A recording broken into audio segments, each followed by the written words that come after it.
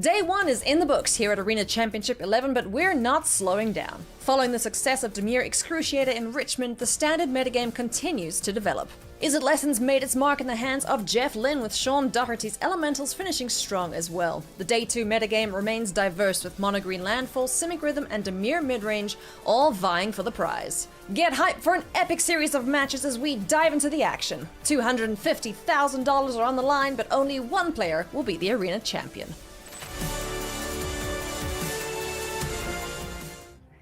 Hi, what's up, friends? Welcome to coverage of Arena Championship 11. I'm Maria Bartholdi, your host for the weekend. We started out the tournament yesterday with 119 players. Today, 18 are back to battle. We'll play one round, then we will have our top 16, and by the time we're done today, of course, there can be only one. We'll take home the lion's share of a $250,000 prize pool, the title of champion as well. We also have 2 spots to this year's World Championship to give away and 16 spots to the next Pro Tour in Vegas. Joining me here at the virtual news desk to kick off day 2 of competition, I have Daquan Watson and Tannen Grace. We had a very exciting day of competition yesterday. What are you most looking forward to, Daquan? I think what we're going to be looking at today is, can the Is It decks get the job done, right? We had more of those qualify than anything else. There were a lot played on day 1. And that's going to be, how did everybody's game plan adjust to try to battle these decks on the way to the finals? Yeah, absolutely. What about you, Tannen?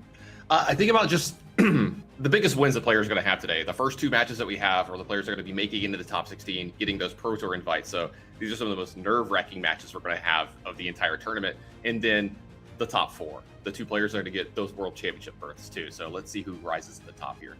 Yes, very exciting stuff to come today. Let's check out our caster team and find out who will be in the booth with us here this weekend. We've got Ailey Loney, who will be conducting our player interviews, giving us a behind-the-scenes look at what's going through all the players' minds during these hugely important matches. We also have Hai Yu and Arya Karamchandani, who will be joining us in the booth a little bit later. Let's go over our tournament structure first and kind of talk about how the day worked yesterday. Daquan. Yeah, so we played our Swiss rounds yesterday, got all the hard work done to get to the excitement here, but each of the players that got their 6 wins is now into the top 16, though we do have a couple of players that are still trying to fight into that last couple of slots we have available there, so we're going to get to start the day off with that. So it should be a lot of fun. So tell me about today then, Tannen. How's it going to go down? We're going to be starting off with those two matches that Daquan just mentioned, and those are some nerve-wracking matches. Whoever wins gets to keep playing today and qualifies for the Pro Tour. Whoever loses, well, you had a quick day. Sorry for coming. You got a couple bucks in your pocket, but that's it. And then, as you see, those top 16 players get Pro Tour invites to Secrets of Strixhaven. And then, at the very end of the day, the finalists are going to receive invites for the World Championships 32 at MagicCon Atlanta. All right, so how are things going to go down today as far as timing is concerned? Daquan, walk us through this. Well, here in just a few minutes, we're going to kick off the qualifying round and get the last few slots decided for our top 16. And then we're just going to work all our way down through the 16, the top 8, the finals, and we're going to crown somebody the winner of AC11. Absolutely. And what are they playing for other than that crown there, Tannen? There's a lot of money. All the players that didn't make it in here today got $500 all the way up to, let's say, about $4,000 is what the players are going to be having today. So, hey, if they lose today, yeah, they don't make it the Pro Tour, but they get $4,000 in their pocket for coming here. So I think they'll be doing okay. After that, we're going all the way up to 10 grand, 12 grand, and 15 grand for that champion. And then you can see those little Pro Tour slots and the World Championship prizes as well. Yeah, so these tournaments are no joke, everyone. And if you're at home wondering how you can qualify, Daquan, walk us through the first steps you'll have to take. Yeah, the biggest thing is you got to get some play-in points. And there's a few ways to earn those, but those get you into the qualifier play-ins. So you play those, get you into the qualifier weekend, and then you just got to win so you can get your chance to play on an event like today. Yes, and that brings us to an event like today here at the Arena Championship, which does qualify you for these huge paper tournaments, Tannen. Yeah, if you get 4 wins at one of those qualifier weekends, you can make it into what it is today at the Arena Championship, right? Then if you get 6 wins in that, generally that'll qualify you for the Pro Tour. Then if you get a few more wins after that, that'll qualify you for the World Championship. So you're playing Arena at home, you can qualify for something like a Pro Tour or a World Championship without ever leaving the comfort of your office, your living room, or whatever it is you play. Absolutely. So let's talk about the 2026 season for the Arena Championship. Let's take a look here. We're at the February 21st to 22nd weekend. That's happening right now, but you can still qualify for the next one coming up, everybody. That's May 23rd through the 24th.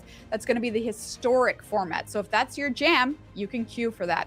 Then in October, it's back to standard. That weekend, the 24th through the 25th, will be Arena Championship 13. If you want more information on how to qualify, you can scan that QR code on your screen right now or head on over to magic.gg to figure out how to qualify.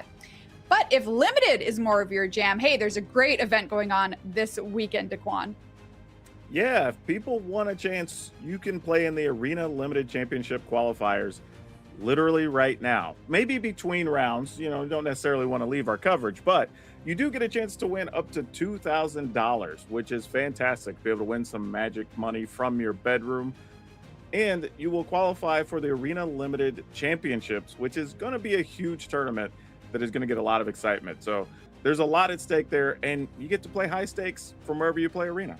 Yeah, I love the idea of these Arena Limited Championship qualifiers. Very exciting stuff to play on Arena this weekend and next weekend as well. If you want to win a box there, check this out. Arena Direct, February 27th through March 1st. Chance to win some boxes of Lorwyn Eclipse shipped right to your door for playing some sealed. I love playing in these events and plan to do so next weekend. So everybody get hyped for that if you want some more Arena Direct in your life.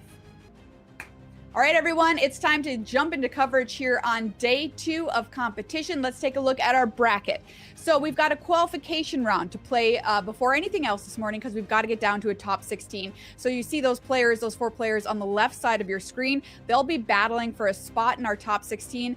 And like Tannen said, those top 16, they all get Pro Tour invites. So these next matches are going to be huge. And of course, they also get a chance to keep playing the tournament today. The story of our top 16 so far is it focused, right? We have 8 different kinds of Is It decks already qualified. 5 of those are Is It lessons. So maybe people started writing this deck off after the last Pro Tour, but it is back, baby. The most represented deck in the tournament, which was Mono Green Landfall, only has 2 copies represented right now in our top 16, which is pretty interesting. Some rogue decks in here as well. 4-color elements in the hands of our judge, Sean Doherty, is pretty cool to see. And then, of course, Demir Excruciator in the hands of our reigning Pro Tour champion, Christopher Larson. Let's take a closer look now at the two halves of our bracket. Tannen, what stands up to here at the top part of the bracket?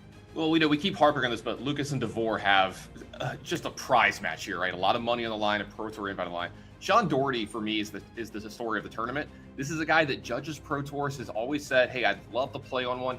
Never gotten to, right? He's judged a ton of them. Well, Sean, congratulations, you're on the Pro Tour. I'll see you at the next one, and good luck. It's gonna be a lot of fun to play your first one. And I'd like to point out that match at the bottom too, Andrew Cuneo versus Christopher Larson.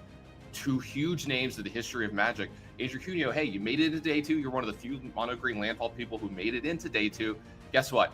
You're fighting the reigning Pro Tour champion, so good luck there as well. And Matthew Wright's another player I'd like to point out here as well. Just stacked field up here on this top half of the bracket, like the entire tournament. Lots of players that could easily win from here. Absolutely a very cool top half of our bracket. So let's take a peek now at the lower half of the bracket. Daquan, what do you want to call out here? I think here, one of the things going to be interesting is seeing if Mike Segrist here with the Simic Rhythm deck can pull his way through this, because we only have a chance for one other of those to potentially be in the round of 16, with that qualification round also having another Simic Rhythm deck. So this could be really fun to see if he can push his way through this bracket and battle a lot of Izzet decks as well. So there's a lot to look forward to if you're looking at matchups for Standard and seeing how these different decks can battle Izzet here in this bottom bracket. Yeah, absolutely. Siggy there making it into our top 16 as the final seed, kind of by the skin of his teeth. So excited to see him here and if he can convert on day 2 of competition. Well, there is a look at our bracket. Very exciting day 2 of competition. I think this has been one of the most stacked Arena Championships I've ever been a part of. We've got a very cool metagame going on, but we've got to start things off with our qualification round, of course, to find out who our top 16 are. So let's take a peek at who we're going to find out first is going to make it into our top 16 with our qualification round. That's coming up first. Remember, the top 16 all get berths into the next Pro Tour, and that's in Vegas coming up here not too long. So we'll see who can do it. Do either of you have any favorite decks here in the top 16 that you're looking for, that you're kind of rooting for moving forward, Daquan? I might be on Simic Rhythm, mostly because it feels like an underdog in that bottom bracket. So I think that's what I'm going to be rooting for. All right, Simic Rhythm for you. What about you, Tannen? 4-color elementals. It's just like the coolest deck ever. The mana base is amazing. The cards do all do great stuff, and Sean's the best story of the tournament. So I got to root for that. Yeah, very exciting to see him make a Pro Tour. He's judged 15 Pro Tours, by the way, and here he is. Finally, he's going to get a chance to play one in Vegas, and that's so very exciting. All right, let's take a look at our head-to-head graphic here and find out who will be doing battle. Up first in our qualification round, we have Lucas Hone up against Devore Detechnik. This is Teamer Lessons up against Izzet Prowess. A lot of games played on Arena for both of these players. More than 33,000 for Lucas, more than 57,000 for Devore, keeping up those win rates as well. Very impressive stuff. Let's get to meet our players here. Starting with Lucas Hone here on Teamer Lessons. Actually learned to play Magic through Arena. So an Arena player through and through. Started playing in 2019. He came in 11th at a World Championship in 2022. Has had 3 Pro Tour appearances. And he says for him, this is his road back onto the train of professional Magic. So this is a huge match for Lucas, who will make it back onto the Pro Tour if he manages to win. Let's take a look at this Teamer Lessons list. We've heard a lot about Izzet Lessons, so talk to me about Teamer Lessons and why it's different, Tannen. Oh, you see there's a green card in it. Oh, okay. Yeah, that's the difference for me. Yeah, there's definitely some sideboard cards as well that make it Teamer, a couple little extra pieces. It's Izzet Lessons, honestly, Maria. Let's be real. It's just like what everybody expects of this. You've got Grand, you've got the Lessons as well. You know, you've got a couple of the one-ups here that you've seen with Spell Pierce and Spell Snare. You can change it up the sideboard, but this is the deck we've all come to love. Cool to see Toph in here in this Teamer Lessons build. We'll see if it can pay off for Lucas here in this round. Let's take a look at Lucas's opponent here coming up. Devore Detechnik on Izzet Prowess. Started playing Magic in 2002. Has played in another Arena Championship, Arena Championship 9, where he made the top 8. So he's got a massive number of Arena games, like I said, more than 57,000. And he qualified for this tournament playing Standard on the beach.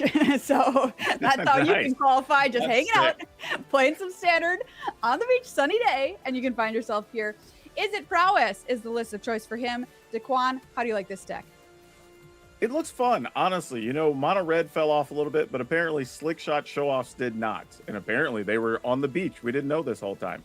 But this deck really leans on all of its cantrips to just play piles of spells, trigger all of the prowess, and, you know, making use of Storm Chaser's talent, even rebuying some of those as well. So this is kind of, while we're going to see a lot of spells cast, they're being used for very different reasons in each of these decks.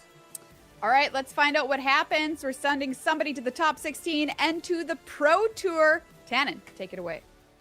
Daquan, I'm really excited about this match between Lucas and Devore here. You know, we kind of harped on this a little bit, but there's almost 100,000 games of Arena between these two players. So I expect a really well-played matchup. Why don't you walk me through it just a little bit? What do you think is going to happen here?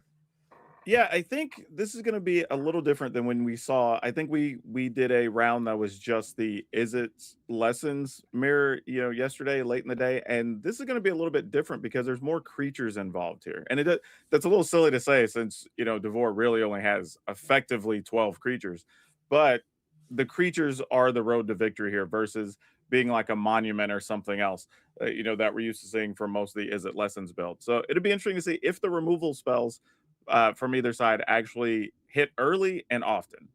Well, let's see if Lessons is going to win or if Slick Shot is going to show off here. Let's head on down to the feature match area and try to. Hey, look, there's a pretty decent opener for Devore here. I was going to say it looks like a snap keep to me. Yeah, I wouldn't even have hesitated for a second on that one. Yeah, we got a turn one Grand from Lucas here as well, so both decks are off and running here. Yeah, got exactly what you want from both sides, right? Like no complaints here on these openers. Yep, so we have this Grand on one. It looks like it's going to be able to attack. It's backed up by Boomerang Basics if he wants to maybe take care of some stuff here. It's got a Spell Snare as well, some interaction. I think we're going to see a great game between these two opening hands. Yeah, it definitely looks to be that way. And, you know, I also want to point out for the players, like the closest thing a lot of players, I think, that are dealing with the pressure that these players have right now is if you've been in the finals of a qualifier for the Pro Tour, right? Whether that's an old PTQ or a new RCQ, because that's what they have right now. Like, winner is into the Pro Tour, plus gets to play on for a World Championship slot here. So there's a lot at stake in these two matches we're going to watch in this qualifier round. Yeah, I think that's actually a really great way to put it. You know, you have that extra pressure on you. It feels different. It's just another match of Magic, right? You know, we've all played thousands of these, and you can kind of grit your teeth, you know, hold your breath, and just play like you normally do. But it's hard not to have that creep into the back of your mind. Is there a way that like you handle pressure like that? Honestly, I've been very lucky to, you know, like I tell people, I don't have the right genes to get worried a lot of the time. So I'm very much like, nice. Yeah. I'm there or I'm not, you know, like it's either going to happen for me, but I've already put in the prep work, right? Like you have to trust yourself, trust your reads, and trust the time that you've put in. Yep. Devore going ahead and get that Otter into play, kind of playing around Spell Snare nicely a little bit there that turn. You know, we saw the lesson come in and take care of the Otter token, and now we have Spell Snare backed up by a couple other things here, but Grand's going to get her activation first. We're going to see a new card here. Looks like Abandoned Attachments is going to go. Maybe not. I'll say it would be the third lesson, so this would give us the discount, but maybe Lucas wants to hard cast one of these. Yeah, I think that's exactly what he's looking at is which of these do I let go? Do I want to just get to 3 lessons? Do I want the extra card instead? And this might be a case where he wants to keep as many things where he can draw to just keep finding removal, knowing that Devore doesn't have a lot of threats, really. Speaking of removal, that Combustion Technique is big enough now to go ahead and take care of that Otter. And not only does that take care of the Otter, he now has Spell Snare, Abandoned Attachments, and Accumulate Wisdom available to him because of the discount from Grand with the extra lesson going to the yard. So Lucas's deck is humming right now. Yeah, and I was about to say, I think Devore's just going to set up a Slick Shot here, go for it, and just see what you can get out of it. Yeah, looks like it's going to meet Spell Snare. Man, this card has had a big impact on Standard. Yeah, and we saw it all day yesterday, and I think we're going to continue seeing it today. Is, you know, especially when you're talking about the matchups we're going to see against stuff with Badger Mole Cubs and whatnot, right? Like that's the key card you want to stop with it. Yeah, exactly. Speaking of key cards, Accumulate Wisdom here, drawing 3 for 1 mana. Lucas doing its best Ancestral Recall impersonation here. Grand is relentless. Yeah, Grain's seen several cards already now, and this is not what you want if you're from Devore's side, because now Hane's had time to just sculpt his hand to exactly what he wants.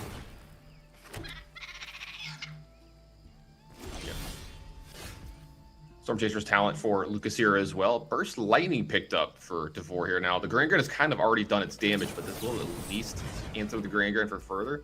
This makes a lot of sense here, right? You know, this is a discard outlet for Lucas's deck. Also, the discount on all the spells has already come into effect quite a bit this round. Yeah, I think that's the biggest thing. Even though it has gotten some value already, like just stopping that discount to just, okay, you're already going to play multiple spells on a turn. Let's just make it 1 or 2 fewer if I can. It's like into the flood mall, got to take care of the tokens here. And Daquan, you definitely named the big thing of this match here. It seems like the creatures have been super important here. Unlike most of the mirrors where we're fighting over monument, maybe artist's talent, it seems like they really care about the creatures here. Yeah, in each of these decks, there's not a lot of creatures, so they're almost at a premium, and you can get in situations where it's worth fighting over these, and we're seeing that right now. You have a lot of things hitting the stack here. Spell Pierce go ahead and take care of one of those. The Advanced Attachment, though, is going to resolve here. But Spell Pierce makes sure that Grand stays around. Look, she's done so much this game so far for Lucas. He's going to make sure that she sticks around a little bit more. Yeah, and this is a tough spot now for Devore because Lucas just drew into Ral, and there's not really an answer for that right now. Yeah, is his deck are like the other Izzet decks in answering Ral? You know, we saw some of them have some real problems with that day one. Only to some extent. He does have things like Slick Shot, Show Off, and where that can just fly over and take Ral out in one shot, which is something that the other Izzet decks don't possess. So he has a few other ways to deal with it, and but now it's just we got to get on the hunt to be able to do it before it gets carried away. So what it looks like here is we're gonna get, I'll say, Abandoned Attachment's gonna get 2 new cards here. Question Technique picked up, can pick off this Otter if Lucas wants. He makes one of his own here. Is that enough to take care of the Ral and make sure that it stays alive? Oh, that's a Slick Shot off the top, Daquan. Yeah, and Patience from Lucas there did not use his removal spell on the Otter, and now is going to get rewarded by getting to take down a Slick Shot, Show Off, and protect Ral. Gotta love it when the Patience really pays off like that. That was huge for Lucas here, because that was quite the top deck for Devore. Man, you always feel like a champion whenever you're like, I'm just going to hold this just in case, and then the thing you want to really get rid of shows up. You feel like you really did something. The worst case scenario happens, and you're like, oh, thank God I still have this. Yep. All right, so we've got an opt for Devore here, and Lucas, I think he's going to go ahead and take, it looks like he's going to take care of the Slick Shot here in response. Just make sure nothing happens here. No top deck into, like, you know, Spell Pierce in a land or something like that, just to make sure this resolves. Yeah, and this is a little bit tough here now because you have an Otter. You can't really do much with it. It's just a 2/2. You could trade if you try to attack into Ral potentially, but that's not really getting you anywhere. Yeah. Looks like the opt, he's trying to decide if he wants to keep this land or not. It seems like he does. Do you think he wants to use the Boomerang basics to force through the Otter here? Maybe. I think that could be a real consideration. But the tough part is you're just going to be faced with another Otter next turn. You know, like, yeah, we're not really making any headway. Yeah, that is one of the things that is inevitable. All right, so he's going to go ahead and pick up his own Storm Chaser's talent. I like this too. It's going to get him a card deeper into his deck as well. Make the Otter a 3/3 to be able to attack here. Picks up an Into the Flood Ball. That's not bad. It's another answer to the Otter token on the other side. So possibly be able to get an attack in here next turn on that, depending on, I was about to say, depending on what Lucas draws, but he drew a good one. Yeah, Stock Up's a hell of a Magic card, isn't it? Yeah. I'm a big fan of this card. This is, I mean, being blue obviously makes it great, but, you know, getting to pick 2 out of 5 cards to choose, because, like, look at the power of it here. You know, you get to draw Ancestral Recall and Combustion Technique into 2 more Stock Ups? Wow. Oh, come on. This isn't even fair anymore. I mean, 3 mana just netted 5 cards. Is that good? I mean, that's crazy. Yeah, you can see this right here encapsulates why people picked this deck, right? Yeah, it's just the efficiency, right? Like, you're doing so much for so little, and not just that. You know, Stock Up's also letting you dig deeper, so it's not even just like raw drawing cards. You're getting your best of your top 5. Like, just at this stage of the game, Devore is going to be fighting an uphill battle. What is the loyalty on this route right now? That's what I want to know. Is that 10? Yeah, we're close to just minusing a Ral. I was gonna say, have we used it yet this turn? Because if we haven't, maybe it's time. We have not. We did see this yesterday. We got to see, I think, one Ral ultimate yesterday. So, I didn't have it on my bingo card that we'd have a lot of ultimating planeswalkers in this weekend, and we're getting in our, more than our money's worth for it. All right, we got a Steam Vents there, taking 2, which isn't a concern, I don't believe. Yeah, I wonder if Lucas is considering playing another spell here to maybe try to keep the Ral around. A lot of options for him here. He's just going to go ahead and just make a token. So it went to 11 and just pass it. It takes a conservative route. I don't mind that. Yeah, I think just to make sure that nothing crazy happens with, say, another slick shot showing up, you at least want a way to deal with it. Yeah, keep it up the combustion technique. That's a good call. Fun. So let's see. That's one of the few ways you could potentially lose, right? Slick shot, a couple of cantrips, maybe get 3 spells off or something. Like, you're just making sure that doesn't happen. Absolutely. All right, Devor, the Storm Chaser's talent here. Oh, nope, never mind. Looking at his graveyard, maybe thinking about going to level 2 on the Storm Chaser talent here, getting something back. Yeah, I'm just not even sure what we would get back here that would matter. You may just wait till next turn. Yeah, I was gonna say, it's just like you said, this is such an uphill battle. You're behind on board, behind in mana, and behind in cards. Yeah, you're losing on every axis right now. This is not great. The life totals are even, but that's not really the fight we're on right now. Yeah. Yeah, and you're about to stare at a Ral going ultimate as well, which is not great. Oh, absolutely. Yeah. So it looks like we're going to choose to attack this Ral. It's just a 2/2 otter. I wonder if he's going to allow Lucas to block with the 1/1 otter. We'll see. Or maybe thinking better of it. Yeah, I guess you could potentially bounce the token and see if you force him into a Grand block. Yeah, I mean, even that doesn't feel super great at this point. Yeah, it's not exciting by any stretch, but you're just making the plays you got to make at this point. All right, so here comes the Firebending Lesson. Now, what this is going to do is take care of that token, or what it would totally do is take care of that token, and then pump this one to where it can trade. But instead, we're going to have an Into the Flood Ball. I've calculated. Getting a fish, so we could return the Ral to hand. So Lucas a little punished for not ultimating the Ral last turn. Yeah, and Devor kind of has to make that play though, because once you minus Ral and everything stacking up spells every turn, like you're just not going to win at that point. Stocking up spells every turn too, apparently. The quad. Yeah, for sure. Okay, this is the 3rd stock up here. Brings an accumulated wisdom and a Firebending Lesson. Just casual. Just draw all these cards. No big deal. We're all the way back up to 6 already, about to be back up to 7. Yeah, I was gonna say it's almost like he never left. It's almost like it never left, exactly. So you can see why we were talking about this was such an uphill battle for Devor. We're basically gonna take care of his last creature here as well. Browsing a +1. That's up to 8. I hope you've got so bottled very easy to ultimate this next turn if there even is one. I have a feeling after Devor draws a card here, we might be moving on to game 2. Yeah, not just that. We've had this Grand just hanging out forever. I feel like this Grand, it was turn 1, right? So it's happened every turn of the game. It's like when you go to your grandparents' house, you got to make sure you're well fed. Yeah, I think we just didn't attack with it on 2 turns, I believe, because there was like an otter in the way or something. But yeah, that one's well over. Yeah, a little unfortunate for Devor there. Just a ton of interaction and answers for everything that he was doing, and like you said, a Grand that went unkept the entire match. I'm sorry, the entire game. Yeah, and that's kind of what we talked about going into that one is we saw some creatures early, but every single one of them got answered, right? Either got bounced or burned or whatever. And the person who kept a couple of creatures on the battlefield the longest ended up winning that fight, basically. We didn't see really anything crazy happening in that game. It was just a bunch of little otters and a Ral, right? But that was enough to get the job done.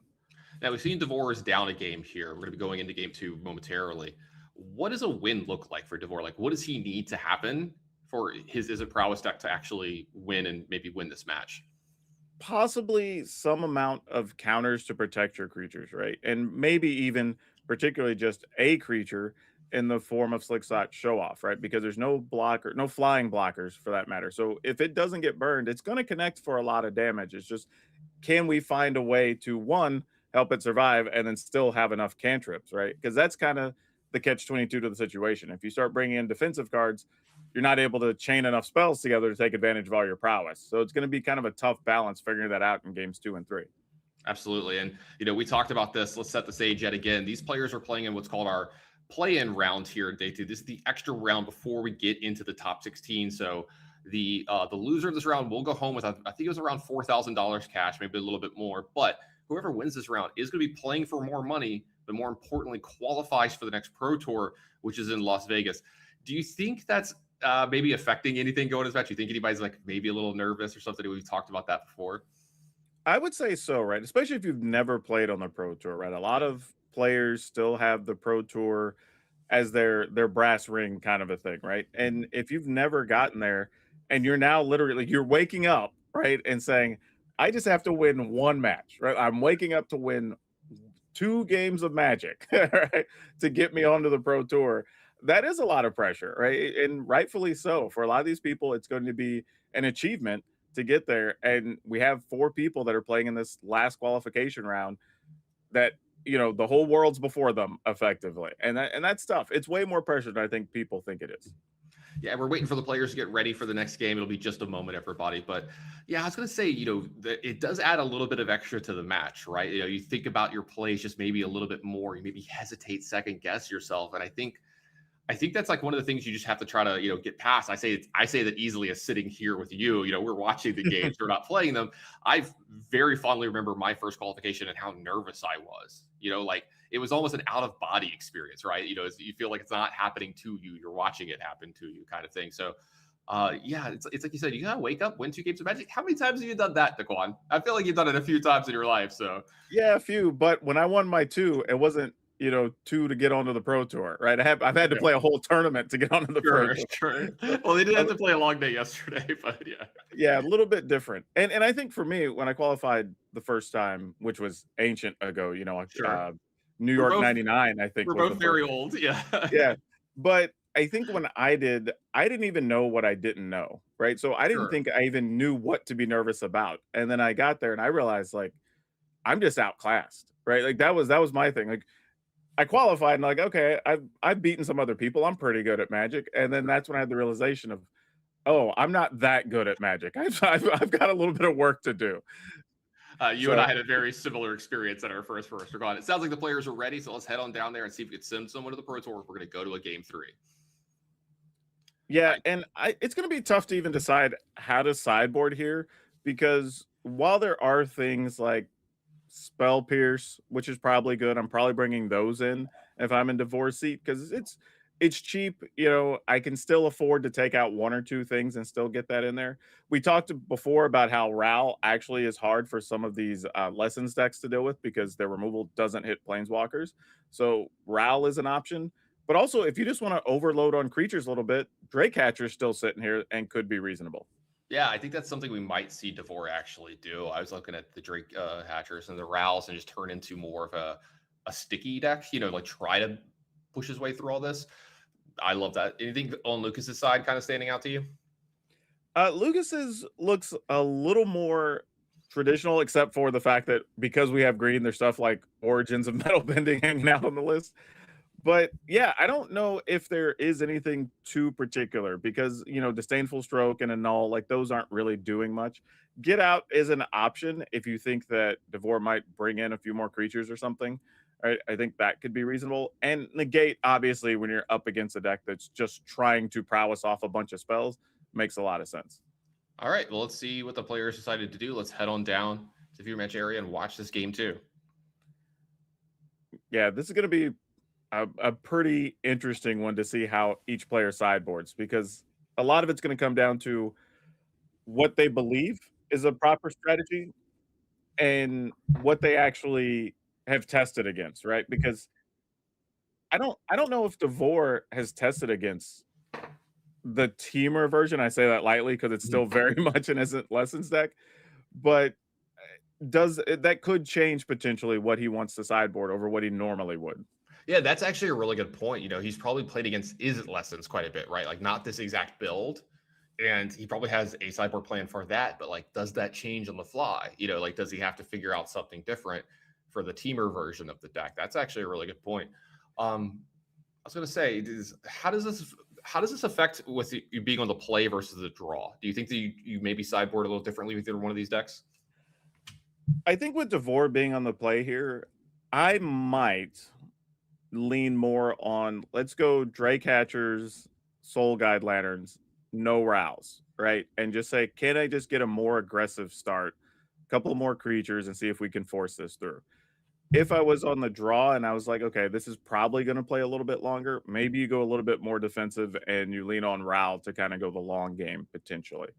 But again, I think this is going to be a judgment call by either of the players and what they expect to see. Because if you had tested this matchup, normally if you're looking at a deck like Lucas's, you'd be worried about stuff like monuments and the talent and whatever, but those don't really exist here. So I don't know how that changes what your testing would look like. Absolutely. It looks like the players are ready. So let's go on down here. It looks like we've got to keep on 6 for Devore here. No creature, but it does look like he brought in those Rows.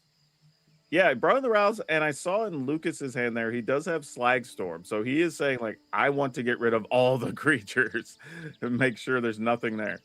Yeah, doing 3 damage is important too, right? We saw the fact that there might be some creatures coming in with 3 toughness. So I think that's a big change for Lucas as well. Yeah, definitely something that they have paid attention to each other's sideboards. And again, could just be like, hey, if you think they're bringing in Draycatcher, well, you know that Slagstorm can deal with that. Got an opt into turn here for Devore, looking for some action possibly. Spellpierce, nice pickup. Might be able to, hey, there's that Drake hatchling we talked about, the Quan. Yep, and it will have a chance here to hang out for a second, though there is a Boomerang Basics there, so we could get it off the battlefield if necessary. Yeah, along with a Combustion Technique, a Slag Storm, a couple other things here. Sear off the top, unfortunately, to Quan. We spoke a little too soon. Hey, you put them in there to draw them, and sometimes they just show up at the right time. Absolutely. Yeah, and this is kind of what we were saying, where it's a little bit tough to bring in the defensive cards, right? Because you can play, say, the Otter here, but you really don't have anything you could follow up with to prowess it to protect it from a burn spell, potentially.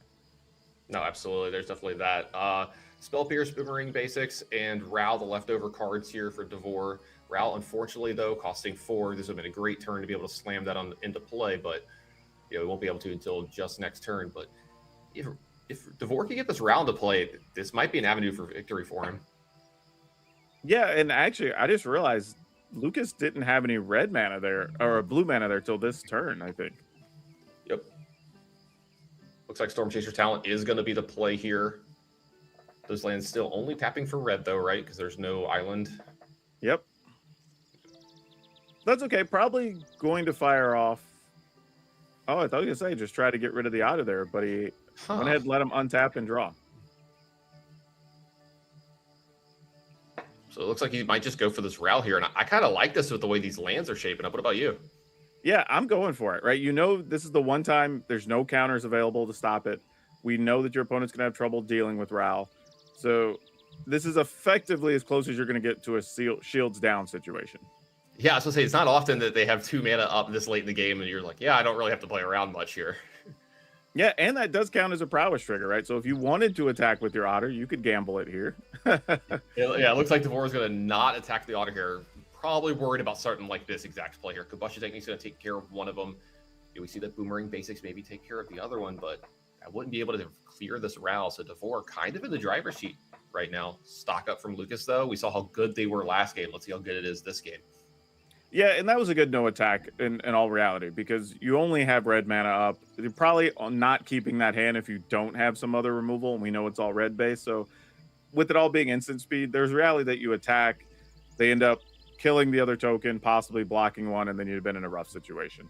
Speaking of red removal, Firebending Lesson off the top takes care of the Otter there. His own Otter gets to get attack in for 3. Ral down to 2, but we've seen that this can get pretty out of hand pretty quickly. So it looks like Boomerang Basics is going to take care of the Otter here. This won't draw a card, unfortunately, for Devore, but this will put the Otter up to 3. But I think this is more about just securing Ral right now, right? Just making sure nothing can attack into it. You know your opponent doesn't have any burn spells to deal with it, and your hand right now doesn't have much either, right? Like we can deal with a spell, non-creature spell, and that's kind of about it. Yeah, he's got to hope that the Spell Pierce gets cashed in on something at least decent here at some point. So Boomerang Basics on the Storm Chaser's talent. It's going to return to hand, draw another card, picks up the toe. So we see why it's called Teamer here. One of the green cards showing up. Here we go, accumulated wisdom here, but this is going to be the Spell Pierce. Right, found a good use for the Spell Pierce, right? Like if you're going to stop anything, this is as good as any spell you're going to get to hit here. Absolutely. Here comes the Storm Chaser's talent. Brings in the 1/1. Second Ral from Devore. Not the greatest here, maybe. Do you think Devore might have to start digging here and use the draw card ability off? Yeah, I probably would. Because while another Ral is nice, worst case scenario, you could minus your Ral and just replace it and make another Otter, right? Right. Yeah, we've seen how much Lucas is having to do just to take care of the Ral you have in play. Hey, you got a backup here now, too, so you can maybe be a little more aggressive with it. Good call. So let's see how Devore wants to do this. Yeah, this is just such a hard spot because it feels bad being this many cards behind, and you know that they have more spells that outright dig than you do because everything in Devore's deck is a cantrip, right? Lucas has stuff like Stock Up where you can just get the best cards of your top 5. Yeah, he gets to get card quantity as well. Yeah. All right, so Sleight of Hand and the Elusive Otter look like they're going to be going to the bin here. Going to keep the Ral and the Burst Lightning here. Well, maybe a double. Maybe the Ral is going to go. So Sleight of Hand so we can keep the cards coming. How do you like that choice?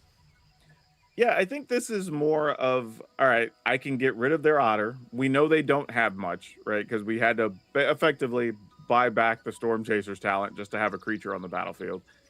So it kind of makes sense that you were going to keep the Burst Lightning. I think the other cards were just a judgment call.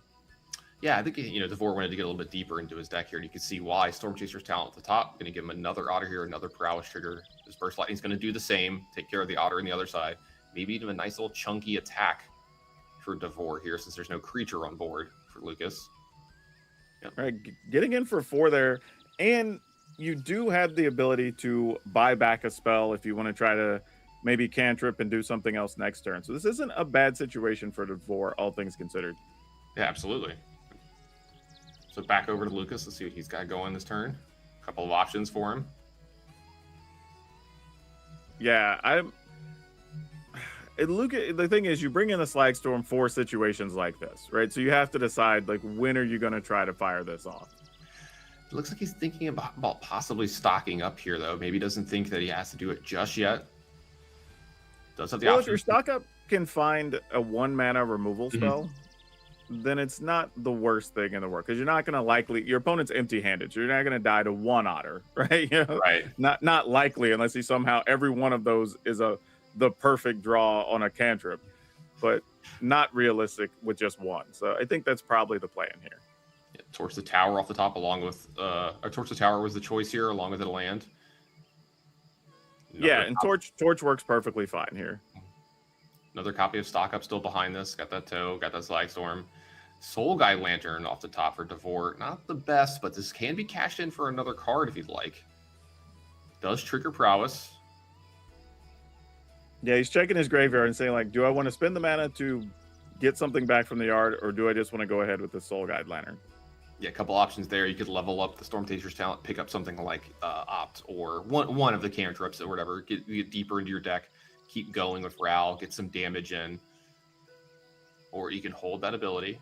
Looks like you might be thinking about doing that. Let's see here. Soul Guide Lantern's going to trigger all the Prowess triggers. Make Ral go up your loyalty yet again. Yeah, and then now he's looking, Lucas is saying, all right, this is where I just have to fire off. And he actually doesn't. He holds on to his burn spell here, maybe deciding he's just going to lean on Slag Storm. Absolutely. Lucas being patient. We saw that a lot in game 1 from him. Feels like he really knows how to time all of this stuff correctly in these matches. All right, deciding to attack here.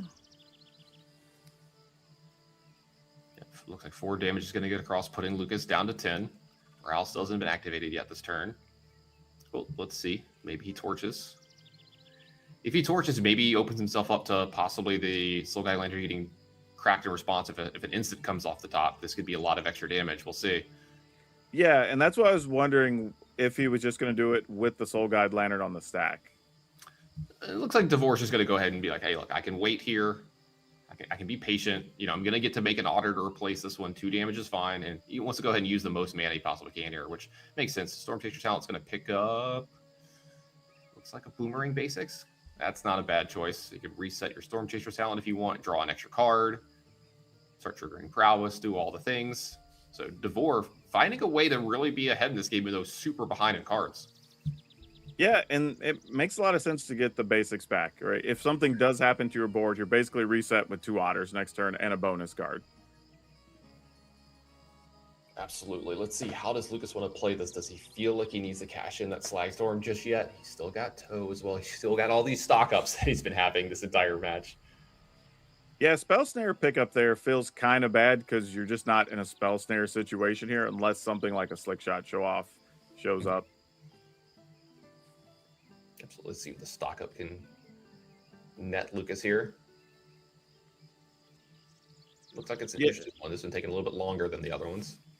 Yeah, I'm just not even sure what particular we need to be looking for with the stock up, but that's not a bad set of cards there if you're going to take those. Another removal spell and the Accumulate Wisdom, so can't be too upset about those. Yeah, Accumulate Wisdom, just at this point, there are 3 lessons at the yard, so it is fully powered. So Slag Storm is going to go ahead and take care of the 2 otters. We're going to go back over to Devore here, and he's going to get to rebuild, like he kind of said. Yeah, he lost the 2 otters. He picked up another Storm Chaser talent here, but we're going to start by... Oh, maybe not. He says we get to have 3 otters.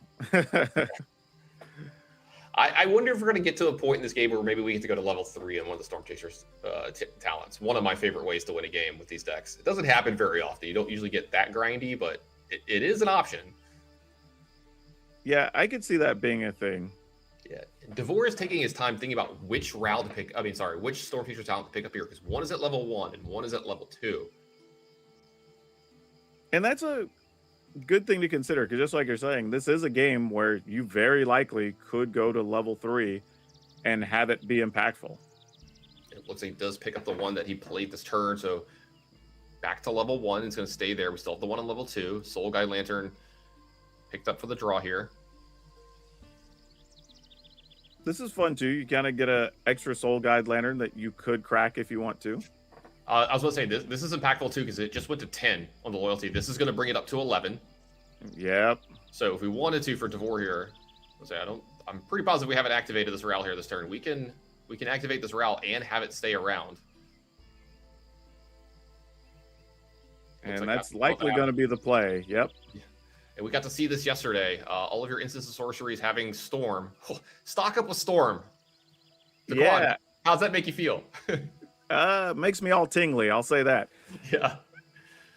But honestly, let's also consider that if you go to level 3 on the Storm Chaser talent and everything has Storm, this is going to get real ugly. Oh yeah, I think I don't know if the program can handle that. We're gonna have to find out. That sounds like too much to me. But, all right, multiverse of patches looks like it's gonna be the land for Devore here. Maybe let's see. So he's gonna make it green, enter that tapped, because he's gonna be able to use the elusive otter's other ability if he wants to here. Didn't want to commit that turn, and makes sense. He's seen it Slag Storm, right? Doesn't want to give up too much at any one time. Yeah, there could be another Slag Storm as well. Here comes Toph finally. Toph's going to allow him to discard a card, return an instant or sorcery from the graveyard if they'd like. Then start Earthbending 1, so Lucas is going to start making his own army here, as long as Toph stands around. And Toph is a significant body at a 3/4. You do have to spend a couple of spells to punch past it. Right, or bounce it and let them cast it again or something. Yeah, it's generally not one clean answer out of Devore's deck. There's only maybe a few. Let me check real quick. The other tough part for Lucas here is that he also has to be aware that you're not going to get a lot of value out of your burn spells, knowing that we could just remove the graveyards. So being able to get rid of otters of any real size is going to start becoming a problem here. Yeah, it looks like that's what Devore is going to do. He's going to go ahead and take care of this so the Toph doesn't get the extra card here. Yeah, there are a couple Seers in Devore's sideboard. We don't know if those came in or not. There's only the one creature here you really want to hit with it, so we'll have to see. Firebend and Blessing going to go ahead and take care of one of those otters. Make a Spire Bluff Canal 2/2. That's going to be able to attack down this Ral. Let's see if this other otter gets in the way or if Ral has done enough. Well, see, this is the difference between top players and me, because I'd have been like, yeah, insta block. Yeah. It's already done. Yeah, it's easy to keep this thing around, keep going, but Devore's going to at least think about it here. Yeah, I think he's considering, okay, how big can I make this token since it won't have, because I think the difference he's concerned about is being able to attack next turn, right? And Right. he just decided, I'm probably not going to, so it's not a big deal. All right, stock up the Elusive Otter and 2 lands left over for Devore here. Does still have 2 Storm Chasers talent, does still have Ral. Lots of options here this turn. Checking to see maybe, hey, do I want to get something back out of my graveyard? Is there anything there that looks good enough? All right, Elusive Otter going to get played here. Follow this up with the stock up. Yep, lots of triggers happening here. Because, Nice. you know, what's better than 1 stock up? 2. Yeah. So playing the Otter first to get Storm up on stock up. So the first one gets a Boomerang Basics and an Opt. Second one looks like it's going to get a slick shot show off and something. Let's see. Burst Lightning. Okay. That's something that can take care of the creatures on the other side. Looks like maybe double Burst Lightning. They have Storm now, too. Don't forget Yep. that. Like, we can go crazy this turn. And this is why he was hesitating on whether he wanted to block or not. It was Right. with everything having Storm, it was like, okay, well, I know I have stock up. If I can find 1 or 2 good spells, maybe it doesn't even matter if they have a blocker, right? I can punch through enough damage. I think we're at the 3rd card now, right? So this will be Storm 3. So if he wants, he can pick up his own Storm Chaser talents with the copies here. Yeah. Boomerang see. Basics. We're going to get to bounce some things. Yeah. What do you want to do with your second copy? So the first copy targeted Toph. Second copy, one of their own Storm Chaser talents. Third copy, Storm Chaser talent again. Now, it's only the instance of sorceries have Storm here, obviously, so just lots of extra card draw here. Burst Lightning, yep, go ahead and target the face. We're going to be able to do this about 4 or 5 times. Yep. And then you have Right, another one is already. lethal, right? Yeah, this is just actual lethal, yeah. So, looks like we are going to be going into game 3. Who knew that getting stormed all of your spells would be good enough? Hey, that's why we said, like, Ral is actually a big player in these matchups. Yeah, we've seen Ral ultimate quite a bit this week, and more than I can remember in a long time. This has been really, really cool. Yeah, and I think it's mostly because, like we're saying, in these Izzet decks, they just don't have burn spells that go at either your opponent or a planeswalker. They're all creature-focused damage. And that just means, like, okay, whatever planeswalker you bring in, unless they find a way to punch into it, don't have a way to really remove it. Absolutely. All right, Nicole, we saw a really cool game there in game 2. It looks like the terms of engagement changed a little bit after sideboarding. Any differences you might make after seeing that second game? Not particularly. It looks like Devore already kind of made his decision on bringing in the Hatcher, Ral, and the Soul Guide Lantern. So he's probably going to stick with that same package. And if you notice, his play didn't seem so much about, okay, I need to be all in. It's more like, okay, we're going to try to get to the mid game, right? I'm not going to win till at least probably turn 8, turn 9. Let's just play with that in mind. And it looks like that was a working strategy there. Yep, absolutely. Seems like it worked out pretty well for these players. Let's see if it's going to work out for game 3. Yeah, I was pretty happy there. We did get to see Toph. Didn't really see a lot out of her, though, but like, did actually come into play. And that's a good thing when they were saying, like, hey, we're playing a deck that's playing green. Hopefully we get to see the green portion of it to see why it's different. And I think there is a game state where it makes sense, and I see why Toph is in these decks, right? Being able to buy back a spell effectively, you know, being able to make a body every turn, like that makes a big difference. Yeah, we've seen that any of the ways that the players have been able to go wide has been really impactful, right? Oh, for sure, for sure. And because again, creatures are at such a premium that anything that's just letting you get the extra body over and over is how you can kind of stretch the game out and start pulling away, because they both have different ways to see a lot of cards. It's just like, what do our permanents look like? Absolutely. All right, we got a pretty reactive hand for Lucas here in the opener. I see a Torch Tower and a Gate. It'll quench you. One of those stock ups that have been played so many times in this. And then Devore, he's got a lot of cantrips, it looks like, to start here. He's got a stock of his own, an Opt, a couple sleight of hands. He does have a slick shot show off, but you got to be kind of careful when you deploy those in this matchup, right? Yeah, show-offs are very powerful for obvious reasons. We've seen it pretty much since it got released being played, but it's hard to slip through in this, right? Because you have to dodge the spell snares or the quenches also are there, which we're looking at, and then all the burn spells actually deal with it, right? So there's a lot you have to deal with to even get that through. So it's hard when that's your main win condition, which is why I think it makes sense for him to change up his strategy for games 2 and 3. Absolutely. Now we got to see this show off get put on layaway, right? Like we're gonna get it possibly this turn. It's been plotted. Since there's a spell pierce in Divorce hand, do you think there's a more likely chance that he goes for it this turn, or are we still gonna wait around? Man, let's see. You can get 3 spells off for sure. I mean, I wouldn't be shocked if he went for it, but there's sometimes when you have something plotted that you can kind of use the information. It's almost like a poker situation, right? Of like, I know that you know what I know. Sure. Right? Like, and you kind of have to play with that a little bit sometimes.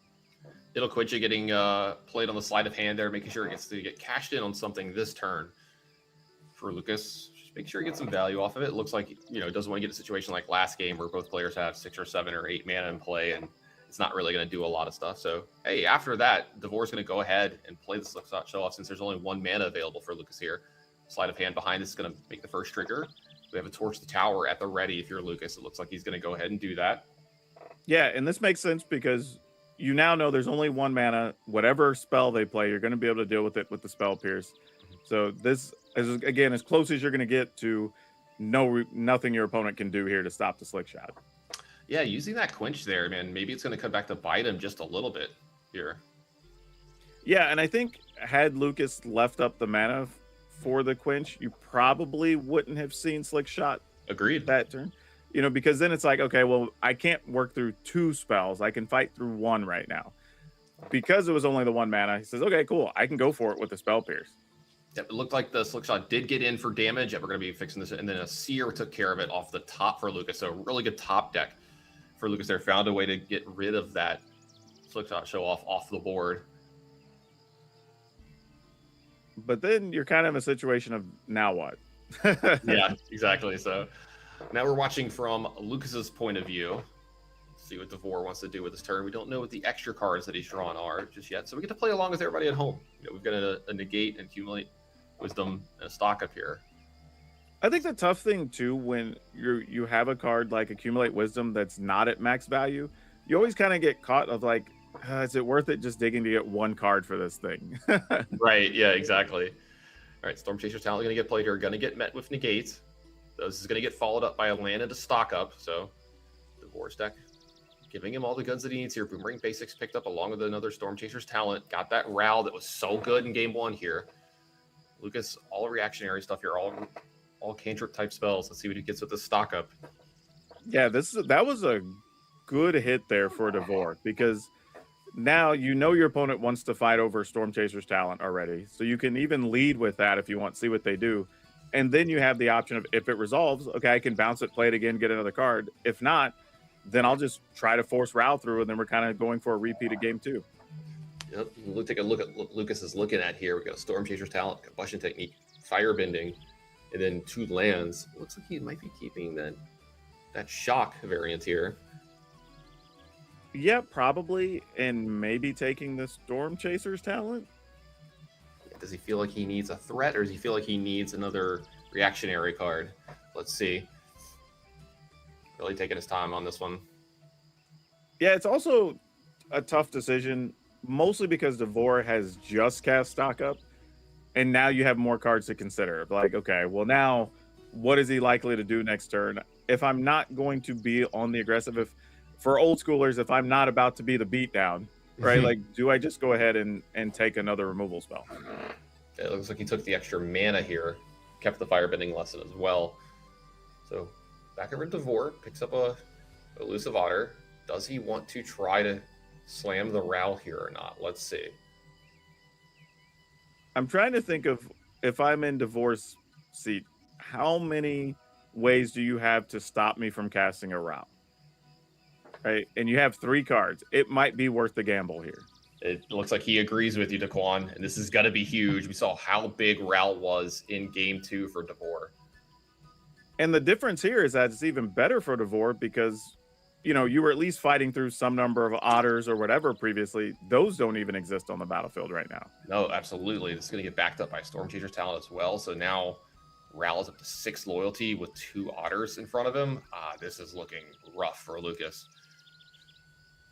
Yeah, minimum of 2 spells next turn as well if Devore wants to use the adventure side, and or maybe even more, right? Just bounce your Right. talent, replay the talent.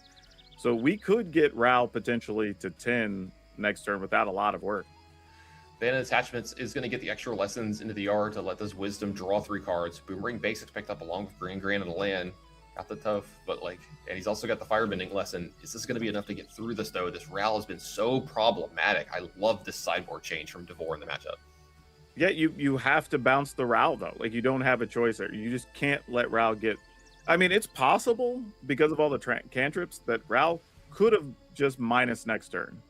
I mean, we saw that last game, right? You know, we saw it just go absolutely crazy. And Devore's deck is really good at taking advantage of his cards having Storm. He's got actual burn spells that go to the face, right? He's got Burst Lightning that can kill you from all kinds of angles. Well, I was just about to say Grand shows up and gets you reduction, which is nice, but then Devore drew a burn spell, Burst Lightning for it. So yeah. This is about to start looking pretty rough for Lucas, I think. Yeah, this seems like a pretty clean, easy turn if that's what he's got in mind and taking care of that Granger. And he's got the Burst Lightning here. He's got Ral. Got exactly 5 mana. Going to be able to take care of this. Looks like that he agrees with you there. It's going to be let him attack for 3 as well here. And now Lucas's life total is getting in jeopardy here too. It's getting into the low numbers. We're in single digits. Yeah, Lucas is kind of priced in. Well, now you just drew another Toph. It's kind of your only real play here. But it does net you 2 bodies, and you do have a burn spell to get rid of a attacker. So it's not a bad situation, really, all things considered. Toph, let's see if he wants to discard the other copy of Toph. I got to believe that's probably where he's going. Going to keep the Firebending lesson around. Start maybe making an army of his own with some of his lands. Yeah, I think you have to. The scary part is, though, you're only at 8. I mean, there's a couple of ways that Devore could force 8 damage through. Yeah, I was going to say, this is a May, so it looks like he is going to go ahead and get the Boomerang Basics. This is going to allow him to take care of both of the creatures to play, or the Ral if he'd like. It does look like he's going to go ahead and bounce the Ral, keep porting down Devore's lands. Like, hey, you're going to have to keep casting this every turn if you want to do it. Also, this lets Steam Vince be a blocker and cast Firebending Lesson, which is nice for Lucas. Yeah, just at this point, your life total's that low, and 2 prowess creatures down, just everything you can stop, every little bit is important. Back over to Devore, still got that Ral that he's been casting over and over in this game. Got a Boomerang Basics here and an Elusive Otter. Taking a look at the graveyard in case he wants to bring something back with Storm Chaser's talent as well. That's another option. Yeah, that land was pretty big, though, because it does allow Ral, bounce your talent and replay the talent here if you wanted to, which also makes very sizable otters. Yeah, I was just about to say, maybe, do you want to tap the green land here off the round? I don't know if you're going to be casting the other side of Elusive Otter, but yeah, it might not end up mattering too much here. But if he does do something with Boomerang Basics to bounce something and draw a card here, then the extra blue would have been nice. But it does look like he's just going to go the route of playing Ral. He might also I was about to say, about to bounce a blocker. Actually, right. Might be the play here. Yeah, I mean, this life total's low. This might be the play, right? It's just bounce the blocker and start shoving a little bit. Yeah. I mean, because, what's Lucas going to do otherwise? You're not going to not block, right? Mm-hmm.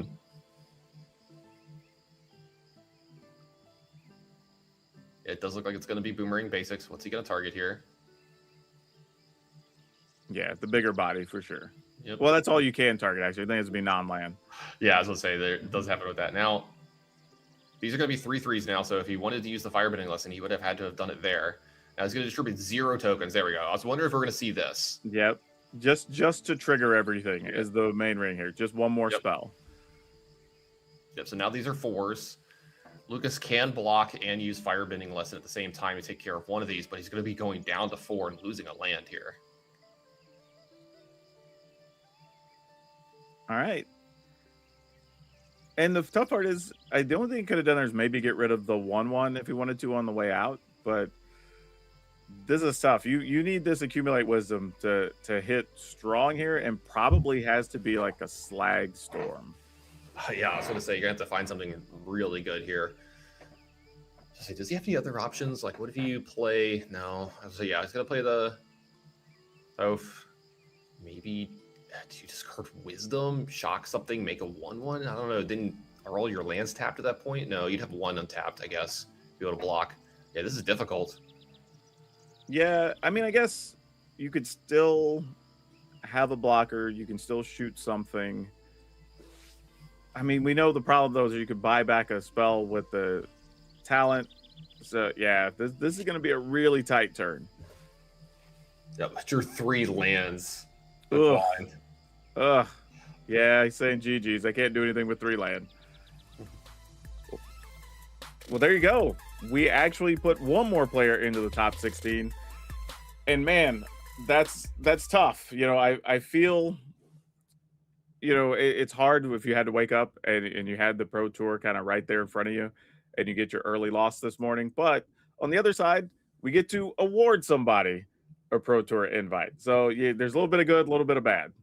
Absolutely. And what a tight match too. You know, we saw games 2 and 3. It felt like the entire matchup shifted, right? You know, we saw it become more permanent based. Like, you know, we saw the tokens a bunch in game 1, some of the quick creatures, but every one of them really got answered very cleanly, right? You know, we saw firebending lesson, we saw combustion technique just absolutely dismantle everything that the prowess deck was trying to do. And then Ral entered the fray, right? And Daquan, that felt like the entire matchup turned on its head, and that became all it was about. Yeah, and that's what we're saying. We were looking at the sideboarding, right? Is while the game plan is generally, hey, let me come out of the gates quick, just play as many cantrips as I can, pump all these prowess things. That's just not going to work in that matchup, right? Their whole game plan is bounce spells, burn spells, whatever, just keep creatures from doing anything. Now, I don't think that this particular prowess deck is what they were targeting. It's just you're kind of catching collateral damage because they're trying to deal with all the elves and the badger mole cubs and that type of stuff, right? So you kind of have to adjust your plan and say, okay, with this deck being big enough, let me have a sideboard plan that lets me play the longer game, play a little more defensive. And we got to see that in games 2 and 3, and it worked out perfectly. Yeah, I love that you made that point because we saw it looked like it was going to be a rough match, right? Like if you go off just game 1, you've got to believe you're like, oh, Lucas is in a great spot. Devore is probably in a really rough spot. And then we watched the change of everything that matters in the deck, and then he wins game 2 and 3. So you got to see a real good explanation of why sideboards matter there, right? They've completely turned the matchup on its head, just like everything you said. Love you making that point. It sounds like we've got an interview with one of the players here, and then right after that, we're going to bookend it with the other qualifying match for the Pro Tour. So don't go anywhere. We'll be right back. Devore, congratulations into the top 16. Tell us about that matchup. Okay, I didn't actually know I'm playing versus a non-monument version, game 1, because I checked like is it a talent lesson version or a not talent lesson version? I saw it's talent. Okay, then I just assumed I'm playing versus like a normal lesson build. So then game 2, I saw what's going on, and then I played better. But I played horribly. Game 1, I should have looked into the list. You know it is open deck list, right? yeah, but I checked it, but I just checked. I thought it was a normal lessons. They play monument, they play the talent, you know, and it is what it is. Absolutely the best. I know you had chat stressing out in game 1 there, but you rallied back. Nice 2-1 victory there. Now you look ahead to the top 16 itself. You're going up against Sean Doherty on 4 color elementals. How do you like that matchup? It's one of my better matchups, I think, but who knows? Like I need a removal for the mana producing creatures, and if I get that, then I'm fine. Then I have some removal in the main deck and in the sideboard, so should be all right. Alrighty, well, Devore, I know chat is absolutely ecstatic to see you into the top 16, so keep winning for our sanity and their sake as well, okay?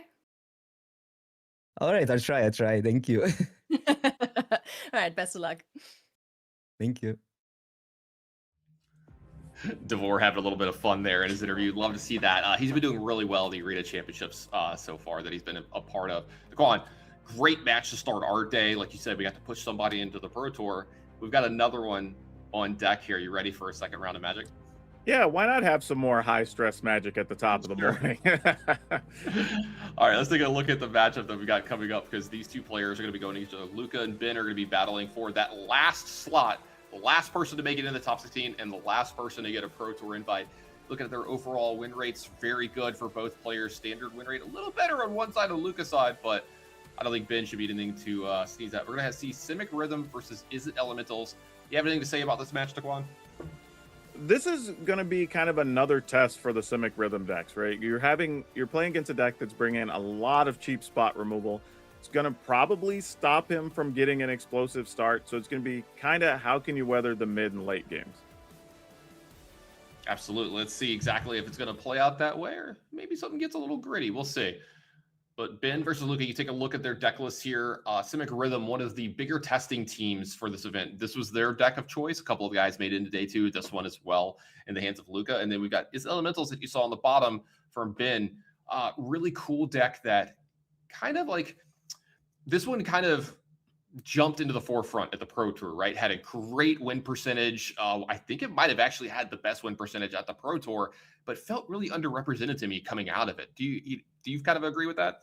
Yeah, I do. And I think it's partly because you don't just see the raw power of it like you do with the lessons decks, I would say, right? It's kind of easy to say like, oh, this can just like steamroll and, can get to the state of inevitability.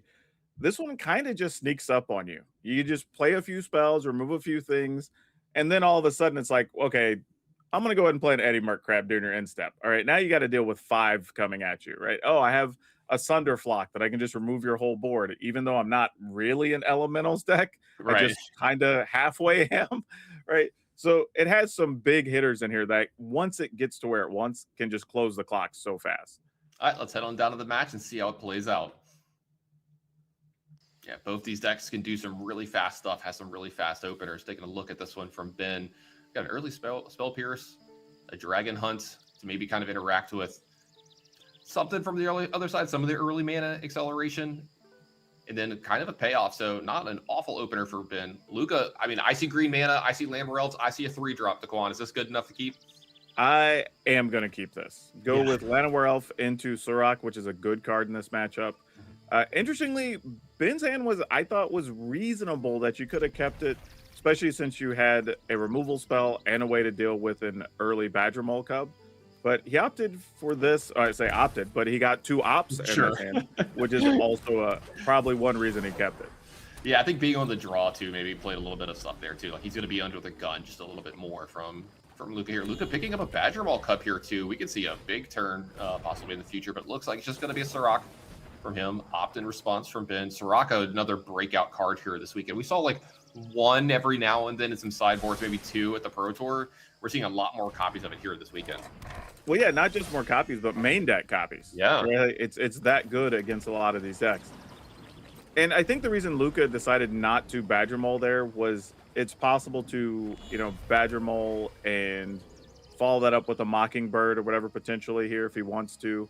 Just giving himself more options, I think, on this turn while still being mana efficient last turn. Oh, absolutely. Tons of things he could do here. So it looks like he's going to Badger Mole. Okay, a couple of different options here. Let's see. It looks like he's going to make this Verge into a creature. Yeah, still have 4 mana. Are we going to see a Mockingbird behind this and then to maybe into the Weaver as well? We're going to see him play out his whole hand practically here. Let's see. I mean, I'd be tempted to. At this point, if you didn't respond to the Badger Mole Cub, you didn't burn it before I put a counter on a land. I'm like, there isn't anything here, right? Yeah. All right, so there's the Leyline Weaver. No responses yet again from Ben.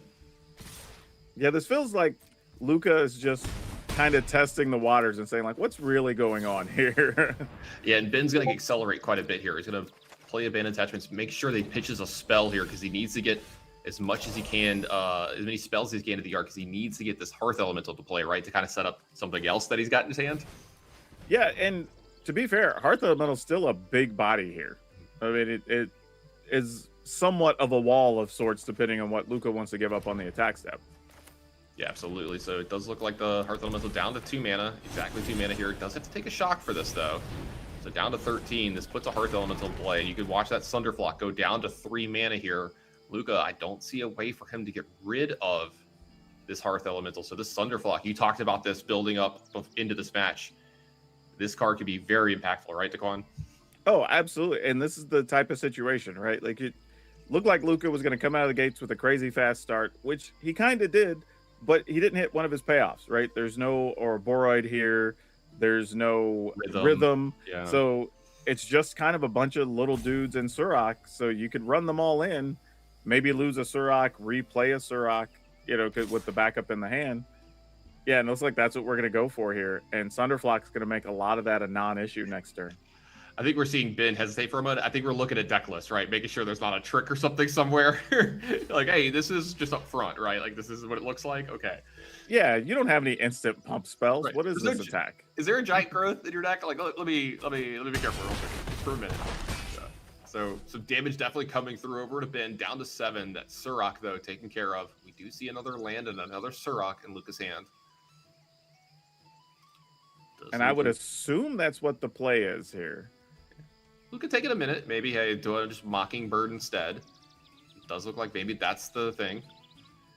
Possibly setting up for a huge top deck, maybe. You know, if he plays the Mockingbird onto, say, Badgermaul Cub, makes a bunch of mana, maybe he can draw something next turn to end the game. Yeah, that's possible, right? You could find a Rhythm, find a Crater Hoof, you know, so those would obviously, any combination of those would end the game. Yeah. I think it's really cool. We've got Crater Hoof in Standard again and ways to find it out. It's like, look, it's been happening to me in Turtle formats for long enough. I'm just used to it at this point. Yeah, I'm not even mad losing to a Crater Hoof. Yep. Hell, I've lost to it in Commander games. I'm just like, it's been around forever. I feel like I've lost to it in every format. Yeah. Tales oldest time. The green deck makes a bunch of mana. You're gonna get Crater Hoofed. Yeah. Yep. It's inevitable. All right, let's see what he does when the player does look like it's going to be the Mockingbird just to make another land. As a flying verge as well. That's really cool. Interesting. So we made another land with it. Maybe knows something like Thunderflock is coming here, going to give himself the best chance to rebuild from here. Yeah, I think that's exactly what that is. That is a very heads-up play. Yeah, really heads-up play from Luca here. Hey, what's the worst thing that happens to me from here? And this is it. So I got Rumble over for 4 here. That Thunderflock looming large. Luca down to 12. Picks up another land here. Can probably rebuild quite a bit from this turn. Yeah, you can effectively just dump your hand here. The problem is what you mentioned earlier, though. These elementals, these creatures, they're pretty big. These are some pretty sizable bodies. Oh yeah, when you talk about closing the clock, I mean, this is how they're going to do it. Really cool. The land still has flying because now it gets animated into a creature. So if you did want to start attacking, or maybe say chump block a 5/5 here, you have something that can do that now. Exactly. Like I said, very heads up play, very cool. Just to say, all right, we'll at least get an extra land, and then if something happens, I still have a flying blocker against a Thunderflock. Especially if your thought process was this only gets really bad if Thunderflock shows up. Right. Burst Lightning picked up for Ben here. He's got 2 copies of Winter Night Stories, another Hearth Elemental. Yeah, it's looking pretty good for Ben here at the moment. Got some interactions, got a counter spell, got some card draw, and he's got an attack going here. So both of the big creatures are getting into the red zone here. Let's see if Luca wants to make any kind of attacks. I mean, any kind of blocks here. Looks like we're gonna have just like a chump for the land elf. We'll go ahead and take this 5 down to 7. Not gonna lie, when I'm in a situation like Luca is right now, and your opponent's just like, yeah, I know you have a bunch of little dudes and I'm at 7, but I'm just attacking with my guys. Like, that is such a demoralizing feeling. Yeah, absolutely. So it does look like the Burst Lightning, I assume, is gonna take out the Badgermaul Cub. Yeah, it looks like he's gonna go for the Cub, cut off some of the mana here, maybe. Yeah, because right now I think just some big spell is the only way things can get crazy. Well, I say a big spell, it could also be a big creature, you know. Yep. But that's kind of the only way something bad happens here. So if you reduce the mana and you're holding on to a Detect Intrusion, you kind of limit any potential damage that's going to happen. Now, I was going to say, this works out perfect, right? Like, this makes the Hearth Elemental only cost 1, and you still leave up 2 for that interaction spell that you were talking about. Yeah, absolutely. This seems very clean for Ben. And the land off the top for Luca. Oh, just so much mana now at this point. Now, yeah, the tough part for Luca here is now he's just going to have to block with everything. Yeah, the Weaver has reach as well, if I remember correctly. So you got a couple blocks on the Thunderflock here. Could maybe even double block Hearth Element. I don't know if that's good enough. But let's see what's going to be off the top for Ben here, because he did pick up a sleight of hand. Let's see if he picks up some more interaction. Maybe try to force through lethal here this turn. Yeah, it looked like there was a hesitation there, and it might have been if you wanted to try to go for sleight of hand or to play one of the Winter Night stories. It looks like he did pick up interaction here. It's opt as well. So does he want another cantrip here? He can pick off a removal spell. It would allow Luca to draw a card. But it does look like he's going to pick up the Glacial Dragon Hunt. Yeah, and he just might be okay with that, of saying, even if we hit something and you draw a card, what are you going to draw that's going to make that big of a difference here? Absolutely. It looks like, I wonder if he's going to attack first, see if he even needs to use the Glacial Dragon Hunt. He might want to have the chance to leave up the counter spell here as well. It looks like Ben's going to do that, as make that play. Makes just an attack here. Two different blockers could block the Thunderflock here. It looks like one of the chumps is going to go through. You have to block one of the Hearth Elements, so it does look like the double block is going to go through as well. So this is going to be a nice, clean turn for Ben in taking care of all of the creatures after this combat phase if he wants. Yeah, and by taking out the Surrak there, you now can target the Weaver without having to give up a card to your opponent. Yeah. Really tight play from Ben here. Found a way to not give the extra card. Still have to detect intrusion as well. Now, the fun interaction there is because you turned the land, Mockingbird into a land that had Earthbending, it does come back to the battlefield. You can't copy anything, but you got a 1/1 back that is a blocker for a Thunderflock. Yeah, this is where I need a judge. So this is too many layers for me to... All right, Quantum Riddler off the top for Luca. Not as much mana as he had prior, though. Yeah, the problem here, I think, is even if you play Riddler, that leaves you 1 mana available. Yep. It does let him draw 2 cards here, though, so like maybe there's some hope for Luca if Ben has nothing. So Riddler's going to come into play. It does block a Thunderflock and survive. It draws All right, there's another body you could play. Yep. We found a Land Elf. This is another blocker. You know, we do see but there's another Thunderflock. Yeah, exactly. So this is going to pick up everything on Luca's side and send Ben 1 up in this matchup. Again, we are playing in the round of top 32 technically, or they're trying to make it into the top 16 here. So either one of these players are going to go home with a good bit of money in their pocket, but whoever wins this gets a Pro Tour invite as well. So a lot on the line for them here. Daquan, how do you look at these sideboards? Go ahead. I will say it was a little bit tough there, that first game for Luca, because he kind of got the ideal situation, right? Where Ben didn't have early interaction for the ramp creatures, and even hit a Surrak to possibly get bonus cards if your opponent did have some, and then just unfortunately didn't draw anything to follow with, right? Didn't draw the Rhythm, didn't draw the Meringue River Regent, didn't find Wistfulness. Like, all the big cards just hid from him when he had the opportunity. And that's probably his best bet. Now these next 2 games are going to get a bit more difficult. Just more creature removal coming in with Pyroclasm, which is to be expected. Not a huge surprise there. And, you know, on Luca's side, giving up some of your explosiveness here because you have to bring in some defensive cards. So it's going to get real tough here, I think, for the Simic Rhythm deck. Well, it was tough game 1. Let's see if it's going to be tough for game 2. Let's head on down to this feature match area.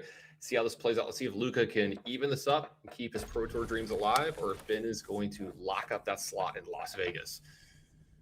Yeah, and this is kind of the situation, right? You have the right opener here for Luca, but Pyroclasm is going to undo all that work over the course of just a couple turns. Yeah, this is a mulligan as well. It looks like he might be putting back the Badger Mole Cub. Maybe thinking about something exactly like you're talking about. How bad do I want to get blown out by Pyroclasm? He does have the turn 1 Land Elf, though. This could be a turn 2 Oko, if he'd like as well. Plus, he's got some 3/3s and Keen-Eye Curator here behind this. And this feels like a player that understands this matchup, right? Where I think it's very tempting to want to keep the Badger Mole Cub and try anyway. And he says, no, I don't need that. I want to hold on to both of these Keen-Eyed Curators that can also remove spells from graveyards and whatnot. So, like, let's just play this. You still have quality turn 2 plays. You can fill your opponent out a little bit. Nothing wrong with going this route. Yeah, and we've seen how good Keen-Eye Curator can be in matchups like this for the Graveyard Matters, right? Like, it's a 3/3, so it gets around a lot of the removal. You know, you see double Pyroclasm in Ben's hand, but also it can get bigger, start to rumble with some of these creatures, but also getting the spells out of the yard, right? Like keeping Hearth Elemental at 5, 6, 7 mana for some of these things, making sure that you have to pay full price for the stuff, because it also keeps Sunderflock from coming down too early as well. So it plays, kind of like triple offense here.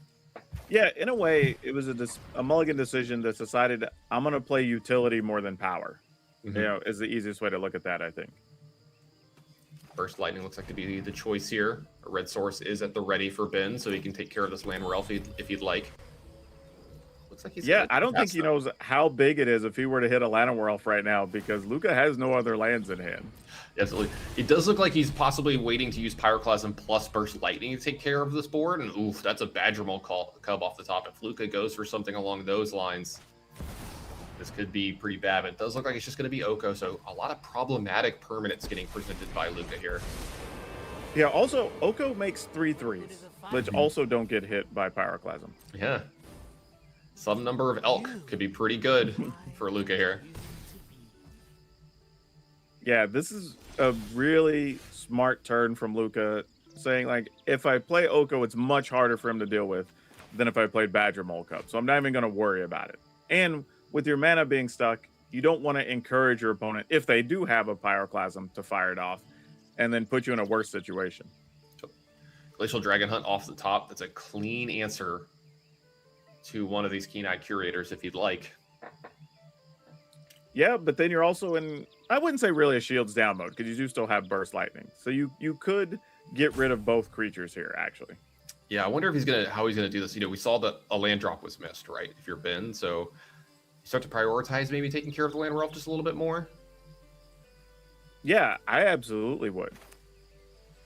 Yeah, let's see. Maybe he wants to get the most information. He could start with the Glacial Dragon Hunt, take care of the Keen-Eyed Curator, picks up another Burst Lightning here. Looks like he's going to go ahead and get rid of that Winter Night Stories. It's a nice one to have in your graveyard if you think you're going to be able to keep your graveyard around. And right now he does. There's another interesting thing to note here is that Luca had to use a multiversal passage on blue mana. So he didn't have, well, he fortunately just drew a green land there, but didn't have any other green mana. So he would have been without a second green source there had the Llanowar Elf gotten killed. Absolutely. A land off the top, though, for Luca. He's going to be able to develop his mana a little bit more here. Looks like the Keen-Eyed Curator, number 2, is going to hit the play. Ben being really patient with these Burst Lightnings. And Luca opted not to flip Oko as well. But I wonder if that's a matter of, like, wanting to have certain color mana available or whatnot for this turn. Yeah, possibly didn't know that he was going to have that other green source, yeah. Or maybe just mana as a whole, truthfully. Yeah, that's a good point. Yeah. All right, I think we're finally going to try to... Nope, we're just going to use Keen-Eyed Curator here. Remove some of these spells from the graveyard.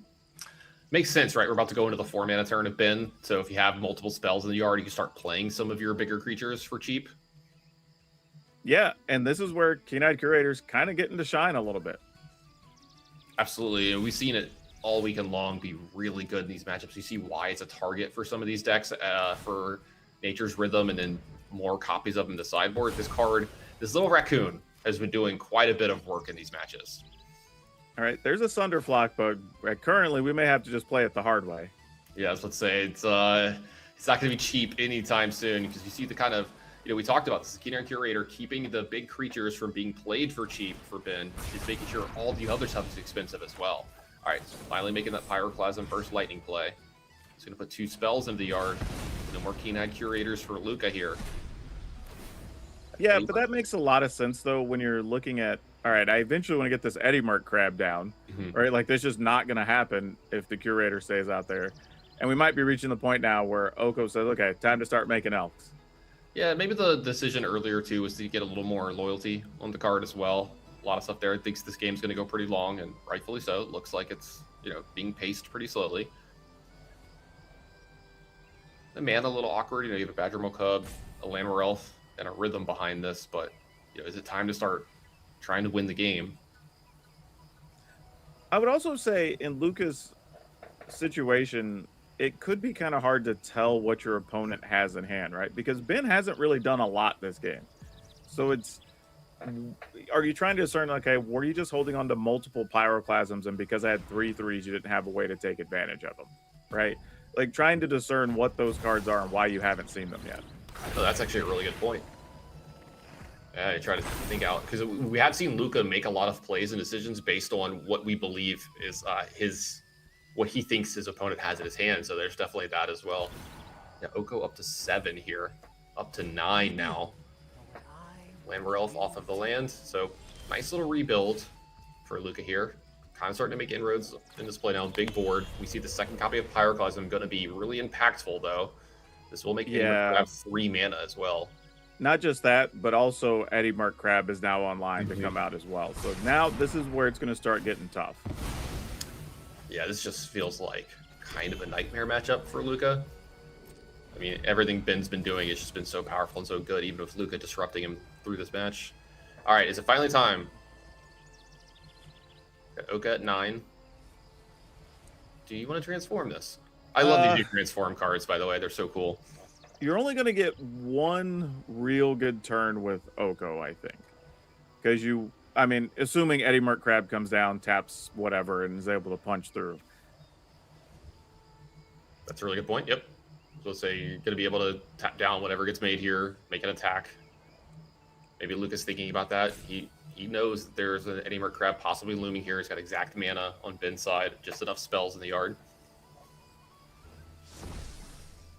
And Luca, other thing too, his hand's not real strong. Even with the Verge there, the best he could have done is maybe Verge for a Badger Mole, and I don't think that's really going to do a whole lot here. Yeah, that's a really good point. Nature's Rhythm, the only spell left over after top decking that land there. Oko down to 6 would survive an Eddie Merc Crab attack, though. We do see a Burst Lightning as well left over in Ben's hand. We see a Sunder Flock as well, could take care of the Elk. Lots of options for Ben here.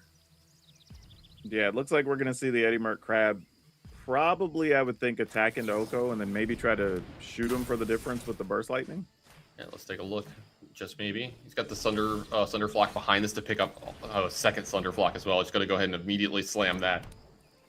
Yeah, like, why not? Yeah, it's going to take care of both of those tokens. This Eddie Merc Crab, like you said, able to take care of this Oko. Down to 1. We see the Burst Lightning behind this. Oh, I don't know what Luca can get off the top of his deck here. Yeah, I don't think there's a clean answer here, unfortunately. Yeah, not a lot of ways for him to deal with 5/5s in his deck list, right? Yeah, I mean, even if that was a land, you'd be able to maybe just get 2 blockers here, but we know another Sunder Flock's just going to make all that irrelevant. Yeah, this is a rhythm for 2. You can maybe go get like a Badger Mole Cub to start possibly having a big turn next turn, but we see the second Sunder Flock here just waiting. See Ben already ready to play it. He can taste that Pro Tour invite. He can taste that top 16. Oh, no doubt. No doubt. This is where you're just making sure you slow down so you don't misclick or something and screw yourself. Like, you're like, this is over. I just got to make sure I don't mess this up. Yeah, every time I've ever in a situation that matters on Arena, I'm always like, all right, let's make sure we don't accidentally double click something and get through. Lucas had enough. Unfortunately, his tournament has come to an end, but we have sent Ben Zaz into the top 16 and qualified for Pro Tour Las Vegas. Yeah, and congratulations to Ben. I think that was a matchup that already favored him. And like I said, he kind of dodged a bullet with Luca having the best case scenario and just didn't pay it off for himself in that first game. So that first one, I think, is the one that Luca's going to really wish he had over again. Yeah, absolutely. Well, we've been talking about Ben and how, happy he must be to qualify for the Pro Tour. Let's hear it from him. We've got an interview with Ben, and then right after that, more Magic, so don't go anywhere. Congratulations, Ben Zaz. You have qualified for the top 16 here and for the Pro Tour Secrets of Strixhaven. How are you feeling? Very good. I was happy with my matchup, and I was just excited to take it down. I mean, quick 2-0. You must be ecstatic to get that over and done with. Now you can focus on the next challenge ahead, which is undefeated Jeff Lynn on Is It Lessons. How do you feel about that matchup? Horrible. So I went from a great matchup to a not so good matchup. But you got the momentum, right? So you're just going to ride it through and pick up a win against probably the toughest deck in the field? Definitely it is. Yeah, I was nervous going in. When I saw all the Cubs in the event, I got pretty happy. Yeah, the Spelementals deck has certainly been a bit of a cub killer, I would say, but Yeah. just have to get through the Is It Lessons deck first. So, Ben, once again, congratulations and best of luck for the top 16. Thank you. I'm happy already. So thank you so much. Hell yeah.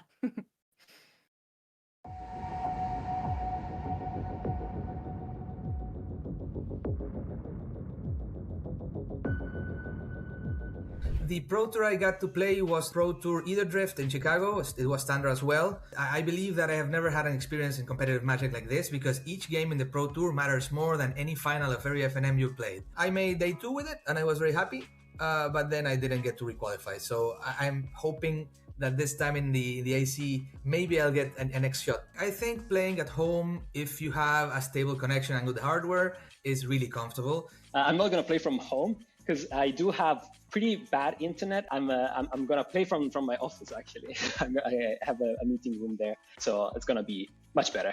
It's probably gonna be in the afternoon time for the UK. So okay, I will be able to go to the gym, have like a nice healthy lunch. I think I like not playing games in the morning just to not have like too much stress, too much last minute things in my head. I played, I think, 4 Pro Tours. I'm most proud of myself is that trophy there because I managed to win a regional championship in 2023. Personally, I prefer to play physically. I still have that phrase in my mind that play the game, see the world. My wife, of course, prefers that I stay at home. So for her, it's good that I'm playing in my house. Virtual for me. I like having all my zones laid out clearly so I can see everything. And I'm also, maybe we'll notice this weekend, if I'm ever on camera during a match, I can be kind of expressive when I play. I don't have the best poker face. I definitely give a lot of tells with my posture and my facial expressions, and that's okay. Like it's a whole nother sub game to that in paper. But when I'm playing online, I don't have to worry about that. I can just let loose and kind of be myself and enjoy what I'm doing. Playing on a Pro Tour, to me, the biggest difference compared to any other tournaments, even including the regional championships, the emotional roller coaster and the marathon aspect to it. If I was to quote Lorenzo Terlizzi, one of my closest friends and my teammate from Worldly Council Heavy Play, what he told me he did before his arena championships, I think 9, was take your keyboard and clean it all out, because that will bring you good luck. Yeah, I basically have a separate office building where I do remote work only from home. So this is my kind of like an office, but like you see from the background, I have like my gaming memorabilia laid out. So yeah, it's nice. Yeah, I like to try to avoid playing Magic for the rest of the week. I usually try to like spend time with the kids, go to the park. One thing that I've been doing between rounds is I live next to a forest, so I basically between rounds just get up and go walk outside in the forest a little bit. Quite lovely. Although it's depending on the time of the year now. Right now it's very cold, so going to the pitch dark and ice cold forest, it's a Finnish thing, I guess. Maybe not all people would find it relaxing, but I like it. Well, it's more convenient to play from home, and it's kind of the true form, in my opinion. There's no external factors. There's just like the skill and no like distractions, no stress, stuff like that. This past Pro Tour was my first time going to a Pro Tour. So it was a really exciting experience.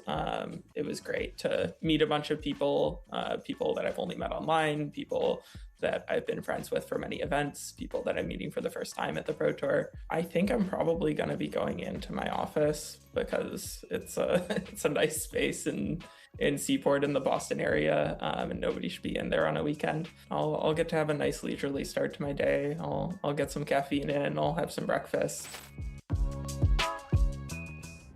Very cool there to get some insight on the players' approaches to playing an online tournament.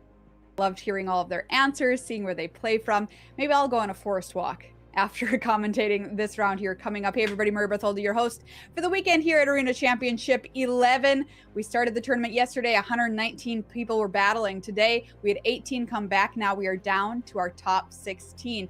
And this is where stuff really heats up. Welcome here to the virtual news desk. We've got Hayu and Arya Karamchandani here. We are playing for big money. We've already got our Pro Tour spots locked up. We're also playing for 2 World Championship spots as well as the title of champion of this tournament. Hayu, what are you most looking forward to on day 2 of competition?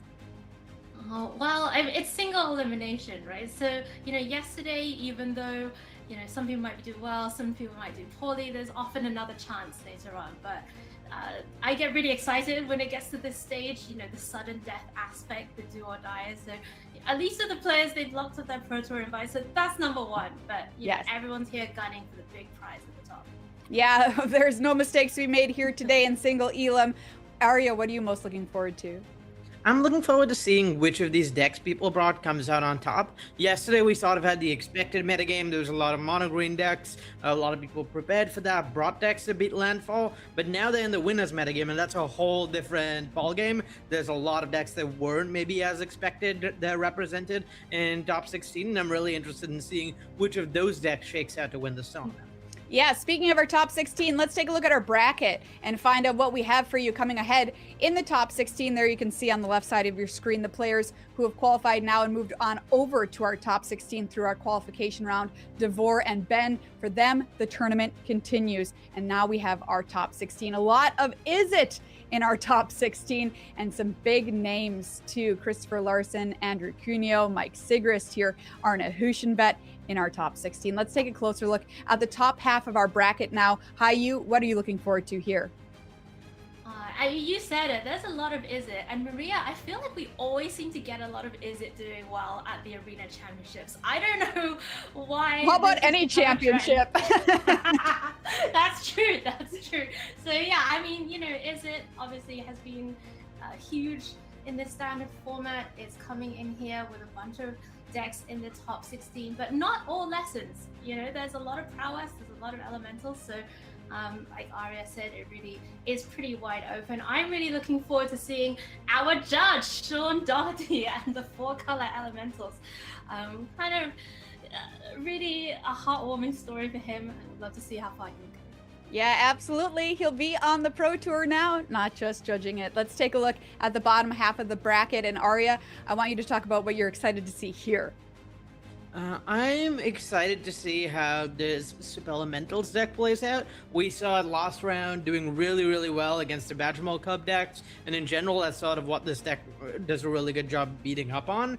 At the Pro Tour, at Pro Tour Lorwyn Eclipse a few months ago, we saw the Spellmentals deck have sort of its breakout performance in a field full of those decks, and now that we've reached, like I said, the winners metagame, really a different metagame from what was faced yesterday, I'm curious to see how that Spellmentals deck holds up, because it's definitely pretty novel with what it's doing. Yeah, this is really interesting here as we come back to the news desk. The standard environment is changing week to week. We just had a Pro Tour there where Demir Excruciator won the whole thing. And of course, Christopher Larson running it back here this weekend. But things are already looking so different than they did just a few weeks ago. We are playing the biggest standard ever, of course, with more than almost more than 4,000 cards. I think it's 3,900 and something or whatever, which is the largest of all time. So this weekend, once again, standard is changing. Arya, are you surprised at the fact that we only had a few mono green decks convert here to day 2? Maybe a little bit, but honestly, I'm not that surprised. We've shown time and time again it's really hard to have a truly dominant deck for a tournament like this in Standard, particularly with other people given time to prepare and figure out how to beat that deck. Mono Green clearly had the biggest target on its back, and the last few tournaments, we've just seen the decks with the biggest target on their back lose time and time and time again. At the last Arena Championships, at the last Pro Tour. So it's not surprising to me that people thought about Mono Green Landfall, figured out a way to beat it, brought those ways to beat it, and then made it to top 16. And Hayu, I know you love this Demir Excruciator list. Is that the deck you're pulling for here in the top 16? Yeah, it is, Maria. I mean, I usually am an Is It lover. Like, I love spells, I love prowess, but there's just something about this, like the reanimator thing, it just speaks to my heart. So I'm here for Christopher Larson, here for the repeat. Yeah, absolutely. If there's reanimator in standard, I'm playing it. Let's take a look at the first matchup we're gonna watch here in our top 16. And it's a big one, everyone. Christopher Larson, we just mentioned him, back baby with Demir Excruciator. Hey, if it wins a Pro Tour, why not try it again? Up against Andrew Cuneo, playing Mono Green Landfall. Two of our biggest players here in our top 16. And I just want you to look at that overall games number. next to Andrew Cuneo's face there. That's more than 64,000 games played on Arena. If you're wondering if that's the most of our 119 player tournament, it is. He is number one in games played, and to keep that win rate over that many number of games is absolutely absurd. Let's take a closer look at our players here. In the first round of our top 16, Christopher Larson, he's your reigning Pro Tour champion, took down Pro Tour Lorwyn Eclipse just a few weeks ago, has 4 top finishes to his name. He's also a Grand Prix killer. He's top 8 of 10 Grand Prix with 1 win. And something very cute is him holding his baby on his lap while he's been playing here this weekend. Let's take a closer peek at this Dimir Excruciator list. Hayu, what makes it so sweet? Just the whole package. You know, there's a bit of control here, which, you know, I love control. I'm sure a lot of people out there love control. But what really I think is the best about this deck is the card Deceit. I know people have talked about it a lot over the last couple of weeks, but I love Grief, and I love that we have Grief in Standard. Yeah. All right, Dimir Excruciator. We'll see if we can get the job done here for Christopher Larson. Let's take a look at the opponent. Andrew Cuneo has been playing Magic the Gathering basically since it came out, since 1994. He has 3 Pro Tour top 8s to his name. His first was 26 years ago, and he is still hitting the top finishes in these tournaments. He has 11 Grand Prix top 8s and 3 wins. And like I said, the most played games of Arena in the entire field with more than 64,000. And that beats number 2 by almost 7,000 games.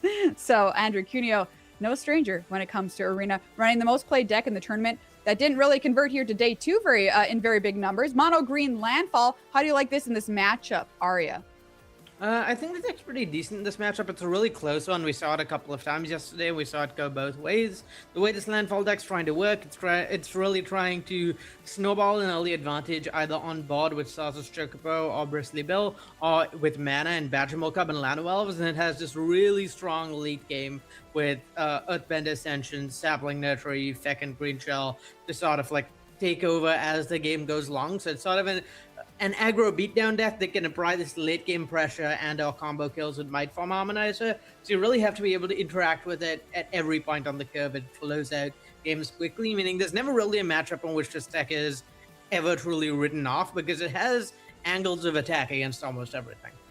All right, it's time for our first matchup here in our top 16 with 2 of our biggest, heaviest hitters players in this tournament. Let's find out who's going to keep their tournament running in this single elimination top 16.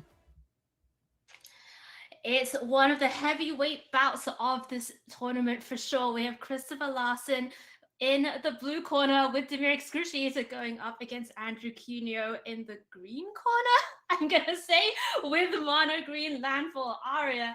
I mean, you know, when you get into this field was stacked, by the way. There were a lot of incredible players in the field, and now in the top 16, you can't avoid playing some of the top players in the world forever, and these 2 going up against each other.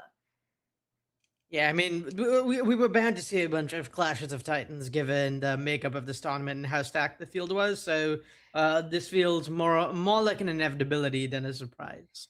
Yeah, we're in for a treat, I hope, as we go down to the action here in the top 16 at Arena Championship 11. We're going to be watching from Andrew Cuneo's perspective. Ba Sing Se, Escape Tunnel, Elves, Chocobos, and Top End. So that's a nice hand there for Andrew. Yeah, I think the only thing Andrew would have liked to have more in this hand was an untapped green source. If that Ba Sing Se had been a forest, we could see turn 1 Lano Elves into double Chocobo Escape Tunnel. That's a really powerful start. Instead, we're probably going to see Escape Tunnel get cracked on turn 1, just to have access to an untapped land on turn 2. But yeah, barring that, this is about as good a start as it gets. Oh, and speaking of, let's say, optimistic mana bases, Christopher Larson keeping the 1 lander there with Requiting Hex and Terminus, really hoping to draw that second land, Arya.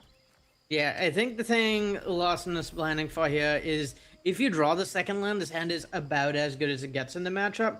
The 1-off Terminus of Return, 1 of 2 Terminus of Return, developing mana really quickly is really nice. Lets you bridge to your mid-game combos. And then Deadly Cover-Up is a card we've seen be extremely relevant in this matchup.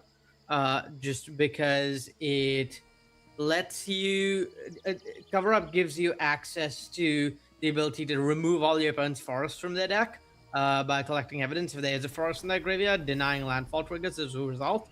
And so just having access to that in your opener is something that's really, really desirable. So makes sense to me that this hand was kept by Christopher, even if you do need things you do need to get a little lucky for things to fully work out.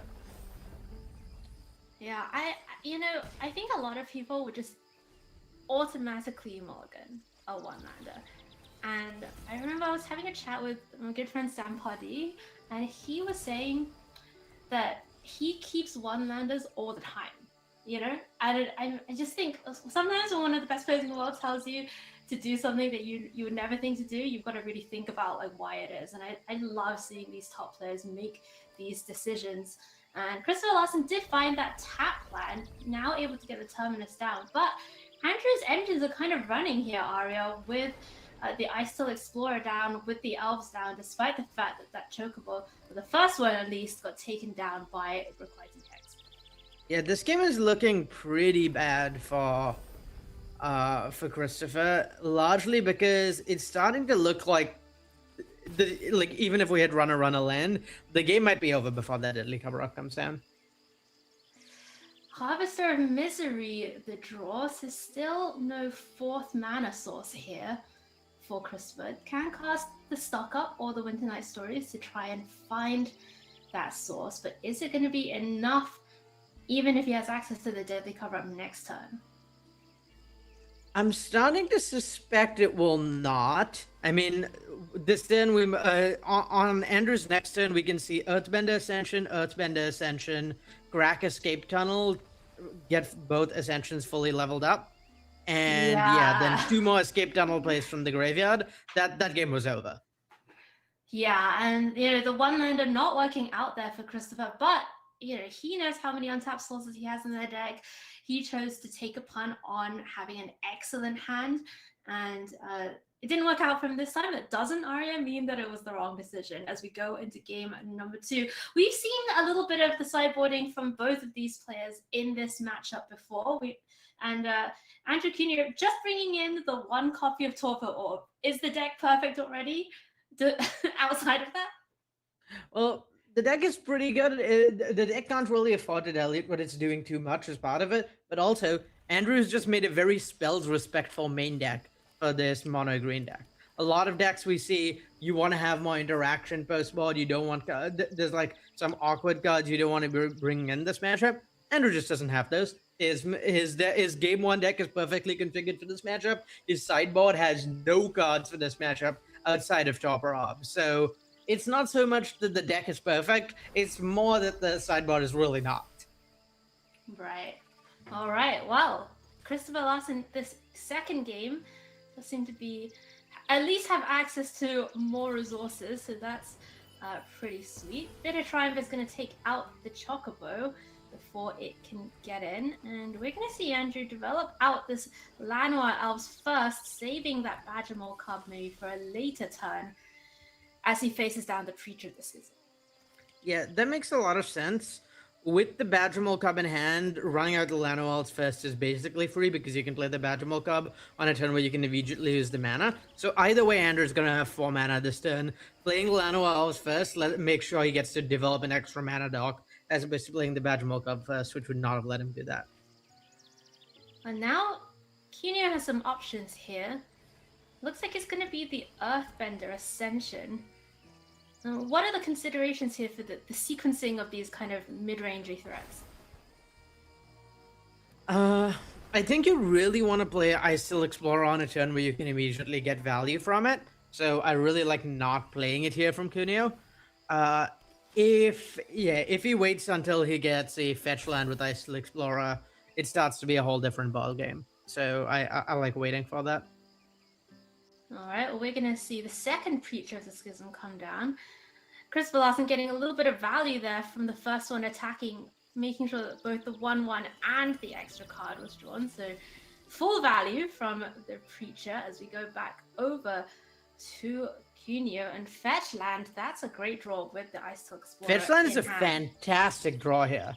So what Cuneo can do is play the Sapling Nursery, play the Fetchland, make 2 tokens, play Ice Explorer, replay the Fetchland, make 2 more tokens. Also, you get to start putting some counters on your Earthbender Ascension. That's pretty gross. Yeah, I think... That's pretty gross, Aria. I kind of wonder whether there was lethal here, actually, for Andrew. With the Harmonizer?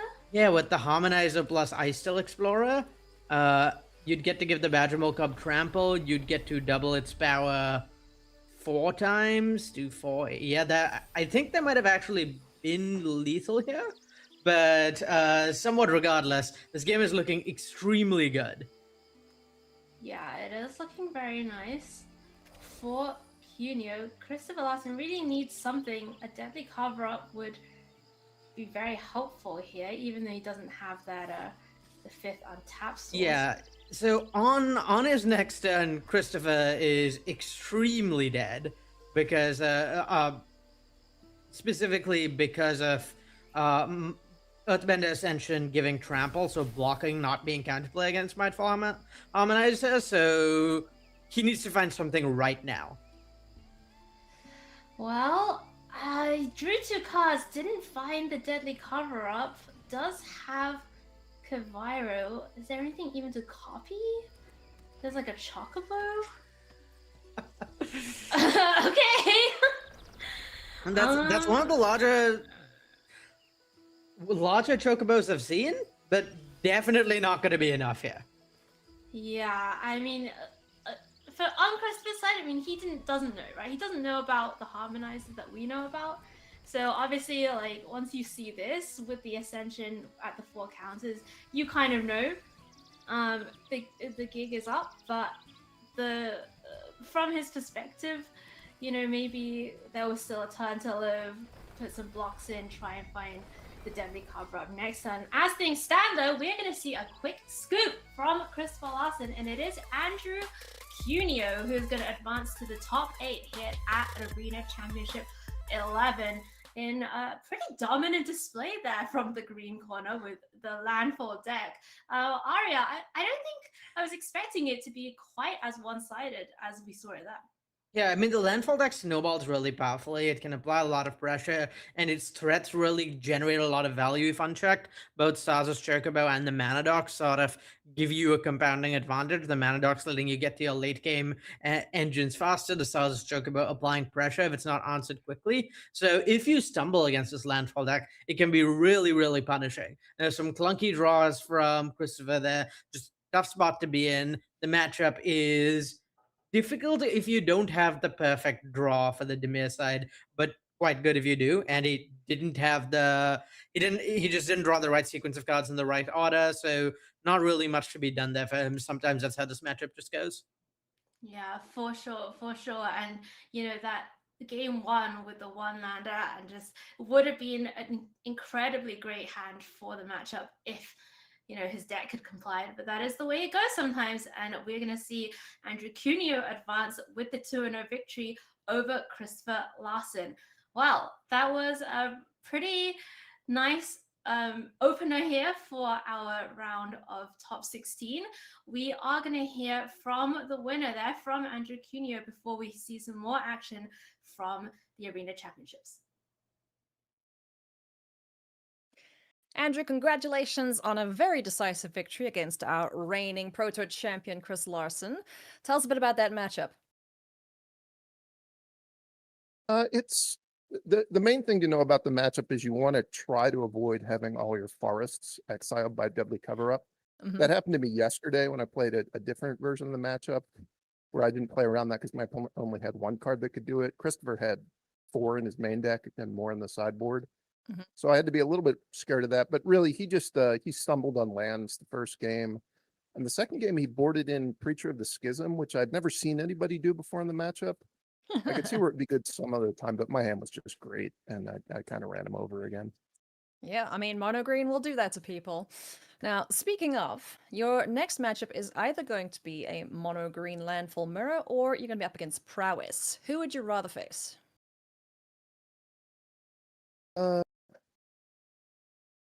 probably Prowess, because the mono green landfall mirror is just really random, and I think it's more fun to play against like just a different deck. I don't have a ton of experience playing against Prowess. Obviously, if they get a really good draw, my deck doesn't do all that much against what they're trying to do, so you can get run over. But it's very easy to get run over in the landfall mirror too. For sure. All right, well, Andrew, best of luck for the next match, and yeah, we'll see you there. All right, thanks. Hello, my friends. Welcome back to coverage of Arena Championship 11. My name's Hayu. I'm here with Arya Karanchramdani, and we are bringing you action from the top 16 here in the single elimination portion on day number 2. And we have another feature match lined up for all of you at home. And this one is one that we've been looking forward to for a little bit. It is, if we bring up the head-to-head, Sean Doherty, who is our L3 judge, and he's being a judge at 15 Pro Tours, has always thought about what it would be like to play in one. Well, Sean, you are going to be playing in one, having made it to the round of 16, and Arya maybe even will get to play in the World Championships if he does well enough today. Yeah, I mean, for many players, you know, making it to the PT, that's a big step. But once you've made it here, you have a whole day to think about how much you want to play at the World Championship, right? Pro Tour is like the Pro Tour is a dream many players have to play at, but the World Championship is really like the highest level of competition there is. So neither the Pro Tour qualification is locked up. I have to imagine all the competitors have their eyes on those World Championship slots. Yeah, and he's going up against Devorta Technic, who, you know, earlier we mentioned how many games Andrew Cuneo had played. It was 64,000 something, and this is the second most played in the field for sure. 57,394 games on Arena. That is a lot of games. To be able to maintain this kind of win rate over that many games is incredibly impressive. Devor was, of course, in the top 8 of Arena Championship 9, so hoping to at least repeat that performance and maybe better it here at Arena Championship 11 with Is It Prowess. And I think if we can look at the decks side by side before we go down to the action, Elementals against Prowess. Arya, yesterday we did see Is It Prowess in the hands of Devorta Technic run over and Is It Elementals list. Does this 4-color list do anything different maybe to that list to give it a better edge against the Prowess deck? It has some slightly more explosive cards in it that are impactful cards in it that can help. So we see 2 copies of Cavero. That can be pretty helpful. Like curving that plus Deceit is one of the ways you have to interact with the elemental decks, with the Prowess deck, sufficiently to sort of get off the ground. But aside from that, this matchup seems pretty tough for the elementals deck. We saw it yesterday. Fundamentally, all your interaction as an elemental deck, or most of it, is sorcery speed, which is pretty awkward against this Prowess deck playing at instant speed. And this Prowess deck is all about hyper efficient threats, and your answers and elementals, you're leaning on impact rather than efficiency. And so your high impact but low efficiency cards are really awkwardly positioned against what Prowess is trying to do. All right, well, we can theory craft all you like, but we've got to play the match to find out what happens. We're going down to the action here, and it looks like Devor has kept Storm Chaser's talent, stock up, and a bunch of Burst Lightnings. Oh my goodness. Yeah, Burst Lightning is a weird one in this matchup where it's pretty bad medium to late. You really do need to be able to... your interaction really... It just doesn't line up very well against the threats in Sean's deck, but it's really, really good at stopping a turn 2 Smoke Raider, or even sometimes a turn 2 Ashling, if you're willing to spend 2 spells to do that. And that's very important because fundamentally this deck is... This Elemental's deck's strongest starts are the ones where it has a turn 2 Mana Dark, and so denying those starts with Burst Lightning seems really valuable to me. I really like Devor keeping, despite the hand looking a little strange for the matchup. We're going to see Sean make some decisions here because Wistfulness comes down, and he could have used it to target the Storm Chaser's talent, but decided instead to go digging. So putting Sunderflock and the Wistfulness itself in the graveyard, and Arya Caviro already in hand, ready to copy one of those effects. Yeah, this is exactly what we were talking about too, with Cavero giving the deck more impact in a way that's useful. I really like that in this spot, Kavero can copy Thunderflock and actually let Sean get on board in a meaningful way, when most of the rest of his deck takes additional snowbally board presence to do that, and is a little too slow as a result. Right, well, we're going to see Devor do some hand sculpting here. Double sleight of hand, finding Slipshot Show Off and Ops. And in the last one, Arya put a land in the bin and favor into the Floodmore. Now, we know, of course, with these Prowess decks, they're very mana efficient, but is he going to need a little bit more mana to work with in the next couple of turns? Yeah, I think at least a little more mana is important to be able to play these Slickshot Show-Offs, but and like multi-spell with them in the same turn. But I think at this point it's all about whether you can find a window to sort of like close the game against the Thunderflock, because Kavero copying Thunderflock is going to be pretty brutal here, I think.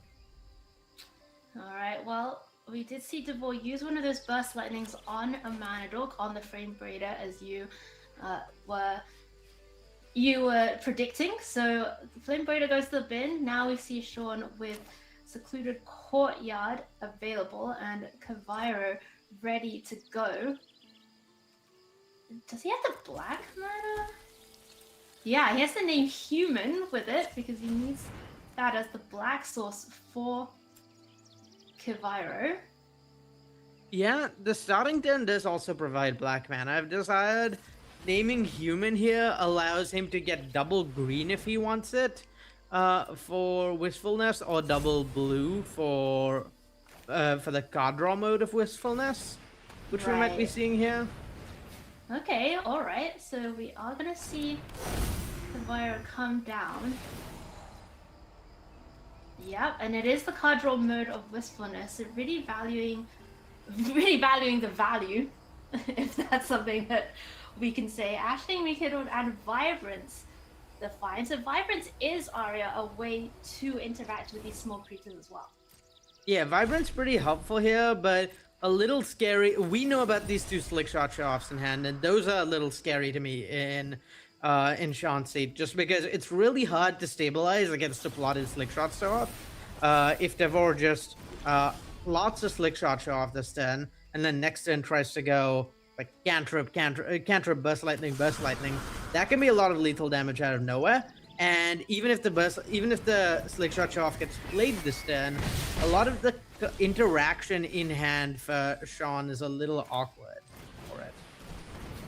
Right, so now we are going to see Kaviro come down and copy that Thunderflock, just dealing with the threats on board for now, while Devor is kind of choked on mana a little bit.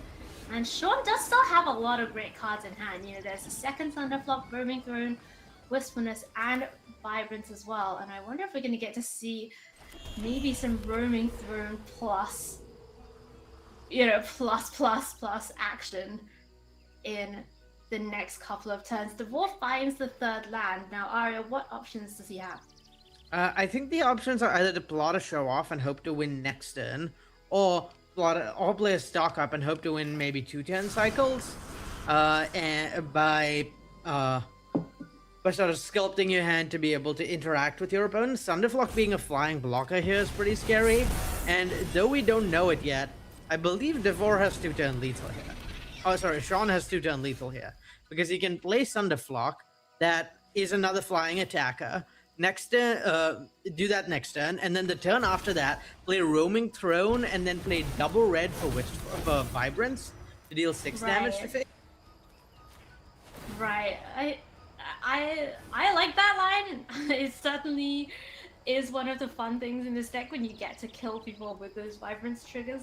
I think Sean gonna be a little bit more careful here in the single elimination bracket, just killing off the Otter with Vibrance, getting that down, holding back the Thunderflock in the air in order to block, and Devor finds Wild Ride for the turn. Yeah, and no third red mana here is kind of brutal for Devor. If there'd been a third red mana, we could have seen double Burst Lightning the Thunderflock, or Wild Ride the Slickshot Show Off, get in for 10. But given there isn't another red mana, only 2 of the 1 mana red spells castable, so definitely no lethal this turn. Right, and so there is going to be the slick shot show off, the one that was plotted at least. Yeah, and I think the question here is is Devora's once again presented with the same choice of, do I take a setup down or do I try and get in damage right now? Because this time we could stock up and try and set up to kill next turn. It's fairly likely that you do, but it's pretty awkward that you're just sitting there against this Thunderflock, which is going to be a flying blocker via things at some point. And maybe this can do something like bait out interaction for your first Slick Shot show off, no flying blocker, and then your next Slick Shot show off in conjunction with Wild Ride could maybe offer lethal. Right. Yeah, these prowess decks, they do have to plan ahead a lot and really think about, you know, how the next couple of turns are going to pan out, when exactly you can kill your opponent. Like, for the great players in these archetypes, you know, they know exactly when they're going to win the game, and they're playing towards that at all times. Back over to Sean now, who has Ashling making note come down. That's going to let him do a little bit of looting. Does have a Thunderflock and Roaming Throne still available in hand. He's just going to get that Thunderflock down right now, send back the Slick Shot, and get busy with Vibrance. Yeah, I think the main concern for Devora in this spot is he doesn't really have a way to get through that flying blocker and Thunderflock. A lot of the way you want to close out the game in matchups like this is apply some early pressure and then have a bunch of burst damage with Slick Shot show off in the last turn or two, and not having interaction for that Thunderflock. Really tough for that goal. Right, I guess he could do something here like play the Slick Shot, use Wild Ride, and force a trade? Yeah, forcing a trade might be his best route through the Thunderflock. The problem with that line is it really doesn't give it Devora any outs to have a strong turn next turn. So if he forces a trade with the Thunderflock, he has no Slick Shot show off, he doesn't have Wild Ride in hand, he's deterministically not going to have lethal next turn, and then Sean can attack for 5, present another lethal attacker, and have guaranteed lethal before Devora does. So I think he's sort of forced into spending this turn stocking up. So there were a lot of options there in that stock up. Definitely had to take the land, but did have, you know, opt. I think he had a Boomerang Basics, had Elusive Otter, decided to go for the threat in the form of the Otter. And we're going back over to Sean's turn, who finds Cavern of Souls. And that Ashling is going to get flipped. There's a bunch of mana here available, although not quite enough to play Wistfulness as well. Oh, does he have a land drop? I believe there's still a land drop left. Okay, so he does have the ability to play Roaming Throne and Wistfulness.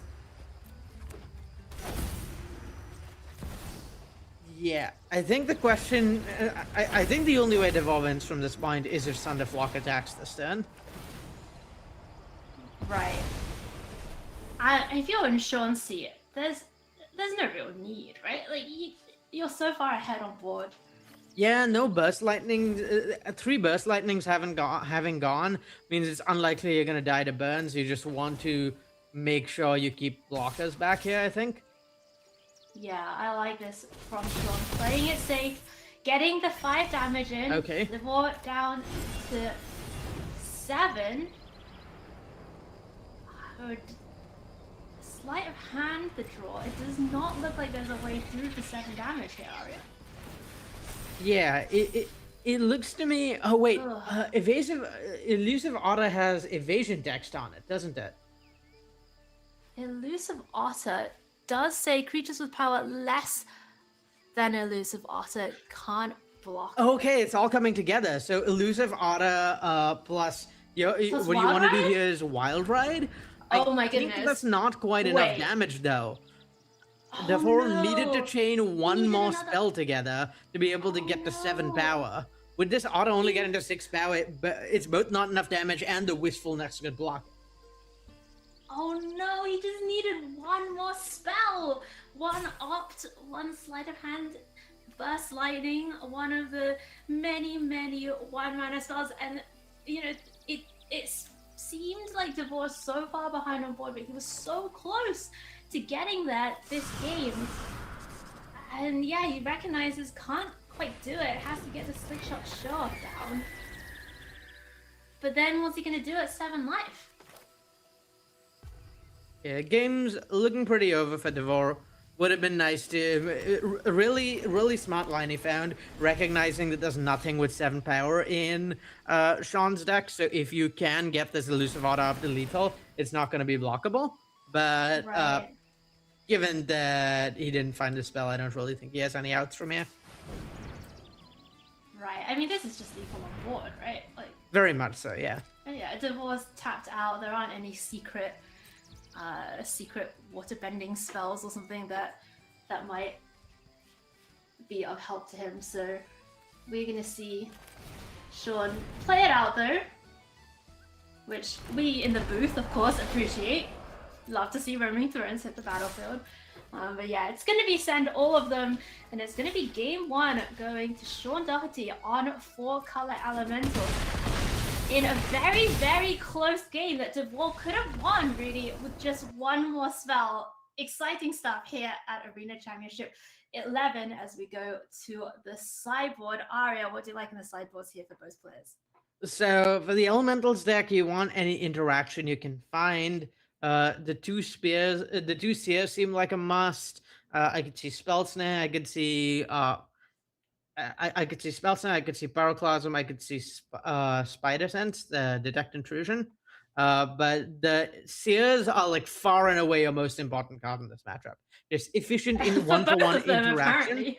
is just what you need most against this Browse deck. And for the Browse deck, yeah, you need to kill the Ashlings and Flame Raiders on turn 2. We saw this come up last time. DeVore sideboarded exactly the same sideboarding as against the Izzet Elementals deck, because it's really that acceleration that gives the Elementals deck its best chance in this matchup. Yeah, for sure. And the other cards in the sideboard don't really seem like they do a lot.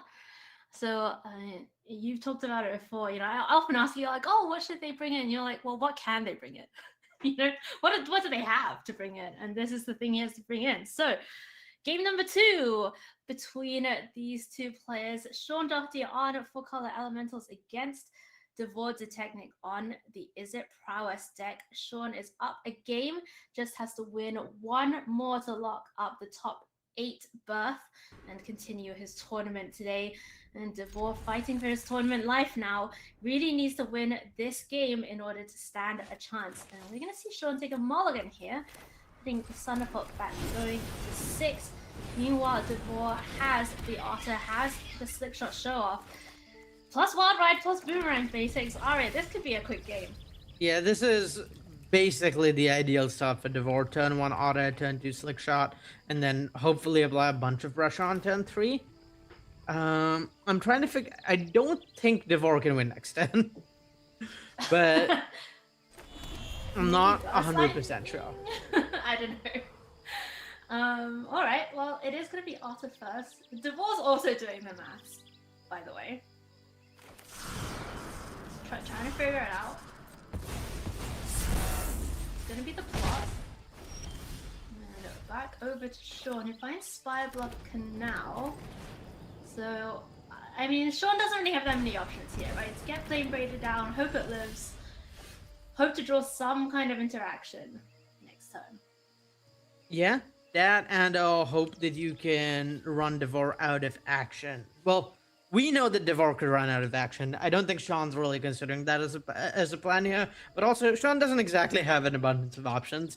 This is a cost of having a bunch of evoke cards in your deck that don't notably contribute to board presence immediately. Right. And it's not like the last game where he had the Kavera ready, and could do some more stuff. But DeVore, meanwhile, gets the Slick Shot show off down. And, well, looking at the options, I mean, it's Boomerang Basics and Wild Ride. How much damage is that if he deploys both of those? So I believe that's 11 damage. The Slick Shot show off gets to 8. The Elusive Order gets to 3. That puts Sean to 7. And then next turn, just flashing back the Wild Ride would be lethal. The main risk, I think, in Devor's seat is you're really running out of action, so you want to find something that lets you play to the board in the spot. Oh, how about this? How about bounce my own elusive otter, draw a card, name green with multiversal passage, put the counter on the slick shot, get in for 7, and really set it up for next turn. Oh, Vibrance the draw, for sure. So Devor needs 12 points next turn. 1 wild run on slick shot, show off. Oh, Vibrance here is brutal though. Yeah, Vibrance manages to kill the slick shot show off, which had the counter put on it, and gets a land, and Arya gains 2 life. This card does so much in this matchup. Yeah, Vibrance being a piece of interaction that this deck more regularly has access to is, I think, its main move in this matchup. The main way it presents counterplay to the Izzet deck's main struggle is that you run out of threats. You don't have that many actual cards that impact the board a lot. Okay, hang on a sec. Hang on a second. What about more wild rides? So, a second wild ride does just let Devor win next turn, I believe. You can wild ride the elusive otter to get in for 6 this turn, then next turn try and double wild ride the elusive otter to get in for, well over lethal. It is a little awkward though, because you do need all your mana for that. So if Thunderflop came down and bounced this elusive otter, there wouldn't be enough mana for Devor to go elusive otter, wild ride, flashback, wild ride. We do know that Sean has Thunderflop available, has the mana as well.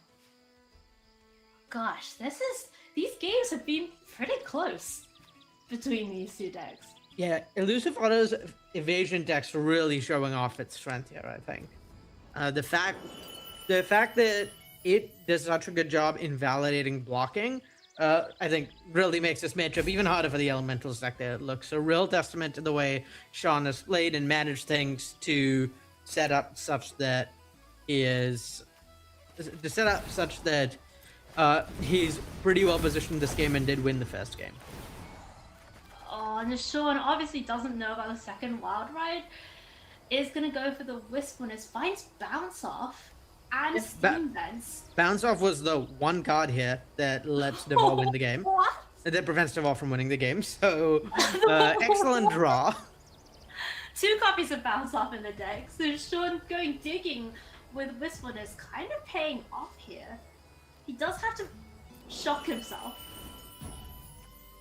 to play the Steam Vents to enable that. Oh no! Oh, Sean.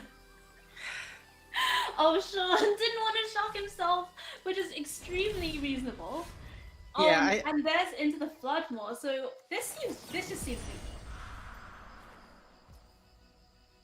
Yeah, this is lethal if the Steam Vents is shocked and then 2 wild rides are cast on the elusive otter, I believe. Wait, can you cast 2 wild rides? Yes, I believe so. He hasn't played a land for turn yet. Okay. Has he? I don't. No, he hasn't played a land for turn yet. He was on the play this game and hasn't missed a land drop. Yeah. Okay. Doesn't go for it though. Yeah, I mean it's pretty understandable to like miss a weird line like that in this spot. Devor is. Wait, don't you need to harmonize? Like, don't you need to tap? Oh, Wild Ride has Wild 5 Ride? on the flashback, not 4. Yeah. I'm sorry, that got changed during development. Yeah, so I'm not used to the new numbers on the card. That's all right, Arya. You and me, we're just along for the ride. Devor's driving the car here, and Sean, meanwhile, is just hanging in at 2 life. Does have Thunderflux, so back goes the Otter once again, and Sean does a bounce off as well. Yeah, and it's a weird spot now for for Sean Wei, he's kind of priced into making sure he has interaction for the elusive auto for the rest of the game, because 8 plus Wild Ride could represent a good deal of damage, but at the same time, he is dead to Burst Lightning, so he has to apply pressure quick enough that that doesn't end up ending the game. I mean, these big creatures do end the game pretty quickly, right? For Sean, he's got, what, 11 on board right now. Devor's at 14, I believe, under the opt. If he shocks that multiversal passage, it could be 12. Sean is also going to have, I believe, like at least 5 looks at trying to find a Vibrance to end the game next turn, with Roaming Throne plus Vibrance just being lethal here. Right. Okay, well, exciting stuff here. Devor to Technic going, looking with opt. Oh, finds Burst Lightning! Oh my goodness. And yeah, in Devor's spot, I think you try and figure out whether there's anything your opponent could possibly have that you forgot about. Yeah. Decide that you don't have any options, so have to go for it. And then send Burst Lightning at face. Right, there is like one copy of Detect Intrusion that could do something about this, but well, I mean... We know that that isn't even in Sean's deck. We know that Sean sided out the Detect Intrusion. Yeah, I mean, you just gotta go for it here. Devor ripping the Burst Lightning off the top. Sean cannot do anything about it at 2 life. And that's gonna be game 2, going to Devor to Technic. Arya, it's Burst Lightning! Yeah, I mean, Devor channeling exactly how he wants games to end with the stack the Chain Lightning Sleeve, making it abundantly clear how he wants games to end in this matchup. And yeah, found the right line, played very well, I think, to get Sean to exactly 2 there. Saw that. Could have tried to wait another turn for Auto plus Wild Ride and flash it back, but recognized his best bet was getting Sean to 2 and trying to kill him from there. And so, yeah, really like his play. Did a really good job handling that game and won as a result. And Sean, I have to say, also played very well that game. Really navigated it well, put himself in the winning position. But you know, this is what the prowess deck does to you. That's what Burn does to you. We've all died to Burn in our lives, so you know, Devor Detect is really finding the line there, setting up this very exciting game number 3, which he's opening up with Elusive Otter, Stormchaser's Talent in hand, as well as Secret Identity for a bit of protection, and Seer for a bit of interaction, as we see Sean drop the Ashling on 2. Yeah, this is a pretty good hand for Sean. Just early interaction, your most efficient interaction and bounce off, plus a bunch of mana dogs that are sort of mandatory for your opponent to remove. Pretty ideal, I think, so can't really complain about this hand. Yeah, it's very nice.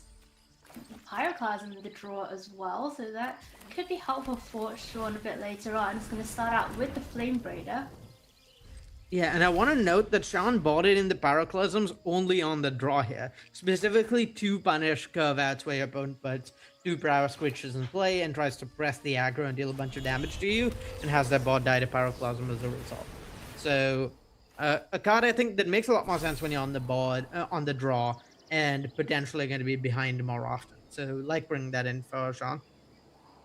Oh my goodness, I am just looking at the Stormchaser's Talent. Looking at the Stormchaser's Talent in hand, looking at the Otter, and then looking at the Pyroclasm, thinking this could be a disaster for Devor. Yeah, this does seem like a setup for a massive blowout. Yeah, oh, Devor. I mean, obviously we have perfect information, but he's gonna go for at least the first Stormchaser's Talent and the second one as well, so it's gonna be a board full of Otters. And probably Sean is sitting there thinking, this is exactly what I wanted to see. Yeah, the one solace for Devor is that this also hurts Sean's mana development, which is pretty big. Getting rid of that Flame Braider with Pyroclasm is really nice. Makes sure that there's not splashy plays coming down for a while. So Devor will have a while to rebuild with these Stormchaser's Talents. So not really out of the game at all. Yet still very even kill. It's more that this Pyroclasm or having the ability to interact with Devor's bot a bunch puts Sean in this game rather than leaves him far ahead. I see.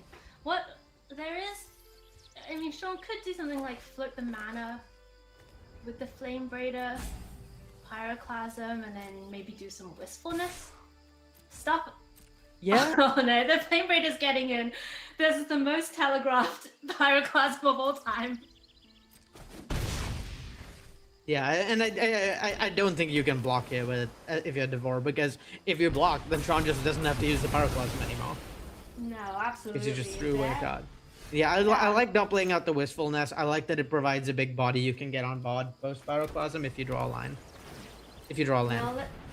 Right. Now let's see what Devor has. Can get back an Opt and a Seer. Doesn't have something like the bounce off to start looping these Storm Chaser's talents. Not bounce off. What am I thinking of, Arya? You're thinking of Boomerang Basics. I am thinking of Boomerang Basics. Yeah, while he doesn't have it here, the Storm Chaser's talent Boomerang Basics loop does sort of give Devor a form of like inevitable pressure. It's not inevitable victory because it's not very efficient, but it does mean you're never going to be truly able to run this Blue-Red Rabbit stack out of threats. Eventually they'll find something, so you really need to apply pressure. Part of why I really like the line that involves playing out this 6-5 for Sean. Alright, and Sean's going to play out the Wistfulness, blow up one of the talents. I can't quite tell which one he blew up. Oh, he did the right thing. Blew up the one that hadn't been activated yet, as it were. But Devor finds stock up as well, so this game could have some way to go yet, Arya. Yeah, very much so. Particularly because of how much pressure Devor's deck can apply out of nowhere once it's developed a bunch of lands. Like, if we see stock up into something like Bounce Spell, like Shot Show Off, we might see Devor threatening lethal as soon as next turn. Okay, I mean, there's Slick Shot, plus there's a Wild Ride and Burst Lightning, both available as options. Devor has the protection in Secret Identity as well. So, honestly, Arya, this has the smell of lethal. Yeah, I mean, Devor is exactly one bounce spell off of lethal, right? Next turn. Through the bounce off we know is in Sean's hand, and he gets at least 3 looks for it since Opt provides 2 looks, and Draw Step provides a look, and then on top of that there is like hitting additional cantrips will also let Devor just dig further. Sean is going to put the Thunderflock in play. Devor doesn't find the removal spell from his draw step. Does, as you say, have an Opt to try and go for it. Yeah, and I think you just have to go for it here. There's not really an option. There's lethal presented on the crackback. The more time you give this deck, the better, the more it's likely to stabilize. So yeah, just gotta go for lethal, but I think there's a pretty good shot at it for Devor. Can he find something to interact with that Thunderflock? Basic Island, isn't it? Sleight of hand, that's another look. We are on tenterhooks here in the booth, seeing whether Devor is going to put together lethal, and there is bounce off. Already, he finds the bounce off, and he has enough mana for all 3 of these spells. So Sean Doherty, despite that early Pyroclasm, which dealt with the entire board, might be faced here with lethal from 11. Yeah, and this is like actually the exact perfect string of draws, because if he'd drawn Bounce Off as his first card, he'd have been in a weird spot where he wouldn't have had lethal without first casting the Secret Identity. So he'd have sort of been forced to attack for 9 and pass maybe, or threaten getting completely blown up by a Bounce Off. But hitting 1 extra cantrip into Bounce Off allows for lethal without needing to play the Secret Identity out first. So that was huge. Oh my goodness, that was huge! Devoted Technic finding lethal on the last possible turn here in the top 16 of the Arena Championships and locking up his spot in the top 8.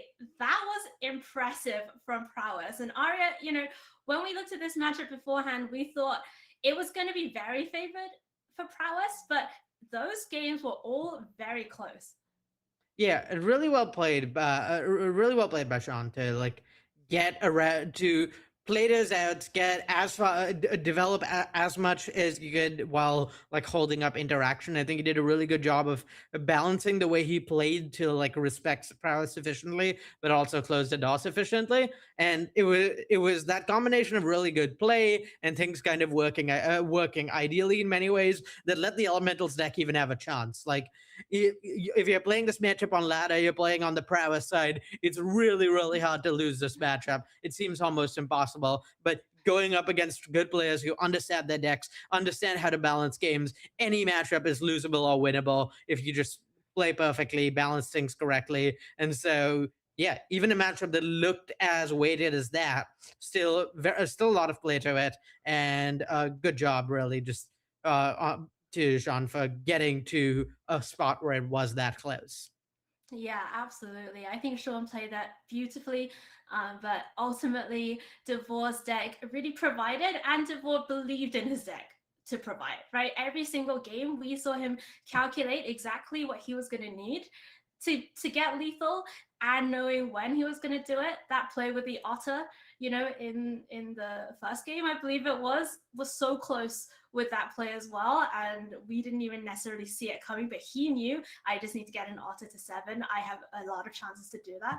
So again, just pure mastery with the deck there, understanding exactly what the numbers are and how he's going to win. It's great stuff there from Devore, and that is putting him through to the top 8 of another Arena Championship, having done it back at AC9. So great job to Devore de Technic, and Arya, great stuff there from Sean as well. I believe we are going to be able to hear from our winner, from Devore, about that match. Devore! Woof, that secret identity at the end there, that was clutch. How big? Yeah, that bird Just was got enormous. lucky. Yeah, we were sitting there, we were like, okay, you're super dead because there's a Sunderflock and a whole bunch of other stuff down, but nope. Never count the slick shot out, huh? Yeah, I think I got lucky there. I mean, I also played terribly. Like, again. Well, you keep saying that, yet you keep winning.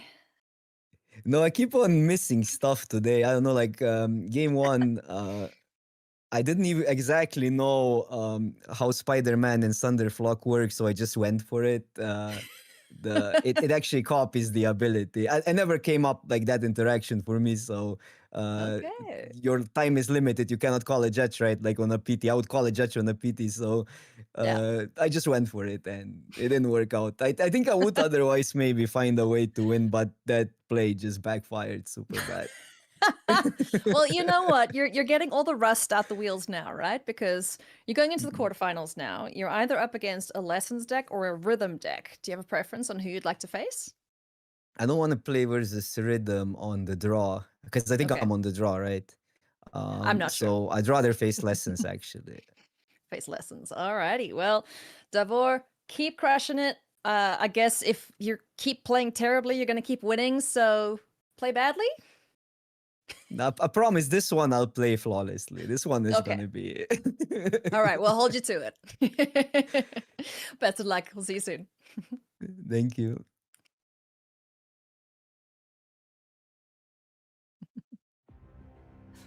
What a nice guy, Devore.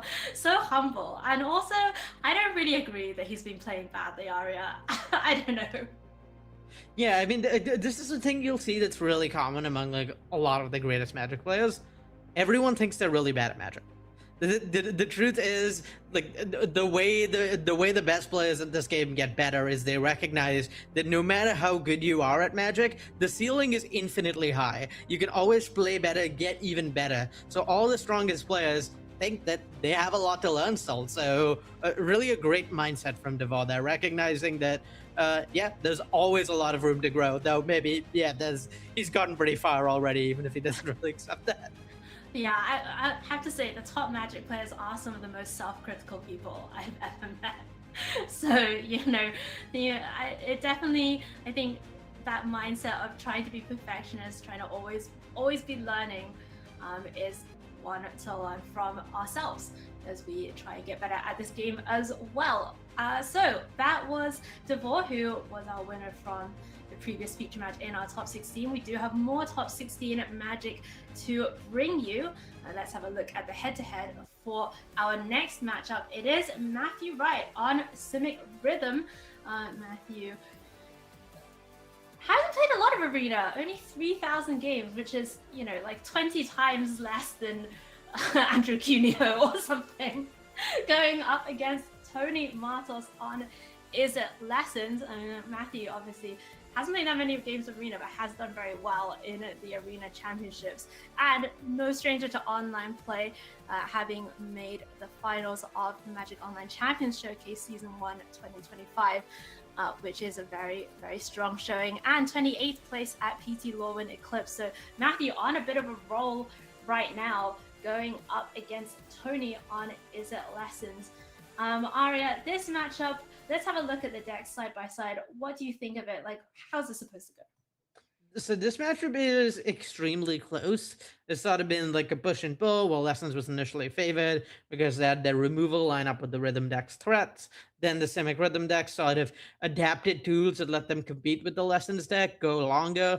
The Quantum Riddler helps with that. The fact that you have these Surax in the main deck does a lot for that as well. So I think the final version of this matchup as it stands these days is really close. There's been a lot of innovations back and forth. I think it will come down to how well the players navigated and how well they play to sort of get through that mid game, to get through navigating around the structure of each other's decks that will determine how this matchup goes, rather than the matchup being particularly skewed in one direction or the other. All right, well, that's the kind of game that we love to watch. So let's go down to the action. We are joining in game 2. Tony is a game up already, and we're going to see him there keeping on the draw, Grand Flash Freeze, Artist Talent, and Combustion Technique, while Matthew has double Llanowar Elves and the Keen-Eyed Curator, which Aria has been pretty important in this matchup for the Simic decks. Yeah, Curator is pretty important to stop the Lessons deck from really getting its engine rolling. That's one of the main ways you lose this matchup is Lessons interacts a bunch and then costs a bunch of ancestral recalls. So yeah, I like having it in the deck. I like having access to it post in games post mod particularly, where the games get a lot scrappier as both players have interaction for each other's stuff, and you really want to prevent your opponent from enabling their graveyard synergies. That makes a lot of sense. And we are going to see Matthew put that Keen-Eyed Curator down on the battlefield, leaving up the blue mana for potentially a Detect Intrusion on the in web mode. Meanwhile, Tony has a bunch of options. Could get this Artist Talent going, or could maybe do some interacting here, Aria. Yeah, so I think I like Matthew's choice to leave up the Detect Intrusion. I also think it was like quite telegraphed, because the Llanowar Elves was tapped rather than leaving an extra block on tap or an extra creature on tap. It's pretty clear that something's being left up there. The mana wasn't developed this turn. So in Tony's spot, there's not really a reason to go for a spell there. So I like just passing turn as he did, threatening interaction at the end of Matthew's turn, or maybe a counter spell for an Ouroboros in that flash freeze. And that way you don't play into Detect Intrusion as much. And Matthew is just going to do a bit more development. We know, of course, that he doesn't have the Ouroboros, does have Wistfulness. So getting down a couple more mana dogs, maybe Aria hoping to kind of hard cast the Wistfulness with both modes next turn. And it is very nice when you cast your Wistfulness and you get to do something like blow up an Artist Talent against Lessons. Yeah, Tony is no doubt thinking about stuff like that, and part of yet another reason not to expose the Artist Talent until you can get some value is the threat of some sort of interaction for it out of Matthew's deck. Right, we're going to see Combustion Technique now, and okay, and this is a genius play. So, this is like a slightly strange looking play when Llanowar Elves is the card you care about sort of the least of the threats that Matthew has, but what this does is Matthew's no longer going to have Detect Intrusion up on his turn. Because there's not going to be a tapped creature he can return to hand, since this Land of Elves was the only thing he could tap. I see. Okay. So, Tony, by interacting with the least valuable creature on Matthew's board, guaranteed that he could resolve interaction on the most impactful creature on Matthew's board on this coming turn.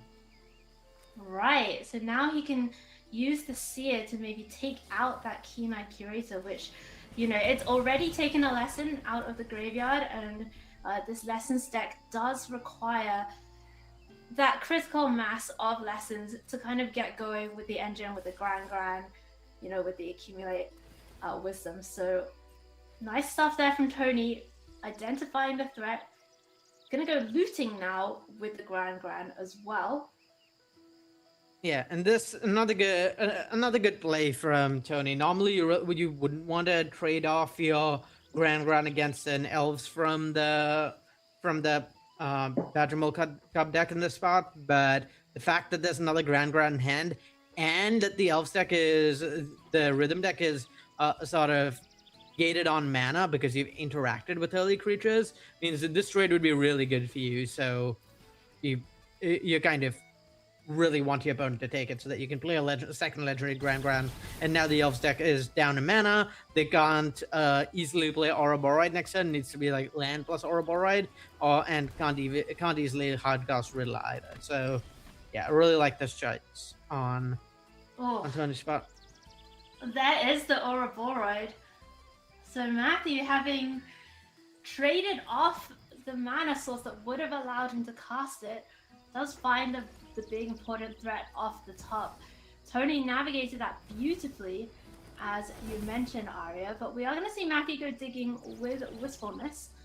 So yeah, and the question to me is Matthew going to counter his own Wistfulness trigger here with Detect Intrusion? Oh, that's a way to sort of make up for having fallen behind on tempo early, is just apply a lot of pressure out of nowhere.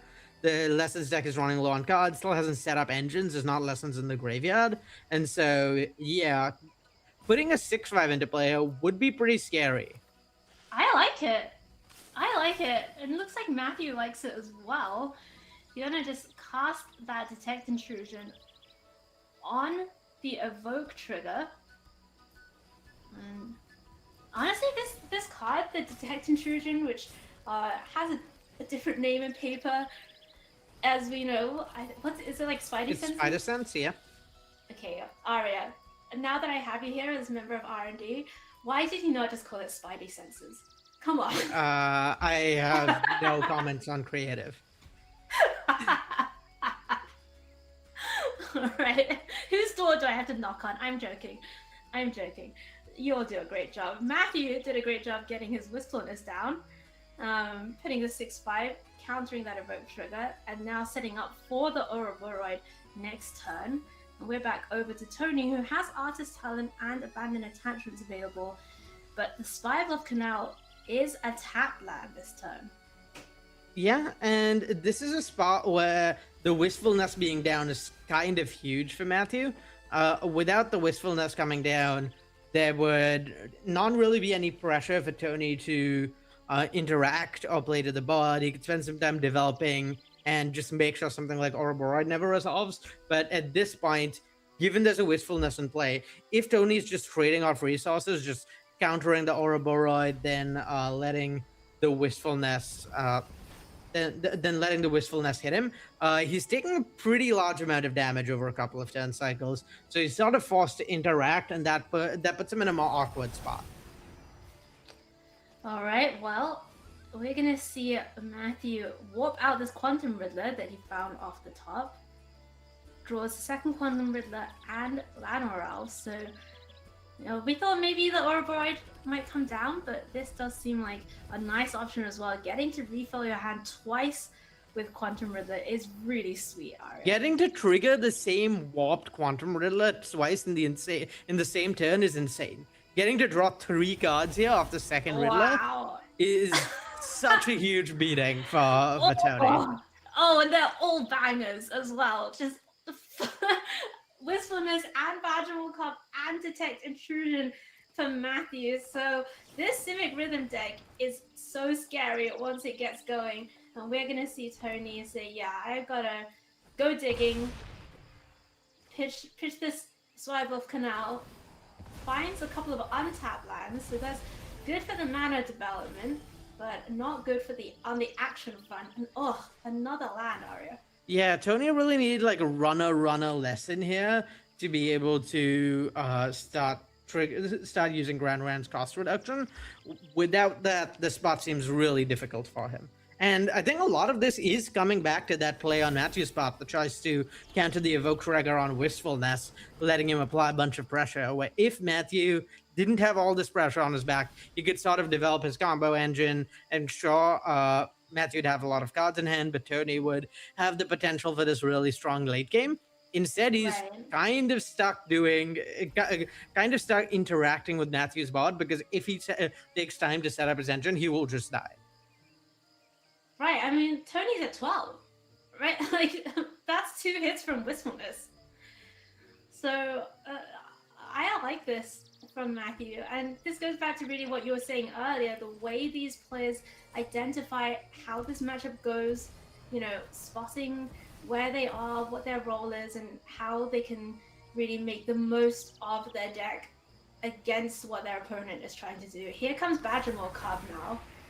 And this card is explosive when it comes down on 2, but Arya, it's honestly still pretty explosive when it comes down on 6.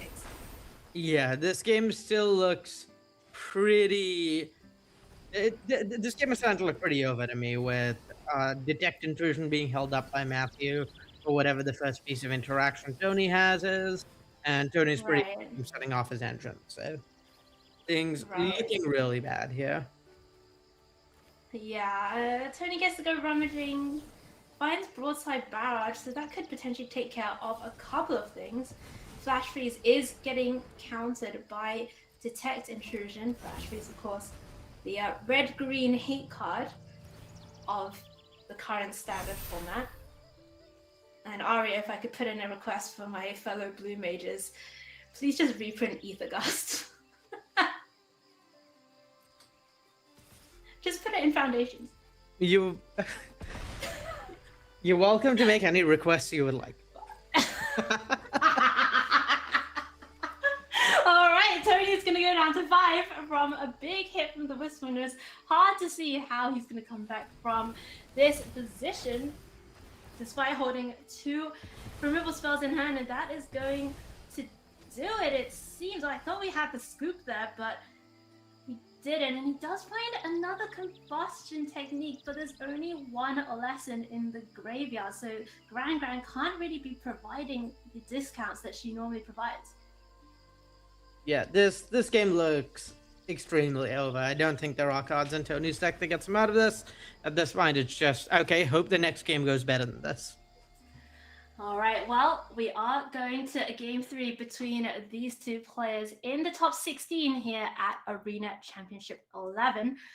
Matthew Wright against Tony Martos, battling it out for their top 8 slot.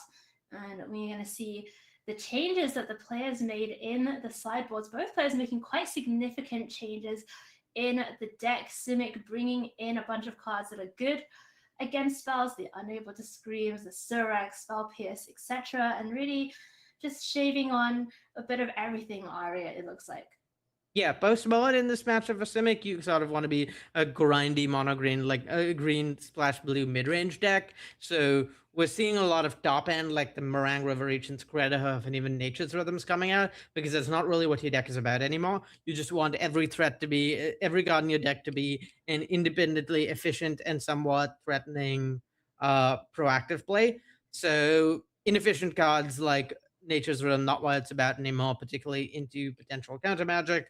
And then, yeah, Credahoof and Meringue River Agent, you're not really looking to end the game explosively. You're looking to sort of build up incremental board presence like we saw that game, and sort of make it hard for the Lessons deck to interact with you at every corner. And for Lessons as well, Arya, some of those engine pieces coming out. So interesting to see both of these players take out some of the namesake cards, really, or, you know, core cards in their deck. Monuments coming out, at least 2 copies, and a copy of Artist Talent being cited out as well here by Tony. Yeah, for Tony, the changes are more in anticipation of what Matthew has post-board than it is about how this matchup plays in general. Post-board, all of these decks are just going to have a lot of artifact and enchantment hate, so you want your deck's core strategy to be more resilient against that, and you want win conditions like Ral and Quantum Riddler that apply pressure on their own through artifact and enchantment hate, and can sometimes punish your opponent for having spent a bunch of mana and spells trying to destroy your artifacts and enchantments. All right, well, it's going to be game 3, the decider here between Matthew Wright and Tony Matos for that top 8 slot and the chance to keep competing and keep fighting for a potential World Championship invite. A lot on the line here for Tony as he starts out with Gran and the one lander on turn 1. Yeah, Matthew's hand looks sick.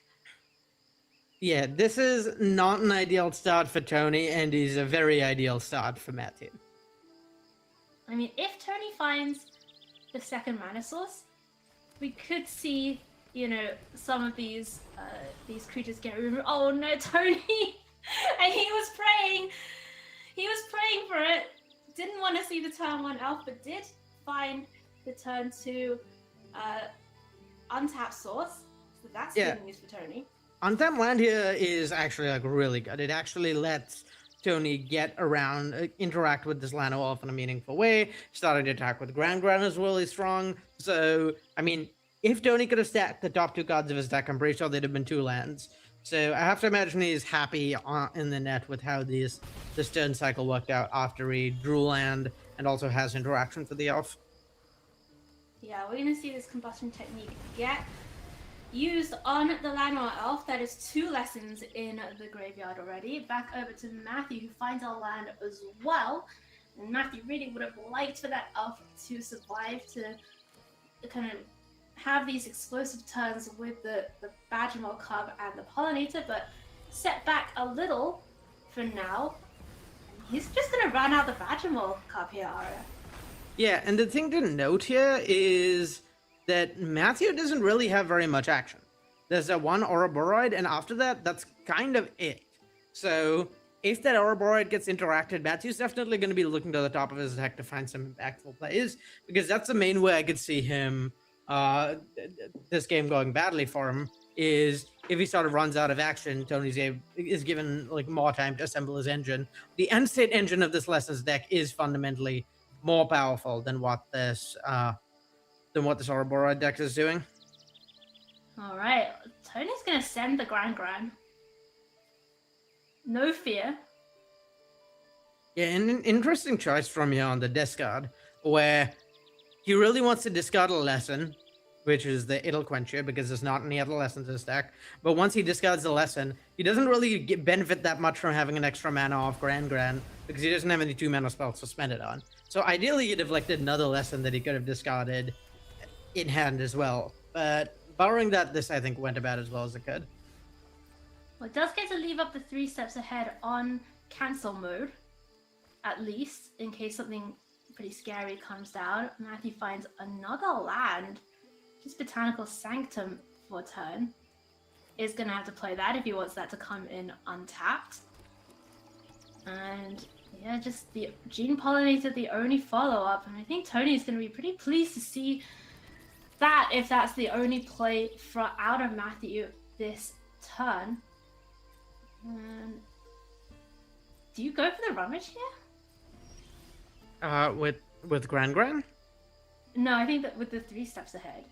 You can go for the... No, I don't really think there's any reason to. Mostly, what is scariest about this deck is about this blue-green deck is the Haymaker. So I think 3 steps ahead is extremely high value above replacement in this spot. Just really want to interact with the Ouroboros, the Riddlers. Just a universal counterspell is so good here. The Gran beats keep coming. And we're going to see Tony maybe pitch this Spell Snare here. I think if Matthew had a 2-drop in hand, probably would have played it already. So relatively safe to maybe put that Spell Snare in the bin. And honestly, if you're Matthew, like the chance of being blown out is just way too high, right? Yeah, I don't think you can double block here, but also it looks like Tony's not going to give Matthew a chance. And this is something you'll see happen a bunch at this level of play, which is players are very respectful of their opponents, and so assume that if Matthew would double block, it would be for a reason, and doesn't want to run into whatever that reason is, sort of by disrespecting Tony's play here, Matthew's play here. How about Oko? Oko is nice as just yet another independently powerful threat that Tony has to deal with. Having 3 steps ahead is pretty good for that, but yeah, the Oko stuff like Oko is the way Matthew gets out of this, right? Just drawing more independently powerful haymakers before Tony starts refilling his hand with accumulated wisdoms. It is really good for Tony that there's now a second removal spell for the Ouroboros, so he can answer Oko with 3 steps ahead and then still have interaction for whatever the next threat is. Right. Does Combustion Technique go Planeswalker as well? I believe it does not. There's not any Planeswalkers in the set, so generally we try not to put Planeswalker on cards where the type isn't in the set. That makes a lot of sense. So, yeah, it's going to be the Ouroboros first for Matthew, hoping to tease out whatever interaction Tony might have. But we know, of course, that Tony has the perfect 2 cards for these 2 threats.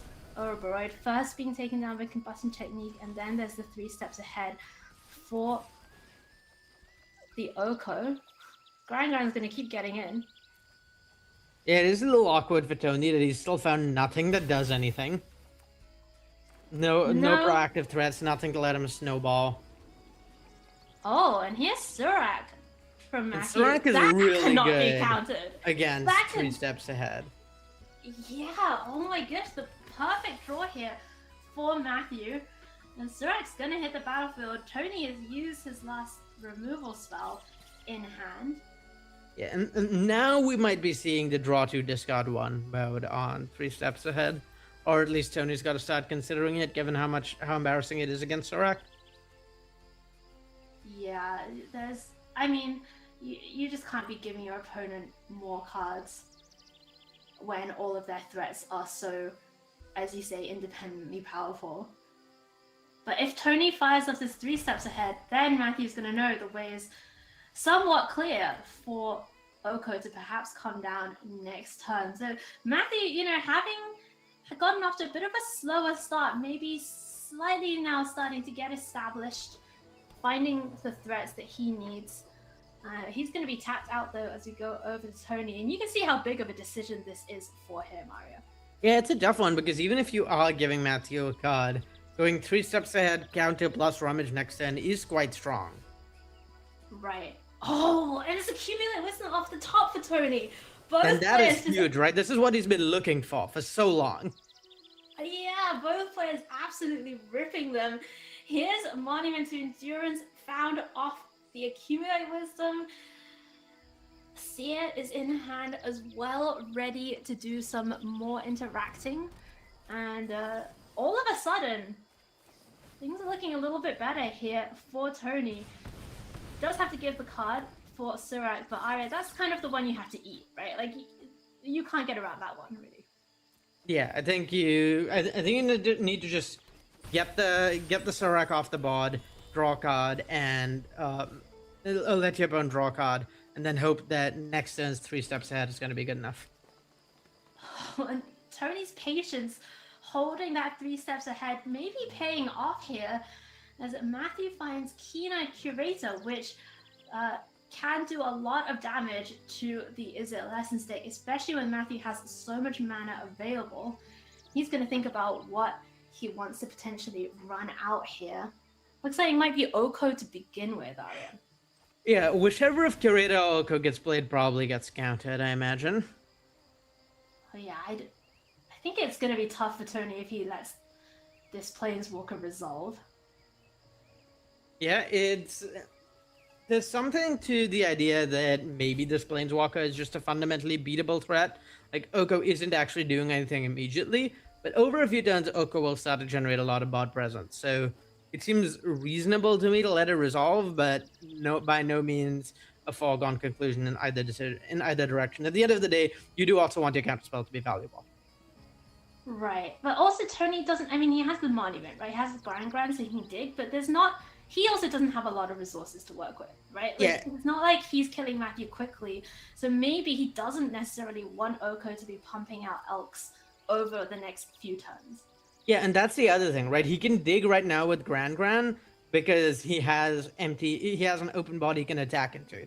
That's the other risk of countering the Oko is if you counter the Oko, Matthew could just play a blocker for the Grand, and now you have to lose a creature to start digging towards action. And that's not ideal.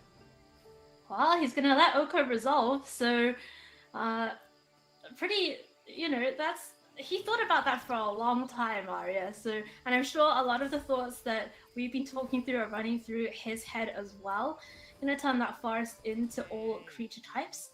And then we are gonna see this Keen-Eyed Curator get put on the stack. Is this something that Tony has to counter? I think this is also a really close decision, sort of in a different direction. The last countering an Oko is like more important strategically, in that it's letting you countering Oko is more important strategically because it's preventing impactful threats on the board for Matthew, whereas countering the Keen-Eyed Curator is really strong tactically because it's making sure you get a Grand attack in next turn. And yeah, I like spending your mana. I like ensuring that Grand attack because at the end of the day, drawing a card there without losing a Grand really important. Right.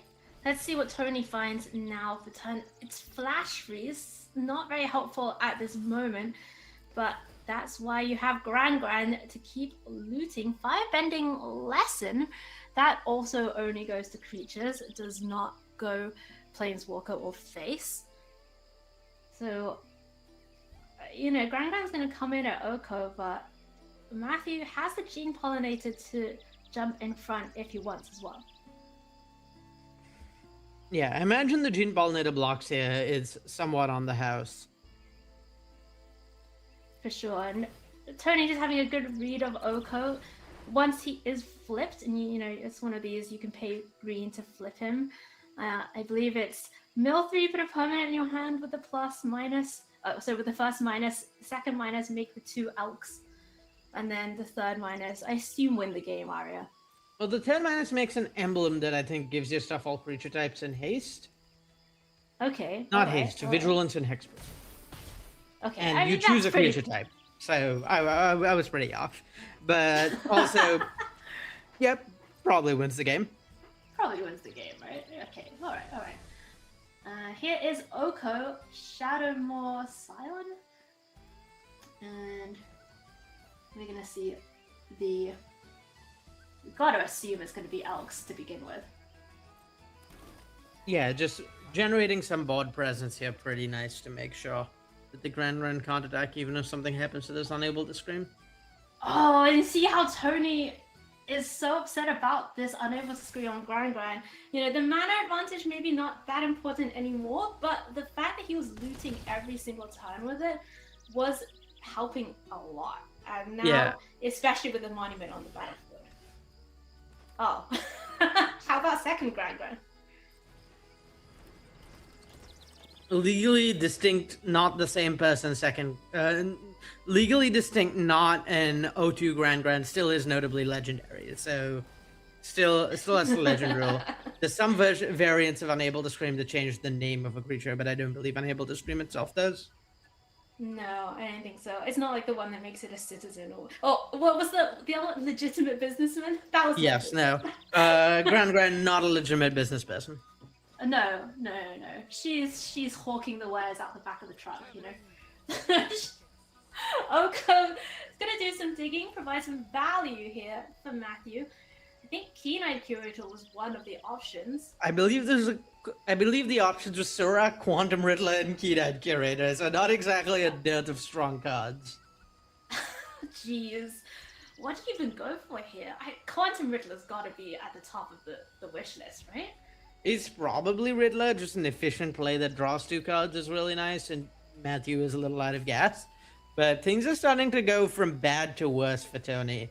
I feel like he's starting to lose control of this game. Is starting to slip out of his hands as Matthew has just presented impactful threat after impactful threat after impactful threat, and Tony has struggled a little to draw critical mass of cards that are going to independently leave him up cards.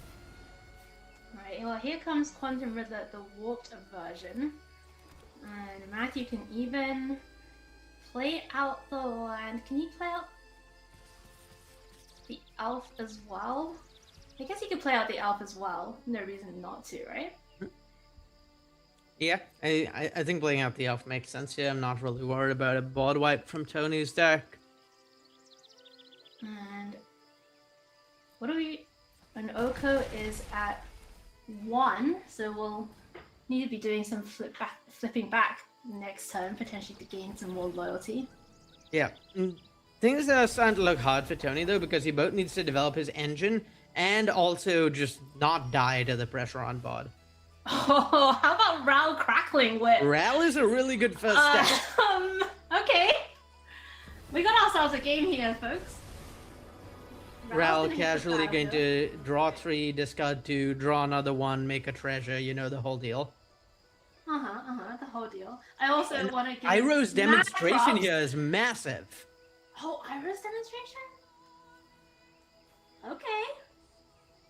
Does that go place? No, I guess not. Because Just when I thought things were maybe getting out of control for Tony, Iroh's demonstration plus like double firebending lesson can basically mop up all of Matthew's board. And then you have a pretty uncontested Ral. I just want to give props to Tony for making sure that it's the Otter Ral. You know? I agree. Definitely an important choice. Yeah, I mean, you're playing the deck with the Otters, right?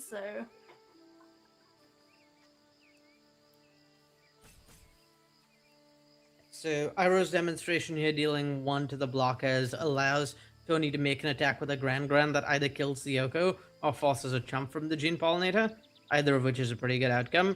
If you really wanted to kill the Oko, he could also just firebending lesson the Gene Pollinator. I like it. I like it. Here comes Iroh's demonstration. I've calculated. Float the mana, but not a lot you can do with that mana here if you're Matthew.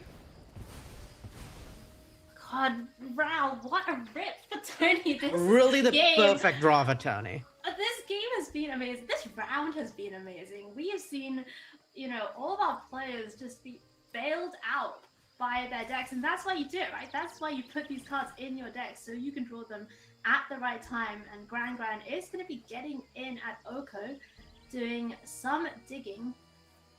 We saw Tony before, but very proactively using the removal spells to take out blockers, and we're going to see him do that again here.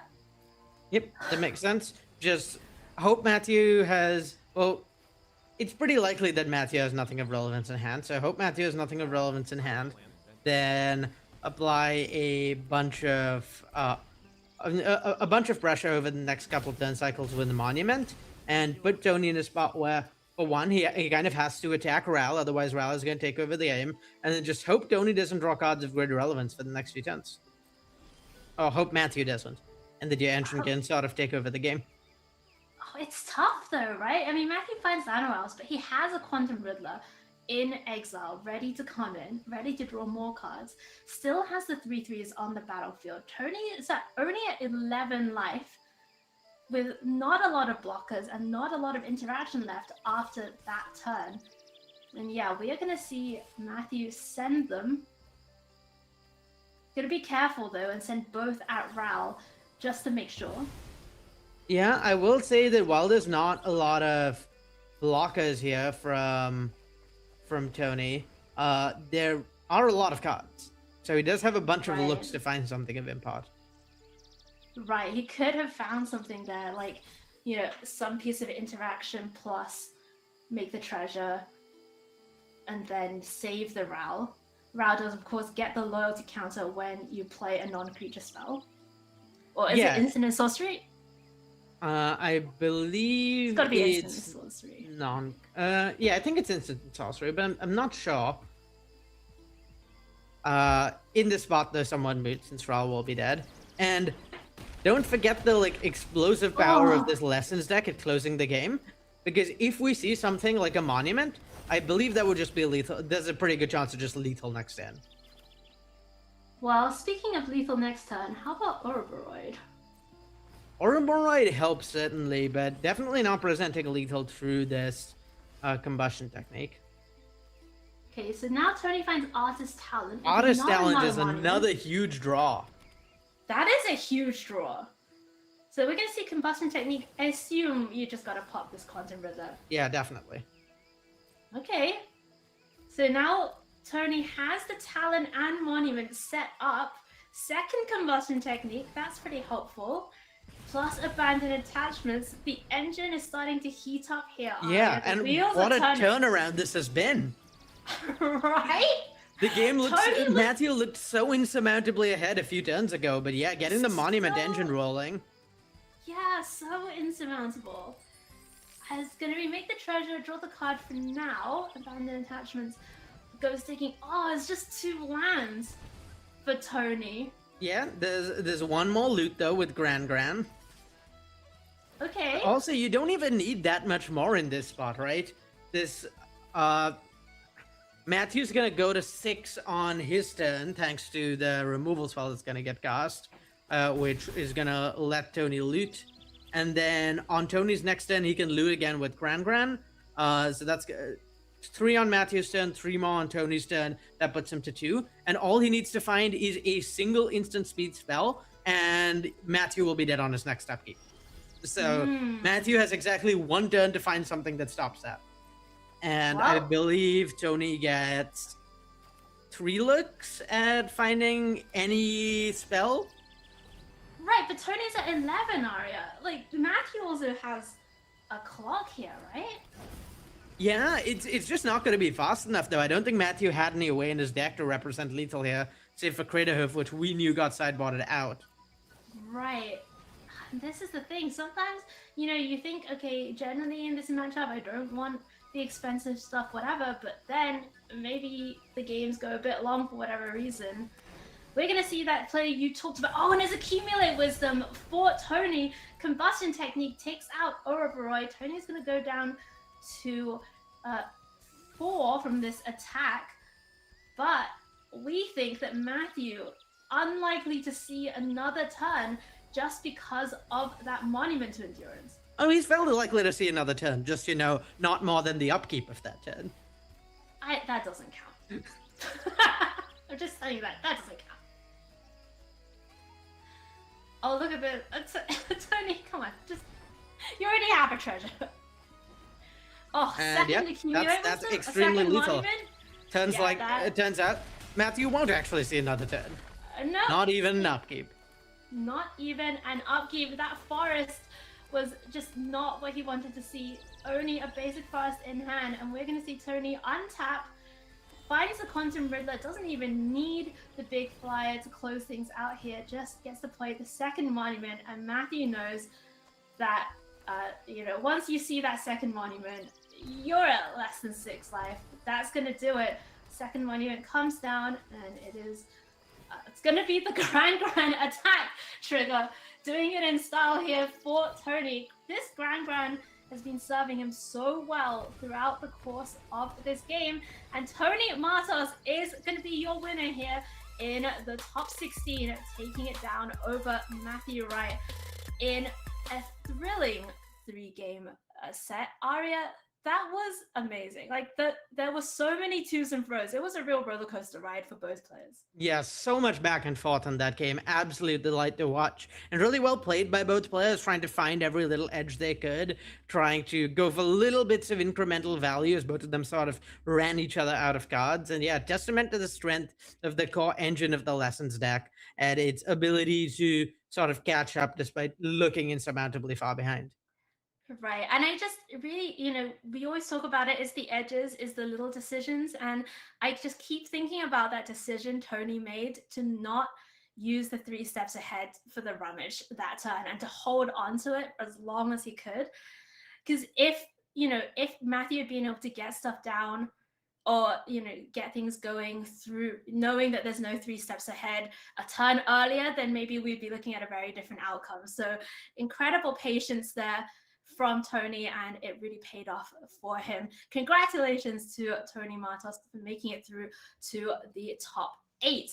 And as we round out the first couple of matches here from the top 16, I believe we are going to be able to hear from Tony after his victory. And after that, we'll be taking a little break before more action from the elimination game here at the Arena Championships. Tony Matos, the Magic Gods are smiling on you today. I saw you pray after you kept that one-lander. Tell me about that game. That was crazy. Yeah, I mean, yeah, it was crazy. I thought it was a keep, but it's these super decision points where it's like, I know it's a keep, but let's pray. Yeah, and then there was the other turn. I thought it was the Oko turn. That was also super intense. I knew that something bad was coming. I still don't know if it was correct, but it worked out. So super happy, honestly. Yeah, I mean, it worked out in the end. It got you through to the next round here. So super awesome stuff. Your next opponent now is either going to be 4-color elementals or prowess. Who do you have a preference of playing? I mean, I would rather play prowess. Also, it's my friend is Dafor, right? So we're teammates now. So yeah, I just want to do it with him. Whatever it goes, it will be fine. I will be happy, sad if I lose, but still happy for him. So yeah. Bittersweet. Also, elemental, super bad matchup for me. Alrighty, well, Tony, best of luck. Great chatting to you. You could see how much it meant to you winning that, and we'll see who comes out on top in the next matchup. Thank you so much. Bye. My name is Lizzie Harms. The deck I'll be playing is Selesnya Collector Cage. The deck features a card called Collector's Cage. So the card we're trying to cast for free is Craterhoof Behemoth, a classic. Getting 3 creatures of different power is not too difficult, especially with the addition of a few recent cards, such as Badgermole Cub and Brigid Klaken's Heart. These are both very powerful that do the thing of making 2 bodies for the price of 1 creature. So yeah, it makes that process pretty simple. Key creatures, I would say, are indeed Brigid and Badgermole Cub. I mean, any deck with Badgermole Cub in it, he's a key card. That card's just ridiculous. I think another one I would put on that list is Voice of Victory. Being able to turn off your opponent's ability to interact on your turn is very powerful. It's also very good with the Battlecry creature Sanguine Evangelist. There's a fun interaction you can do with the Badgermole Cub and Restless Prairie, because Restless Prairie has separate text on it that says when it attacks, your creatures get +1/+1. So if you animate it with Badgermole Cub and attack, you get that trigger even though you haven't paid the 4 mana. Perhaps the most striking inclusion in my sideboard, and the one I'm kind of most giddy about, is Leyline of Transformation. And it says when it enters, you choose a creature type, and then your creatures are the chosen type, which means you can turn all your creatures into elementals and they will not be bounced by Sunderflock. I will never forget how one of my arena opponents casts their Sunderflock, watches in horror as nothing gets bounced, highlights the Leyline of Transformation, concedes the game.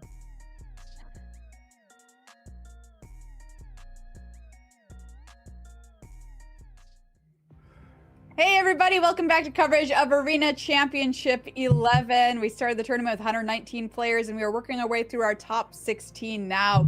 We worked our way through half of our top 16 bracket. Now we get to focus on the other half, and so much is on the line. Welcome back to the virtual news desk here as we get ready for the other half of our top 16. Daquan Watson, Tan and Grace, what are you looking forward to here in our second half of our top 16, Daquan? I'm going to try to take down some Is It Lessons decks. That's what I think I'm looking for here. But honestly, so far, as we've expected, all of the games have been good. All of the players have been making very tight plays. And that's kind of what we've come to expect from the Arena Championships. Yeah, these games have been awesome. Tannen, what are you looking forward to here? Just solid games. I mean, we've seen some pretty big emotional responses from the players, a lot of fist pumps, a lot of arms right at the air and jubilation of winning. And then, hey, we're getting really close to, making our finalists. So I'm ready to see who makes Worlds. Yeah, absolutely. That's coming up later today, but a lot of money for each of these matches, too, on the line for the players. Let's check out our bracket and find out what's happened so far this morning. If you're just joining us, we're working our way through our top 16. As you can see, we've already blasted through half the bracket. We've got the other half to get through here before we head to our quarterfinals. So let's zoom on into the top half of that bracket there, and you can see what's coming up later. Your thoughts on this, Tannen? I mean, we've got some good stuff ahead. Yeah, absolutely. A lot of Izzet decks in the top 8 out of this. 3 out of these 4. Andrew Cuneo still, manning mono green through here. Unfortunately, the Cinderella story of Sean Doherty came to an end, it looks like, but he did get that qualification for the Pro Tour. He said that was his #1 goal, so I think it's still a win in his book when he looks back on this weekend. Oh, absolutely. A great run for Sean Doherty, our level 3 judge. Indeed. All right, you can see who's moving on there to the quarters coming up later today. Now let's focus in on the bottom half of the bracket here as far as the top 16 is concerned. Daquan, what match are you most looking forward to? Hey, my underdog pick. We're going with Mike Segrist on that Simic Rhythm deck. I think it's just going to be a really tough matchup. But if he can work his way through, he's going to have to do it again in the quarterfinals. So we'll see if he can pull it off. Yeah, we've got some interesting decks here that are a little bit underrepresented in our top 16. We've got Dimir midrange, Esper midrange. I know some people have been wanting to see that on screen again here this weekend. And you mentioned Siggy there with that Simic Rhythm list. We'll see what happens here with the other half of our top 16. Welcome back to the news desk here as we get ready, in fact, for the other half of our top 16. Let's check out who'll be watching in the featured match area first coming up this round. First up, 2 players we haven't gotten a chance to see yet on camera this weekend. Marcelo Cavalcante will be up against Brandon Coors. We've got a Dimir midrange, Esper midrange matchup. So a couple of decks that we haven't seen a lot of here this weekend. Certainly we've seen a lot of them in Standard over recent years, but not so far this weekend. Marcelo there with more than 26,000 games on Arena with an excellent win rate overall of 63.7%. 16,000 plus games for Brandon Coors, whose overall win rate is 57.8. Let's zoom on in and meet our players a little bit better here before their big matchup this round. Let's check out Marcelo Cavalcante first here on that Dimir mid-range list. Started playing the game pretty early on in its history in 1996. He played in a World Championship back in 2023, as well as a bunch of Pro Tours over the years. And he really wants that chance to go back to World. So he wants to either win this thing or be a finalist. You know, once you play in one World Championship, you've got the bug. You want to go back and play with the best of the best again. Let's check out his list for this weekend, Tannen. Yeah, speaking of World Championships, this is a deck that kind of broke out last year at the World Championships. A really well-positioned deck then. Couple updates. You've got Cecil in it now, Wan Shi Tong, some better removal and quieting hex, just upgrades across the board. It's your typical blue-black deck, maybe not control. This one's more of a tempo mid-range deck, as it says, where just, hey, really good, efficient creatures, really good, efficient removal, and hopefully that gets you a win. The Bat and the Cat, they've been around for a long time, and Marcelo says, hey, they're still good. Let's check out Marcelo's opponent here in our top 16. Brandon Coors here running Esper mid-range this weekend. He's qualified for 2 arena championships, so he has been here before, has had success at the RC level, and says it's always been his dream to play Magic at the highest level possible. So he's getting a lot of that this weekend and hoping for more down the road as well. Let's check out his Esper mid-range list here, Daquan. Yeah, this is going to be kind of interesting because we get to see a lot of Kaitos go off in this match, but we get to see some cards we really haven't seen much. In Bitterbloom Bear, just making a bunch of extra flyers every turn. That's going to be really fun. As well as Sig, Wandervine Wisdom. This is from the new Lorwyn set, and actually is going to be able to make some stuff unblockable, which when you're pairing with things like Kaito or Enduring Curiosity, you can get a lot of easy value there. So it'll be interesting to see how this matchup plays out, because I don't think either of these decks were probably looking to go against each other. They were looking to go against the rest of the meta. So this could add some interesting interplay here. This deck is sweet. I love this Bitterbloom Bear. Like somebody's playing that this weekend. Thumbs up. Flitterwing Nuisance. Yes. Sig. Yes. Played Sig as my commander. Getting Standard. Let's go. All right, everyone. It's time for the second half of our top 16 to find out who continues on in this tournament. The loser stays home. You know what? I'm going to reiterate Maria's idea there that this deck is sweet. Down here, we got the Esper mid-range deck. Really cool one that we haven't seen much of this tournament. I'm really excited to see this. Daquan, This is, I'm going to use quotations here, a mirror match, because we have a lot of the same cards, a lot of the same lands, but we've got some differences between the two. Yeah, there's a lot of your, I guess, the stock package of things you get for Dimir are going to be the same in these decks, where you're talking about like shoot the sheriffs, Cecil, all the general package of stuff, even being able to get extra cards with the cat, right? A lot, you're going to see a lot of that. And of course, a full set of Kaitos for both players. But I think the difference is going to be okay, who can kind of extend the larger board, because both sides are playing a lot of removal and counters and whatnot. But I do think when we're talking about Bitterbloom Bear, just making that extra attacker or maybe blocker every turn could be important.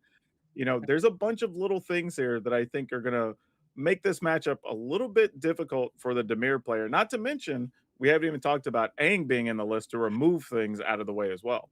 Absolutely. Let's see if that holds true for the match. It sounds like the players are ready. Let's head on down and get this one started. Again, taking a look at the two lists there. Brandon on the top with the Esper midrange, Marcelo on the bottom with Dimir midrange. Very classic Dimir midrange, like you said. It's got the bat, it's got the cat. I love that. Enduring Curiosity, one of my favorite Magic cards printed in probably the last 5 years. I love this kind of card. Go figure. Tannen likes a blue, blue card, right? Yeah. Big surprise. Blue card deals damage, draws cards. Just mail it to Tannen Grace, right? Yeah. No, this is really cool, though. I think the thing about, I would say, the Esper deck is we really don't see much of it at all in the meta, right? Usually when we see Esper, it's got kind of a more control-y build to it. We're not really getting to see this mid-ranging pile for Esper. So this is going to be actually kind of fun to watch. We kind of know what Dimir does and looks like. Let's see how the white cards really shift that up. Yeah, absolutely. I want to see, what Aang is really going to do in this matchup and how impactful it's going to be, because it's one of those ones, you see it, you read it, it looks kind of powerful. It hadn't been in practice too much, but it's actually impressed quite a bit throughout this tournament. All right, looks like we've got started. Marcelo's going to start off with a tap land here on turn 1. Going to be able to have a couple options for himself in turn 2. And I feel like we're going to see quite a bit of tap lands in this matchup. Yeah, a lot of tap lands and a lot of slow development, right? Each of these decks, unless they get down like an early Cecil, generally want to be playing defensively, right? Use those hexes, use the shoot to sheriffs until you're ready to flash something in or sneak something through. All right. Generally, we see hands like this a lot. When we play something like Deep Cavern Bat, you see 2 removal spells. How do you usually like to try to navigate this? Yeah, usually I'll try to figure out what I think their next turn or 2 looks like, and then how much mana I want them to be forced to spend to get rid of my bat, right? Right. Or in this situation, if you're going to play something that was 3 or 4 mana next turn, you say, okay, Hex is only really good against my bat, so let me take the Hex, force you to use a better removal on it, and then you're kind of limited on what you can use your next removal spell on. Yeah, it seems like Marcelo had sort of the same idea there. Brandon did as well. Went ahead and made sure shoot the sheriff, had to take care of the bat, and the Recording Hex got returned to hand. Definitely like the way that played out for him. Make sure you get to make them use the removal spell you want to on this. I'm going to go ahead and map up the Spyglass Siren here, make it a 2/2 and pass back over. Like you said, is this how this matchup's going to play? A lot of jockeying for position back and forth? Yeah, that's what I'd expect a bunch of here. And interestingly, I don't think either side really has a way to get rid of Enduring Curiosity. Like, you could kill it and turn it into an enchantment, but it's probably just going to sit around. So once one of them sticks, every creature becomes that much more valuable. Yeah, I think the first person to really get going with Enduring Curiosity is going to be a little bit of an advantage. Both players have them in their hands. Let's see if anybody can get a creature to stick. It hasn't happened just yet, Daquan. I think that's going to be the name of the game. It's looking like, hey, look, you played a creature, I'll kill it. Oh, you played a creature, I'll kill that as well. So back and forth, here we go. Looks like we're going to get one of our first attacks of the game here from Cecil. Yeah, here comes the first bit of jockeying of, all right, am I going to commit to trying to get an extra card here with the Curiosity? If so, are you going to kill my Cecil? Are you going to kill my Curiosity? Like, what do you want to do here? Yeah, I wonder how you exactly want to play this. He does have a Tidebinder here, Marcelo does. It looks like that's what's going to be the play. This might be one of the cleaner answers to Enduring Curiosity because it kind of removes it, Daquan. I mean, it's still there, it's still a body, but the effect is gone. Yeah, you won't really attack into it or anything, but it at least keeps the cards off you because you're not really wanting to block Cecil either, right? So you at least aren't giving up a card in the process. However, Marcelo says, yeah, I'm going to bring it. You going to block with your 4/3 or not, boss? Right, you're going to see this happen a lot in the matchup. Okay, so there's been an attack. There's been no blockers declared. Now there's going to be a pause. Does Kaito want to come out to play? I think is the big thing here. Two mana removal spells from Marcelo here. Makes a clean turn as well. Shoot the Sheriff went ahead and took care of Enduring Custody. It does die cleanly here, though, because it doesn't have text because of the Thassa's Tidebinder. So big play for Marcelo there. Yeah, and tough for Brandon here. He's only drawing land, but fortunately he does have a Restless Reef he can attack with. Yeah, that's going to go ahead and let's say it does target his opponent Marcelo here. And I was gonna say, I don't think there's any value that you can get from who you target in this matchup. We don't have any reanimation. We don't have any, amazing Spider-Mans, copying some stuff or anything like that. So yeah, I don't think either deck is playing anything out of the graveyard. So milling your opponent's safe here. Yeah. You'll see that a lot in some of these matchups where they'll target themselves because they don't want to give their opponent value by putting it in the graveyard. But another removal spell thrown there. Thassa's Tidebinder in play here. Now, a couple of options for Marcelo. Do you want to get Kaito going this turn, or do you want to establish your own Enduring Curiosity and be the first person to draw some extra cards? Yeah, it might be Curiosity here because Curiosity could also block an oncoming Restless Reef if you felt you needed to. Yeah, that's a really good point. The 4 power here really relevant against that Restless Reef. It's going to get the extra card, and it should stay around. We've seen a player already find a way to kind of remove an Enduring Curiosity from the game, something that doesn't happen very much in this matchup. So, very nice. Ooh, Daquan, you keep talking about it. Not a lot of great draws for Brandon here over the last few turns. Yeah, I believe 3 of his last 4 draws were just lands, if I'm not mistaken. So he's had a rough go of it here, and things are starting to fall apart because you're going to start getting a lot of cards on Marcelo's side. Yeah, if Enduring Curiosity goes unchecked for more than 1 turn in this matchup, I got to believe that's a recipe for disaster. Yeah, and Brandon says, whatever, I'm attacking. Like, you want to block or no? Yeah, opportunity of what you were saying. And I mean, these life totals are getting relatively low, though. Marcelo is completely content to take 4 more here. Looks like he's going to lose his Tidebinder here, too, as well, to the trajectory. Hey, there's a decent chump blocker for you. Yeah, definitely. And you can play both cards in your hand currently, which is the other big deal here. Yeah, decent chump blocker. It also can get a Kaito into play pretty quickly. A Requiting Hex off the top. That's a pretty good one, Daquan. Yeah, that does actually kill a Restless Reef because it does have cost 0. Absolutely. Now we're going to get activated Kaito here. Let's see. Go ahead and get a Surveil and then draw a card. Let's get those in the graveyard. Yeah, we probably don't want those. He says, what do you want? 1 maybe? It looks like he's thinking about it. And take another look here. He's looking at his land to say if he wants to activate Restless Reef and maybe still leave a mana up. Right, yeah. Gotta take a look. Gotta draw a land here just in case anyway. Go ahead and play that. Sometimes the magic gods choose for you. Yeah, that's what I'm saying. You can allow him to still play this Spyglass Siren and hold up Requiting Hex here as well. Enduring Curiosity off the top for Brandon, but a little late. No more creatures in play other than this Reef and not enough mana to do both. Yeah, but Curiosity could help here. Not exciting, but not terrible either. Well, drawing that does actually kind of take him out of the getting Requiting Hexed thing that he was about to deal with. He's about to get his land killed by Requiting Hex. Now this at least gives him a play that doesn't play into that card. All right. Kaito is juicing up. We're going to go ahead and use the map here to try to put a counter on a Siren. Looks like it just draws a land. This is like you were talking about yesterday. It's like, oh, I drew a land here. It's like, well, at least I'm not going to draw it next turn, right? He gets to clean it and clear it out of the way. Yep.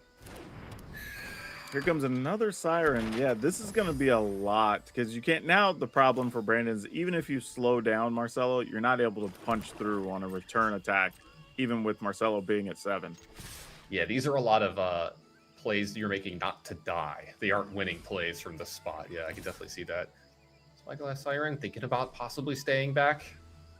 That life total he is a little worried about the life total. Doesn't want to die to Enduring Curiosity plus removal spell here from an activation from the land. So very tight play for Marcelo here not to attack with the other Spyglass Siren. Yeah, especially with Brandon holding 2 cards because one could have been removal, one could have been a creature, and then that could have made things a little dicey. Yeah, you're already you're going to be drawing some extra cards here. You're ahead on board. You just picked up a life linker here as well. That's huge. Just also going to see the land left over in Brandon's hand. Going to be feeling pretty good if you're Marcelo in this spot. Yeah, you don't really have to be too concerned here about anything. Your opponent's hand's effectively blank.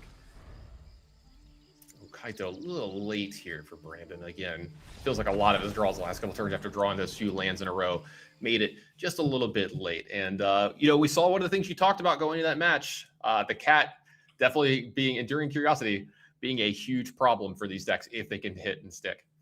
Yeah, one of the other things about this style of deck, whether you're talking about either one of them really, because they're both kind of Dimir mid-range decks, is that they don't play great from behind, right? They're the type of deck that wants to just stay ahead on tempo, get a card, keep the blockers out of the way, and just kind of get that incremental value that snowballs its way to a win.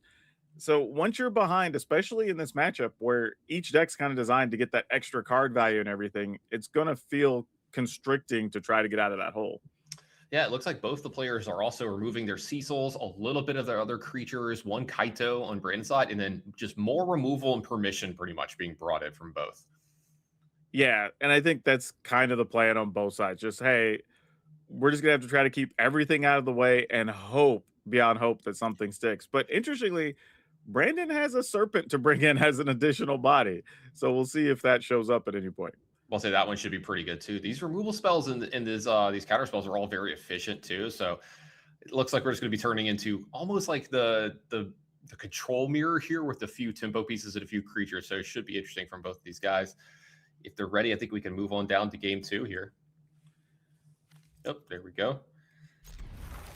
Take a look at these openers. Anything sticking out to you? No, I think it's really just, do you have any early interaction, right? Do you have an early removal or two? Maybe, some early creature just to make them use something. In this case, it's a bat or a Cecil, and you're probably good with that. You're not looking for a whole lot here. Bat taking a removal spell in this matchup. I think we're going to see that practically every single time with how much removal and permission are in these. And then how much do you value knowing your opponent's hand in a matchup like this? Oh, a ton. Knowing how much each side is just loaded, a third of the deck, I think, is either going to be removal or counters, right? You want to know what you're having to play through, especially since some of the removal is going to be like a Requiting Hex or something, right? You need to kind of know what you can sequence each turn. Yeah, it helps you make a decision between one thing and another, right? Like, oh, I should probably activate my land and attack here because of what's going on, or no, I should probably hold up mana and play this 4-drop instead, like we saw in the last game. Because of Requiting Hex. Yeah, really good point. Looks like Floodlit Drowner are going to come in, tap this bat before attacks. Not a whole lot going on in Brandon's hand here. That seems like a theme for the match. He is going to use, it looks like, to shoot the Sheriff here, take down the Drowner, make sure that bat stays around. But he's left over with just this annul. Thankfully for him, he's going to have some targets over the next few turns. Yeah, and while that might look a little aggressive, on Brandon's side, he doesn't have any other threats, right? So even having that bat go away would have been super problematic, and you're giving a removal spell back to your opponent. So it makes sense to try to protect it. Here we got just a tempo Tidebinder from Marcel here. Makes complete sense when you've got Enduring Curiosities in your hand. Yep, you're just gonna, hey, you're not playing anything. Your hand must be weak, so I'm just gonna get this out here and see if we can get some cards in the exchange. Yeah, but it looks like we're going to have our first attack and our first attempt at an Enduring Curiosity here this turn. Oh, there's no play there. Nice. He's going to hold up the end instead. Give himself some I can appreciate that. Yeah. And stop me if you've heard this before. Brandon drew another land here. Yeah, he's real good at that, actually. Yeah, I'm starting to feel for him a little bit here. Getting quite flooded in these games.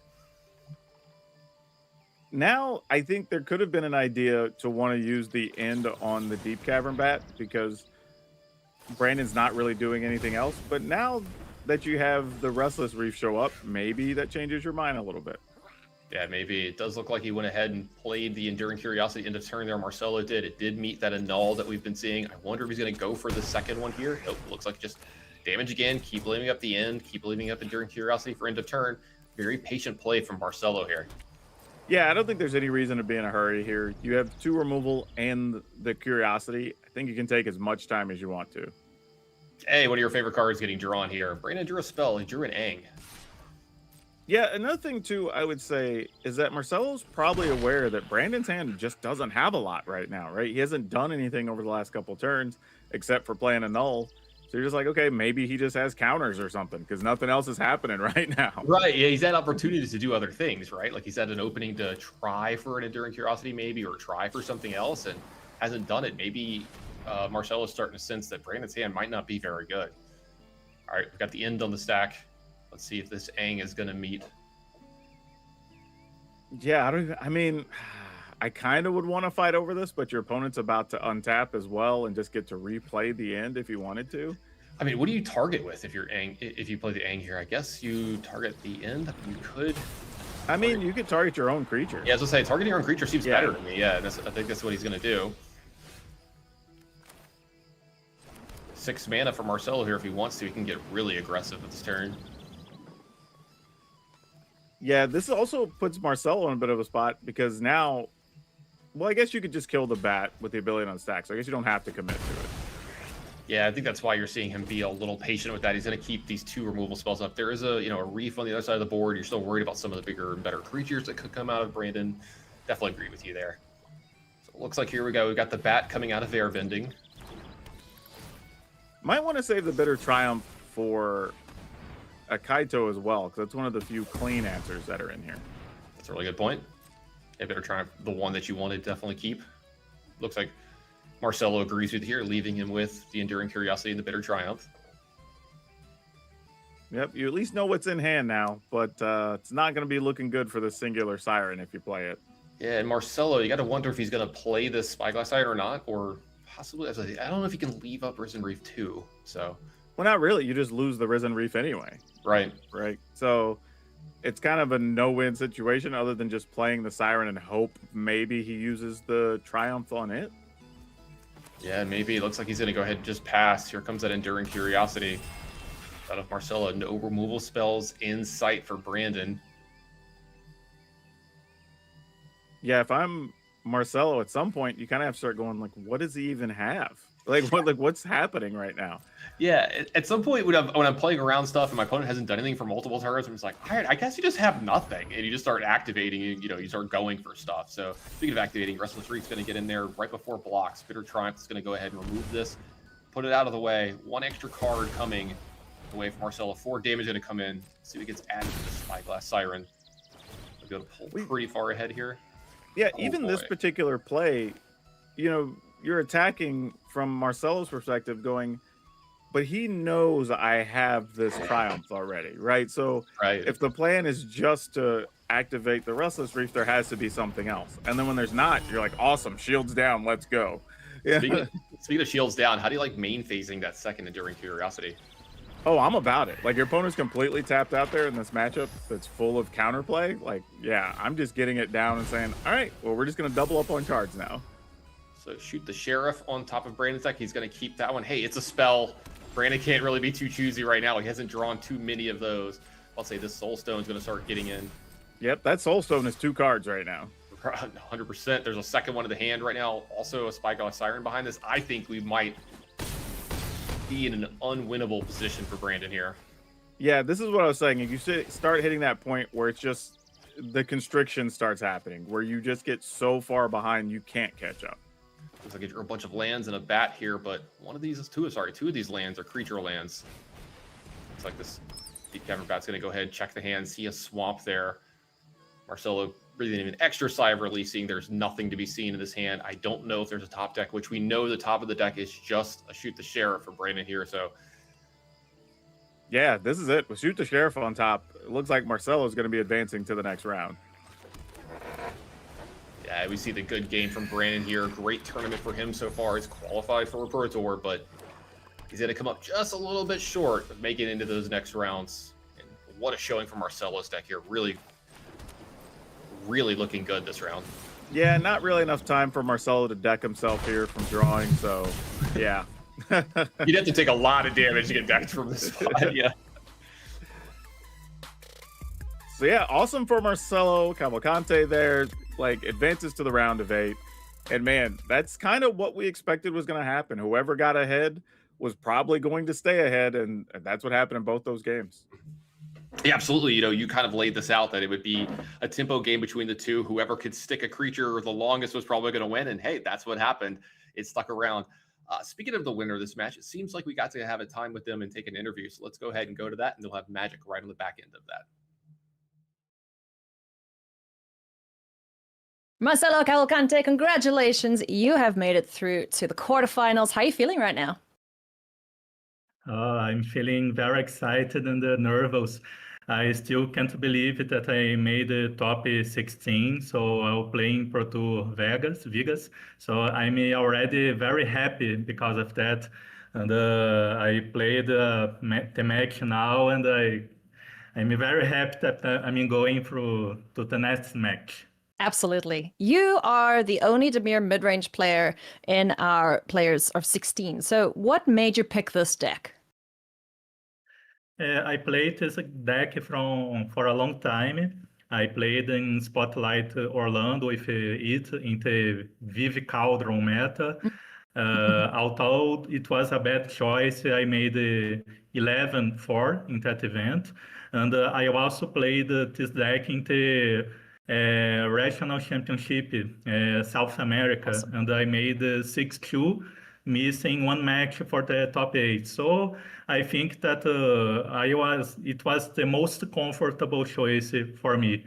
A friend told that it's a bad deck. I should try to learn lessons, but it didn't fit my style. Oh, love it. You got to play what you're comfortable with. Marcelo, congratulations. Yes. Looking forward to your next match. Best of luck then. Thank you. Daquan, I feel like all the players this weekend have actually been like super joyful, right? Just happy to be here, happy to be putting up results, getting their qualifications for the Pro Tour, and putting a little extra money in their pocket. Maybe there's something to being able to be playing Magic at your house.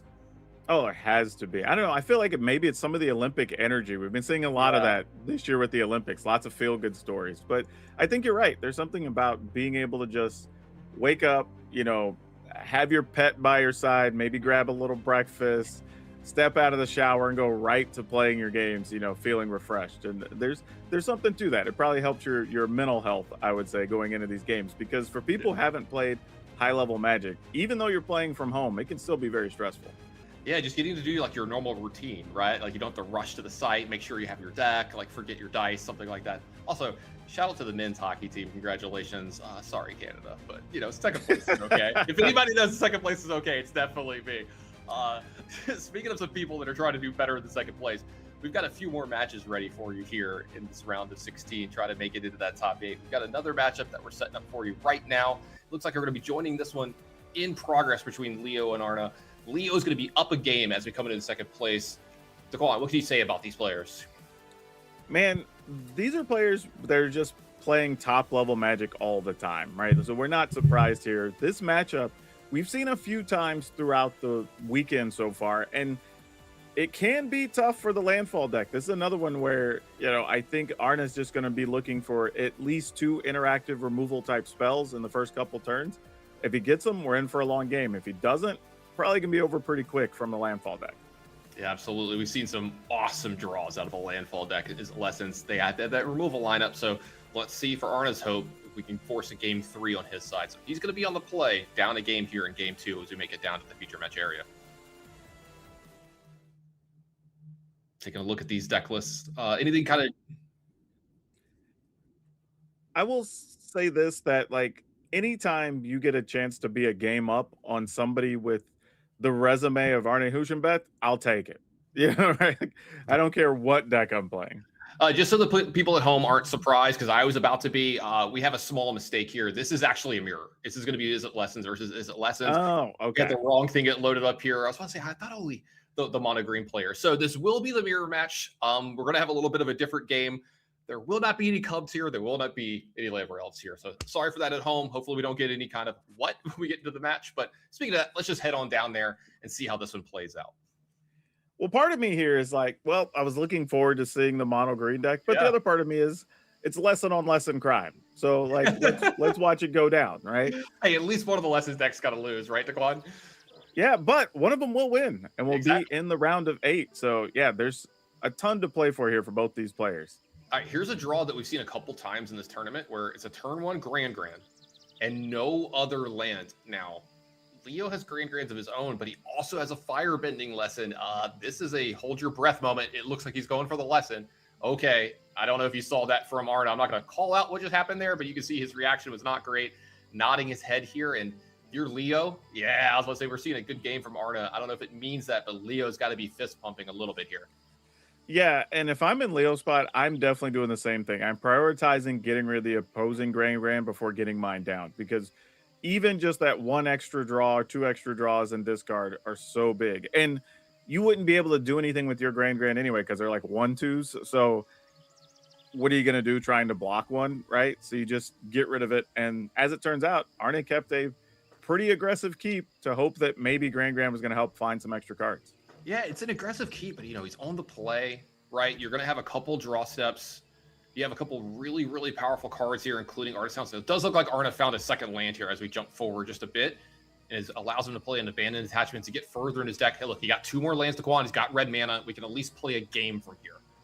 Yeah, and it's a start, right? Like, that's all you can really do. And the fact that he did get a Soul Guide Lantern makes it to where you're not going to get too blown out where you're trying to climb out of this hole. Right, like you can help contain this Grand on the other side of the board, right? They have to do it at least twice here. Grand going to get an activation here. Let's see. Looks like Grand is going to be discarded as well. Accumulate Wisdom in hand, Artist Talent, 3 steps ahead, Boomerang Basics, a lot of things to like here, but you've got to be feeling pretty good in the mirror if you're the first person to land an Artist Talent. Yeah, not just that, but it's talent and Grands, and you know that Arna's plan has to be, okay, first, can he find red mana? Which we know that he has, but Leo doesn't at this point. So if he doesn't find red mana, well, you're going to just keep doing work with this Grand on top of the Artist Talent, right? And Arna's kind of priced into spending at least 1 mana to get rid of the Grand right now, I'd imagine. Yeah, this is only red as well. Until next turn, he's only got 1. So it does look like he's going to play the Monument instead. Using all of his mana, I can see that he's far behind. I think you guys are maybe swinging for the fences here, making the big plays and hoping for the best. Yeah, and he did also get some information there, right? There was no annul. There was nothing to just stop you from playing that. So you're like, okay, tuck that information away. I have that for next turn when I start trying to figure out how to sequence these spells. Looks like Leo's looking at this Boomerang Basics that he just picked up. Nice draw for him here. Would put another lesson to the yard to start marching towards that Grand looking for 3. I know there's a Soul Guide Lantern, but you got to get through at least the first one. You're not going to do that without putting a few lessons in your yard. So Leo really contemplating what's the right play here. Start triggering this lesson. This Artist Talent as well. Yeah, but I think here you just go ahead, bounce the Monument, keep Arne just cramped for resources, right? Like you just can't get ahead yet. You spent your whole turn, and effectively for 1 mana, I time walked you. Yeah, nice tempo play from Leo here, exactly. Grand going to activate here, going to add another Firebending lesson to the hand, going to go ahead and get rid of that, prioritizing that mana just a little bit more. Second lesson to the yard, that's definitely relevant. Got to keep up with that. The Soul Guide Lantern, though, looming pretty big on Arna's side as well. And this is huge, too, because if Leo believes Arna's only real play is to play the Monument, well, again, you get to blank his turn by playing 3 steps ahead here. Absolutely. Definitely in a good spot if you're Leo here, feeling pretty good about this tempo. And I wonder if Arna's going to kind of sniff this out. Let's take a look. Look, he's thinking about playing the Artist Talent here. I could see that. Yeah, Artist Talent, Monument, Spell Snare, Washing Tongue, and a Firebending lesson in his hand for his options. Lots of things to do here. Drawing those lands over the last 2 turns was really important for Arna. We could have had a complete non-game. Instead, we've got one now. Yeah, there is a world here, too, where he could go for Artist Talent, leave up a red mana, and then if the talent doesn't resolve or whatever, you just get rid of the Grand. Yeah, definitely could see that. I think that's a very good hedge play for him here. Kind of get some information on the look and texture of Leo's hand. It looks like we are going to get the 3 steps ahead on the Artist Talent here. And it also leaves a blue mana up still for Spell Snare if you want. Absolutely. Yeah. Soul Guide Lantern, accumulate Wisdom. Do you want to discard one of these cards? Looks like the Soul Guide Lantern might hit the bin here. Ooh. This is a tough choice.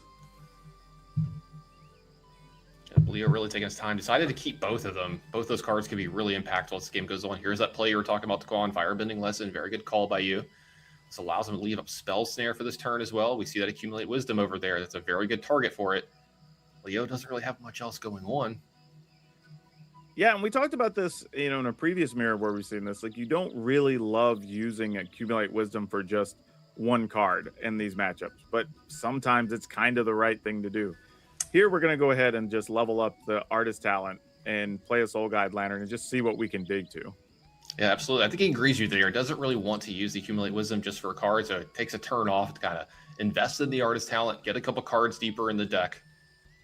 And we're going to see what goes on. Now, this does make Accumulate Wisdom only cost 1 here, so if he wants, he still has the chance to do that in response to something, maybe if he has to dig for a specific card. But if you're an Arniseed, I got to say, I'm feeling a little better about this game now than I was 3 turns ago.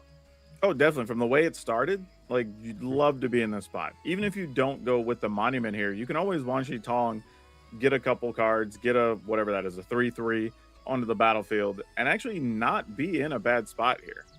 Absolutely. Yeah, you see Arna kind of with a look on his face here. He's like, all right, so what's in your hand now? And it looks like since Wan Shi Tong has Flash, he's going to be able to hold up Spell Snare, and that looks like he's just going to be passing back over to Leo. Leo really take his time deciding if he wants to play that Wisdom. Looks like he doesn't. Is that a Price of Freedom? Yeah, to destroy a land. All right. Not super consequential here. It is a lesson, though, right? Yeah. So that would be the 3rd lesson, though we still have that Soul Guide Lantern on our side. Yeah, Arna's probably just trying to figure out, like, what am I playing around right now? Yeah, like what's the scope of Leo's hand? Yeah. Like, even if, like, he decides to Wan Shi Tong, it's like, do I just do it for 2 so I could still leave up a Spell Snare? Yeah, maybe you do. Now, granted, that only gets you 1 card, but fine. You know, it's 1 more card. Yeah. You end up with the 2/2. You're still not leaving your defenses down. Yeah, it looks like he agrees with you, Quan. Very good call here. Still get that spell. Actually, I said it gets you a 3/3 because he is a base 1/1. Right. Yeah, I think the 3/3 and drawing a card here, I think that's completely fine. Yeah, I think you just take it here, especially if you don't think he has any type of counter, which it doesn't appear to be the case. So it's like, yeah, sure. Yeah, we're in a sideboarded game too, so maybe you're assuming that they've skimped on a little bit of the removal. You know, maybe there isn't as much. It'll quench a Jiran for Arna here, maybe possibly impactful as this game goes on. We are getting a little bit later in the game. A lot of mana has been developed, but we've seen the players find some spots. Island picked up here as well. Still has that monument that we've known about for a while. Yeah, great spot for Arna here. You know, at some point, you just go ahead and try to get the monument back down, but he has enough mana to monument and leave up both counters. Let's see if Arna wants to do that as well. He's thinking about it. Yeah, I think the thought process here is just with Leo not playing anything over the last couple turns, like, is there some type of counter there? Is that what I'm worried about? Yeah, because he didn't use a removal spell on Wan Shi Tong, right? So, like, what else is left in your hand that hasn't been there for a few turns? If this resolves and doesn't get countered, I'd be very curious. I'd be like, what is in your hand? So it does look like Soul Guide Lantern is getting cash in for card that is a 2nd Price of Freedom. Apparently, the Price of Freedom is a lot. Yeah, at this stage, it is. Yeah, he didn't try to accumulate wisdom to go dig for something either. He just decided it wasn't worth it. I still want full value on this, but we might be getting to the point that he's going to start falling behind. Yeah, I think he's going to maybe push the envelope here. Looks like Price of Freedom is going to target Monument. And that is only 1 mana here because of the reduction. Yep, the Artist Talent still on 2. So it looks like we're going to have a Spell Snare meet this.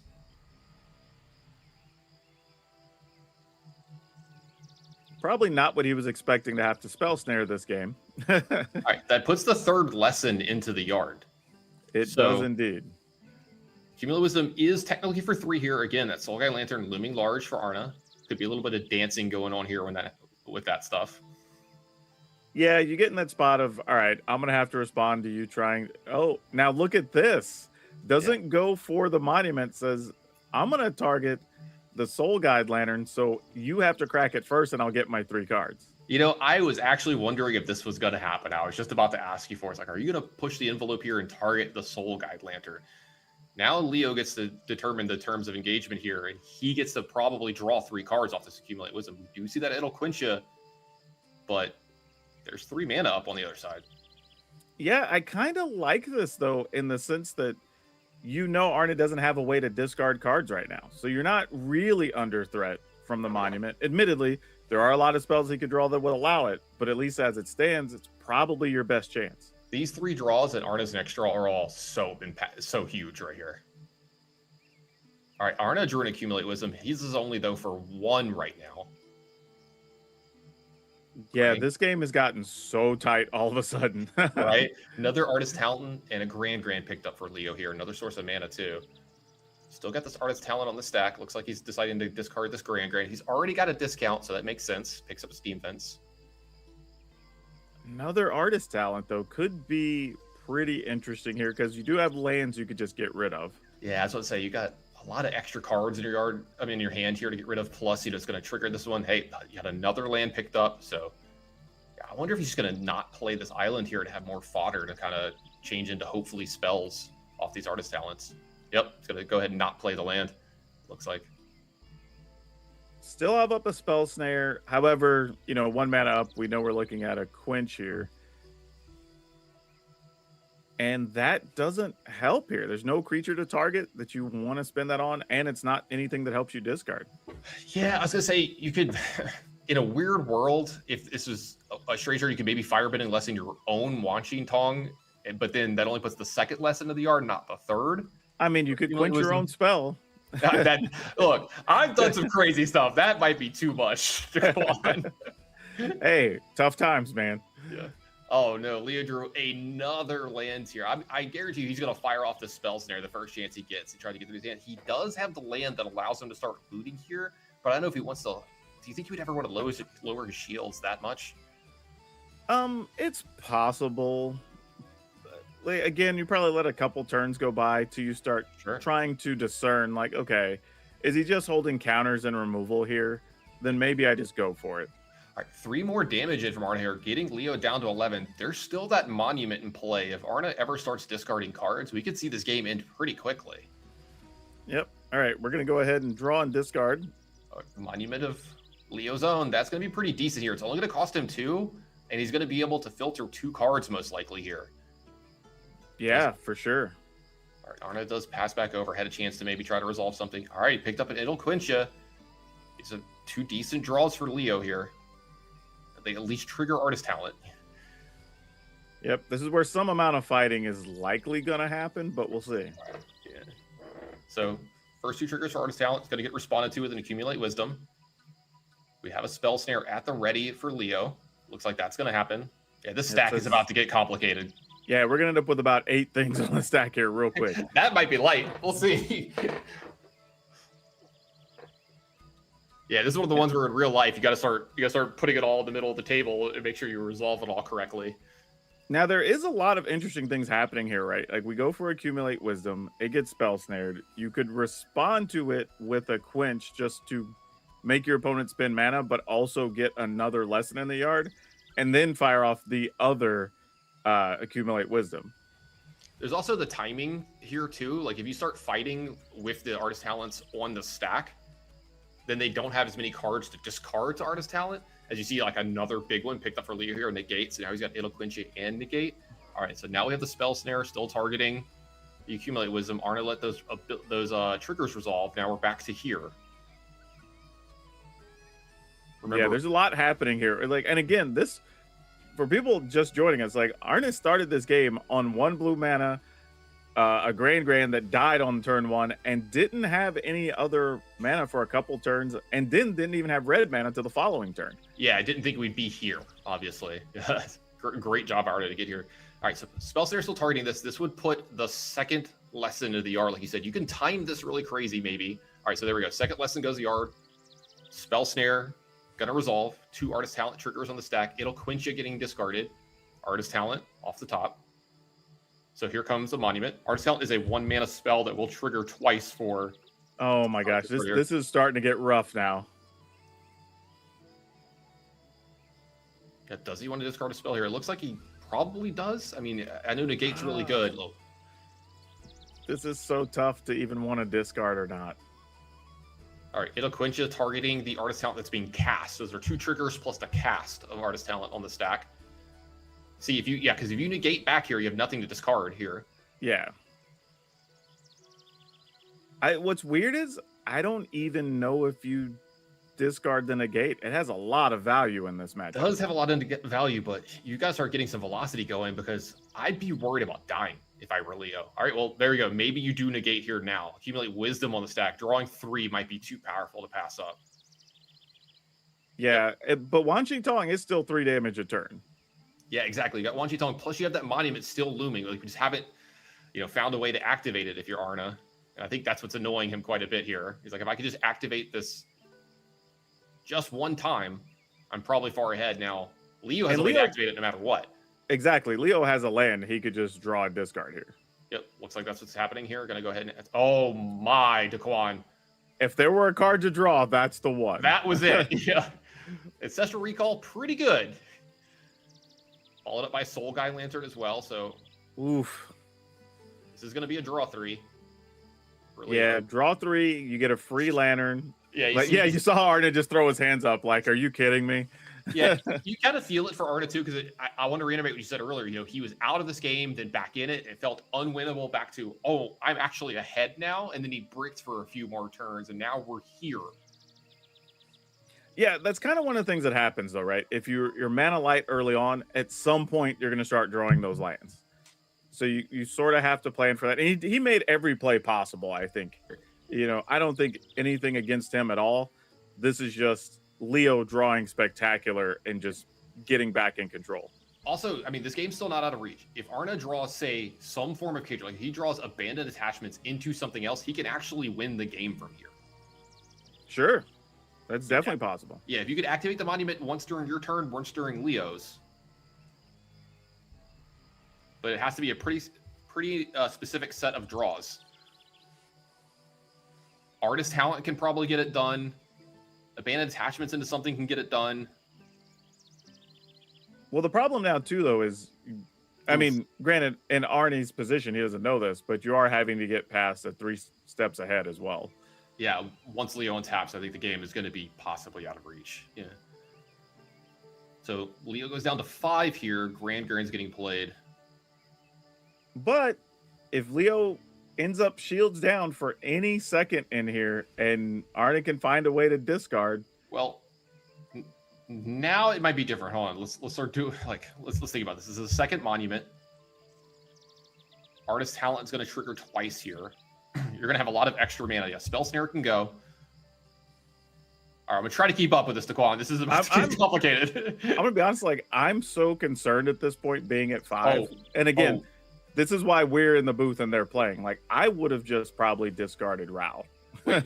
Well, I mean, he's going to have a chance now. He just picked up a second monument. Arna might just be dead now. Hold on.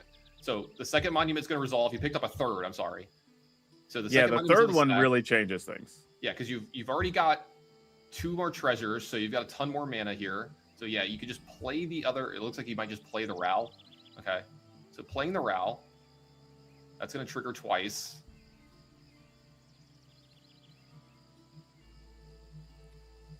Now that leaves mana up for sure because of all the treasure.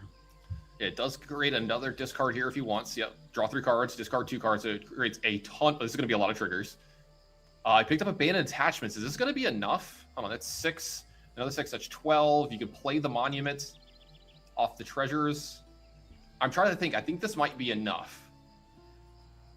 My concern, well, let's see. You could get 3, 6, and then you can get another 3 is 9. Put your opponent to 7, and then you could try to kill them during their upkeep.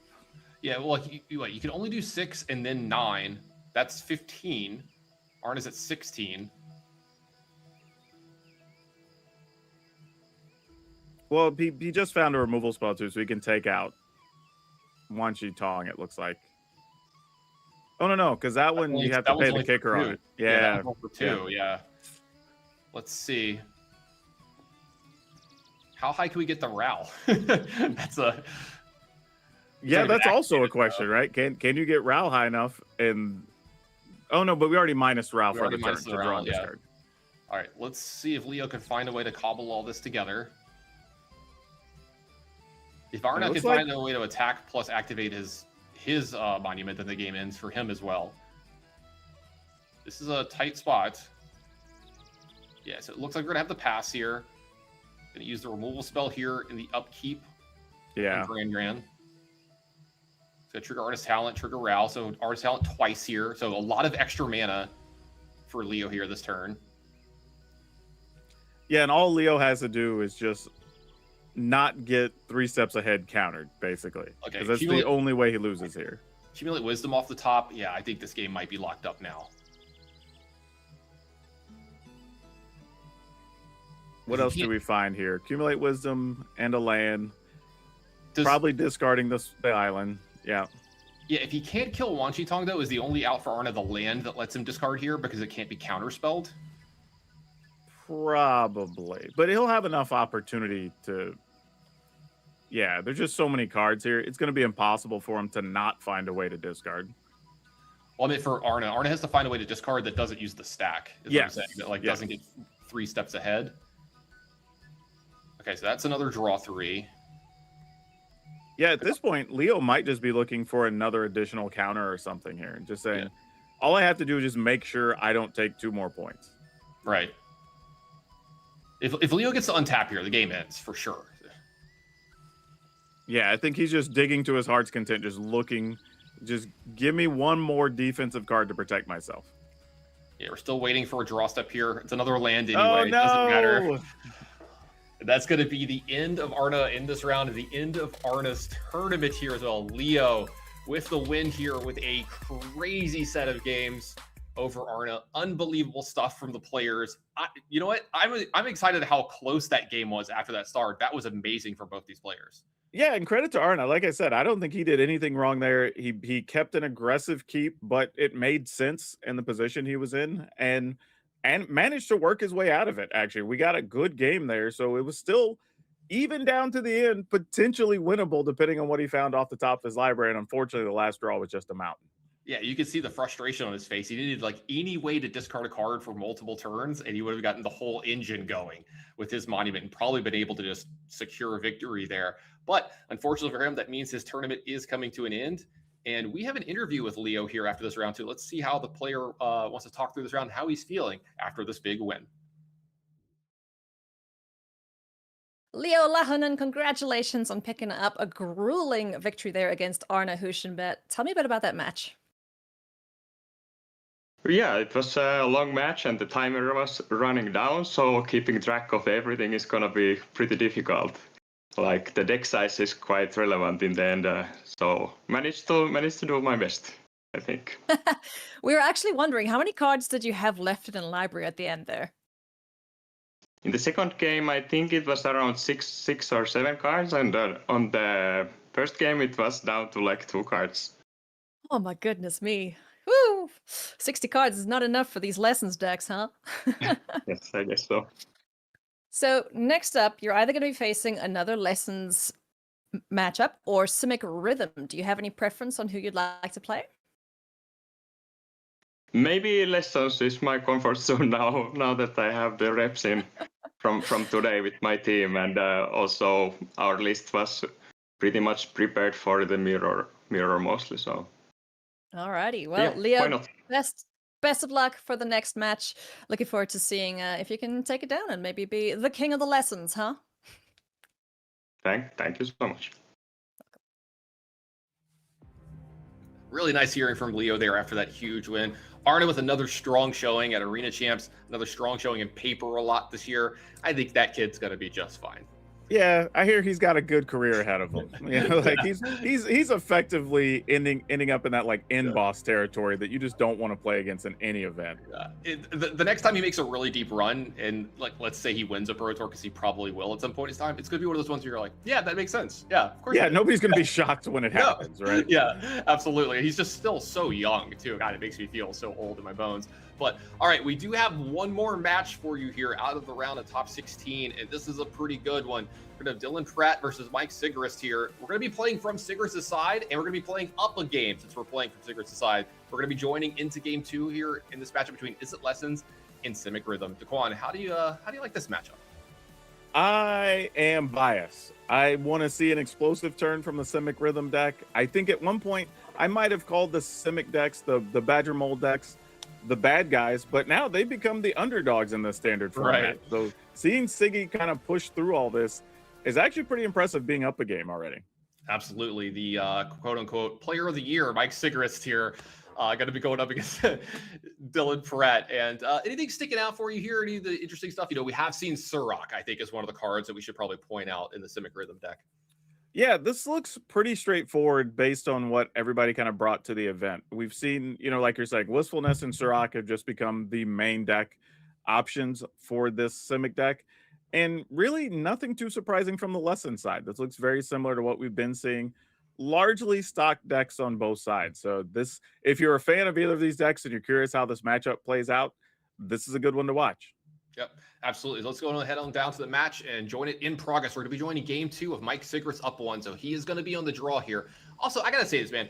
Magic's just better when Mike Sigrist is around and playing a ton. He's been streaming a ton from his house or whatever, but he's going to be back on the Pro Tour now. We're going to get to see him hopefully playing on a Saturday and a Sunday sometime soon. Really looking forward to seeing Siggy getting back in the trenches. Yeah, showing respect to Grand here, by the way. Not even trying to develop mana early and just saying like, nope, I don't want you to have any bonus cards here. So you know what? I don't think I ever got screamed at by my grandmother ever in my life. So this makes canonical sense to me. You must have been a good kid because I got screamed at a few times. That's real debatable, Daquan. I appreciate you thinking that. That's real debatable. All right, moving to turn 2 for Sigrist here. Bunch of options here. What do you like sequencing from here? I generally like leading with probably a Pollinator and a Llanowar Elf.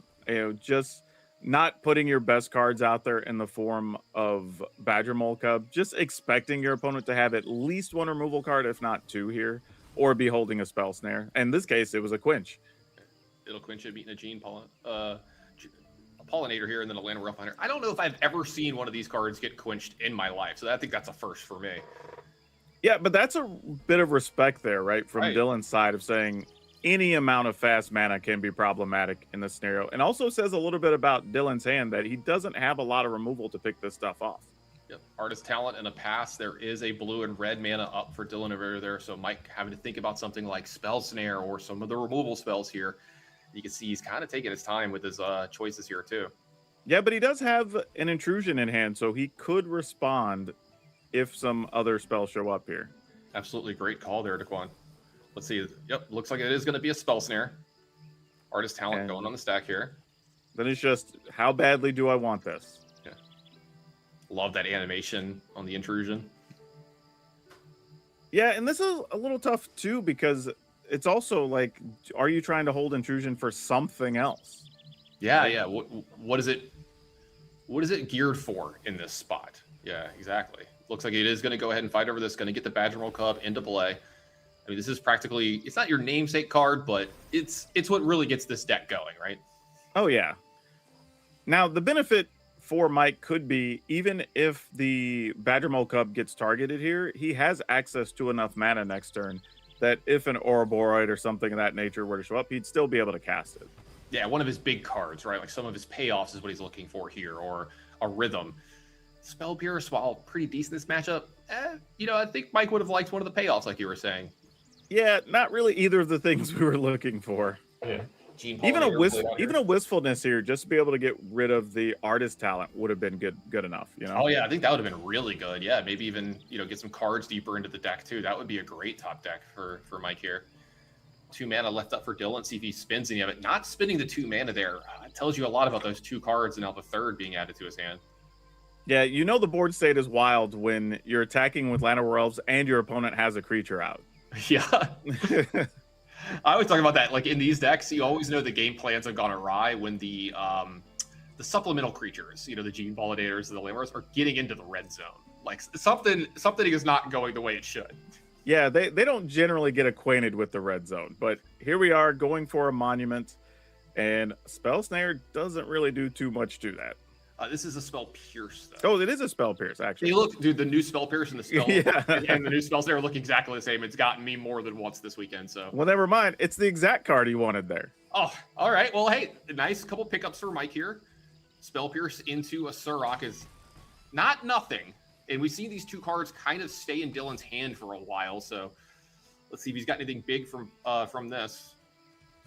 Yeah, that's good, because most likely either one of 2 things happens here, right? Something like a Pyroclasm goes off and you still have a Surrock, or they target a creature and you get a card.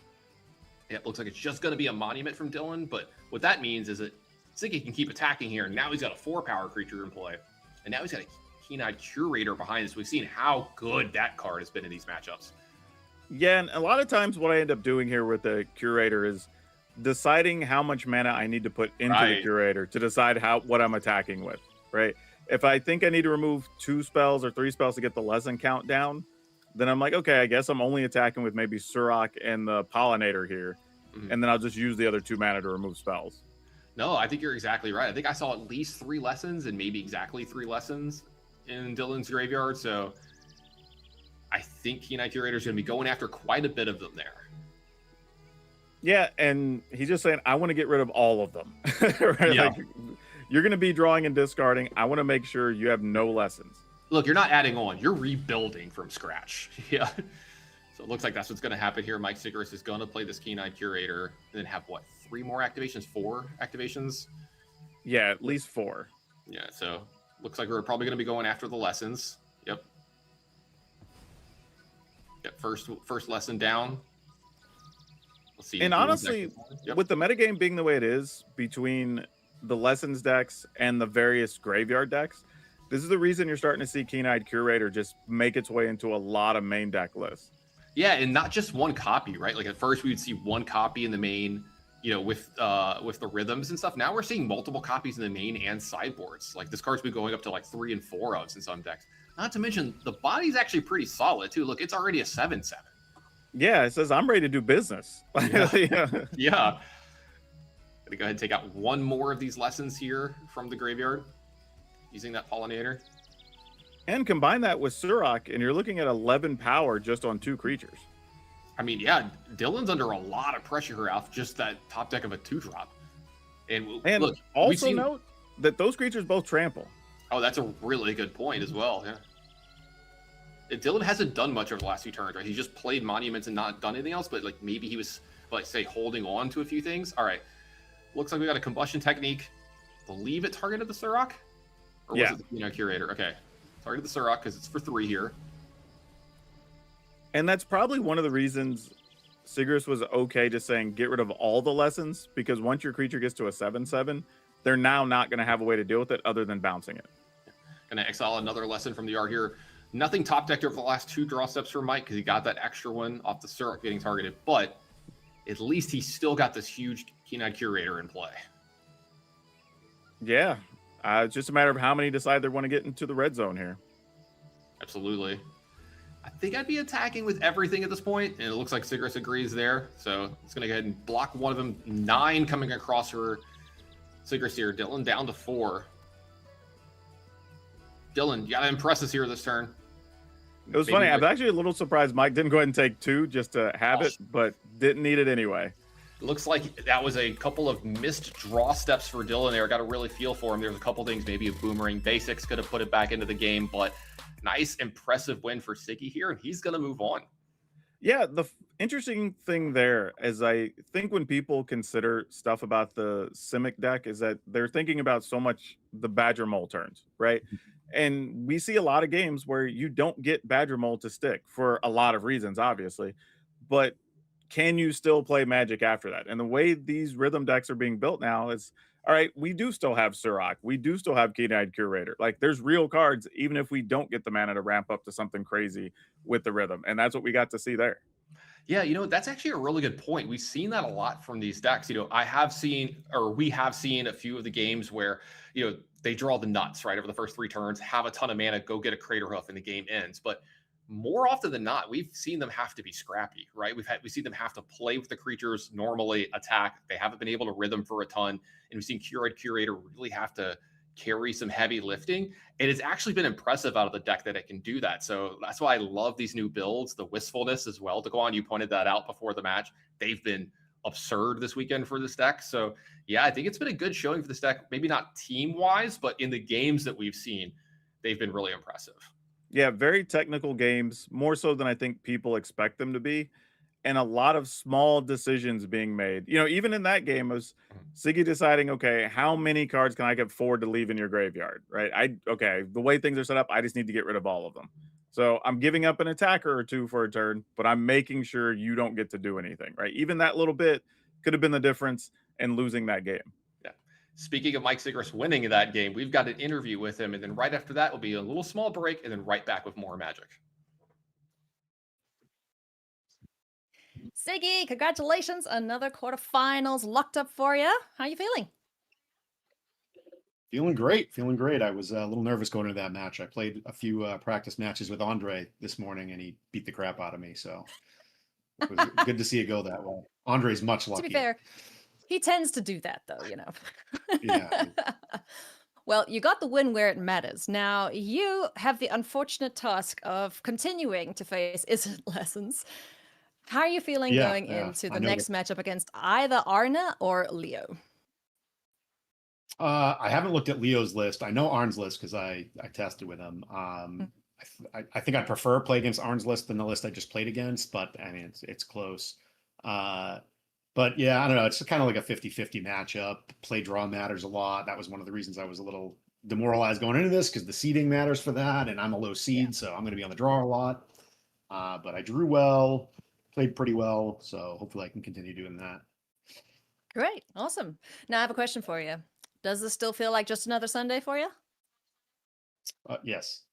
Well, no, because so I have the Arena limited championship qualifiers. I have 2 banked draft 2s that I have to squeeze in after this. So I'm gonna have to play a lot of matches today. So get him. Go get it, Siggy. We're all rooting for you. Best of luck in the next round. All righty, Siggy wins again. Siggy wins again.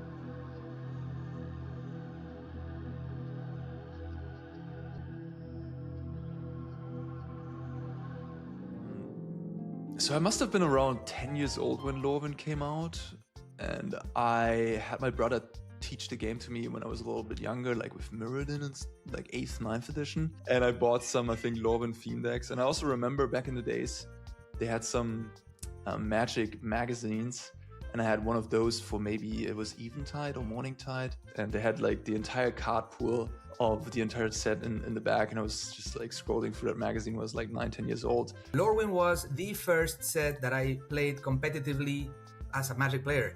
Lorwyn happened to be the main set of GP Buenos Aires 2008, which is my first big competitive event. I played it when I was 17 years old, and I was playing Kithkins back then, mono white Kithkins in Lorwyn originally. I drafted a lot. I love the draft format, and also that was my first national championship deck from 2009 had cards from Lorwyn. I played a lot back then. I was like a university student back then, and I had infinite time to play. I was playing like kitchen table Magic with my neighborhood friends when Lorwyn came out. So we weren't even playing by the right rules, you know? We were just kind of doing our thing. I really liked looking at the Lorwyn cards, like the hybrid split cards really appealed to me. The Kithkin art in particular is nostalgic for me.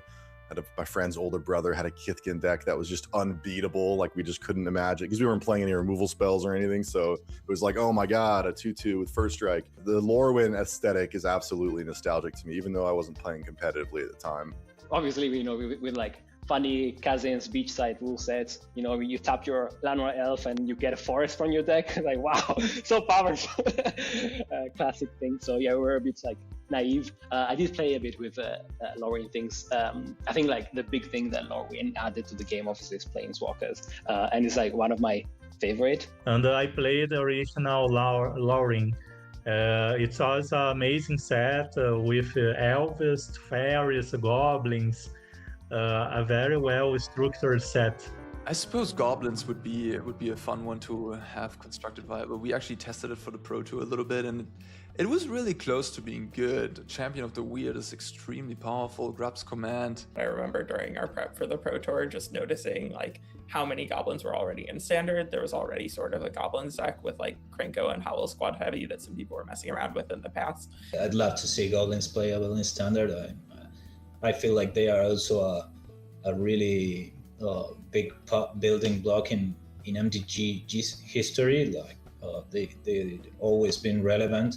I'd be really glad to see it be viable, competitive option. I would love to see fairies being played again.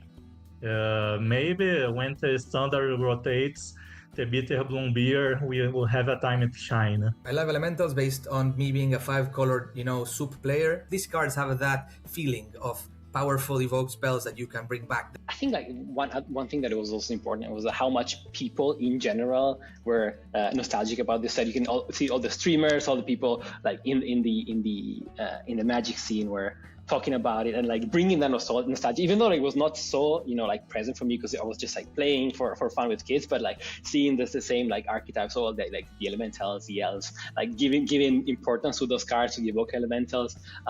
Definitely like brought this feeling back. I think they did a good job with that for sure.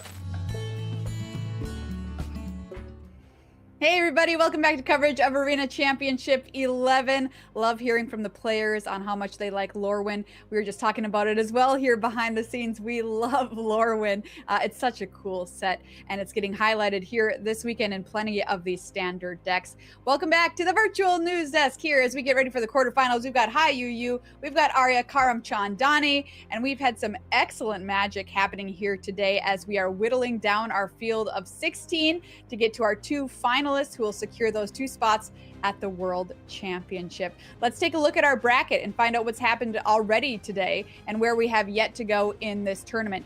There you can see all of the damage that's already been done in our top 16 as we transition on over to our quarterfinals. Still a lot of Izzet decks well represented in the quarterfinals as well, but there are other decks that are ready to fight back. Let's take a closer look now at the top half of the bracket as we zoom on into our quarterfinals. Hi, Yu, what do you want to talk about here?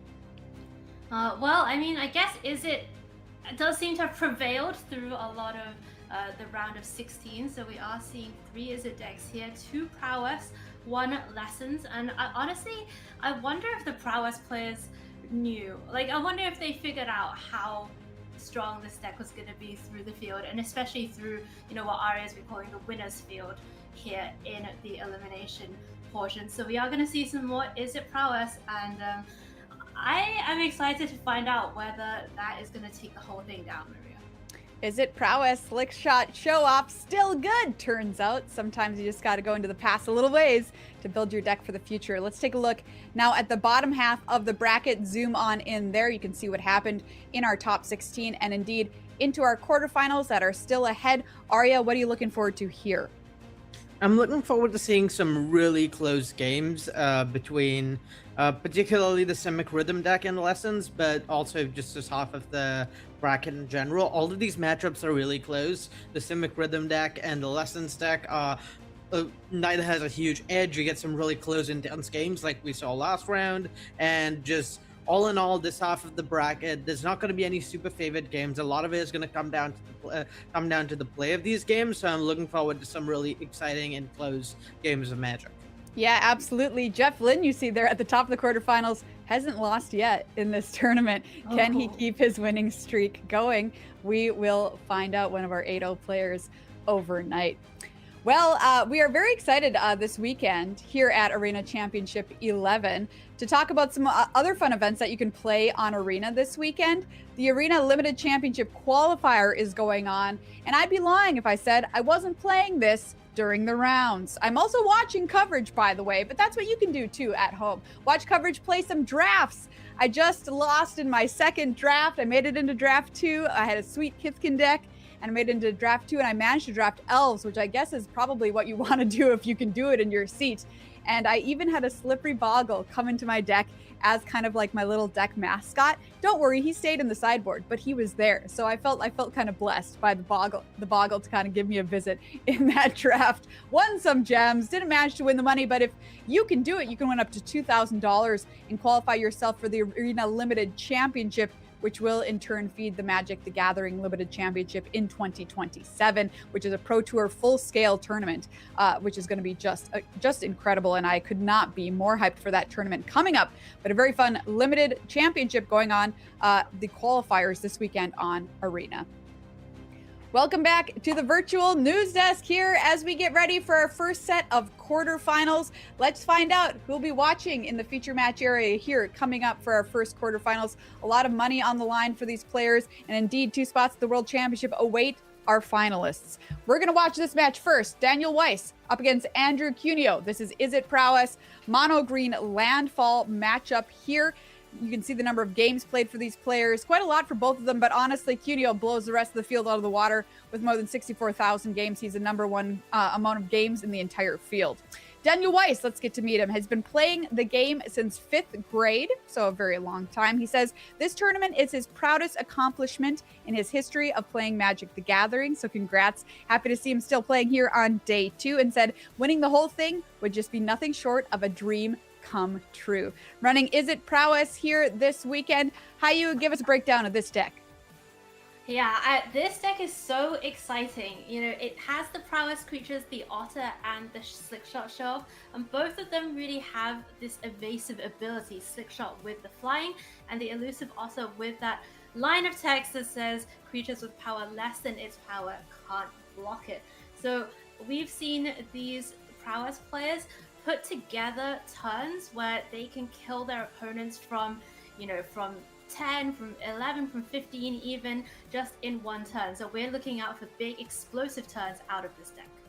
All right, there's a look at Daniel Weiss and his list here this weekend. The opponent, Andrew Cuneo, has been playing for a long time, since 1994, has been on the pro scene for almost as long. He has 4 top finishes to his name, including 3 Pro Tour top 8s, the first of which was 20 years ago. So he's been a pro at the top levels for a very long time. He has 11 Grand Prix top 8s and 3 wins as well, and really wants to use this tournament as a chance to qualify for the World Championship this year. We'll see if he can do it. Let's take a look at his list. The most popular deck in the tournament. It's fighting on here in day number 2, Arya. Yeah, so this landfall deck is very much about presenting early threats in mana development and then sort of snowballing that advantage, with Saza's Chocobo being an early threat that can grow a bunch, and then Llanowells and Badgermole Cub letting you develop your mana. Andrew's version of this deck is particularly good at having a powerful late game that can sort of cascade the advantage it gets off developing mana with Sapling Nursery and the full 4 copies of Feck and Green Shell, giving the deck a lot of late game strength. All right, let's find out what happens here in our first quarterfinal at Arena Championship 11. It's top 8 time here at AC11, and we are coming in with a treat with It Prowess up against Mono Green Landfall. Daniel Weiss against Andrew Cuneo. And we talked about it before, but Andrew Cuneo has been around for a long time in professional Magic. 20 years or more playing at the top of the game, and it's got to be a pretty daunting prospect if you're Daniel Weiss coming in playing against such a big name. But Arya, he's made it all the way here to the top 8 on the back of this deck. How is he going to prepare mentally for this matchup? Well, I think at this, when you get to playing games at this level, when you get to playing tournaments at this level, every match is just another match of Magic, and Daniel has won enough matches so far, beaten enough Titans of the game so far, that to him, sure, Andrew Cuneo, incredibly daunting to play against, but at the end of the day, he's on the play. This matchup is probably at least a little bit favored when you're on the play. It's very play-draw dependent, and Andrew's deck doesn't have very much interaction, so just another match of Magic. You kind of have to think about it that way. Play the cards, try and kill your opponent, and hope to get there first.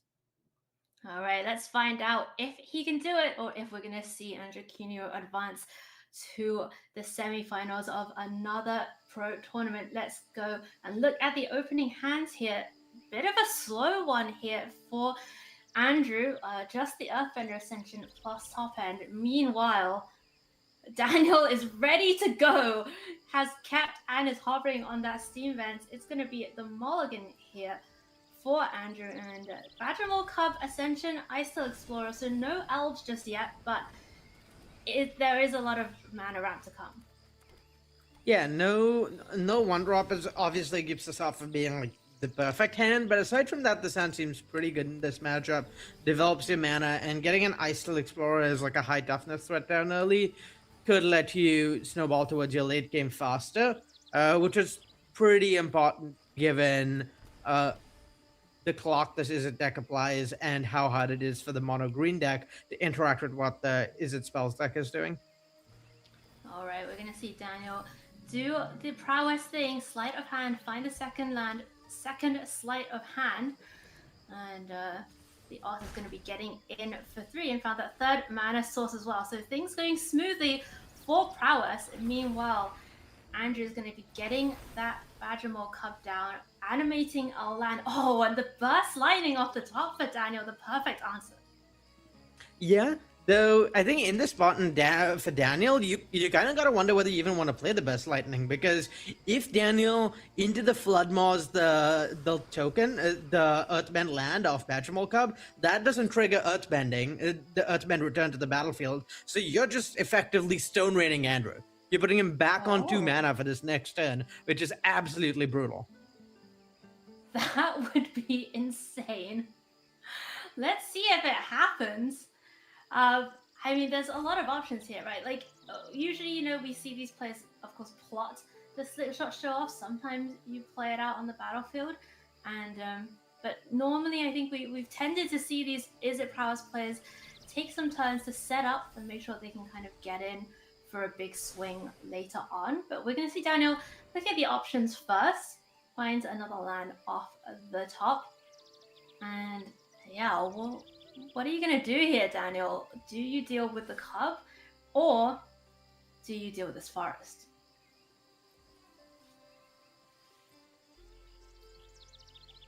Yeah, it's a tough choice over the course of a long game if there wasn't interaction in hand here. I think for Daniel, like the Cub does have the potential to generate more mana in the long term, but since you have this burst lightning to deal with the Cub at some point, either immediately or on a future turn, I think you can pretty safely bounce the land here. And Andrew's deck really struggles when slowed down by a full turn cycle. It doesn't have much interaction, so it's really dependent on snowballing and getting its own threats out. And so, yeah, having a land bounced here, pretty brutal, I think.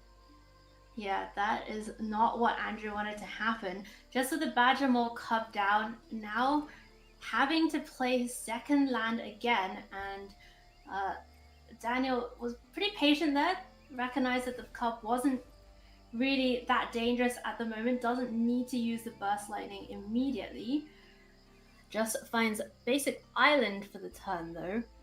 Still has slick shot show off to develop out if he wants it. Yeah, and I think at some point soon we'll probably see the show off. One of the Izzet deck's strength in this matchup is that the mono green deck doesn't really have any interaction at all. Unlike some of the Simic Rhythm decks, or honestly, even some of the other mono green decks we've seen with cards like Archmage's Charm, this mono green deck is just completely cold to something like Slick Shot Show Off. No way of getting it off the battlefield. So you can pretty safely run it out in a spot like this and not worry about it dying. Yeah, I'm just looking through Andrew's list, and really in the main deck, there's just, you know, the tree folks that have reach and the green shell has reach, but other than that, you know, there's not a lot you can do against a flying attacker, and he's down to just 9 life already. Daniel kind of out of cards here, just with 1 copy of Boomerang Basics, but the damage is going to keep coming in, and Andrew needs to find something here to go along with these expensive spells. Yeah, and I believe next turn, Andrew is dead to basically any spell. because what Daniel can do is he can boomerang basics his own elusive aura and then shock in the multiversal passage on green and then cast the adventure half of elusive aura targeting the slick shot show off. As it stands, that would be a total of 7 additional points of power on the slick shot show off, so that'd be 8 damage. So if you could cast that X spell for 1 less and play any other 1 mana spell, that's just lethal off the top. So things are looking really bad for Andrew here, I think. Okay, well, Andrew did just find another forest. So no other options, got to get this Earthbender Ascension down. It's going to do some Earthbending, it's going to do some fetching. But wow, that Into the Floodmoor earlier was so brutal and really choked Andrew on this turn. Storm Chaser's Talent, does that do it? Yeah, that should be lethal. So you can play Storm Chaser's Talent, get Slick Shot Show off to 3, bounce your own Elusive Aura, get Slick Shot Show off to a 5, and then cast the Elusive Aura's Adventure Spell with X2 to get the Slick Shot Show off to attacking for 9 in the air. Oh, I believe you can also just bounce your own Storm Chaser's Talent since there's not a blocker. So there's just a abundance of ways to have lethal in the spot. Yeah, absolutely. This is going to be 11 damage coming across from the Slick Shot and the Otter just off this, and that's going to do it for game number 1, going very quickly here to Daniel Weiss and Is It Prowess. Let's have a look at the decks again and have a look at the sideboards here. Is there anything for Andrew in the sideboards that might help him out? I think you really want some interaction in this matchup, and it's really tough for Andrew that being in mono green, he doesn't have access to any prime opportunities to have that. Meltstrider's Resolve, definitely your best interactive spell in a matchup like this, and I imagine something Andrew's really leaning on, but the fact that all your interaction requires you to have already stuck a creature is pretty tough for Andrew. The pop patch formations definitely help a lot. Killing the Slick Shot Show off without requiring creature of your own, really good here. Yeah, the main issue with stuff like Meltstrider's Resolve and Primal Might out of Andrew's sideboard, you really want interaction here, but there's so much cheap interaction from the Izzet deck that you can't have, you can't really lean on interaction that requires you sticking a threat of your own. Right, yeah, and he's not even going to bring this in. He's very aware that that's going to play straight into the Izzet game plan. So he's going to just keep it light here, bring in the 4-patch formations, rely on his own game plan, which involves, I guess, starting out with a Fabled Passage, Basing, say no basic for that untapped source on 1, but does have Chocobo, Double Ascension, Ice Explorer, and Green Shell. Meanwhile, Daniel throwing back a hand that I think didn't really have very many threats in it, and has picked up this one, which looks a lot better. Storm Chaser's Talent, plus Slick Shot Show Off, plus spells. So that's what he wants to see, Aria. Yeah, I mean, multiple threats are the ideal, and then Slick Shot Show Off is your best threat in this matchup by so much because it can be plotted, so it can play around anything sorcery speed, and a lot of flying damage is something this mono green deck is going to struggle with because, like you said, not a lot of reach creatures, and the deck generally taps out to develop its threats at its own turn. So Slick Shot Show Off can represent a bunch of damage that the landfall deck can struggle to deal with. I admire Andrew's light touch sideboarding, by the way. We've seen it quite a few times. I think a lot of the time with these decks that have a plan in standard, it's like you can very easily overside. Like I've seen people, slide in 5 or 6 cards targeting something specific, and you actually just kind of take away from what your deck needs the most. So, some very kind of astute sideboarding decisions, I think, here made by Andrew, and he's going to get the Chocobo down, making it a 2/3 thanks to Fabled Passage. Badgermore Cub was the draw as well. Yeah, Chocobo pretty nice here. Just a 1-mana threat to get the ball rolling, applies more pressure to the Izzet deck, and I think is part of the recipe that makes for games you win. You can definitely struggle if like last game, there's just not very much pressure applied, so you're not really able to, given you're not really able to interact with the Izzet deck, you want to be able to, at the very least, force them into risky lines of action by threatening to kill them rather than just giving them as much time as they want to sort of sculpt the perfect hand with all their cantrips. Yeah, and this is nice as well. Getting that third land, being able to get the Earthbender Ascension down. Chocobo is now a 4/5, and that is absolutely massive. Daniel doesn't have a removal spell that can kill it cleanly. Does have, of course, that Boomerang Basics, which can send it back. He finds a third land for turn, so now, this turn is a big one, right? Whenever you see the prowess decks have the plotted show off and a bunch of mana open, you gotta start counting. Yeah, I think we've arrived at the point in the game where Daniel's going to say, okay, I'm going to kill you in 2 turns. What can you do about it? If you don't, if Andrew doesn't interact with the slick shot show off, it doesn't really matter how much he develops his board or how large his Chocobo becomes. He's pretty unlikely to be presenting lethal himself next turn. And assuming he doesn't present lethal, this is going to be lethal from Daniel next turn. Hang on. Okay. All right. Okay. Not quite. I was like, wait. We're gonna wild ride the token, but no, it was only 16. Everyone, it wasn't 20. Don't worry. Andrew lives 1 more turn at least. Daniel has the secret identity and the torch the tower, and things are looking really tough here for Andrew. Just wasn't able to get down on turn 1 with the optimal start that this deck wants to have in either of the games. Really, this one looking a bit better, but can he do anything here from, with his opponent still at 14? Because he knows, right? He knows also that it's the show off, could very well be lethal next time. Yeah, it's looking really, really bad for Andrew here. I mean, I believe with what we know, he's just deterministically dead next turn. I guess with the Badgermole Cub. No, yeah, Andrew is just deterministically dead next turn because what Daniel can do is dodge the tower with the Badgermole Cub, then just secret identity whichever creature does not get blocked by the green shell. And right. That's and, lethal. And this is abundance of lethal options. Just lethal 6 ways to Sunday. Yeah, for sure. Burst Lightning is going to take down the Badgermole Cub.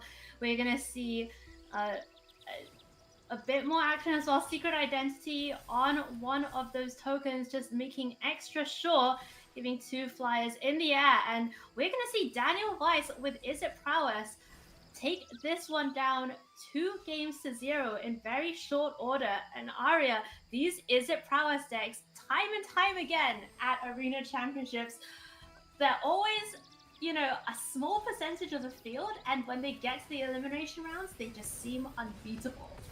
Yeah, so the Is It Prowess deck here, it's not so much that the deck has looked incredibly strong, so much as that it's just that the deck has looked like a fantastic choice for this metagame, right? These prowess decks are really powerful, really fast, but struggle with a little bit with the fact that they don't have that many threats, and so you can sort of fall to interaction as a result. But if you're expecting a bunch of landfall decks, if you're expecting a bunch of Simic Orboroid decks that are not going to be able to interact with your creature decks, with your creature threats early, then the prowess decks have a lot going for them. They're really well situated in a spot where you're trying to sort of race your opponent while they can't have interaction, because both these decks provide a pretty fast clock, can end the game pretty quickly. But when one deck can interact with the other and the other can't, the deck that can interact and has a similar speed of clock or even a faster clock is just always going to come out ahead. So really, really well situated into this specific metagame. Yeah, I love that. Love this deck choice for the weekend. And Daniel Weiss going to be advancing to the semifinals, where he is going to play one match of Magic for a potential World Championship invite. So that is going to be huge for him in the next round. And, for Andrew, congrats on making it this far. We'll be seeing you at the Pro Tour, and I'm sure at many tournaments to come.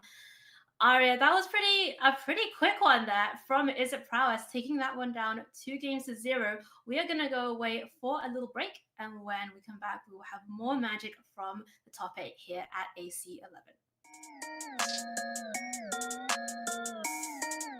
The gist of the deck is basically to ramp out, start strong, have a lot of mana with 1 mana dorks, get in that Badger Cub that makes all of them even better, Leyline Weavers, so like there is a good percentage of the deck just ramping with 1 and 2 mana, and then you get into your heavy hitters, which is Ouroboros, which is also Nature's Rhythm, not really a creature, but it gets you a creature from the deck, it gets you 2 creatures from the deck, so you can first usually get the ramp with it, you get in probably the Crater Hoof Behemoth, if you can. You're gonna make your whole board be like 10-10, 15-15, 20-20, I don't know, and trample, and you're just gonna kill anybody with it.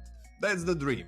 There was a Pro Tour Lorwyn Eclipse, right? And most people did play Cup. Now, it was also one of the worst performing decks in the tournament. And, well, kind of our idea was, since it did so badly, people are maybe gonna think, oh, I should not play this.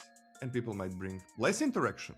And all of a sudden, Cup is a strong deck, if it's not attacked. For the main deck, it's a pretty similar list. Maybe in the sideboard. Before Lorwyn Eclipse, there was no Oko, there was no Wistfulness. Those are the cards that make the deck better against the current metagame. I don't want to reveal too much how, why, but yeah, it has changed a little bit in that regard. But mostly it's like, are you gonna attack our deck or not? And it seems like people didn't as much on this tournament.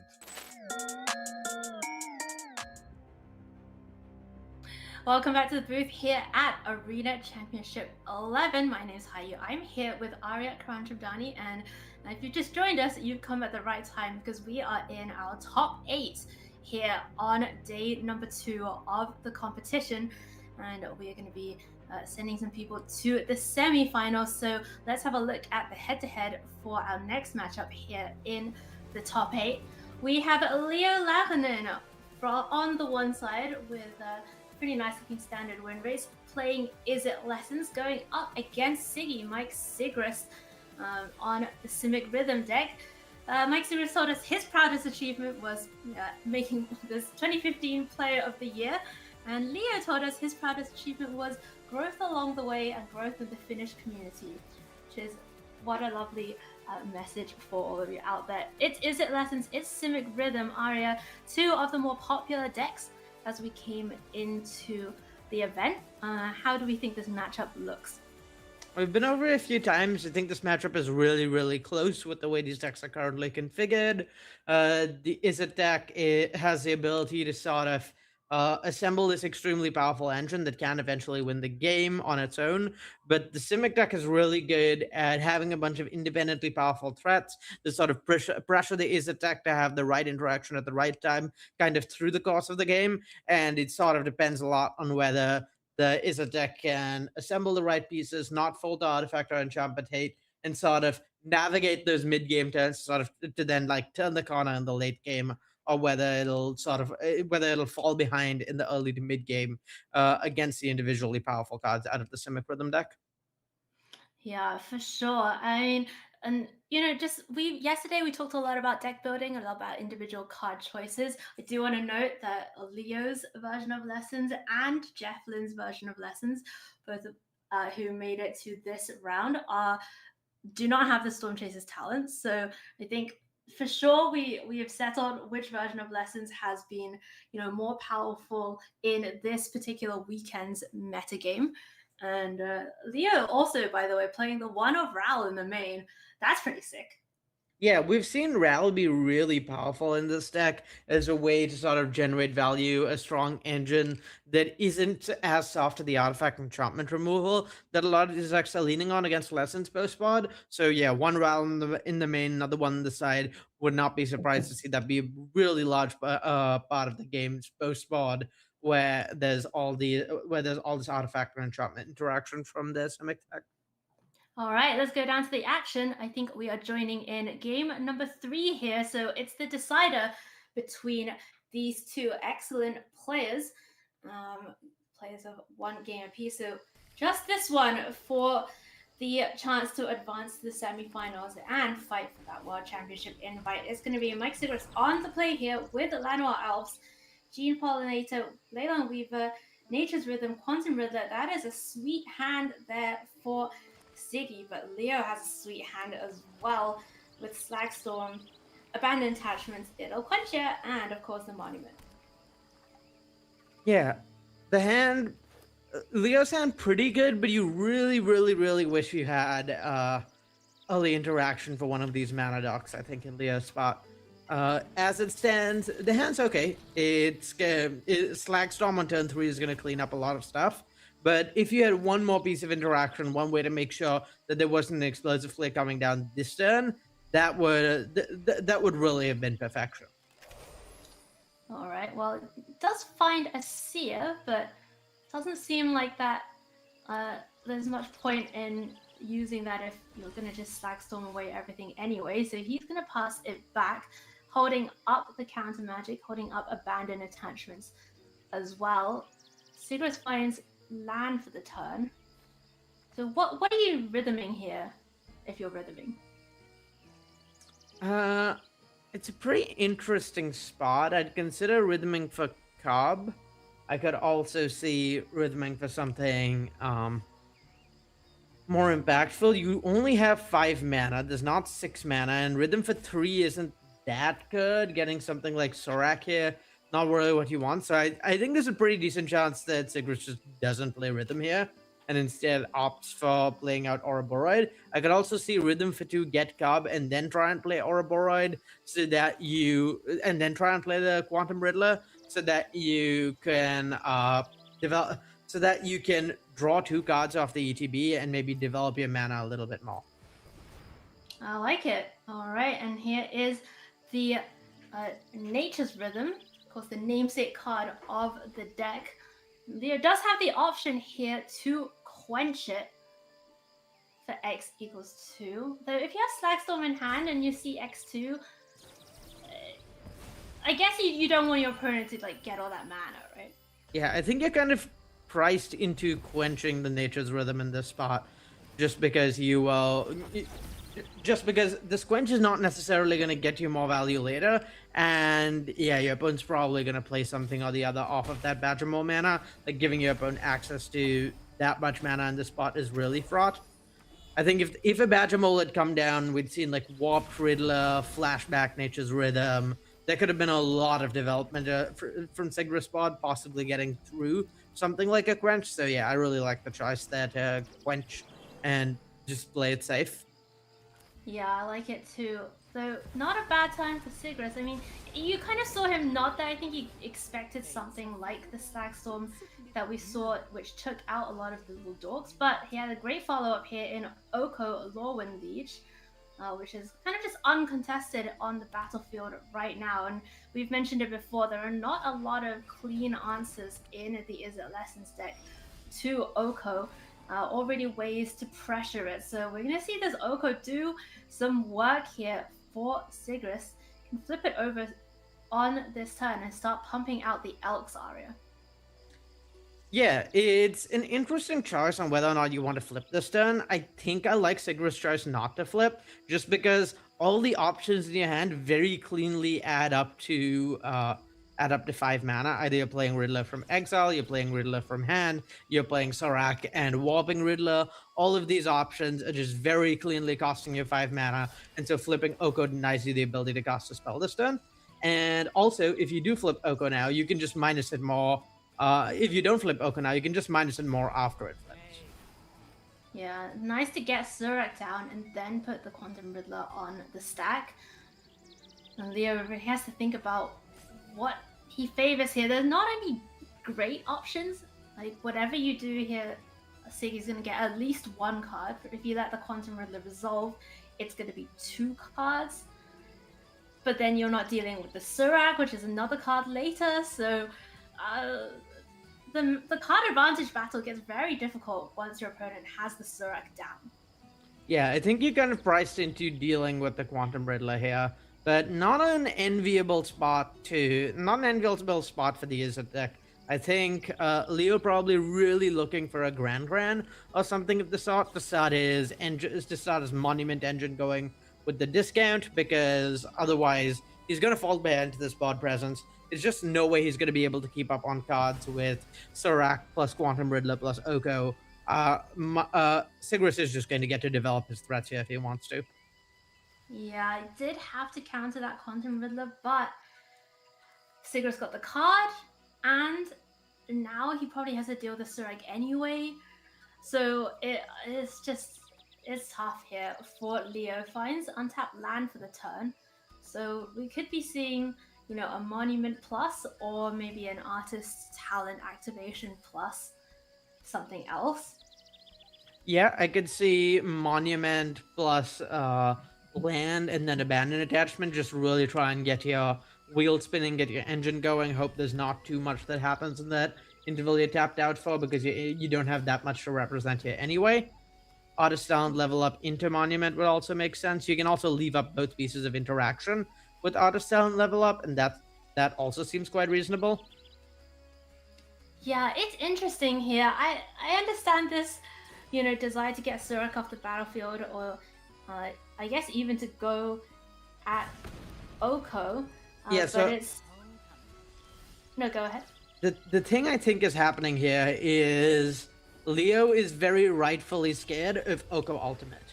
So if you play out Monument and then cast Abandoned Attachments or kill the Surak, this Oko flips -6s. You choose Sphinx as the type you are trying to, as a type you're giving +3/+3 Vigilance and Hexproof. Both your Llanowar Elves and your Surak are actually already Sphinxes, I believe, because they've been given all creature types by Oko. And so suddenly your opponent has a pile full of hexproof creatures that are all very large threats, and it doesn't really matter how much you spin your wheels with your engine, because once your opponent's board has hexproof, Lessons is really, really reliant on spot removal, and you don't have any way of dealing with what they have out already. Yeah, things are looking tough here for Leo in this game 3. Does have the Monument and Abandoned Attachments and land to pitch, so it is time to spin the wheels, right? Here's Artist Talent to begin with. The trigger, putting Island in the graveyard, finds basic mountain, so he's going to have to keep digging here. But, Abandoned Attachment plus the Monument is going to be refilling his hand at least. Yeah, we saw this happen a little bit with the last time we saw this deck, where it had Gran out instead of a leveled up Monument there. But this deck is able to really apply, turn the corner very quick, right? It's able to sort of churn through its deck and just get its engine going extremely quickly. And I think we're sort of in the same situation here, where second Monument gets played, and then you cast a spell this turn. That puts Sigris to to 12 possibly this turn, and then on your over the next 2 turns you can just kill Sigris here. You just get Sigris to 12, and then you untap, trigger your Monument, get Sigris to 6 on your turn, and then Sigris upkeep, cast another spell, and get him to Leo still has a land drop. 6. Leo still has a land drop this turn. So yeah, definitely could do that. Has Combustion Technique as well, which he found off that Accumulate Wisdom to take out one of these big threats. Maybe the Surak, maybe the Quantum Riddler here. Is there danger for Leo to die on Sigris' turn? There's not enough for Craterhoof. So it depends what's left in Sigris' deck, right? I think Nature's Rhythm into something like Badgermole Cub into Nature's Rhythm for Craterhoof is pretty scary. Right. I don't know whether Sigris still has his Craterhoof in post-board. We've seen some people cite it out. And then the other thing that could be happening is Sigris could just find interaction for the Artist Talent or the Monument, and that's pretty scary as well. Right. Yeah, that is pretty scary as well. Craterhoof is out. I'm just looking at the sideboard information that we have. So yeah, no Craterhoof, no Meringue River Regent. So it looks like, not a lot of win the game right now cards for Sigris, especially through this Combustion Technique that we know Leo has. Leo has double Monument, so if he does 6 this turn down to 9, I guess it's still the same, right? Because he could do 6 on his turn and then upkeep for 6. He has to do at least 3 this turn to make sure that he can do 12 damage over his next turn and then on Sigris' next upkeep. Right. So I think in this spot, Sigrid's main line of attack is going for the artist talent and trying to run Leo out of ways to discard cards. Can he rhythm for something? At the very least, he can rhythm for Wistfulness. But does that wait? But that doesn't do it if you don't cast it, right? Right. Yeah, he can't. So, he can't, like, is there like a Rex Sage or something? You know what I mean? Like, first of all, let's just see what happens here. Which Leo is gonna go digging with the monuments. He's actually gonna draw cards twice, but he finds abandoned attachments, which is a great find in this position. So, third monument for Leo. So that does seem like it's going to be lethal in his next turn cycle. Yeah, at this point, I think he just needs to find another way to discard cards in case something happens to this artist talent. I'm not seeing any ways you can rhythm for that would deal with this artist talent, and I think dealing with that is Sigrid's main route out of this game. I think he does get a draw off the Surak, so maybe he finds something here. Oh my goodness! Oh my god! What a draw! What? Oh no, but there's 3 steps ahead. Yeah, there's 3 steps ahead, and also there's now been another artist talent drawn, so actually it might just be flatly too late. Oh, that was a great draw here for Sigrid, who's played really well, built up this board presence, through... There was a Slag Storm earlier that completely wiped his board of the Mana Dogs, and Leo's like, I'm not taking chances here. I have to counter this Wistfulness, protect my engine pieces. And yeah, it's looking tough. It's looking tough for Mike Sigris. The Surak means that you get to draw another card. Badgermole Cub the draw. That makes some mana, but what are you doing with that mana? Horrible? Yeah, I don't think there's anything in Sigrid's deck that gets him out of this. I think it's pretty over. Yeah, I'm gonna have to agree with you, Arya, and you can see Siggy's looking through the graveyard, trying to figure out if there's anything or seeing what Leo could have, but I mean, at this point, when your Lessons opponent has drawn that many cards, they have to double monument down. You're at 9. You just have to kind of sit back and cross your fingers. Leo doesn't have much, but he does have enough, which is the 3rd monument. You see the GGs there being extended, and Siggy knows after this 3-game match in the deciding game here in the top 8 of Arena Championship 11 that it's looking like his tournament is done, and Leo's going to be closing out this one thanks to triple monument plus of course the artist talent and all of those triggers. So it is Leo Lappinen on Is It Lessons going through to the semifinals and to fight for that world championship slot. And extremely well piloted by Leo. We've seen this come up a few different times where the way this Is It Lessons deck wins this matchup against the Civic Rhythm deck is changed pretty fundamentally from the early decks of Lessons' existence, where you're not a control deck, you're not trying to outgrind them, you're just trying to interact a bunch, slow them down, one for one them a bunch so that they can't run you over too quickly. And then while you're doing this, set up your own engine and then turn the corner really quickly over the course of 1 or 2 turns to just kill them out of nowhere once they're while they're sort of finally getting their card draw engine set up. Like, you're never actually running the Simic deck out of cards anymore the way you used to be able to, but it doesn't matter if you run them out of cards if once you set up your engine, you can use Monument and Talent to sort of deal them 15 to 18 damage in a single turn cycle. Arya, is this tempo? Have we finally figured it out? I mean, it's exactly what you said, right? They create that window. They use the early game to manage, not completely control, not completely hold off, but to be able to just quickly manage and give themselves a window in which they can win.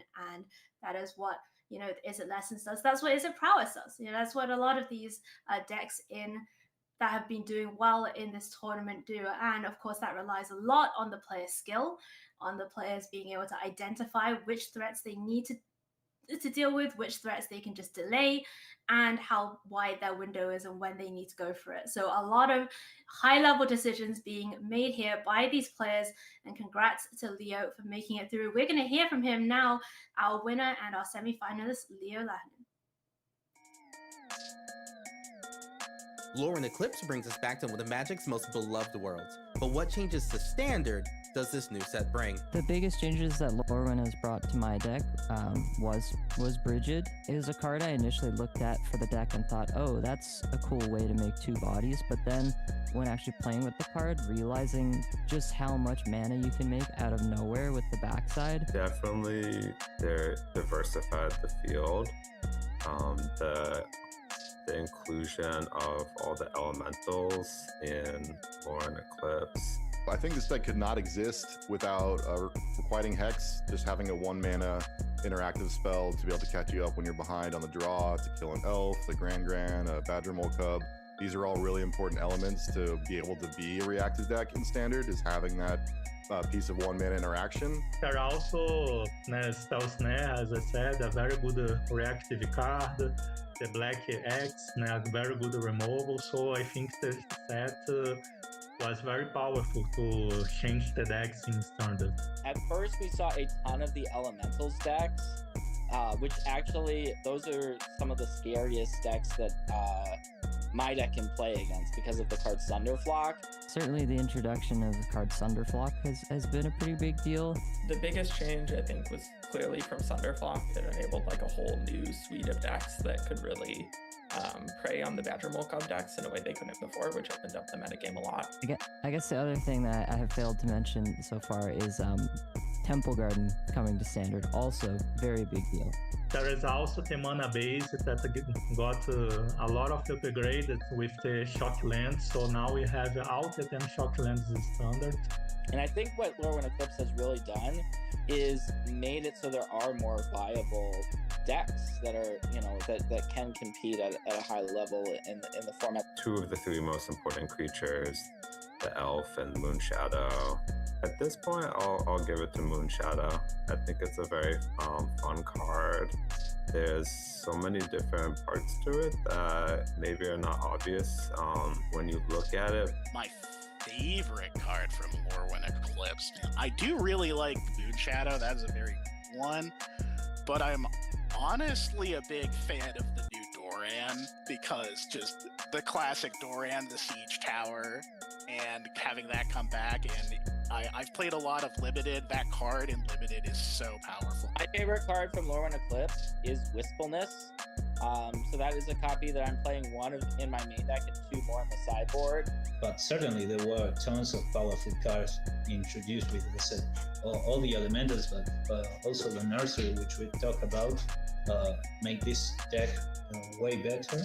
And there are just having Spell Snare and Requiting Hex as 2 very good interaction spells was so big. So yeah, it really enriched the format, I feel.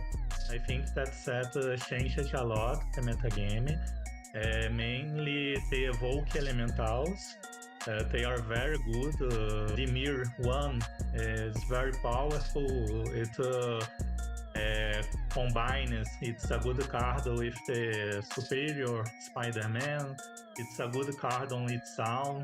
But to be honest, like the main combo in the deck and the draw to the deck for me is the Elemental Deceit and its combination with the Superior Spider-Man card. Metagame has been evolving ever since, with no clear solution to it. There's an ebb and flow within archetypes that try to counter each other, and this cycle repeats week after week, and so that's very nice.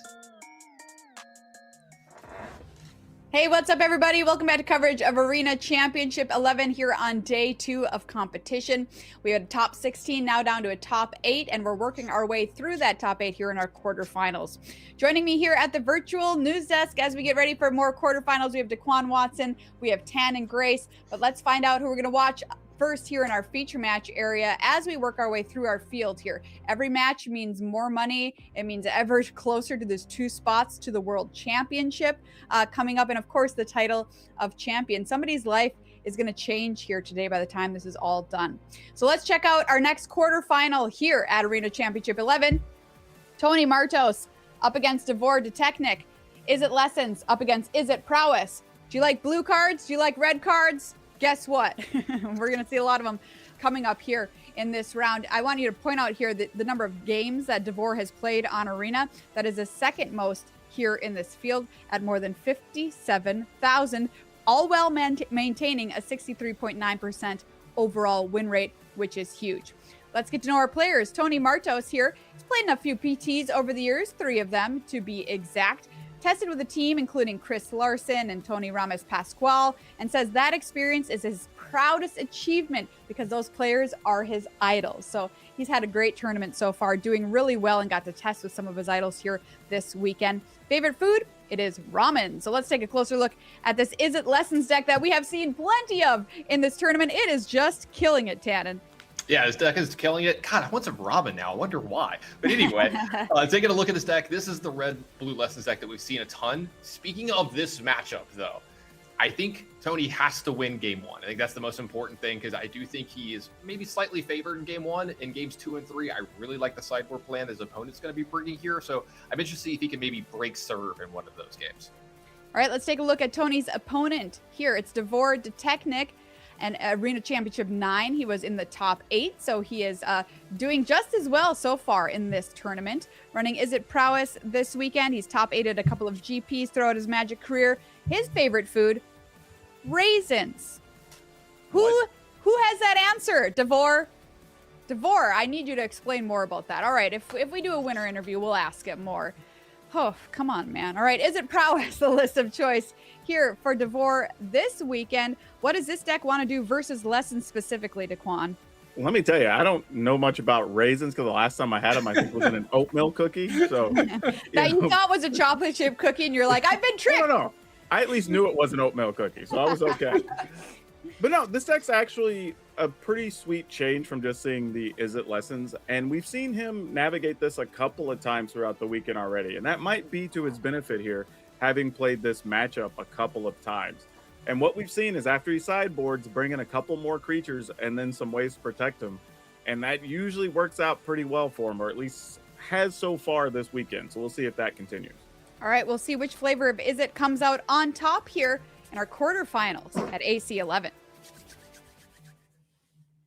Everybody, welcome in. We're into the quarterfinals here at AC 11, like Maria just said, and we've got a sweet matchup here, Daquan. One that we've seen quite a bit, and I'm interested to see if it's going to play the way that we've seen it so far in this tournament, or if we're going to see something a little bit different this round. Yeah, the progression we've seen is each side trying to play a couple of removal spells early, stop the other opposing threats, and then we get into like the mid-state management of the game. But Devor has a little bit more of an advantage having a few extra threats that aren't relying on any outside stuff. And I think that's been his advantage post-sideboard in these games, but we'll see if that still holds true in this round. Yeah, I think you nailed it right on the head there. Let's go ahead and head on down to the feature match area and see if it does, in fact, play out that way. Let's say opening hand for Devor, we got 4 mana sources of a bounce off into the Flood Maw, and one of those creatures you were talking about. Now, this is an interesting one from Tony. That's 5 lands, but 2 removal spells. Yeah, he's going to throw that one back. And 2 removal spells feels strong there, but when the rest of the hand doesn't do anything to help you dig or set up or get lessons in the yard, you're kind of like, yeah, I got to find something else. I think we're going to 5 over on Devor's side, by the way. Yep, this looks like a 5. Oh, we might be seeing a 4. Oh, that's hurtful. Oh, that's no. Hurtful. Can I get the 7 back? Yeah. All right, so Hey, this is a 4. I've done that a few times myself where you're like, this 7's kind of okay, but I need to be a little greedy and let me find something else. And then you get a couple more mulligans and you're like, that 7 didn't look so bad. It's like, yeah, my 6s are better than this, right? And then you get to the 5 and you're like, oh boy. Yeah, and this is tough because Tony's hand has multiple removal spells. So even if we keep double creature, we're just not getting anywhere with it. Yeah, I actually, this 4 keep right here, I think this is the way you just have to do it. Do you kind of agree? Like you just have to kind of hope to Yeah. high roll from the spot? I think so. And now, to be fair, I think Tony is somewhat advantaged in the first game anyway. Right. So I could almost understand why DeVore says, well, let me just take a chance and be more aggressive on the mulligan here and see if maybe I could high roll game one. Yeah, and maybe that's why he's aggressive mulliganing in the first place, right? Like you kind of hit it there. Like maybe he just, I have to get a better hand than what I've been getting in these ones to win these games. They haven't been working out the way they've been played out. So yeah, and we've seen that he feels pretty good in the sideboarded game. So if you're a DeVore fan, if you're rooting for DeVore and he loses this game, which it looks like it's pretty possible, right? We're pretty far into this game. DeVore's already almost out of resources. Games 2 and 3 look pretty good for him.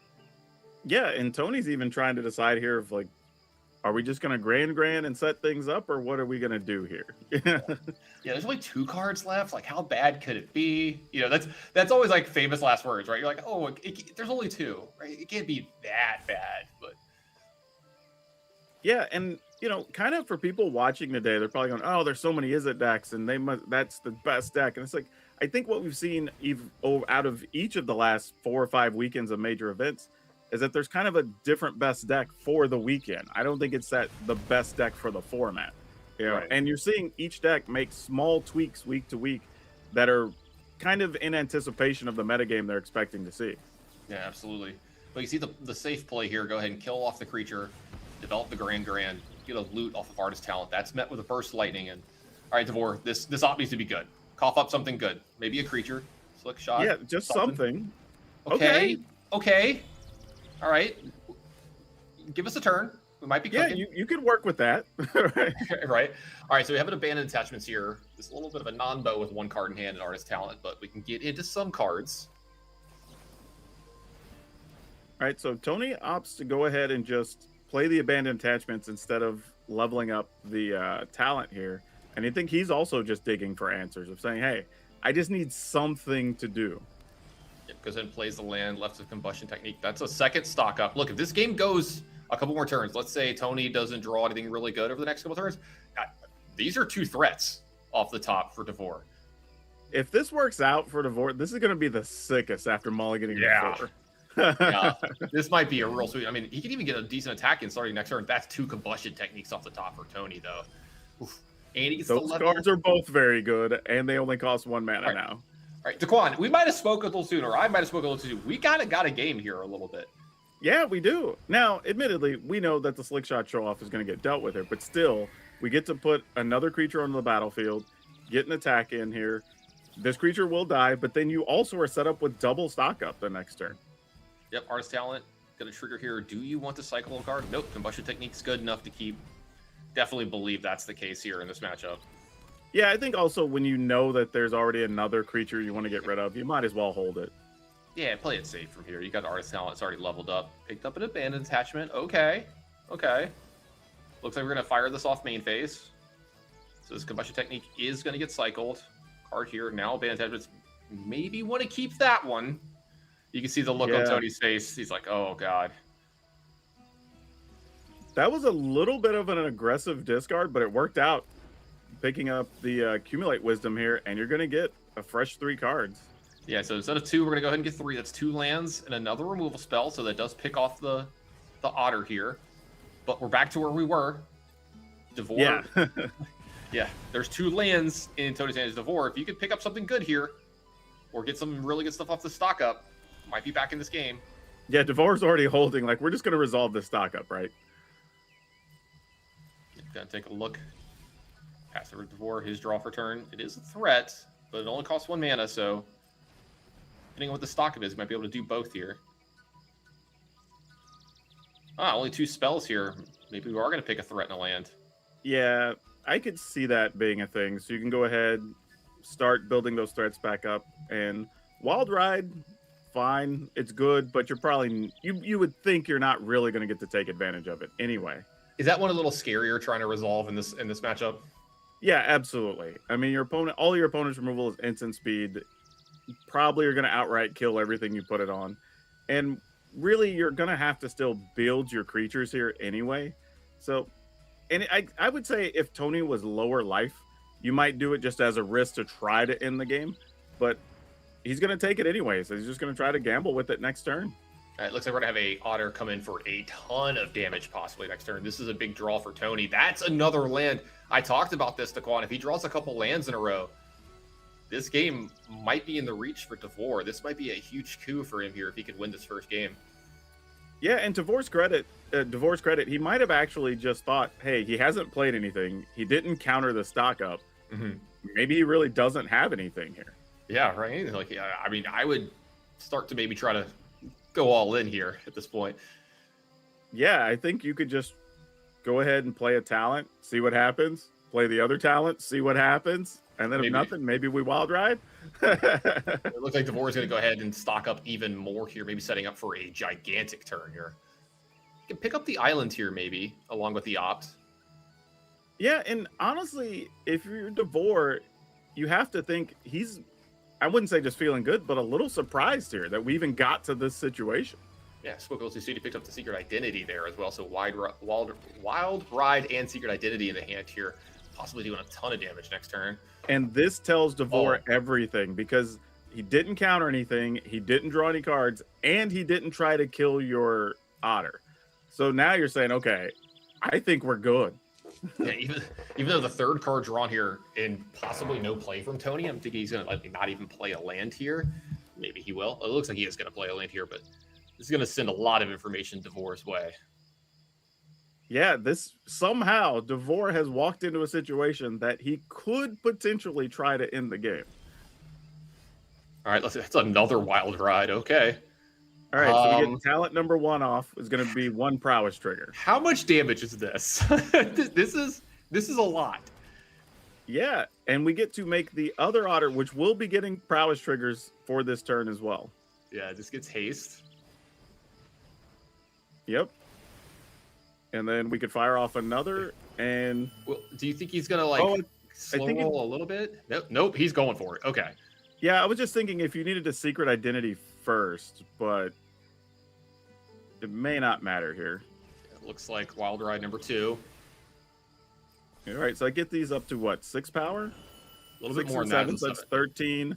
You hit them for 2, and then you get 2 more. Is that gonna do it? I think this is only 17, right? It might be just short. Yeah. All right, am I counting it wrong? Let's see. I'm just gonna let Devore figure this one out. This is tough. This is kind of crazy that this game has ended up this way. Yeah, it might be 17 if you were to to shoot him here. And I think Devore did the math and went, yeah, I can't do anything with that. But this is still big. Okay, there you go. Okay, you gotta accumulate wisdom. All right, Ancestral Recall off the top here. We're going to draw 3 cards. Also going to get a loot here, so 4 fresh ones for Tony. Let's see. All right, Artist Talent, not the best. He's still loot, though. None of those are creature removal spells. All right, Tony can still get a lot deeper in his deck. He's got a ton of mana here. We're going to start out with Abandoned Attachments for 1 mana. Artist Talent's going to trigger. We're going to get rid of one of these lands. Okay, there's another Accumulate Wisdom where you can go even deeper. All right, here's 2 more. All right, we picked up a Combustion Technique that will definitely kill one of the creatures. Yeah, that's like step 1. All right, Tony went from nothing to 5 spells pretty quickly. Man, these red-blue decks are never really out of it, are they? The problem is Tony's going to be worried about everything from here on out. Secret Identity can give something hexproof. It turns your creature into a 1/1 temporarily, but if he tries to do it on his turn, it won't really matter. Right. So Accumulate Wisdom, it's going to draw 3. First, we're going to resolve Artist Talent. Get rid of the extra Artist Talent. Draw an island here. Okay, 3 more fresh ones. That's 2 Monuments and a Soul Guide Lantern. Play a land for turn here. That'll give us 3 mana. How many times has somebody had a full grip, an Artist Talent charged up, and a Monument, and you kind of think like, Monument's kind of barely the card we're looking for here. Right? Yeah, usually it's, this is an easy game from here. So Monument's going to trigger Talent. Talent's going to draw there you go. Combustion Technique. Okay. So this will allow him to play 2 Combustion Techniques now. Yeah, and that's big business here because you can still play one discard, get a treasure, and then still kill the other creature. Yeah, you still have a Soul Guide Lantern for zero here as well. So this will get the first trigger. So you can pitch a card here. Looks like, say which one's he gonna pitch? He's gonna pitch the Abandoned Attachments. Okay. Already has a discard outlet in play with the Artist Talent. Generally doesn't get interacted with too much, or you can just recast it if it does. So Tony's gonna pitch that first Monument trigger. See, it's one he picks. Oh, actually, I wonder if this doesn't matter, because even if he uses Secret Identity to turn the creature into a 1/1 citizen with hexproof, I don't think it loses its abilities. Okay. All right, so one of the Wild Rides got taken out by the Soul Guide Lantern here. Still has the double combustion technique with the treasure. Also can do some stuff during the upkeep here for Devore as well to get different triggers off the monument. Yeah, this is going to be a really tight turn. Yeah. It's a heck of a game one. Yeah, and it went completely back and forth, right? We're like, Devore mulligan to 4. Sucks. I guess we're going to be going to game 2. Oh, and he got a second Secret Identity. We'll never know who they truly are, Daquan. Well, we may not be able to kill a creature. Yeah, exactly. All right, so the otters are coming in. If you're Tony, you got to believe this is lethal, either one of them, with 3 cards in Devore's hand. Yeah, I'm just wondering, like, do you wait till he commits to a spell? Like, yeah. Yeah, if you're Tony, it's like, can I just say, all right, well, like, no blocks go to damage? Like, who's going to blink first here? Because yeah, Devore could decide he wants to go for the plus power side on Secret Identity and then let Tony respond. Then he could try to, I guess, make it hexproof with the other one, let Tony respond, but then he also has a Burst Lightning, which would be lethal at that point because of the other prowess triggers. Yeah, if we go to damage, I think he's just going to Burst Lightning Tony. Like, that's just where we're going to start. And so this makes Tony have to respond here now, and now you have 2 Secret Identities up, and yeah, Tony has 2 mana, so you're like, all right, well, like, you figure it out. These Combustion Techniques are for 14, so they will kill practically anything, but, as you say, we got these Secret Identities. This is so crazy. Yeah, it's the one on the left. Okay. I do the same thing. I'm like, which one is it? Okay. Oh, I'm constantly making sure, like, what is this spell targeting? What's highlighted? Yeah. Exactly. Yeah, there's a lot happening here because there's also going to be some discards that could generate some treasure that could find another answer. So we're this is a big sequence, and these draws are going to really matter. Yeah. Wait, that's the one that hasn't been targeted yet. Okay. He's going for the plus power side on that one. Okay. Sure. The reveal side, I guess, if you want to call it. Looking to reveal the Secret Identity. Okay, we're gonna take the mask off. Maybe second guessing himself here a little bit. Ooh, he's starting to push the button. Oh, are we gonna Z to undo? Yeah. Yeah, I thought we were gonna fight to conceal the other one. I thought is where we were going. We're gonna put the mask on. Okay. Yeah. Well, nope. He says I'm still committing to it. And again, I don't blame the players for really thinking this through here, because Devore's probably also thinking that, okay, there's going to be other treasure, there's going to be other cards here. Mm-hmm. He's probably thinking a couple of cards ahead. It looks like he's finally going to make the face-up play here. With Conceal. Yep. If I'm Tony, I'm like, what took so long? You know, like, what's taking so long? Well, you know, when you have a few $1,000s and a World's Invite potentially coming, I don't blame them. I mean, I've been in some spots where I'm about to, you know, win a big tournament or do really well and, like, you know, make a top 8, and I'm like, all right, let me triple check everything. Yeah, so hey, I've had spots where I'm only going to win like $500, and I still had those thoughts. Yeah, a finals of an F and we're like, all right, man, let's make sure. All right, so second Combustion Technique, another Artist Talent, second Secret Identity. We're going to Conceal yet again. We're double masking now. And then, mind you, there's still going to be, well, now that one's just going to be hexproof no matter what. right? Because one of them's going to resolve. Yeah. That is going to resolve. That means there's 2 damage coming from that one. 2 damage for the burst lightning that's still on the stack. So we're going to resolve these abilities for Monument.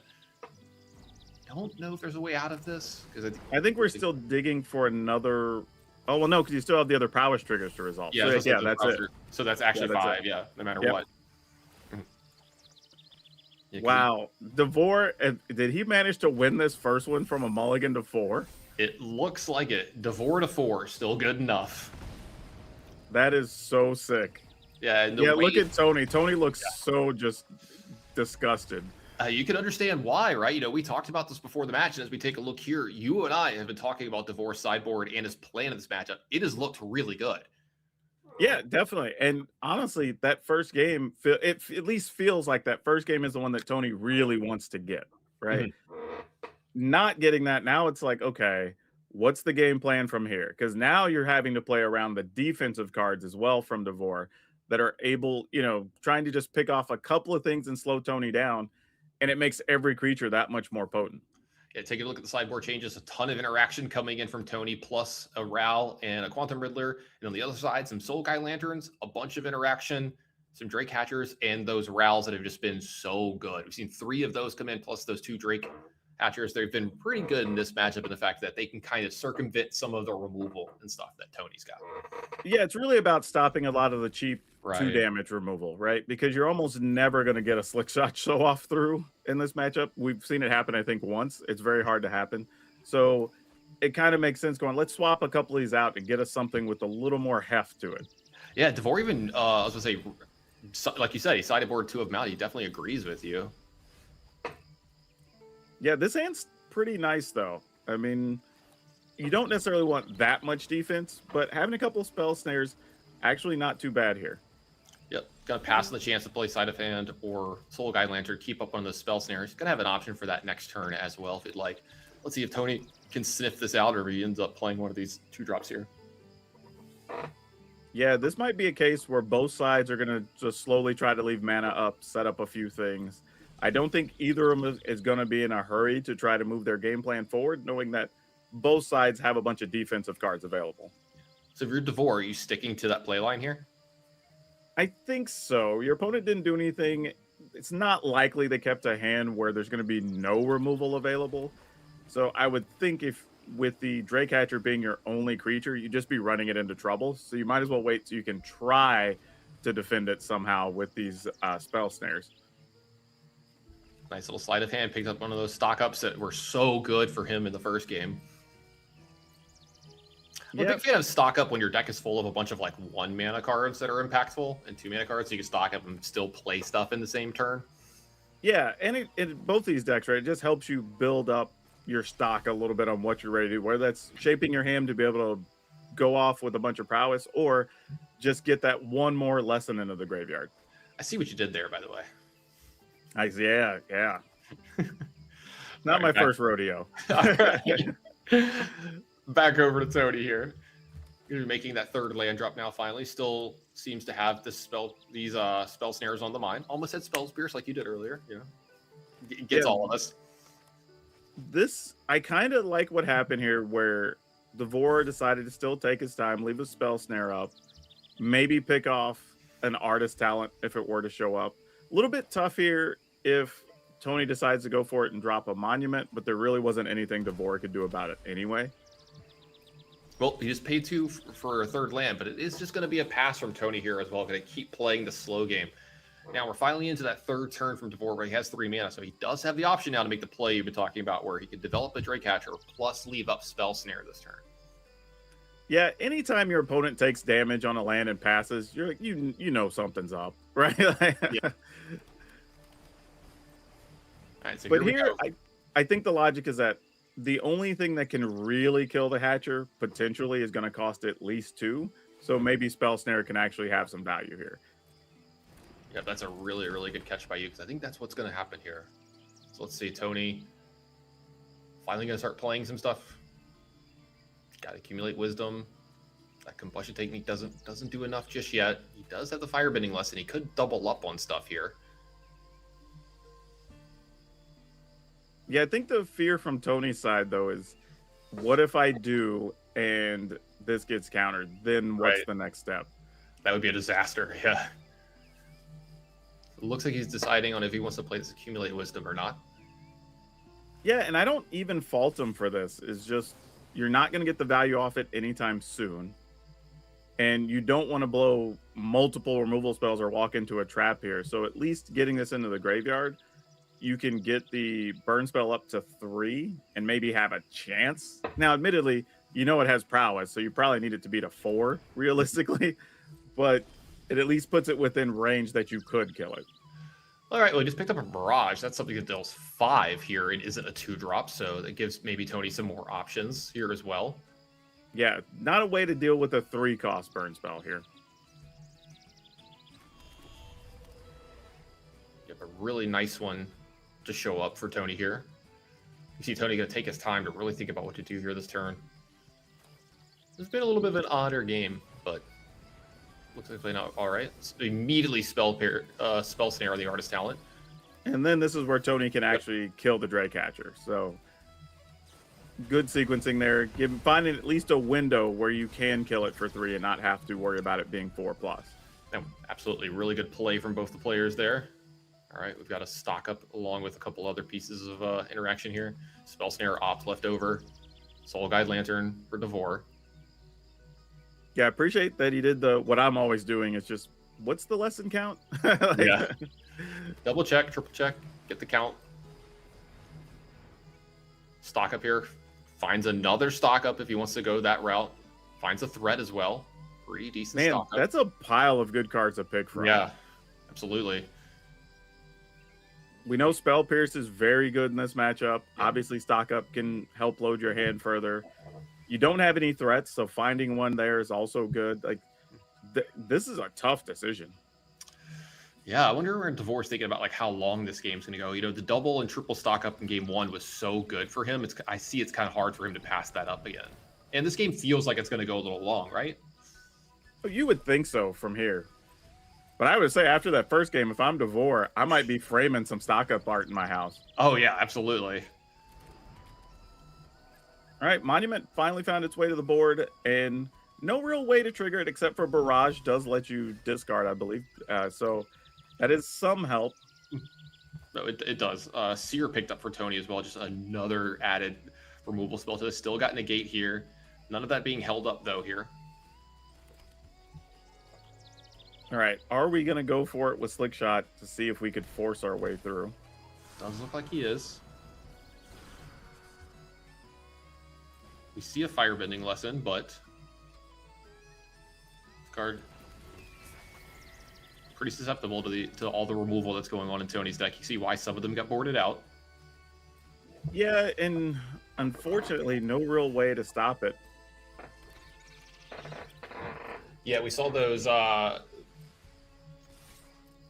we saw the counterplay in game 1 to cards like Firebending Lesson, but I think most of that has been boarded out of Devore's deck here going into the next games.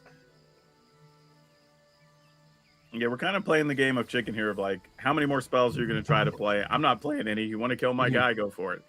Yeah, I actually like that from Devore, taking his time. You're not, going all in on this because it's very likely that Tony has got something to interact here, and you're just kind of having to make do, right? You're just trying to make sure one creature can survive at some point. Yeah, I think the only other play there for Devore might have been to try to dig to a Spell Pierce, but we did also just put one on the bottom of the library. Right. So the odds probably weren't too high to hit one because there's only 2 in at post sideboard, I believe. Grand developed by Tony. I don't believe it's active. I think there's 2 lessons in the yards. Plus, there's the Soul Guide Lantern Devore side. So, at any point in time, he can make sure that's not something that's going to happen here. Well, and the op reveals that there was just a Storm Chaser's talent on top of the library, so it wouldn't have changed anything anyway. Right. Wonder if Devore is going to keep this one to make sure he has another creature sitting around. Looks like he is. It's going to help pump up the one that he's got now. He's got that stock up behind this as well. Oh, maybe. Yeah, looks like he is going to keep it. Yeah, and Tony's saying still 2 more creature removal spells. Right? Yeah, as I say, still a ton of stuff here, but nothing to really make forward momentum just yet for him. Let's see. Maybe this Grand could do some heavy lifting as well. Maybe Devore find a way to interact with that as well. So let's see what we find at the stock up. Yeah, a fun thing here would be how much does each side value the stock up, right? Tony's been sitting on this negate for a minute. That's a good this the card question. he wants to spend it on? And then if he does spend it on it, do we want to spell snare back? Yeah, I'm wondering. I was about to say, I think it was mostly being saved for Ral, but I like going after the stock up here, especially when Devore only has 2 mana left over. Now, I really like spell snaring back. How do you feel about this? Yeah, I probably would have done it as well because you don't really have anything particular to do in hand. Realistically, your play was just going to be play another talent, and that's fine. Now, the stock up wasn't great, right? He got him a Verge and a Boomerang Basics, though. If he wants to go kind of hard here, he can Boomerang Basics his own talent here, play it again, or Boomerang the Grand. That works as well. Yeah, I think I'm only using Boomerang Basics on my own talent there if I feel I really need the card. But with as much mana as he has and another land in hand, we could be playing stuff out of the graveyard anyway. So that's a really good point. We can up Devore can up Storm Chaser's talent next turn and get anything from the graveyard, even if it's just something as good as Opt. You know? Yeah, exactly. Just get through a few cards. More likely, it's going to be a stock up, but we'll see. Not to mention, this is a heavy chunk of damage here. This is 5. Still got the Soul Guide Lantern as well, so you can keep Grand kind of grounded. And while Tony does have 2 removal spells, I was going to say he only had 4 mana, but now he can do it a little bit cheaper. Yeah, decent top deck for him here. He's going to be able to make... I mean, he's got a nice play here. We can go Seer, Firebending Lesson, plus Grand if he'd like, to just remove everything. Yeah, and that seems like a reasonable line to take here, just because it clears the board. You know Devore's down to 1 card, and then maybe you could start getting some value off this monument next turn. Yeah, let's see if he wants to go ahead and clear everything here. Looks like he's got that start so far. Maybe he leaves up the Seer, sees what's going on.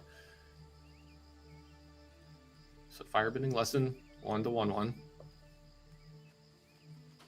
That will get us to the lesson mark, yeah, for 3, so that's important. Yeah, Devore paused for a second there, maybe thinking about using the Soul Guide Lantern in response. So this means that Seer only costs 1 now. Broadside Barrage, only 2.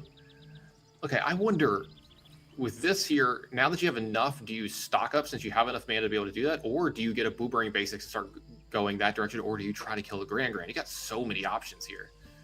Yeah, there's a lot of ways to go here. And it's tough because if I'm in Devore's position, I kind of want another couple of cards, right? Because you only have lands behind, and I don't know if that's good enough to get you where you need to go. It's a really good point. Let's see. I might be tempted to go after one of the stock ups here, but let's see how he wants to play this. And then on top of all this, it's, you know, are we going to crack the Soul Guide Lantern at any point? Picks up the Boomerang Basics. You see where this gets targeted.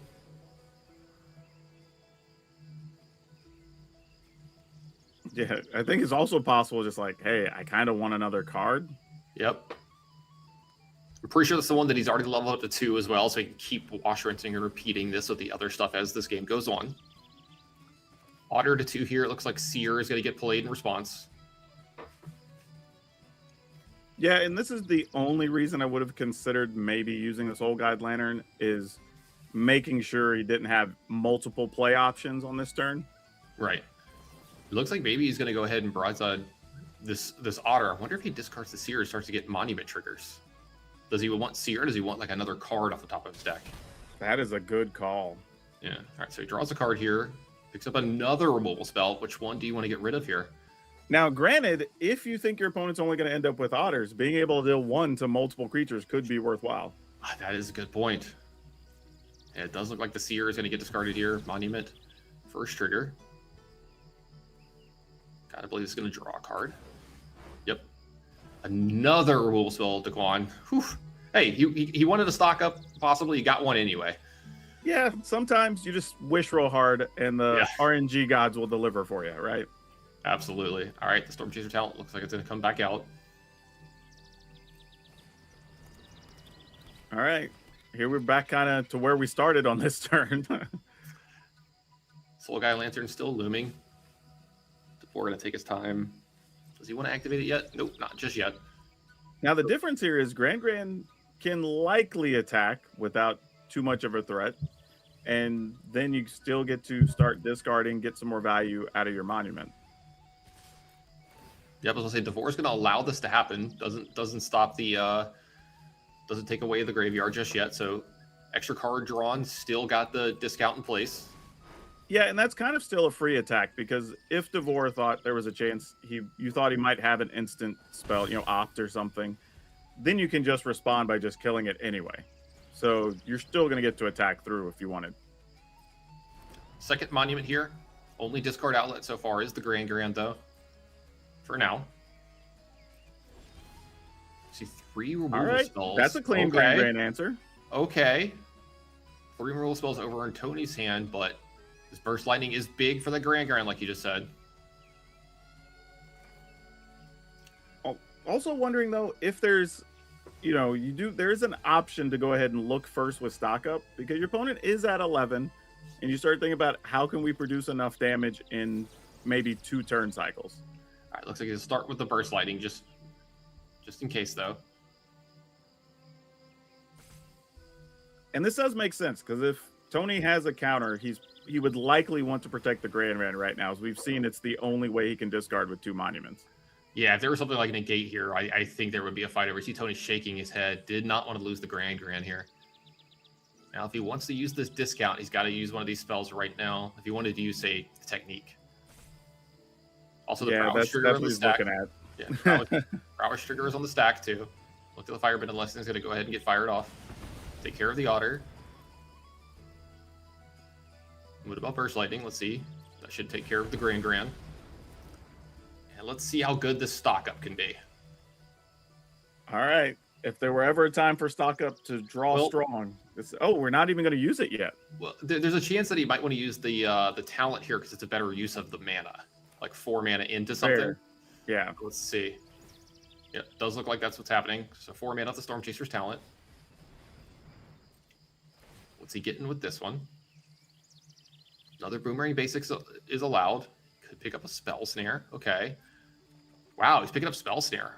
You see kind of a look from Tony there. Like, Yeah, that might be his way of just saying, like, hey, I'm most worried about the artist talent under the circumstance. So, at least take the thing that lets you deal with it. Yeah, Dvor went ahead and shocked there, playing around It'll Quench You as well here. I just think Dvor might have a really good read on Tony's hand. Oh, yeah, for sure. And we talked about it before. We knew that there was going to be a lot of creature removal spells. So at some point, you have to go, okay, if you're not playing anything else, I assume that's what's over there.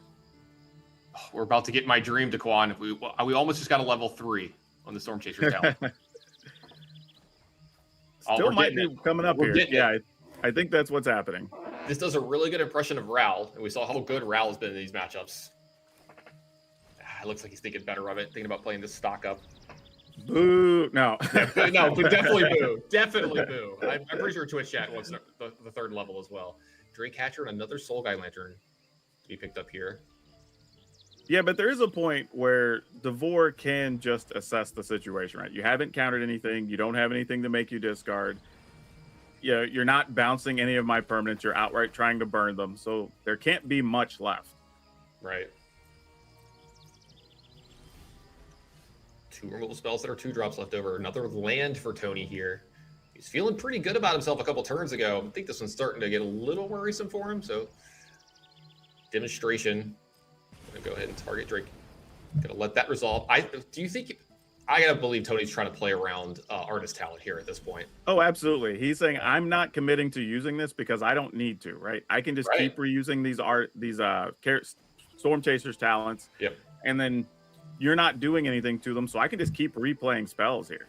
Yeah, Sleight of Hand, a big pickup here, because this allows him to start playing 1-drops along with that and Soul Guy Lantern, along with, leveling up the talent here. This is big for him. Yeah, now it's just going to be Otters for days. Yeah, got the Burst Lightning to make 1 instant speeds, got another Soul Guy Lantern here to make another 1/1, gets to keep the Spell Snare up.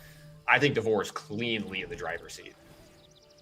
Yeah, I don't even know what the best draw is for Tony, because we know that even if he were to get like an artist talent. It doesn't do much here. Yeah, it stops artist talent and it starts abandoned attachments.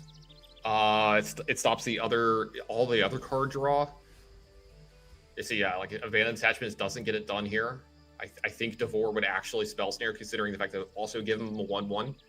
Oh, I would 100% do it. Yeah. This game, especially knowing that Tony hasn't done anything much the last couple of turns.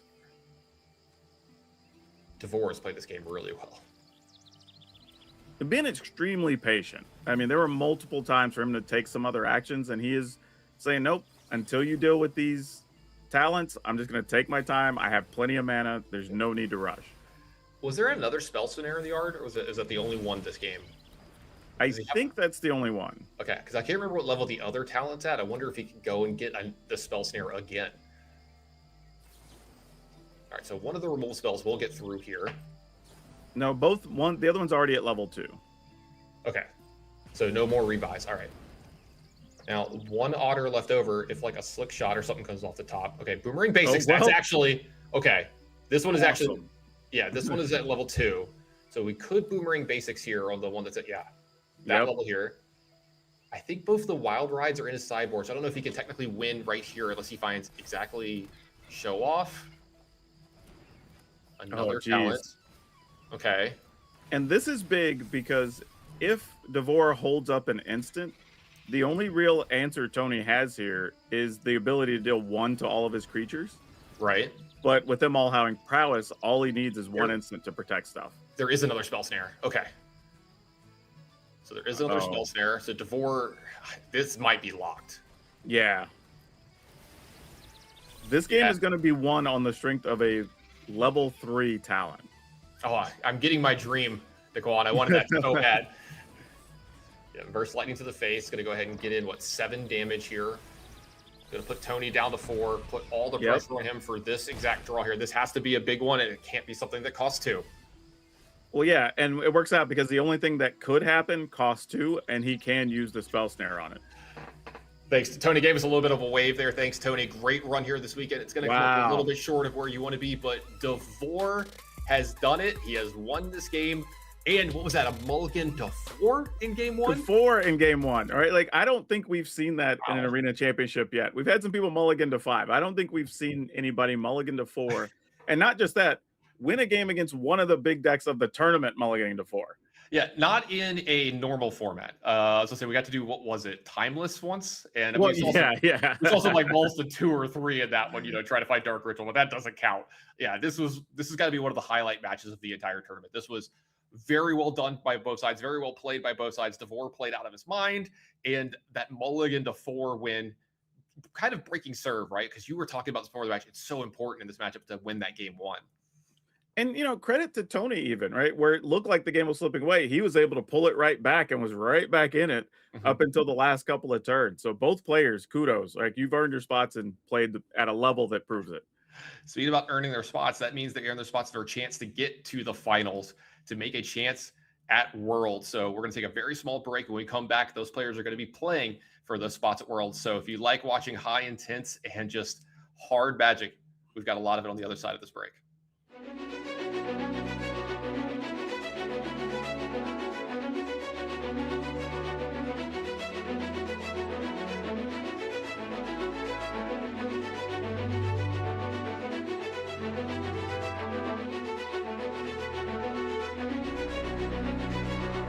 The elementals from Lunar Eclipse are the perfect addition to Standard. I really like the design of the 5 mythic elementals. I think they kind of nailed it. They are not too strong, they're not too weak, they hit the right spot. And that makes for some interesting gameplay. I think the Evoke guys have kind of brought out a lot of creativity in Standard, which I always like to see. Fantastic cycle of cards. Just the flexibility of all of them is just, it makes them perfect competitive Standard cards where they do something early and they have the ability to do something more powerful in the late game. I think the elemental cycle is great. It's so flexible, so allows such variety in gameplay. Just beautiful designs, like the art and the just how it plays out, and how you just read the card and immediately get kind of the complications, all the cool things about the cards, and there's so many ways that you can like utilize, you evoke and you crew something, or you play not dead after all. And like there's like so many cool interactions that people are coming up with how to use the cards. The evoke elementals are, in terms of game design and card design, they're obviously very popular and they're awesome. This seems like it's created the start of a new cycle, and I'd love to see that cycle completed in a future set. No, I think they're great adds to standard that sit at like a super appropriate power band. I think they hit a nice point where they're flexible, they're powerful, they enable some really cool synergies, but they cost enough mana for their various modes that I think it feels like it's at just the right level.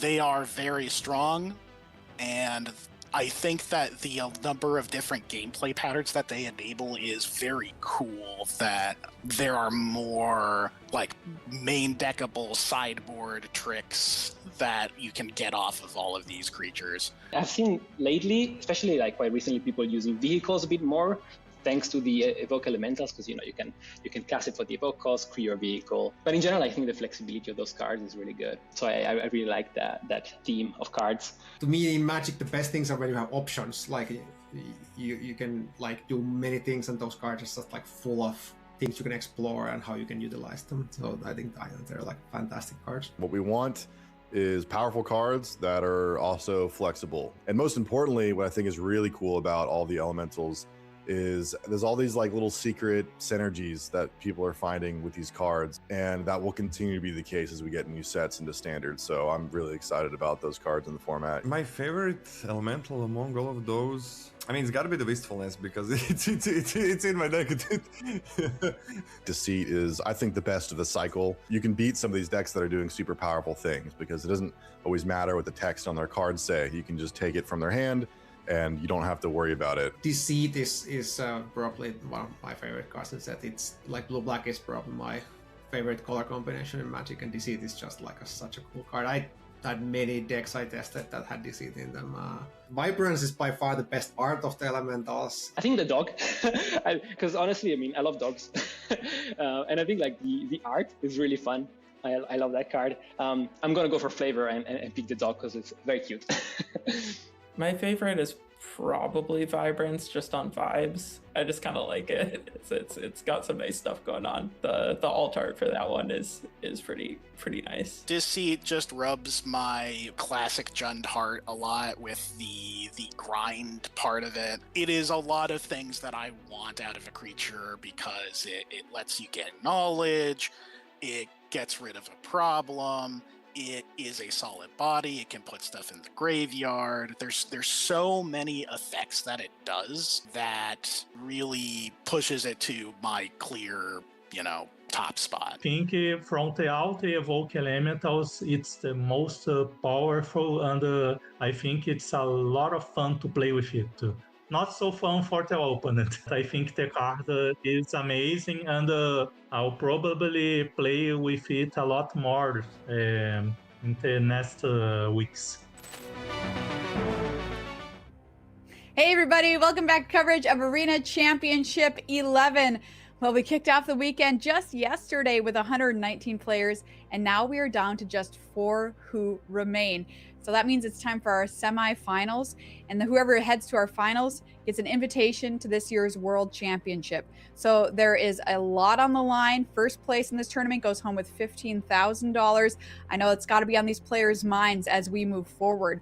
Now, I want to say this is one of the most stacked Arena Championships I've ever had the pleasure of commentating, with a lot of huge names from the Magic the Gathering's pro history here playing this weekend. And now we are left with 4 players who are relatively new or trying to make a name for themselves in Magic the Gathering. So I feel like this weekend is going to be a kingmaker, for one of these players here coming up this weekend. So a lot on the line and a big moment coming up. Welcome to the virtual news desk here as we get ready for our semifinals. Hi, Yu and Arya Karamchandani.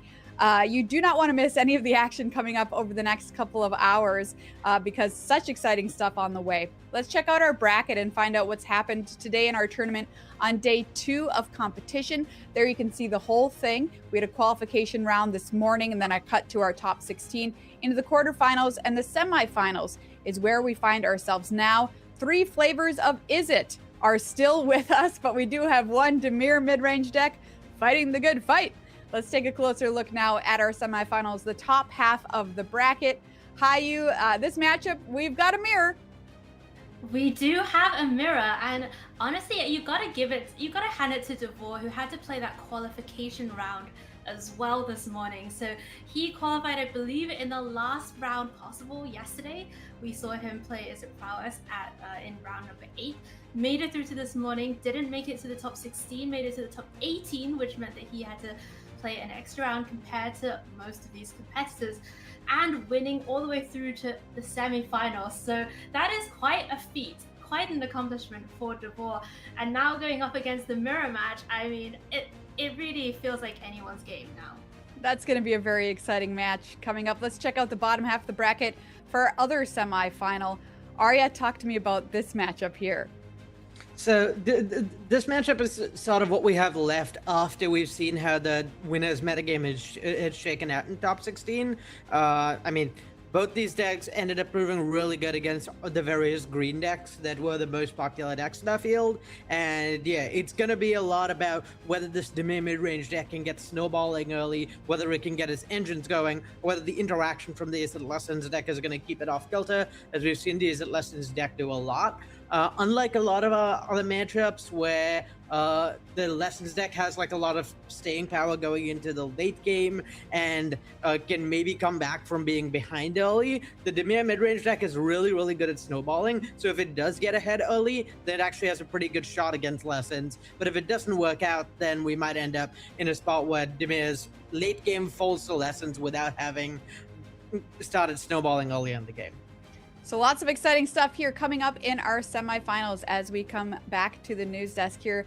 Like I said, you say a lot of huge names on your screen there who have all fallen by the wayside, but a lot of players looking to make a name for themselves this weekend. This is how somebody's path can start here in Pro Magic. Let's get to meet our players here and show you our head-to-head coming up for our first semifinal. First one we're going to check out is that match Arya was just talking about. Leo Lahonen up against Marcelo Cavalcante. Is It Lessons versus Dimir Midrange. A lot of games played on Arena for these players, more than 21,000 for Leo, more than 26,000 for Marcelo, each with an excellent win rate, 65.6% and 63.7% respectively. Zooming in on Leo Lahonen now, playing Is It Lessons here this weekend. Started playing Magic the Gathering in 2014, has put up some good results at Grand Prix over the years, and was a member of Team Finland at the World Magic Cup back in 2016, representing his home country, and says winning this tournament for him would mean proof that he is leveling up his game. Let's hear what he had to say ahead of this big match. Leo, congratulations on picking up a victory in what looked like a pretty tough matchup there against Mike Sigrist. How are you feeling? Great after a win, of course. Tough game 3, but got to dodge the sideboard cards, and a crucial Seer on the Oko was also a big part of the game. Yes, the more Oko dies, the happier I am, I'm just saying. Yeah. He is a tough critter tough planeswalker to deal with. Now, you won't have to deal with that in the semifinals coming up. You're either facing off against Dimir midrange or another Lessons deck. So what are your thoughts on those matchups?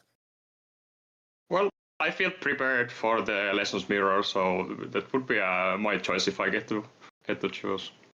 Alrighty, well, best of luck, Leo. One more win to go to get that World Championship slot, so rooting for you. Thank you. That is Leo Lahonen in good spirits here ahead of the semifinals, playing Is It Lessons here, a deck that has had quite a run in Standard over the past few months, Hayu. Yeah, it definitely seemed like, the big bad of the format for a little while, and then, other decks in the mono greens, the Dimirs kind of came up to challenge its Simic rhythm. But, at the end of the day, we are at our top 4, and there are a bunch of Is It decks in the field. Though I think this is the last remaining Is It Lessons build, and I want to really just point out the one of Ral Crackling Wit in the main.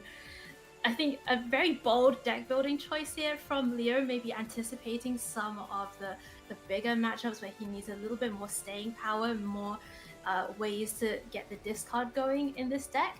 And I think that's really sweet. And also, Maria, by the way, with the Olympics going on in the background, bring back the World Magic Cup. What a great event. Yes, I loved the World Magic Cup. It was so fun. I hope we get it back one day. Indeed. Well, Leo Lahonen, maybe Ancestral Recall will be good enough to get it done here in the semifinals. I don't know why we ever thought another deck should replace that kind of effect. All right, let's check out the opponent here for Leo coming up in the semis.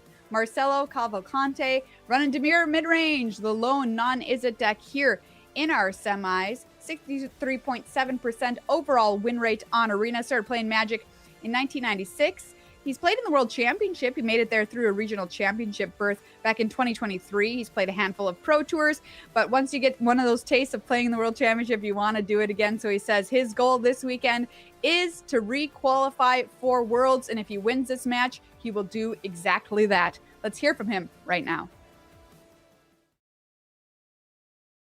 Marcelo, congratulations. You are into the semifinals of Arena Championship 11. How are you feeling?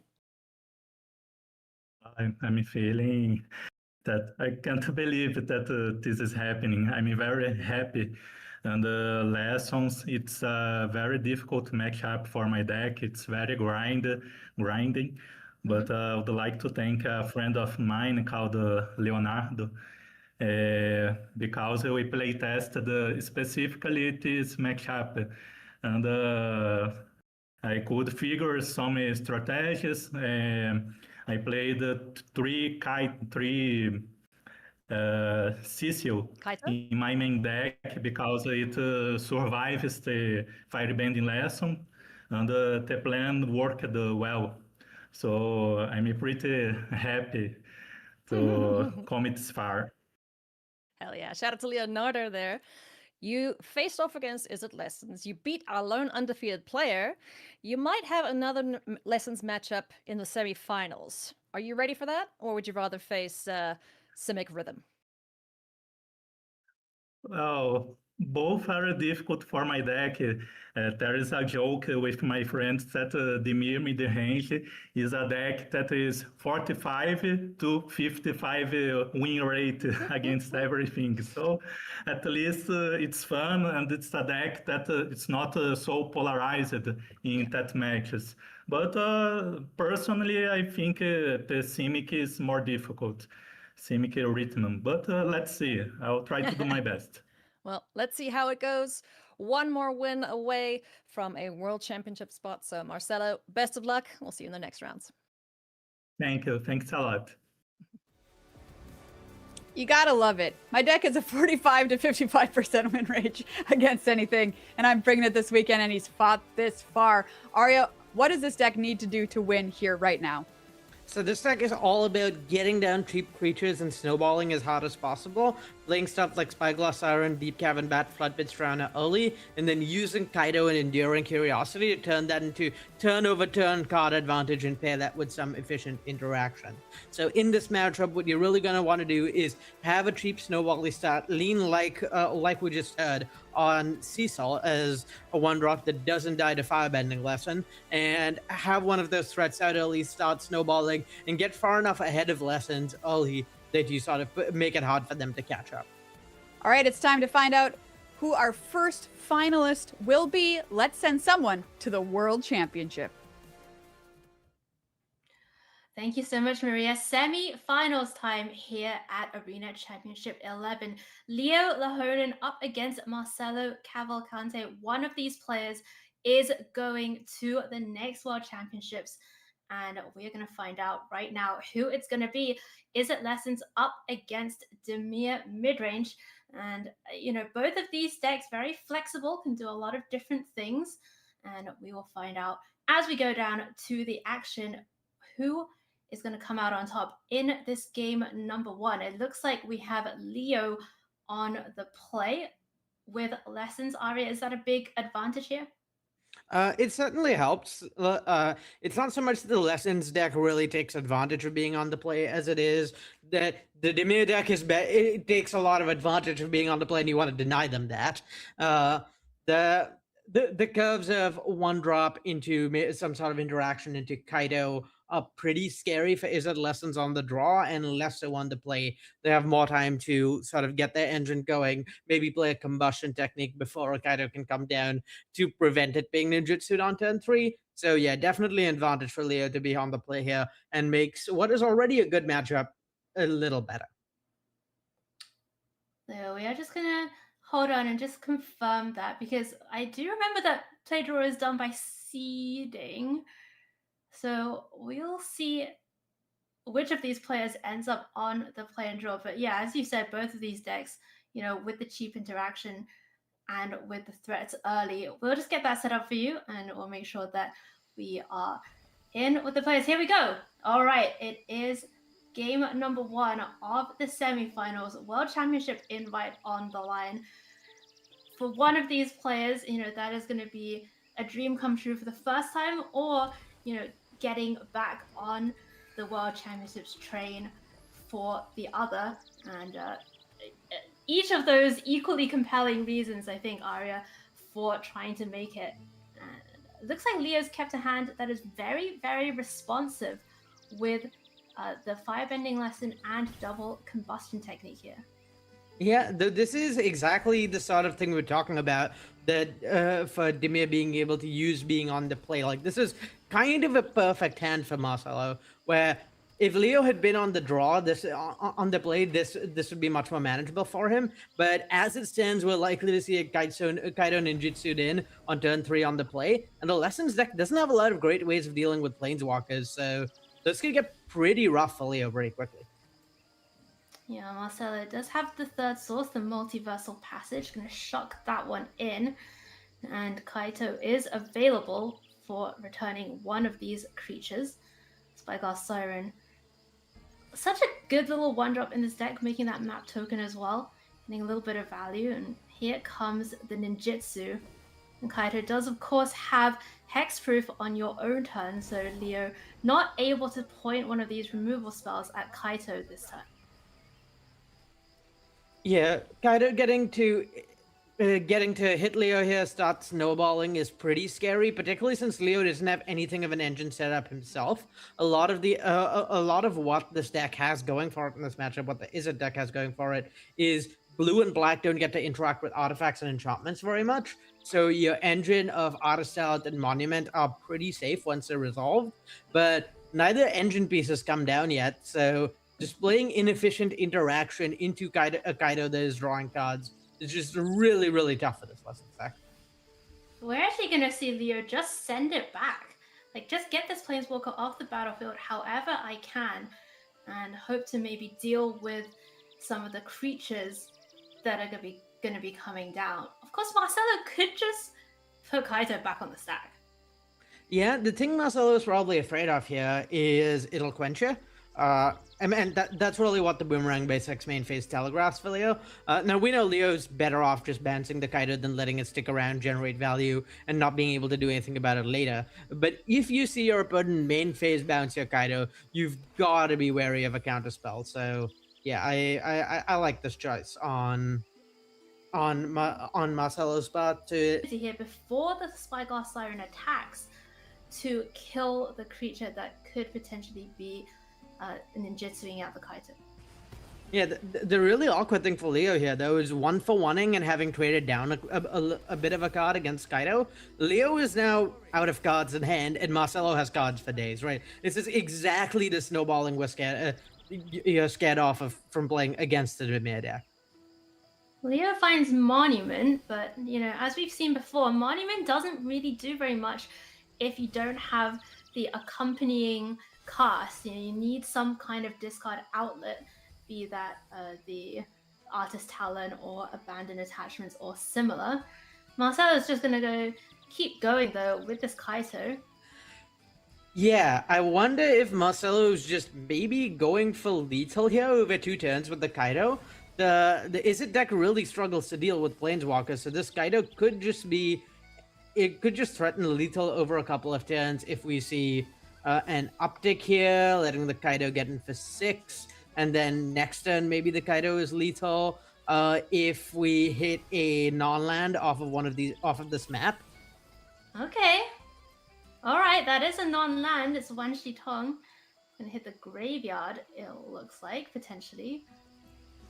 Splash threat's not as threatening if you know about them, but here comes the Spyglass Siren. So this is presenting lethal next turn with just what's on board for Marcelo. Leo needs to find something very quickly here. Yeah, and the problem is there's not really good hits to deal with this Kaido itself. Right, like what's the best thing to do? Get another bounce spell? But then you're just left with, you know, a basic kind of monument with nothing to go for. Gran, I mean, that can jump in front of Kaido for a turn. But Yeah, Kaido could just down tick and prevent the Grand from blocking as well. yeah, seems like Marcelo is going to keep going up for now. Yeah, forcing the jump block from the Grand makes sense because if the Kaido down ticks on the Grand, there's there's not lethal this turn anymore. So I like forcing a jump block here, maybe playing out Curiosity, drawing more cards. It's really hard to imagine the lessons that coming back from this spot. Right. I mean, Leo would have liked this Gran to be able to live and maybe start looting, but as things stand, it's going to be Marcelo forcing the jump block here. Curiosity comes out as well, so we'll get to draw a card off the Siren hitting, and it's hard to imagine what Leo can find here that will help him get out of it. Land certainly isn't it, and we are going to go to game 2 very quickly here in our semifinals. So Marcelo Cavalcante with Demir, just one game away from the World Championship invite. Leo, gotta go back to the drawing board, gotta find a way to grind out the next two. And let's have a look at the sideboard here. Leo bringing in a bit more removal, bringing in that Slagstorm, and going a bit bigger aria with Ral and Quantum Riddler. Yeah, so post board you have a bunch of interaction that lines up better against what Demir is doing. You can deal a little bit with that going wide with Slagstorm. Though the one weakness still is that Kaido, the deck doesn't have great ways of dealing with the Planeswalker. But more importantly, Demir gets a lot better post board in this matchup because you get to have threats and answers that line up better against what Izzet is doing. Shoot the Sheriff really bad against Izzet because you're just trading down on mana against a Gran or just not having a target at all for the most part. And then cards like Duress and Unagi both present like independently strong threats, both present answers to what Izzet Lessons is doing and independently strong threats that are hard for the deck to deal with. The Unagi in particular is pretty difficult given the deck doesn't really have creatures to waterbend. And then on top of that, some of your liabilities, game 1, Floodpits Runner, not really tapping anything down, so it's a pretty inefficient threat. Enduring Curiosity is really awkward into Combustion Technique. Exile-based removal is so strong against Curiosity that like trading down on that much mana can be a pretty big disadvantage. So post-board games are definitely better for Demir than game 1. So this is the ideal start for Marcelo. This is how he wanted things to go for sure. And he's got the creature package here in game number 2. Double Spyglass Siren, Cecil, and Deep Cavern Bat. It is going to be Cecil to begin with. And Leo doesn't have a lot of answers, but does have the engine, right? Leo has, has the Artist Talent, has the Monument, no Gran just yet, but certainly a lot of ways to look through the deck. And you said it, this Artist Talent, when it comes down, really hard for Demir to deal with. Yeah, being able to have a Resolve Talent and a Monument really powerful. Monument probably the more powerful of the two since it actually generates card advantage. Artist Talent only generates selection. But with the Monument under a Deep Cavern Bat, it's perfectly fine to just be getting selection because you'll eventually find an answer for that bat and that'll unlock the Monument. So sort of, I mean, not an ideal start for Leo in terms of Marcelo having an unanswered turn 1 play. But beyond that, this is a lot of what Leo is looking for. Gran was the find, but we're going to see Leo actually just take the turn to level up the Artist Talent and maybe get ready to deploy a bunch of these spells next turn. Marcelo is going to keep going though, getting Spyglass Siren down, finds Requiting Hex, that's going to hit the bin, but that makes Cecil a 3-4. All of a sudden, Leo down to just 14, and the army's only growing on the other side of the battlefield. Big turn coming up for Leo. Yeah, not ideal to have fallen that far behind this quickly, but this game is going to play very differently from game one. Where game one we saw with the draw Leo had, we saw him started playing a controlling role in the matchup. This game he's going to be playing closer to a combo role in the matchup, trying to just get his talent monument engine set up and use that to take over the game. Because at the end of the day, it doesn't matter how impressive is it the mid-X board presence is if you just get really far ahead on mana and cards with the talent monument engine. All right, we're going to see Leo pitch Grand for the first pitch, finds land. That was from the Artist Talent trigger, so there is still the Abandoned Attachment itself. And Leo's thinking, how many lessons do I need to put in the graveyard here? Because, you know, he's holding that Accumulate Wisdom. There's a Monument and a Firebending lesson. Yeah, Monument is massive here, right? That means that this turn, Leo can safely slam Monument and have a piece of interaction, and now his whole engine's going, and I think Marcelo is suddenly looking really far behind. Right, here comes Monument.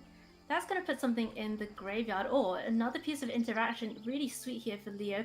He can use one of these Firebending lessons right now to turn on the Accumulate Wisdom. So I think he's going to rummage away a Firebending lesson to resolve the Accumulated Wisdom, and then may actually make a treasure off this Monument. He had to be able to cast yet another spell this turn. Wow, okay. The engine's online. Firebending lesson could deal with something. Can't deal with Cecil, the biggest threat. But yeah, getting the bat off the table here is pretty big though, because it maybe lets Leo threaten lethal next turn by resolving a Monument and then just triggering Monuments 3 times across Marcelo's and his next 2 turns. This is a spot where the life loss off of Cecil is proving really, really relevant, because it means that there could be as little as a 2-turn clock with these Monuments that Leo has assembled. Oh, Duress was the draw for Marcelo. Looks like he's going to prioritize ninjutsuing the Kaito though, maybe hoping to find a bit more mana to develop out some more of these cards in hand. Yeah, does need to find a black source though, because otherwise I believe he's just dead. Does find a black source. That's good news for him. That's a good first step. He knows about the Monument. Yeah, he knows about the Monument because that was the one that was under the bat. Looks like he's going to hold up Spell Snare instead, and Leo needs to pull it together here and find the line, because Cecil plus Kaito seems pretty lethal next turn unless Leo can do something about it. It's going to start, I guess, with the second Monument. That's going on. Yeah, so Leo does just definitely have lethal here. He can cast Monument, trigger Monument, cast Artist Talent, trigger both Monuments, train Marcelo for 6, and now Marcelo's upkeep cast Abandoned Attachments, trigger Artist Talent again, deal 6 more, and that's just very cleanly lethal here. So so if he goes for it, the game's pretty over. And the awkward thing for Marcelo in this spot is by threatening lethal, he's put Leo in a spot where he has to go for it. Leo can't take a line that doesn't go for it because he's just gonna die. He can't play it safe. There is no room, and this is sort of the risk of putting your opponent under this much pressure. Is there's no room for them to play it safe. They have to take the line that wins. Yeah, that's true, and that's the thing with Monument, right? Like, it's so flexible. You can maybe see if Leo doesn't have, that much. If Leo doesn't necessarily have that much pressure on him, maybe he decides to set up, and maybe he decides to play it safe.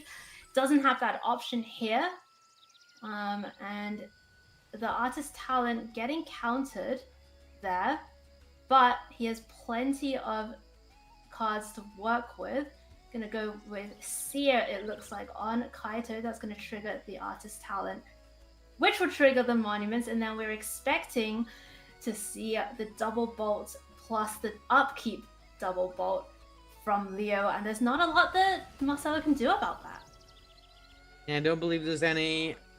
I don't think there's any answers in this deck. Maybe there's a Detect Intrusion that you could be worried about playing around. Not in the main deck, though. Right. Okay, we're actually going to go to main phase. I guess it doesn't super matter whether you do it in the upkeep or not.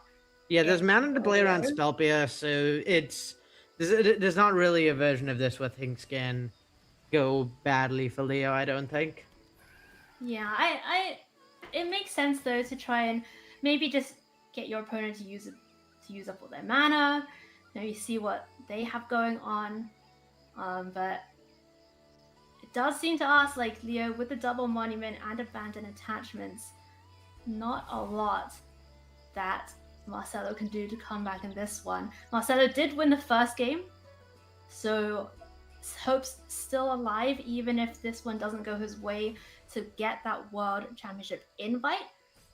But Yeah, so I think the thing that Leo might be playing around in this spot is requiring Hex. oh, the game too. Yeah, it's almost certainly not going to be enough though, because yeah, your opponent would need to. Marcelo would have needed to have a requiring Hex his own Cecil and upkeep, which is unlikely to lead to him winning the game. There's just not enough pressure, and then Leo would untap and get another turn. So yeah, don't think there was a way it worked out there.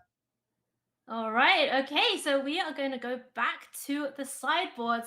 Almost clean slate, as it were, going into the deciding game. One game of Magic between each of these players and a berth at the next World Championships. Looks like we are going... I think we just have the wrong match loaded up, so let's get that fixed for all of you, and we will come back to this when we have figured that out. Yeah, game 3.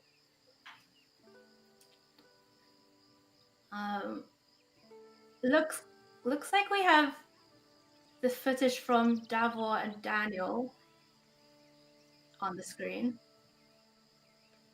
Yeah, going into game 3 for the Dimir deck, I think definitely where you want to be is on the play post mod. I'd say a post mod game on the play is probably Dimir's best game in this matchup. It is still probably slightly unfavored because Lessons is a bad matchup, but not by that much because as we've been over, the Dimir deck can snowball in a way that is hard to keep up with. You're just really looking to get on the board early and hoping there isn't a powerful non-interactive start like that last game from the Lessons deck. Yeah, for sure, for sure. Okay, it seems like we are ready to go back to our semi-final with Leo and Marcelo. Here we go. All right, it's going to be Marcelo on the play this time with no turn 1 play, but does have the bat on turn 2, Spell Snare, Kaitos, and the Unagi, which I'm pretty excited to see make an appearance, perhaps. And Leo has a pretty responsive hand, but does have the Accumulate Wisdom to potentially refill if he needs. Yeah, and the texture of the way these hands are playing out is definitely looking like it'll favor Leo here, where not having an early creature for the Dimir deck that you can play and not have just either removal as the bat, whatever, is pretty awkward. And in these games where neither player really plays to the board very much, Ral out of Leo's hand looks fantastic.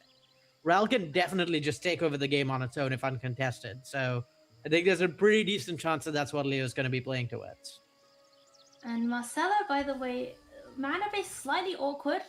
Just has Watery Grave and 2 colorless lands. So we'll be looking for a few more colored sources. We look at Ral Crackling Wit, which of course does get more loyalty counters when you cast spells, makes otters with prowess, and very importantly in this deck is a discard outlet. They're going to just fire off this Accumulate Wisdom on the front side, the basic side area, in the end step. Sometimes you just need to anticipate, and I really like aggressively firing this off from Leo because you really want to hit your 4th land drop, and to do that you want to either find card flow here or you want to find another land. Being put in a spot where next turn Leo would have to cast a spell to try and find that land drop, but it would also want to cast a spell to interact, would be pretty awkward. So I like going for it aggressively here. Marcelo finds the 4th land, so that's good news for him. And for his supporters out there. Deep Cabin Bat going on the stack now, and Leo's thinking, do I even need to spell snare this? He has oodles of removal in hand. Yeah, so the question here is whether Leo values the flexibility of spell snare as an answer versus the ability to deny Marcelo information about his hand. I really like the play he made. I really like denying Marcelo the information because once Marcelo knows that there's a RAL coming down, he can sort of play around it, try and play more to the board to prep for it. But yeah, if you spell snare the bat here, there's only 2 RALs in the 75 for Leo, I believe. So yeah, no real incentive to play around it for Marcelo, and it can be really punishing here since I don't believe there's counter spells Leo can expect from Marcelo in this spot. The only counter spells in Marcelo's deck are spell snares, which do nothing here, and disdainful strokes, which are not coming in against lessons probably. Right, Leo is gonna play it safe though. Just gonna never drop the shields. Just passing it back. Marcelo did not find that 5th land. Neither did Leo. Although Leo did find the 5th removal spell, Aria. Oh, yeah. Yes! Oh, I don't know if Leo's gonna regret not playing the round now. Yeah, this is really, really awkward for Leo because now that Marcelo knows Leo's hand, it is extremely easy for Marcelo to just completely blank it by only ever playing out Kaido for a while. All these firebending lessons, combustion techniques are really awkward against Kaido, and Seer is an answer to Kaido, but does it as an awkward timing since Kaido has hexproof on your turn, so you can play Kaido, uptick it, force your opponent to spend 2 Seers on it, and then just play another Kaido. Ouch, that RAL hitting the bin. Gotta be painful there for Leo. And finds land for turn. It's not an untapped source. And Marcelo also finds the land and knows that the way is clear, at least as things stand, for something like Kaito or Arya, maybe the Unagi. Since that, it's difficult for Leo to interact with that. Yeah, I think either Kaido or Unagi is acceptable here. Both of them seem fantastic against what Leo is doing. So now that Marcelo's found a null, I kind of like Kaito, Arya. I kind of like holding up a null for maybe an artist talent, because you do not want to let Leo get that down, right? Yeah, the other thing a null does is it does not allow Leo to spend mana to put his lessons in the graveyard. If Unagi is played, Leo could just combustion technique and or firebending lesson the Unagi, refuse to pay ward, let the lessons go to his graveyard so that he could cast Accumulate Wisdom. Okay, alright, well, it's gonna be Kaito to begin with, making the emblem, and that is the first copy of Kaito. So Marcelo kind of knows, Marcelo knows that Leo has all of these spells in hand, right? So he knows this is kind of I'm just gonna get you to try and get you to play as many of these out as possible. And awkwardly for Leo, having to use the Seers here doesn't put any lessons in the graveyard. No lessons in the graveyard, and Marcelo has an abundance of ways to play around it. He can spell stay here and just get an extremely brutal 2-for-1, trading up 3 mana and up a card. Most of the cards in Leo's hand are dead here, and this is like one of the bigger weaknesses of lessons is your deck is quite inflexible, right? Your deck is very reliant on these cheap spells you play early that are interaction, and if your opponent can invalidate those cheap removal spells, then the lessons deck can struggle. Most of the time we see that come up is when decks are invalidating the removal spells on a structural level.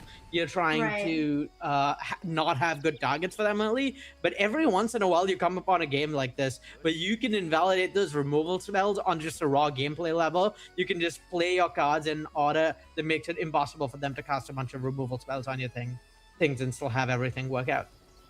And look at this, right? Marcelo says, I don't want any of these small creatures. They're useless. They're just going to die. And I think Leo's going to do the exact thing you mentioned, Arya, which is just point removal spells at the Unagi, refuse to pay the ward, just so he can fill up his graveyard and try to get to the point where Accumulate Wisdom, puts 3 cards in the hand instead of 1. Yeah, so Leo is really far behind right now, and the way he gets out of this is by assembling his engine. And to assemble his engine, he needs a critical mass of cards. So he just needs to cast Accumulate Wisdom. Oh, how about second Rao? Not sure it does that much though. Now that Unagi and Kaito are big threats. Yeah, now that there's two pieces, two threats in play, plus a requiring Hex in hand, I think it might be too little too late on this Rao. He's gonna make the token. Anyway, I guess the token does at least threaten the Kaito if. So I believe that's just lethal here. Marcelo can just activate the Soulstone Sanctuary to the creature, requiring Hex the blocker, and that should be 12 damage. Wow. All right, here we go. That is lethal for Marcelo Cavalcante with Demir midrange, taking out the final Is It Lessons player in the field. And it's going to be the 3 attackers in for Marcelo, opponent down to 0, and he is off to the World Championships. Congratulations to Marcelo, flying the flag for Demir in the top 4, getting it done, making himself a finalist and making himself a World Championships competitor. Congratulations. And Arya, I'm impressed with this Demir deck. Like you said, the flexibility of it, the way that it can play all these different games, kind of made Is It Lessons look a little bit clunky, weirdly enough. Yeah, just masterfully maneuvered to make the Is It decks removal all line up really awkwardly. Historically, this sort of deck is pretty tough for decks like Demir because all the cheap interaction is so hard to deal with. But Marcelo did such a fantastic job navigating that last game, invalidating all of the Is It decks removal, and yeah, the combination of this deck having some amount of flexibility in the way it plays to the board and the inflexibility that is core to how the Is It Lesson shell works, really, really well navigated by Marcelo to use that combination of things to win that last game. Now we're going to hear from Marcelo now and get his reaction on punching his ticket to Worlds. Marcelo, congratulations. You are into the finals and you have locked up a spot at the World Championship. What does that mean to you? For me, I'm sorry if I cry during the interview, but for me, it's a great opportunity. I want to share a little story. Not so much people know, but I managed to win a regional championship in 2023. And at that time, when I played the Worlds, but everything went so badly, I lost my flight. I arrived there at the eve of the tournament, and I prayed to God that I could have another opportunity to do things the right way. So here you are. I'm so happy that it is happening. I can't believe I played so many amazing people, amazing opponents today and yesterday, and that's it. So I'll have my chance again. Marcelo, I am so happy for you, man. Like, I wish you all the best for the World Championship. Never mind the fact that we still have the finals to get through, but you have pushed, you have done so much to get to this point. You've done it your way as well, and I wish you all the best for the finals, and I'm very much looking forward to seeing you at Worlds. Okay, thanks a lot. I hope I can do better in the next Worlds. I'll try my best. Good luck, man. See you soon. Thanks. Oh, what a wonderful human being there. Congratulations to Marcelo, our first finalist, keeping Demir midrange dreams alive. And he's also going to the World Championship. But we need to find him an opponent, don't we? So here at the Virtual News Desk, we are ready to check out our second semifinal. We had a great match. We've got another one on the way. Let's check out our head-to-head and find out who we're watching here. Who is headed to the finals? We'll find out in a moment. We have Devor Detechnik up against Daniel Weiss. Is It Prowess versus Is It Prowess matchup here. Let's get to meet the players. Devor started playing the game in 2002. So he's been playing the game for a while, has Devor. He actually has played an Arena Championship before, an Arena Championship 9. He made top 8, so he's doing better than that this time. He's done well at a couple of Grand Prix. He qualified for this event. I've said it a couple times, but it's just a great fact.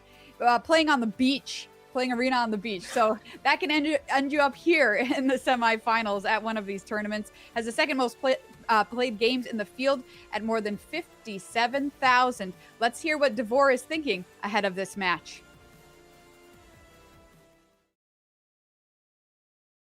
Davor, congratulations. You are into the semifinals. How are you feeling right now? I'm feeling great. I mean, I won, so yeah.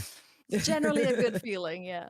I love the way you won that. Just an army of otters, level 3 Storm Chasers talent. I mean, what more could you ask for? Yeah, I love playing that matchup. Can I get one more lessons? I mean, let's see who's left. Possibly. Yes, you could. Possibly. It's my teammate then, so not great. You know what? What's a team kill amongst friends, I guess. All right, Davor, you are 1 win away from the World Championship spot. Any thoughts on that yet, or not so much? I don't wanna jinx it, and I don't wanna overthink it. So match by match. Alrighty, you'll keep your head in the game. Go get ready for your semifinals, and hopefully we'll see you in the finals. Thank you. And here's a look at Devor's deck. Is it prowess here, Hayu? What are the best cards in this mirror match? I don't know, Maria. I think that maybe Secret Identity I like a lot as a way to kind of answer the opposing interaction. Devor certainly very, very knows his way around the Izzet deck. I believe he played Izzet Cauldron VV at the last Arena Championships in which he did well. So, you know, he's no stranger to the blue and red cards, and I think really this matchup is going to be about picking your spot and maybe just a timely Secret Identity or 2. Okay, excellent. Let's take a look at Devor's opponent here in this semifinal. Daniel Weiss here on Izzet Prowess as well has been playing Magic the Gathering since 5th grade. Says qualifying for this tournament is his proudest achievement in the game, and that winning it all would be a dream come true. Let's hear from him ahead of this huge match. Daniel, congratulations. A swift 2-0 to get you into the semifinals. How are you feeling? Thank you very much. Yeah, I feel great. I feel like I'm in a little bit of a dream here. Semifinals time. Do you want to face off against Izzet Prowess or Izzet Lessons? Yeah, I mean, I have a general preference for not playing mirror matches, and so I don't think I want to play a mirror match against someone with 57,000 games played on Arena, but, you know, I'll take it as it comes. Whatever match, it'll be a fun match. With the call out on Davor. Ooh, all right, well, we'll see. Maybe there is a Prowess mirror. Who knows? At least it's not a Lessons mirror. I'll give it that. At least it's not. At least it's not. Well, best of luck, Daniel. Can't wait to see how the semifinals shake out for you. And then, you know, you're just 1 win away from locking up the final slot. Sounds good. Thanks. Let's take a look at his build here of Izzet Prowess in this mirror. Arya, how does this deck stumble when it's playing against itself? So really, this matchup is going to be a lot about it's going to be a pretty similar cadence or tempo to how the Izzet Cutter decks played a year and a half ago. For folks who are familiar, it's how a lot of Izzet matchups play out, where it's sort of about grinding and card advantage until it's not because you've died very quickly. So the matchups can really be about 2 things. You can one player can stumble and the other player can close the door really quickly and win the game. Or the game can go really long and both players can spend a bunch of time card selecting and posturing before going for their final turn, which they turn the corner really quickly. One thing to note is this list is exactly 2 cards off of Devor's list, and the 2 cards are the 2 copies of Willow Rushvedge. These players, I believe, independently arrived on exactly the same 39 spells main deck, so it's really going to come down to plays and specific draws rather than deck list differences like we've seen in a lot of matches so far. Ooh, exciting stuff. Here we go. This is for the finals and a World Championship berth. Take it away, Hayu. All right, second semi-final time here at the Arena Championships, and we have Devor the Technic, who played through the qualifying round today with Is It Prowess making it here to the semi-final up against Daniel Weiss, also on Is It Prowess. I'm not sure if they tested together or if they came up with it independently, as you say, Arya, but testament to the power and the selection of this deck for the weekend that both of them made it here to the top 4. Now they had to face off against each other. And Arya, we're going to go down to the action. In this key mirror match, we might see some posturing, we might see some setting up, we might see some big turns, we might see whether Daniel's going to keep this hand with no threats in it. That is hitting the bin, and we're going to look at a 6 here for Daniel. Yeah, in this matchup, you really want some way of getting on board and some card selection. You want to keep hitting land drops, but you also want to play to the board. The big grinding engine that both these decks have access to is Boomerang Basics plus Storm Chaser style. It means that no one's ever going to truly run out of things to do in a long game. But what is going to happen is one player's going to have more flexibility with sculpting their hands. And so I suspect there's a pretty decent chance we'll see sort of a player sculpt their hands, prepare, and then a big slick shot show off to kill somewhat out of nowhere. Yeah, and Daniel, thinking hard about this decision, the Wild Ride maybe seems like the most superfluous card right now, but that card is also the most explosive. So maybe Daniel doing a bit of calculations, trying to figure out if that card can, help him win in a big turn. Ultimately decides to put it back, get the Otter down on 1, and Devor finds a 1-drop as well in the Storm Chaser's tower. Yeah, Storm Chaser sound almost certainly ideal start in this matchup. You really want to get on board early, and Storm Chaser Sound is a card that lets you do that plus contributes to your late game. Otter is a decent enough second place, but the fact that Storm Chaser Sound also represents this late game selection and card advantage makes it pretty premium here. We're going to see sleight of hand here from Daniel ×2. Otter gets in for 3. Can't be blocked, of course, by things that are smaller than it. And Devor finds the 3rd sleight of hand. So 3 tricks in a row potentially for Devor. And has a slick shot show off as well. He's going to send that to the exile zone, plotting it. Oh no, he's going to just put that on the battlefield. My bad. Get down, get in. Yeah, so I think notably in this spot, Daniel does not have red mana in play. We know he has red mana in hand, but that's not face up. And so I really like Devor recognizing, oh, Daniel is stumbling on lands, missing colors. What I want to do is give him a 1-turn window to have Burst Lightning plus a red land. All my Slick Shot Show Off is going to deal a lot of damage.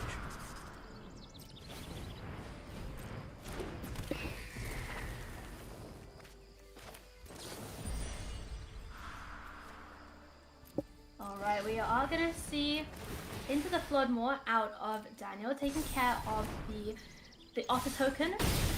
Getting in for another 5. Devor is down to 10. So, in the race scenario, Devor is very much behind. But look how many more cards he has access to over Daniel. Doesn't have a lot of interaction, just the 1 copy of Bounce Off right now. And of course the slick shot show off potentially on the blocks. Burst Lightning, that's a great draw here for Devor. Yeah, one thing I want to note is how much this mirror in many ways comes down to the damage you take off your lands. So in theory, this mirror is like oscillates between being card-based and tempo-based, but because of all the shocklands and multiversal passages in both these players' decks, that's yet another axis in which you can struggle. You really want all your lands to produce exactly the right color of mana because you're playing so many 1-mana spells, but at the same time, if you take too much damage off your lands, like we've seen Devor take a bunch of damage off his lands here, it leaves your opponent outs to win games that they otherwise wouldn't have a chance to win, because your life total is artificially deflated, and that lets you chain burn spells and cantrips to sort of represent a lot of damage out of nowhere. And look at this, Devor making that calculation, right? I'm gonna pay 2 here. I get another 2, right, from the trigger off 6 shots. So it was like, am I happy to trade 2 of my life for 2 of your life in this spot? And he ultimately decides to go for it. can get out the second Storm Chaser's talent, hitting for 7 this turn. So we're going to have Daniel come down to 11. Needs to find something here. Find Slick Shot Show Off. That's a lot of damage, potentially. That's a pretty large amount of damage. So Slick Shot Show Off plus Boomerang basics on either the Show Off or the Auto represents 5, putting Devor to 3. But I think there's a pretty good chance Devor can kill on the Crackback if that's what ends up happening. Particularly given Daniel's out of cards at that point. So Devor could also just try and stabilize against the 2 creatures if he finds another piece of interaction. And if he does find another piece of interaction, 3 is notably not 2, not a low enough life total to be burnt out. So it's possible to stabilize at that life total in a way it wouldn't be if Daniel was sending Devor to 2, because then he could just cantrip towards the Burst Lightning. Right. Okay, well, looks like Daniel's gonna go full steam ahead here. Get the Slick Shot Show Off down. Get your triggers. Bounce the Otter in for 5. Devor is down to 3 life. Can he string it together this turn with Slick Shot Show Off? So I believe either a Wild Ride or a Burst Lightning is exactly... Burst Lightning's exactly enough damage. Wild Ride is 1 more damage than required. He has 2 cantrips. All he needs to do is find one of those 2 spells. Okay. Didn't find it off the first one. Sleight of Hand just found another land, so he's gonna have to try and find it here. Yeah, we know the trigger from Slick Shot's going on the stack. Is it Burst Lightning? Is it Wild Ride? Can he do it right here, right now to get game 1 in the books? He can't. He just finds another island. Bounce Off doesn't do it. And now he's got to be really worried about the Crackback aria. Yeah, another island is a brutal draw because at this point, the Slick Shot Show Off is definitely lethal from Daniel. And the Elusive Otter, if this prowess triggered, can't be blocked. So I think it's a pretty tough spot for Devor. There's a lot of different things that could go wrong, and there's a lot of different ways that he will not have lethal next turn either, because he's pretty low on gas. I mean, is he supposed to just to leave the Slick Shot back? That can't be right. So leaving the Slick Shot back doesn't really do that much because it can't block the Otter anyway. Right. So I think you have to go and just hope to fade a draw from Daniel. Right. I mean, Daniel currently 2 on the board. Any spell presents lethal. We know, of course, that Devor has the bounce off for one of these creatures. If it's Secret Identity, that's lethal. And then if it's like a cantrip, then, you know, Devor has big problems. So let's see what Daniel finds here. Big draw for Daniel. Oh, it's just a land. That's not lethal. Land here and now is... it goes back the other way. Now Daniel has to land think, here is brutal. Am I dead? But Devor, again, doesn't have lethal here, I don't think. I'm not sure whether or not Devor has a Burst Lightning in Graveyard. I don't think so.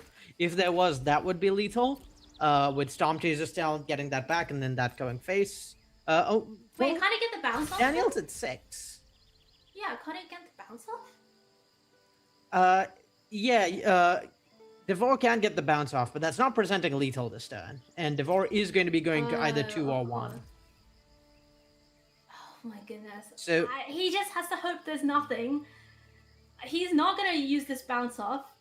The pass priority, Daniel says, okay, it's going to be 2. Oh my goodness. Can Devor find something? I mean, he also just needs one thing, right? Yeah, and now Devor has to wonder, do I play this bounce off on my turn?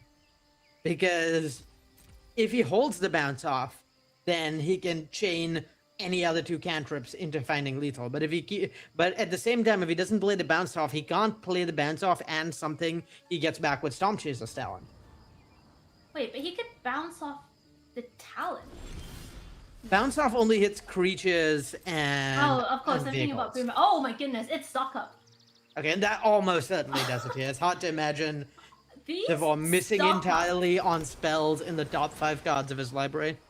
These stock-ups have been insane for Devor, by the way. We saw him mull to 4, in his last match and then hitting the double stock up to really like put the cards in his hand. I mean, I'm no financial analyst, but I think Devor's line is going up. He finds Burst Lightning and Stick Shot show up. That looks like lethal to me, Arya. Yep, it's hard to imagine what Daniel could have that would make going for it incorrect here. So, yeah, I think you cast the Burst Lightning in the game. Once again, we're in a spot where Devor doesn't really have the ability to play around things, so should just go for the lethal line. All right, that's game one going to Devor Detechnik. With the stock up, they have been so key for him, arriving at just the right time. And it just there's a feeling, right? Sometimes you play in a tournament and your deck just provides, and there's a feeling of kind of fate. But let's see if Daniel can intervene in that and bring this one off on the reverse sweep here with Is It Prowess in the mirror. We're looking at the sideboards here, and these players are very different, it looks like, approaches to sideboarding. Devor bringing in more threats in the form of Drake Hatcher, sliding out some of the slick shots, and Daniel just bringing in a bunch more interaction. Yeah, so it's not just approaches that are different to sideboarding. The sideboards themselves are also incredibly different. They have like 3 cards in common between them. They somehow arrived at the exact same 39 for the main deck, but 11 different cards for the sideboard. That's pretty crazy, actually. Not great odds for that, and this is not a great hand here for Devor. No blue mana as things stand.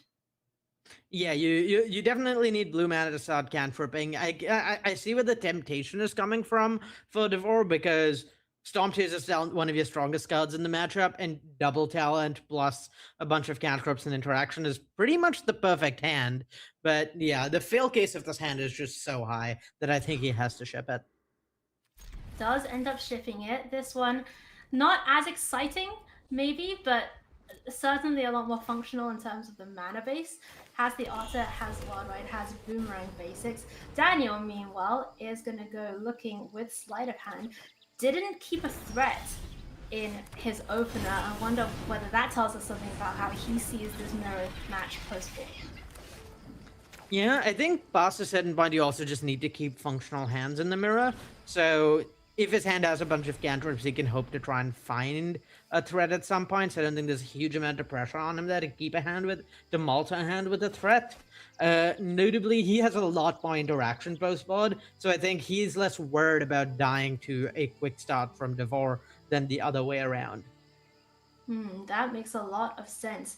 And we see that, right? We see that in what's going on right now. He has 3 removal spells already in hand, including a Pyroclasm. And he's still kind of thinking about whether he needs to put another one or whether he can take this Otter. Yeah, the Otter is awkward because you really, really want to play it out here and develop a threat to start getting in damage. But also, just putting a second land on blue is a little bit awkward. Yeah, I think you can't, with 3 red spells in hand, it's super awkward to not have your red mana going. So he is going to choose Mountain. Elects to have it enter tapped, maybe hoping to draw some more threats out from Devor before sending the Pyroclasm. We'll see though. Devor finds just land for the turn. Boomerang basics and Wild Ride. No way to refill the hand right now. And I bet he's thinking about that one lander, Arya. Yeah, a slightly awkward hand, but at the very least, this deck has enough card selection that eventually you'll draw out of it. Things definitely favor Devor if he does continue to hit land drops, though. I think his hand is really well set up for the mirror. In particular, Pyroclasm is a card that's really, really strong in this matchup, which seems strange because the decks are basically identical. But with the way, with the cadence of the games in this matchup, players frequently are incentivized to cast a bunch of spells on their turn, and then on your turn, all your creatures have prowess, so you can cast a cantrip or 2, then Pyroclasm, and make it a one-sided board wipe instead of a true board wipe. Stock up, by the way. Turning up again for Devor. He's like the stock up whisperer. I don't know what's going on here, but it turns up when he needs it, and it finds him what he needs, which seems at the moment to be more threats in the form of slick shot show off. But as you mentioned, I mean, this is all the options you could want, right? This is like everything you could really be looking for, and just up to him to decide how this game is going to play out.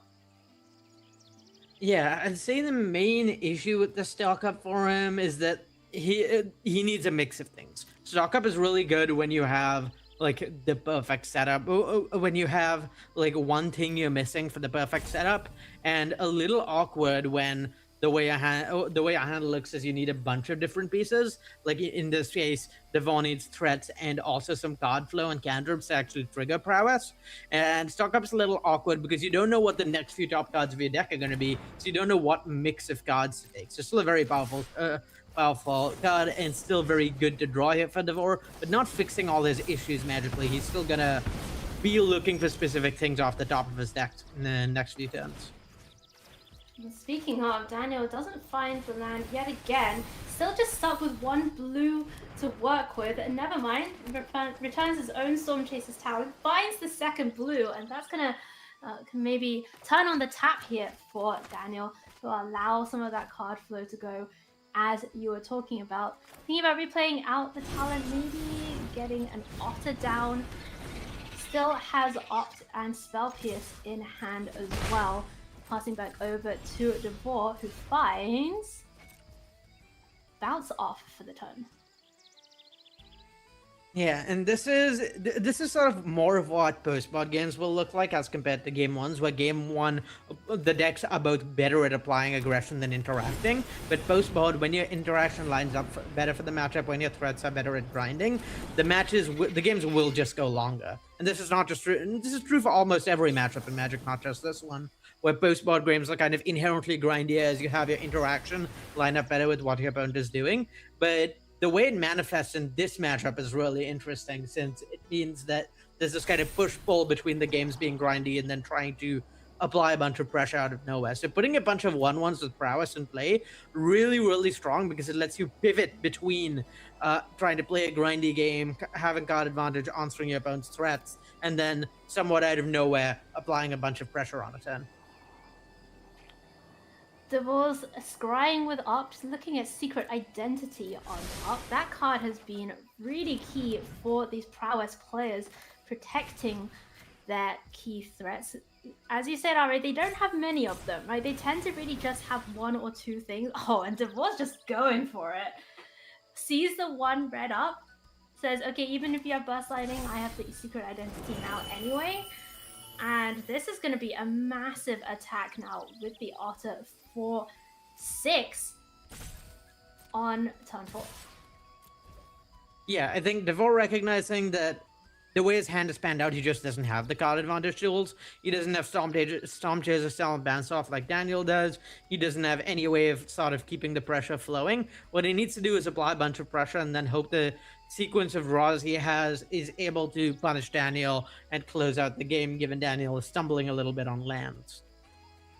Okay, Devor trying to put his foot on the gas and try and drive Daniel into the wall here. Let's see whether it succeeds. Daniel needs a big draw here. It's Seer, another kind of clunky 2-mana removal spell. No second red source in order to maybe double spell some of these removals. Yeah, those Spell Pierce paired with Seer, I believe, should just prevent this Elusive Otter from living. I don't think there's anything in Devor's deck that trumps that, so that's definitely got to be tempting to Daniel here.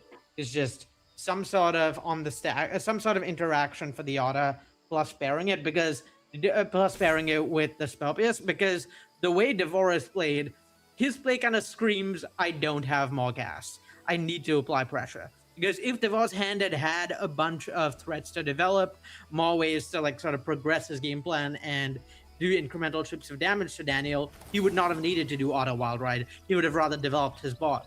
Playing the Elusive Otter at this point plus Wild Riding really indicates that he doesn't have that much going on, or doesn't have that much else by way of threats at least, which definitely incentivizes Daniel to try and kill this Otter here. And it does look like it's going to work out for him. Secret Identity goes on the stack, but Daniel has the answer. Spell Pierce is going to take care of that. Bunch of prowess triggers. Believe that's going to be an attack for 6 this turn with these 2 otters. So Devor going down to 12. No otter. Has a Drake Hatcher, so that is another threat available for Devor, but it's not growing very much, Arya, without some of that card flow that you were talking about. Yeah, Drake Hatcher, one of the better cards in this matchup, and why in general I would give Devor the edge post-bot in this matchup, is Drake Hatcher is a threat that can snowball in a way that sort of counteracts your opponent's snowballing, presents blockers for their slick shot off, so like killing you in the air out of nowhere is pretty difficult. But yeah, it's another card that's sort of only good when your deck's working, when things are going well, so pretty awkward here into another Seer and just having more gas to follow up from Daniel. And Daniel finds Riverpire Verge, so that is the second red source. Storm Chaser's Talent and Opt both available this turn as well. Does he have to really care about this Drake Hatcher? Not really. I mean, he'll probably end up searing it at some point, but what he can do is he can force Devor to act first. He can cast his Storm Chaser's Talent, cast Opt, attack, and then Devor is either taking 6 or blocking with his Drake Hatcher, casting a spell, and then leaving the door a little bit open for a Seer to kill the Drake Hatcher here. That makes a lot of sense. We're going to have the Otters start triggering from the Prowess from Opt. Yeah, and this is yet another game where we're seeing like sort of the advantage of being the having this coiled strength with playing to the board with these little tokens, where Daniel wasn't applying that much pressure before, but all of a sudden he can maybe kill Devor in a turn or two because he played these otters to the board. He didn't need to get in a burst damage early. In fact, we saw Devor do that and it was actually quite disadvantageous to him, but instead just representing continued damage off these otters and forcing your opponent into spots that are awkward and forcing them to spend their interaction in ways that are awkward really, really benefits you in this matchup. You really want to have the threat to pivot from the game being about cards to the game being about damage, sort of on a needle, and make that switch when it suits you best to force your opponent's cards into being pretty clunky. All right, well, here is the attack with the otters. And it's going to be an attack for 8 potentially with Seer going on the stack. And we're going to see Devor actually just use the bounce off here while Daniel is tapped out. And he's, just get rid of the token permanently. So that's a nice answer to the token. Takes 4 down to 8, which is not very much when you are up against this Prowess deck. And finds Burst Lightning for the turn. I mean, that's another answer, I guess, Arya, but Devor is out of gas.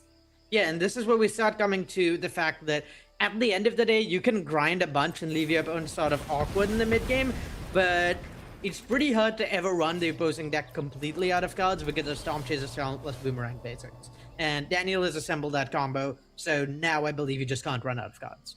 He could just, every turn if he wants to, for 6 mana, make a 1/1, draw a card, get a couple of prowess triggers.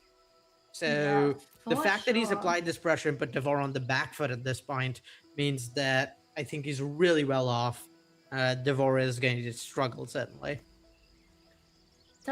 And Devor's at 8, so Daniel, with the elusive otter draw, maybe thinking about the counters here from the adventure side of elusive otter, and then thinking about, whether that is enough. Doesn't seem like it's going to be enough on the face of it.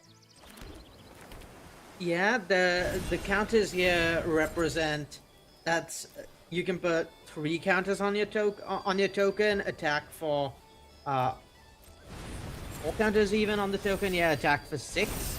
And then if there's a burst lightning in graveyard, this makes a lot of sense because there's no life gain in these decks. So you get to put Daniel in the spot where I'm not sure whether or not there's a Burst Lightning in the graveyard. I think there is, but even if I there think isn't, he's gonna so. die at some point. Yeah. Yeah, and that's it. So Divorce scoops it up. We're going to a game 3 between these two prowess decks in the mirror.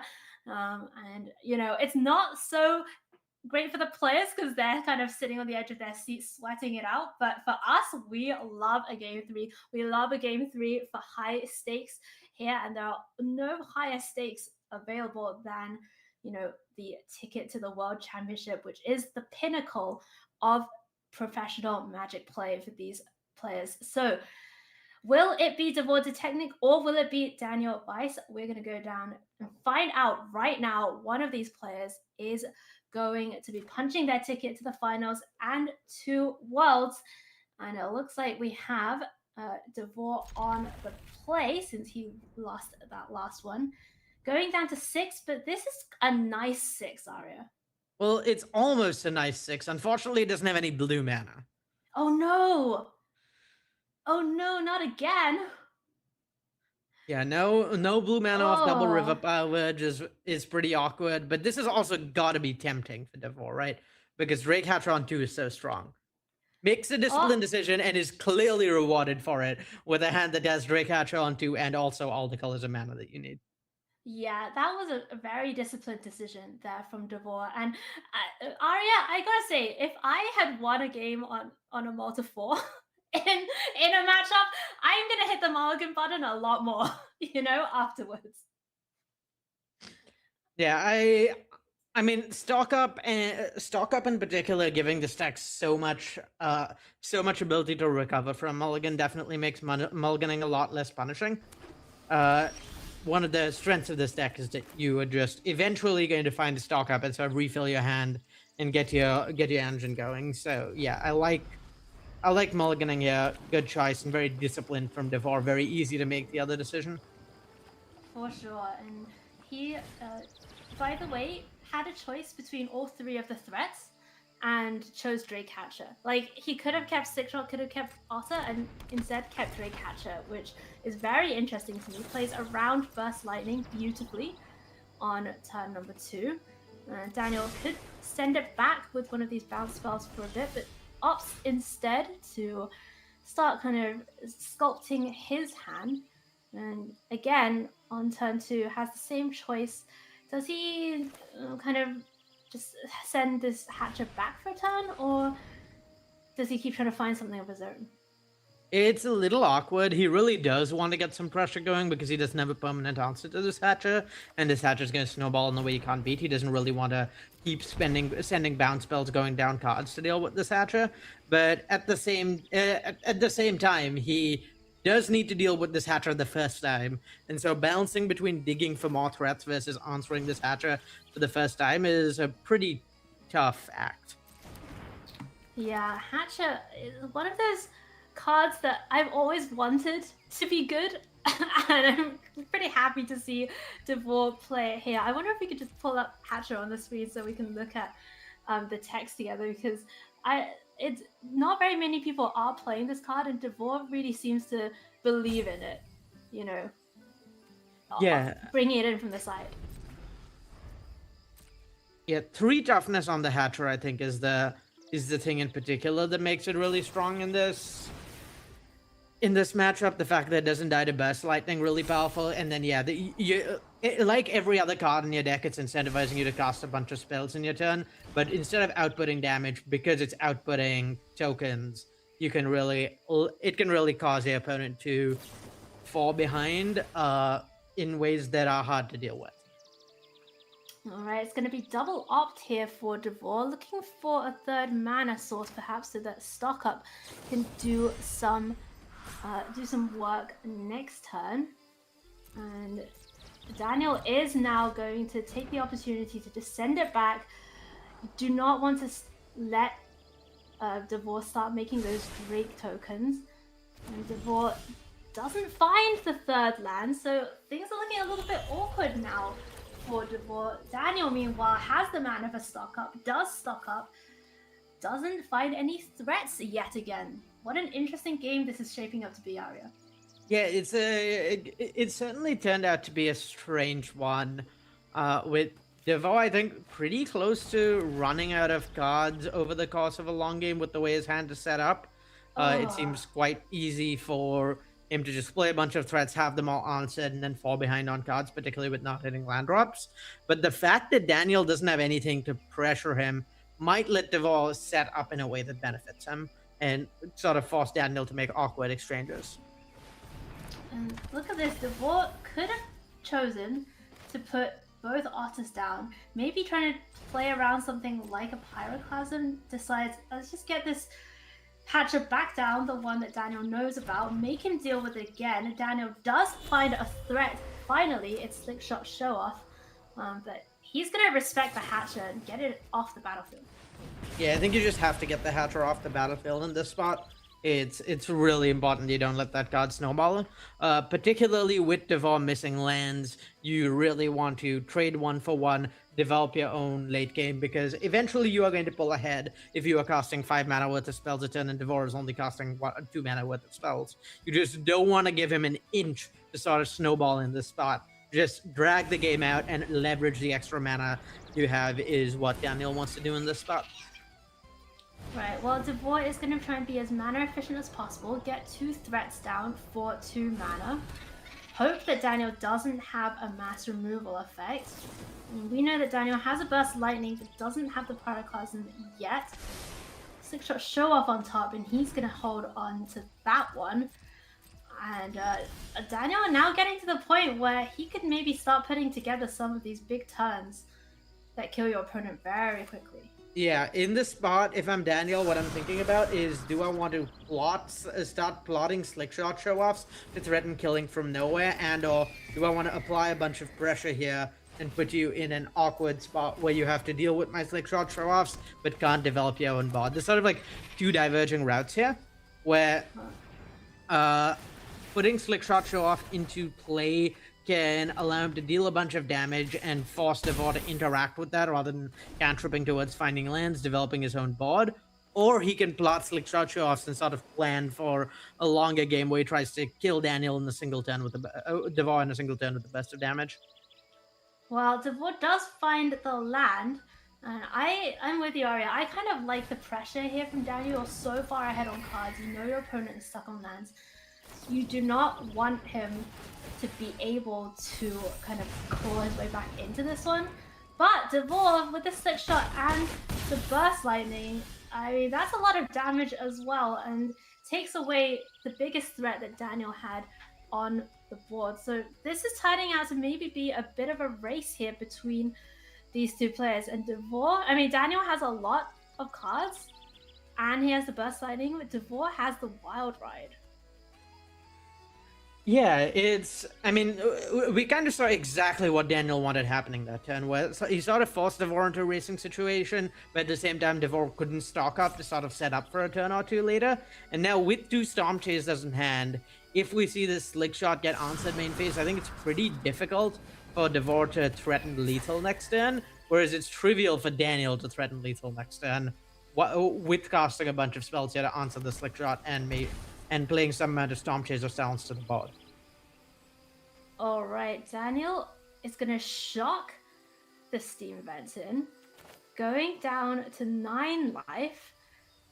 We've talked about it before, but the shock lands, they can be kind of brutal here in the mirror match as well. Has the Storm Chaser's talent, has Burst Lightning to deal with opposing Slick Shot. Doesn't seem like he's going to be able to get up to 15 this turn. Now, definitely not lethal being presented this turn, but I think threatening lethal next turn is pretty important still.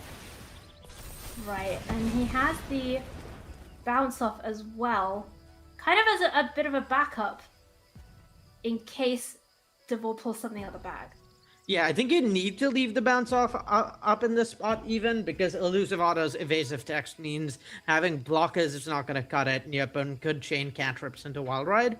So yeah, I think definitely need to leave up the bounce off in this spot for Daniel, and then hopefully you're in okay shape. The way I could see this going wrong is maybe like cantrip into secret identity, and that cantrip plus wild ride presents lethal here. That is 9 Right. damage. So if there's a secret identity off the top to go with that wild ride, so if there's cantrip into a secret identity off the top, that's how things could go wrong.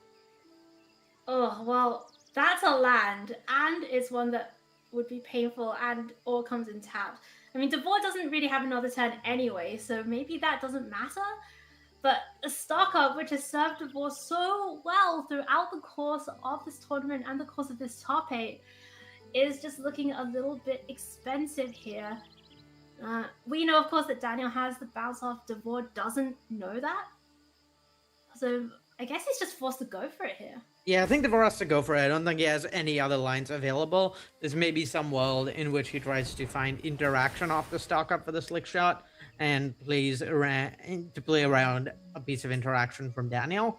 But yeah, it's just really hard to see it working out because even if he interacts with the slick shot, Daniel can untap, bounce off a blocker, cast sleight of hand, find another piece of interaction, and likely kill Devor, particularly after shocking for his land. Oh, Spy above Canal, not a good land. Secret Identity would have been helpful earlier. I mean, he is tapped out right now. Has another Wild Ride Boomerang base. I mean, these cards are all smell like lethal, but not with so little mana to work with. And Devor just really missing those land drops really has hurt him, Mario.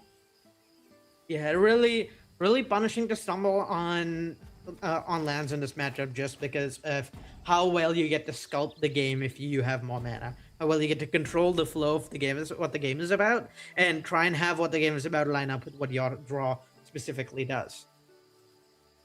And I think for Devor, he just has to kind of cross his fingers and hope that Daniel doesn't have something. I think he for sure has to shock the land this turn. So, yeah, there's one more line that could maybe work out, but also would require a mess up from Daniel. Yeah, Devor makes a respectful play, decides to go for it.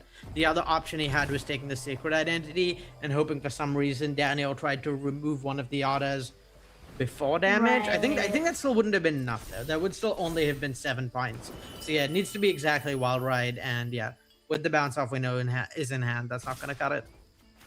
Yeah, he's gonna get in, he's gonna see the bad news, and Daniel Weiss, I mean, we said it earlier, he has to pull off the reverse sweep.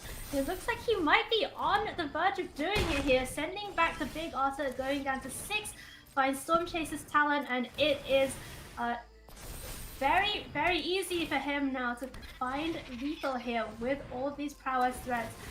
You can see, and you always tell, when the players start playing faster, they have it. And Daniel Weiss is going to take this one down in the Is It Prowess mirror against Devor to Technic. And he's going to lock up his slot in the finals and at the next World Championships. Congratulations to Daniel for pulling that one off. And Arya, the mirror match is always going to be close. It's always going to be tight. What was the difference maker here?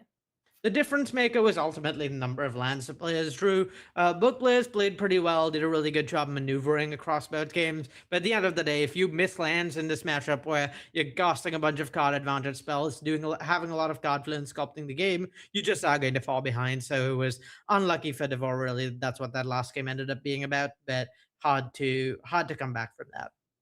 Yeah, and congratulations to Daniel playing super well, navigating that mirror match. We heard it in his interview before. He didn't really want to play the mirror.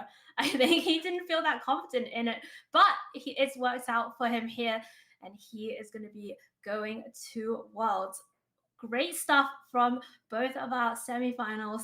And Arya, I think we're going to get to hear a little bit from Daniel as we find out his reaction to making it to the World Championships. Daniel, congratulations! You're into the finals and you've locked up that all-important spot at the World Championship. What does that mean to you? It's amazing. I mean, Magic the Gathering is my favorite game. I love strategy games, but this is the best one. And so, to be able to play in Worlds, I'm still a little bit in shock. Like, Defour is an amazing player, and that mirror match is just like it's very tricky, and yeah, so I'm still a little in shock. Yeah, that was a crazy matchup. I saw Devor won the first game with 1 life left. It was so much back and forth between you two. Like, it was anyone's game, honestly. And you both have played superbly well, even though Devor will say he's played terribly. But, you got the Right. win. You're through to the finals now. What's going through your head as you prepare for that? I don't know what's going on the other side of the bracket right now. I have to be honest. I'm just going to huddle up with my testing team. Shout out to Joe Pei, who I locked in otters with at the last moment and has been an amazing testing partner, and to my lovely wife Elizabeth. Awesome. Well, Daniel, best of luck. Go get ready for that finals, and hopefully we'll see you here for one more winners interview. Yeah. All right. Thank you. Bye. Hey everybody, welcome back to coverage of Arena Championship 11, and it is finals time here today. We are so excited to bring you the finals. We had 119 players when this weekend started, and now we are down to only 2. Both of them, great news, have qualified for the World Championship coming up later this year. But of course, first place in this tournament goes home with $15,000 and the coveted title of Arena Championship winner. Welcome into the virtual news desk here to set up our finals. We've got Daquan Watson, we've got Tannen Grace. Hey Daquan, I know you've been out of the booth for a little bit, so what are you looking forward to here coming back in for the finals? I feel like the biggest thing here is that we had all those mono green landfall decks. We had all of those Is It Prowess decks, or actually Is It Lessons decks, and that's neither that we're going to end up watching, as we now have the Is It Prowess decks and a Demir mid-range deck that actually made the finals. So this is probably a little bit of a surprise to everybody, right? That these weren't necessarily some of the top represented decks, and now they're going to go head-to-head to decide who's going to be the champion today. All right, Tannen, what are you looking forward to in this finals match? I gotta kind of shadow what he said. I mean, like, this is the finals. I would have never guessed this. You gave me like 15 guesses. I would not have gotten maybe either one of these right. Definitely not both. I mean, I feel like we turned the clock back a full year in some of the stuff here. So, in some ways. Yeah, so what was good at one point, I guess will be good again at some point. So I guess that point is now. So I'm just interested to see which deck actually wins here. I'm feeling maybe a little bit of Is It Prowess, but we'll see. Everything old is new again. Let's take a look at our bracket and find out how we ended up here at the finals. You can see everything that's gone down today. Battles left, right, and center here. So many incredibly talented players, so many different deck archetypes, but ending up as we zoom on into the finals area, Is It Prowess? Demir mid-range is going to be our finals here today. Not something like Tannen said, I think many people would have predicted coming into the tournament this weekend. So let's take a look and set up our finals with our head-to-head here, everyone. Daniel Weiss on Is It Prowess is up against Marcelo Cavalcante on Demir Midrange. More than 16,000 games played for Daniel Weiss on Arena, more than 26,000 for Marcelo. Let's get to meet Daniel Weiss a little bit better. Daniel's been playing the game for a long time, ever since 5th grade. He says this is his favorite game, and qualifying for this tournament this weekend is his proudest achievement in Magic the Gathering. But he was just used to winning boxes in the Arena Direct events, playing limited, and now he's found himself here in the finals matchup of an Arena Championship. When asked what winning would mean to him, he said it would be a dream come true, the chance to play my favorite game on the biggest stage. Let's take a look at his Is It Prowess list. Tannen, how does this deck work and how does it win?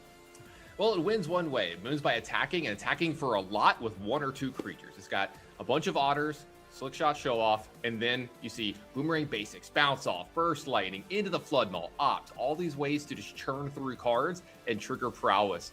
This deck looks like, hey, it needs to be done with a game in the first 2 to 3 to 4 turns. No, this one's got a lot of staying power, can play a really late game with cards like Storm Chaser's Talent and Stock Up. It is way more resilient than it looks on paper. That is Daniel Weiss and his Is It Prowess list. Let's take a look on the other side of things here and meet Marcelo Cavalcante. Has been playing Magic the Gathering since 1996. He won a regional championship to play in the World Championship back in 2023, but it didn't go very well, and so he's so happy he gets another chance to play in a World Championship. Again, has played a handful of Pro Tours over the years as well. When asked what winning would be to him, he says it's the chance to play the World Championship again. Well, congrats, Marcelo. You've already hit your goal. Time maybe to make a new one, running Demir mid-range here this weekend. Talk to me about how this deck wins, Daquan. Yeah, whereas opposition is probably going to want to play a bunch of spells at once in quantity, here we're getting quality, right? Everything's doing multiple things. We're drawing extra cards. We're grinding you out with Kaito. And hopefully in this matchup, going to hit all the removal just to keep those creatures away because there aren't that many of them. So just a couple of pieces of removal could lead to a very quality win here for Marcelo. It is time to crown a champion. It's time for the finals here at Arena Championship 11. Daquan, are you ready for a champion? I'm ready to give somebody a trophy. Yeah, we get to give a trophy and $15,000. They both have already gotten their invite to Worlds. And since that's what Marcelo was aiming for, hey, he's playing with house money now. Yeah, exactly. They're both playing for just a little bit of extra cash, right? Like, I feel like this is the loosest round of the tournament. Not that the players are going to play bad, but you're there, right? Like, you've gotten your Pro Tour invite, you've gotten your Worlds invite, you've secured over, I think, $10,000 for both of them in the bag. Now you're playing for just a little bit of extra cash. So, hey, you could be the winner here, but, you know, not the end of the world if you lose here. You've got most of the prizes. Yeah, that's sort of what it feels like, right? It's not no pressure because you still want to say you're the winner. You're the champion of the event. But at the same time, we're both going home with some nice consolation prizes. Yeah, both going to play for the World Championships. All right, tell me how this matchup should play out. Yeah, I think from when we've seen this matchup earlier, it wasn't necessarily against Is It Prowess, but some of the other Is It decks. And really, it's that early removal you're looking for in the form of preferably Requiting Hex or the Shoot the Sheriff. And then slowly trying to grind your way through after that, right? Like, can we get a Kaito down and then just get some extra value? Because again, there's not going to be a lot of stuff coming from the opposition. They want to stack up stuff to pump their creatures. So a lot of your stuff is going to go kind of really unabated for the most part. You just got to get it to stick. Absolutely. Let's see if anything can stick here for Daniel Weiss, and that should be enough to get him to a victory against Marcelo, or if Marcelo can clear enough stuff out of the way. So I'll say, taking a look at that opening hand, I don't see a lot of removal in that one, Daquan. Yeah, definitely not. But getting an early Cecil isn't terrible here because it does give you a little bit of extra damage to get in there. Did manage to pick up a Siren here, so you'll have a couple of blockers, and that gives you a little bit of variability here. And then you can dig. Absolutely. Now we do have an Otter on turn 1 from Daniel Weiss. How does he want to follow this up? A lot of options. Got a Storm Chaser's talent. Looks like where he might start. Got Sleight of Hand and Op behind us as well. Lots of stuff for him to kind of get the ball rolling. Yeah, I think we kind of underestimate Cecil in this matchup, right? It's a 2/3 Death Toucher. So this blocks really well no matter what the size of the creature is on the other side. Yeah, that's the biggest thing. Just being able to stop it permanently, get it out of the way. You're not even really planning on attacking much with Cecil because the life loss really does matter here. Yep. 3 damage across here, down to 17. Shoot the Sheriff picked up for Marcelo. That is a removal spell for this matchup, like you were talking about, one of the important ones. Yeah, pretty big hit here, and you're kind of just deciding if it's worth playing it now or not, seeing how your opponent spends their mana on the turn. Because Marcelo does know that Secret Identity exists, and that is the one spot where you could get tripped up if you're not careful. Yeah, that's a good thing to point out, too, because there is a Secret Identity in Daniel Weiss's hand, so you see Marcelo playing around that wisely. Yeah, and then now it might be just sit back and, yeah, just be able to block a Otter here. Seems like that's the play for Marcelo, going to leave back that Cecil here. Another Otter picked up here, another elusive Otter for Daniel. So, like you said, not a ton of threats, but timely ones, right? He's been getting them when he needs them. Storm Chaser's talent can do a lot of, being picked up, redone, and stuff like that. So, we'll have to see if he's going to be able to weather all of this removal that might come out of the blue-black deck. Doing a good job of it so far. Yeah, Daniel's hand's not bad here. Right? Having 3 mana allows him to do 3 things, basically, between this whole turn cycle if he wants to. Op's going to go ahead and find another card, pump up this Otter to 2 power. Looks like he liked the one on top, possibly. Wild Ride picked up here. Could Otter and Wild Ride here if he wants to get in for a ton of damage. Yeah, that might be the play here. Yeah, it looks like that might be what's going on. And so when you do stuff like Wild Ride and some of these pump spells, do you have to find that you need to really pick your spots well in this matchup as the Is It deck? Yeah, definitely. Especially since you're trying to use a sorcery, to get a big attack in. You kind of have to decide, all right, is this the point where I can really make it work? Because if not, I'm going to get 2 for 1. Yep. Cecil goes ahead and picks off the Otter token here. Yeah, and that's still not the worst, right? Even when Cecil blocks, you still got to do technically 2 damage versus the 3 that you were going to do. So not terrible there. Third land into play for Marcelo. A couple of options for him here. He's got a flood pitch drowner. Can maybe slow down the attacks here. Got a Tidebinder as well. Opt's going to lead off the turn here for Daniel Weiss. Start to trigger prowess. We've been seeing this a lot today. Yep. So we have a 2/2 otter. And let's see, we end up taking off the top here. Just a land. Okay. Now, having Flood Pitch Drowner is actually reasonable here. But again, it's just, are you actually going to get to tap something down? Mm-hmm. Yeah, something we need to definitely point out. Only one source of blue for Marcelo here right now. So kind of choked on what he can do. 2 spells a turn hasn't really been an option for him just yet. And we are getting low enough that at some point, that extra 2 damage from a Burst Lightning is going to be a real issue. It looks like no blocks here on the Otter have been declared. Let's see, does Daniel want to do anything? It does look like, hey, he's kind of reading your mind here. Maybe the Shock needs to go upstairs. Yeah, he says you put him down to 8, you would pump the Otter to get it to 3, so then you're down to 5 already. Yeah, it seems like Daniel might be thinking, maybe I don't need to do that. Let's figure this out. Taking his time. I mean, we are in the finals of the Arena Championship. Can't blame him. Yeah, he also knows Marcelo's deck has a lot of removal that works against his deck. So he's saying, all right, how much do I really want to try to commit to this to possibly not even get what I want? Yeah, maybe he's just okay with the 2 getting across here. Yeah, not a bad plan. I mean, you do put your opponent down to 8, and then you get to respond to Marcelo possibly doing something during your end step. It looks like that's what's happening. Go ahead. Just take the 2. Develop this Spire Bluff, can now get a little more mana in play. Left over just that Burst Lightning and Secret Identity, so he's starting to run a little low on resources. Still got the Storm Chaser's talent. Fluffer Drowner's going to come in and put a stun counter on the Otter, though. He does let the Otter end up tapped here, and it may be just because he doesn't have a lot in hand to try to finish him next turn anyway. Yeah, I think that's actually a good call. You know, if he uses the Secret Identity here and then doesn't draw anything for turn, he's kind of just out of stuff to do. Flopus Drowner going to get in for 2 damage here, and no 4th land drop for Marcelo with 3 copies of Enduring Curiosity in his hand. That's something to monitor as this game goes on. Yeah, we can flash in a Tidebinder here, and it's just going to be a matter of, does he value digging for a land with a map from the Siren, or just leaving mana up for the Tidebinder? It looks like we're going to go for the map here. I was wondering the same thing. It does look like he does value that map from Spyglass Siren. Let's see if he goes in and uses it here. Looks like he will. Where do you think he's going to put it? Yeah, Spyglass Siren seems like going to diversify the threats here a little bit. Now, I was going to say, Daniel can actually stop this and deny him the map activation with his Burst Lightning. It looks like he's going to do that. So, yeah, this also says a lot from Daniel's side, because he's saying, while this is 2 damage to go upstairs and you're only at 8, I don't think I can get there right now. So I need to make sure you aren't able to outpace me. Daniel drew a land for turn here. So not a lot of options for him here. Still got that Storm Chaser's talent. He can level it up to 2, get something back out of the yard. Yeah, not much happening here for Daniel. And he may just be posturing a little bit to look like he has something, you know, and I wouldn't blame him. No, absolutely.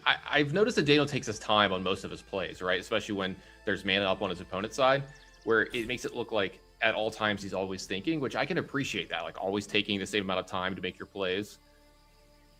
Yeah, anybody who's ever watched me stream or watch my videos, I make way too much use out of the thinking emote. I think it's the only one I ever use. I don't even hardly use the GGs. It's just like letting my opponent know, like, yeah, I need a second. Yeah. If you end up playing Daquan, that's what's going on, y'all. He's just thinking. Give him a little bit of time. I could be petting one of my cats, though, being honest. Sure. As one does. All right, so there we go. We see level 2 in the Storm Chaser's talent. This is going to allow Daniel to pick anything up out of the yard that he wants. Got a couple options here, a couple of cantrips, a Burst Lightning. We just bought back the Wild Ride, it looks like. Okay, yep. Bought back the Wild Ride. That's generally the most damage for the mana. Also, if he draws another creature, we'll be able to give haste as well. Second blue source picked up for Marcel here. That is huge. Entire hand now unlocked, Daquan. Yeah, that's exactly the land. Well, I mean, needed a 4th land, but particularly needed it to be blue. So that's a big deal. But Daniel did pick up a stock up here. Yep, allows him to dig 5 cards in the deck, take out the 2 best ones that he wants to add to his hand here. Definitely a big pickup for Daniel.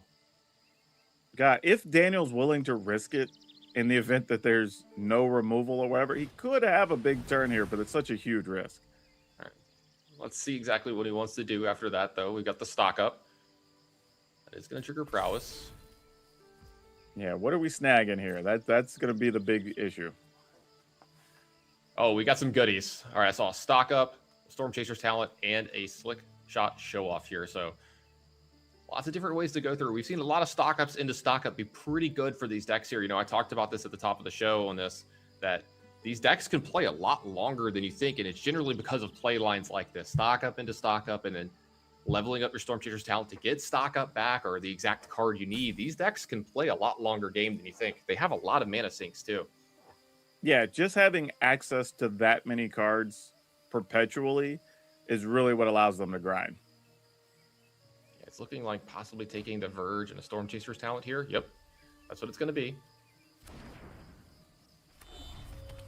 This is going to allow him to Storm Chaser's talent and Wild Ride behind this with Secret Identity behind that as well. All right, says, no, we're going to turn this off. Yeah, so we've seen enough triggers from the Elusive Otter. Now this Sidebinder could, into play. Yeah, this could be where Secret Identity gets used, but it doesn't really work here because Sidebinder targets the ability on the stack and not the creature. This also just gets a second creature to play with power, right? So like you can actually possibly do a block or double block here, and then maybe sit behind a bunch of Enduring Curiosities as the game goes on. Yeah, and this does really hurt Daniel here. This is one of the worst cards that could have happened. So this is going to stop the Otter from doing anything else this turn, as long as Shauna's Tidebinder is in play. We'll see how long it lives into play, though. Might be forced to get into the blocking duty here by Daniel. We'll see. Yeah, the problem here, though, it takes away all the abilities on the Otter. So not only does it lose prowess, it loses the other ability where creatures smaller than it can't block it. Oh, that's true. That is very, very relevant. Yeah, we saw that come up already in this game, getting to attack through a Cecil. Looks like maybe we got a little bit of a video glitch here stuck. We'll have to, yeah, we'll have that fixed and right back to it for everybody so you don't miss any bit of the finals. But is this one playing out kind of how you expected so far? Yeah, it's really an issue of just going back and forth and taking your time and who has what removal, right? Because the whole thing about the Dimir deck is it's not trying to be fast. It's just trying to get to the grindy mid to late stages of the game. And did not get there, as it looks like. We just saw a big hit come in from an Otter, and that was it. It seems like we used the Secret Identity to get flying here and pumped up the token and got in for the full amount of damage. So, yep. Daniel White taking game 1, and that's really big for him in this matchup. Yeah, and that's kind of where you want to be here, right? If you can sneak away with that first one, takes a little bit of the edge off trying to sneak in these last two, because the sideboard, again, as we saw in other matchups, you kind of have to make an adjustment to go a little more defensive and go in a little bit of different direction, which is not necessarily the preferred way these decks want to play, but sometimes how you have to play. And you even see here where he's saying, all right, Wild Rides are going out, right? Like, because it's, again, we talked about it being sorcery speed and more removal is coming in. Probably not going to be what you're looking to do, but bringing in a couple of counters to buy you a little bit of extra time and maybe even let you sneak through one of those attackers. Yeah, brings in a Seer as well, maybe kind of remove some of these blockers out of the way that we've seen out of the blue-black deck. On the side of Marcelo, we see Duress and some more requiting hexes coming in, and then some of the expensive stuff and the defensive stuff kind of getting taken out here that maybe we can shave down on these cards. Yeah, it's just a case of you need those early 1-mana interactions here. We're saying you're going to go up to a full set of requiting hex. You are bringing in Duress. Both cards spectacular in this matchup. And there are just a lot of times where you're not going to be able to spend 4 or 5 mana on like Wan Shi Tong, right? To be able to get any value out of it. So it makes sense to go ahead and pull it out. Absolutely. Looks like keeps of 7 from both players here. Marcelo's going to start on a passage. I'm sorry, passage for black, pay 2 life, get the Cecil into play. Says I'll take some damage, why not? Yeah, it's got a Siren and a Bat behind this. And just a land of the passer, Daniel Weiss. Another Siren picked up here. Looks like we're going to start off with the Bat. Only one removal spell in Daniel Weiss's hand, though there is a Boomerang Basics as well. Yeah, and I would even play the bat here as a preferred option just to have the extra information of like, how likely are you to go for it? Do you even have anything to do with my creatures at all? And this is kind of telling for Daniel as well, right? Whatever he takes here, if he's were to take the slick shot, for example, it'd be like, okay, so you don't actually have a removal for this slick shot, right? So there can be something ascertained here by just understanding what your opponent's willing to take. Yep, it does look like he does take that Seer. Cecil gets in for 2, does 2 damage to Marcelo as well, down to 16. Another Boomerang Basics picked up here for Daniel. Looks like he's just gonna, I was gonna say, yep, there we go. Plot the slick shot show off and pass back, setting up for a bigger turn down the line. Yeah, and plotting it's not bad there because it does, in a sense, protect it from anything, any future bats or anything coming down while you're setting up for a really big turn. Spyglass Siren added here. Now this map can do some work. If you want to, you can put it on Deep Cavern Bat and hope to get a +1/+1 counter on it. Start to get back some of that life that you're losing off the Cecil and the attacks that you're going to get from Daniel. Does look like we're ready to get the +1/+1 counter there. There's a Tidebinder on top here. Okay, I was wondering. He kind of just left it. I went, is that really the card we're looking for here? And then he immediately went back and put it in the graveyard. Yeah, you just taking a peek. You're just looking around, weighing those options. Does look like we're going to play the island here to be able to play another Spyglass Siren. Who's the creature deck here now? Yeah, exactly. Who's the beatdown? Looks like it's Dimir.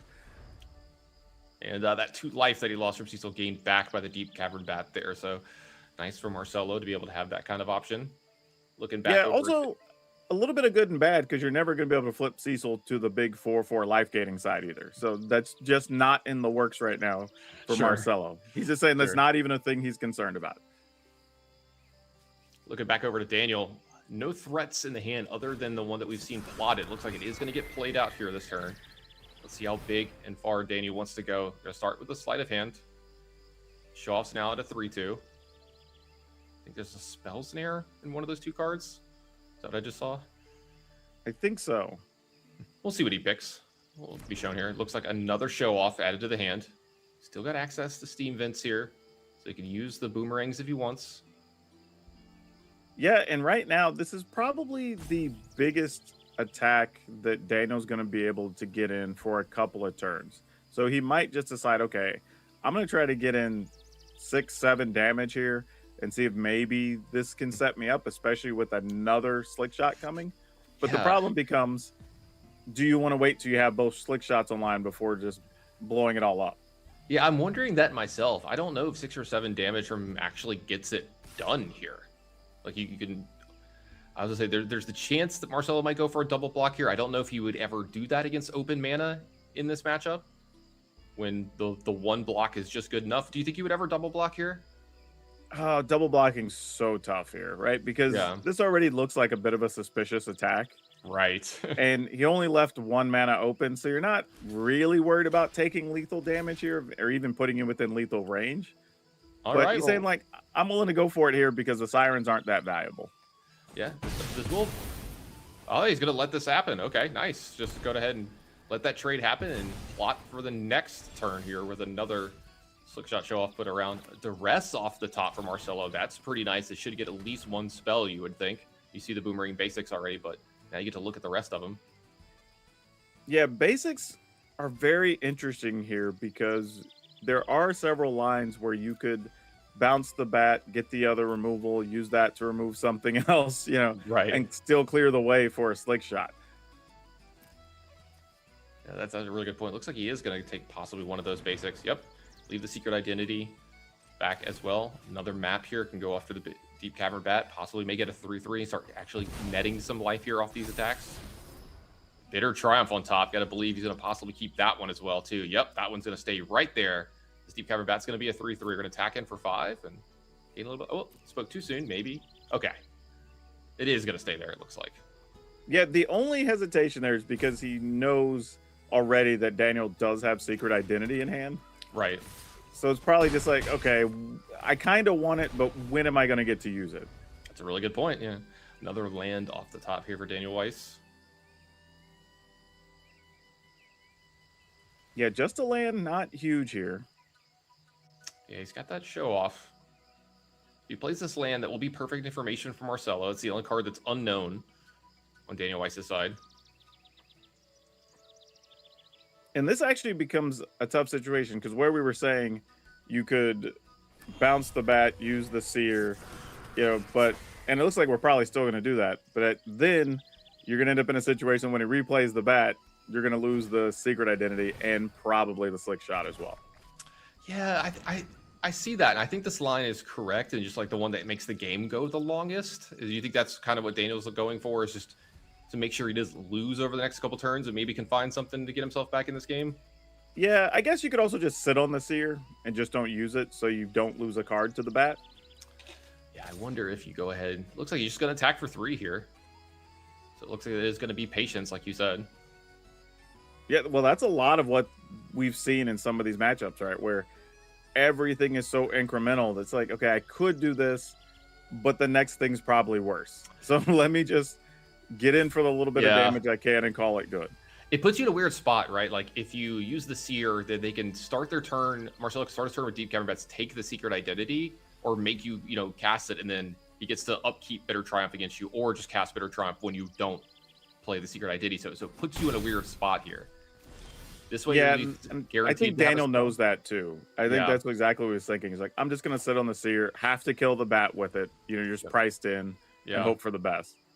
I mean, if Cecil is their only threat, like you're taking damage, but at least they're taking damage too as it goes. So maybe you could find a turn where you hit cantrip into something to win the game from there.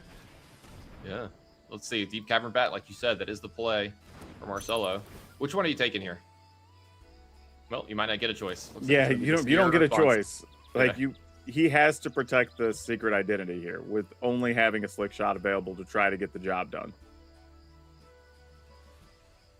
It looks like the seer is going to target that bat.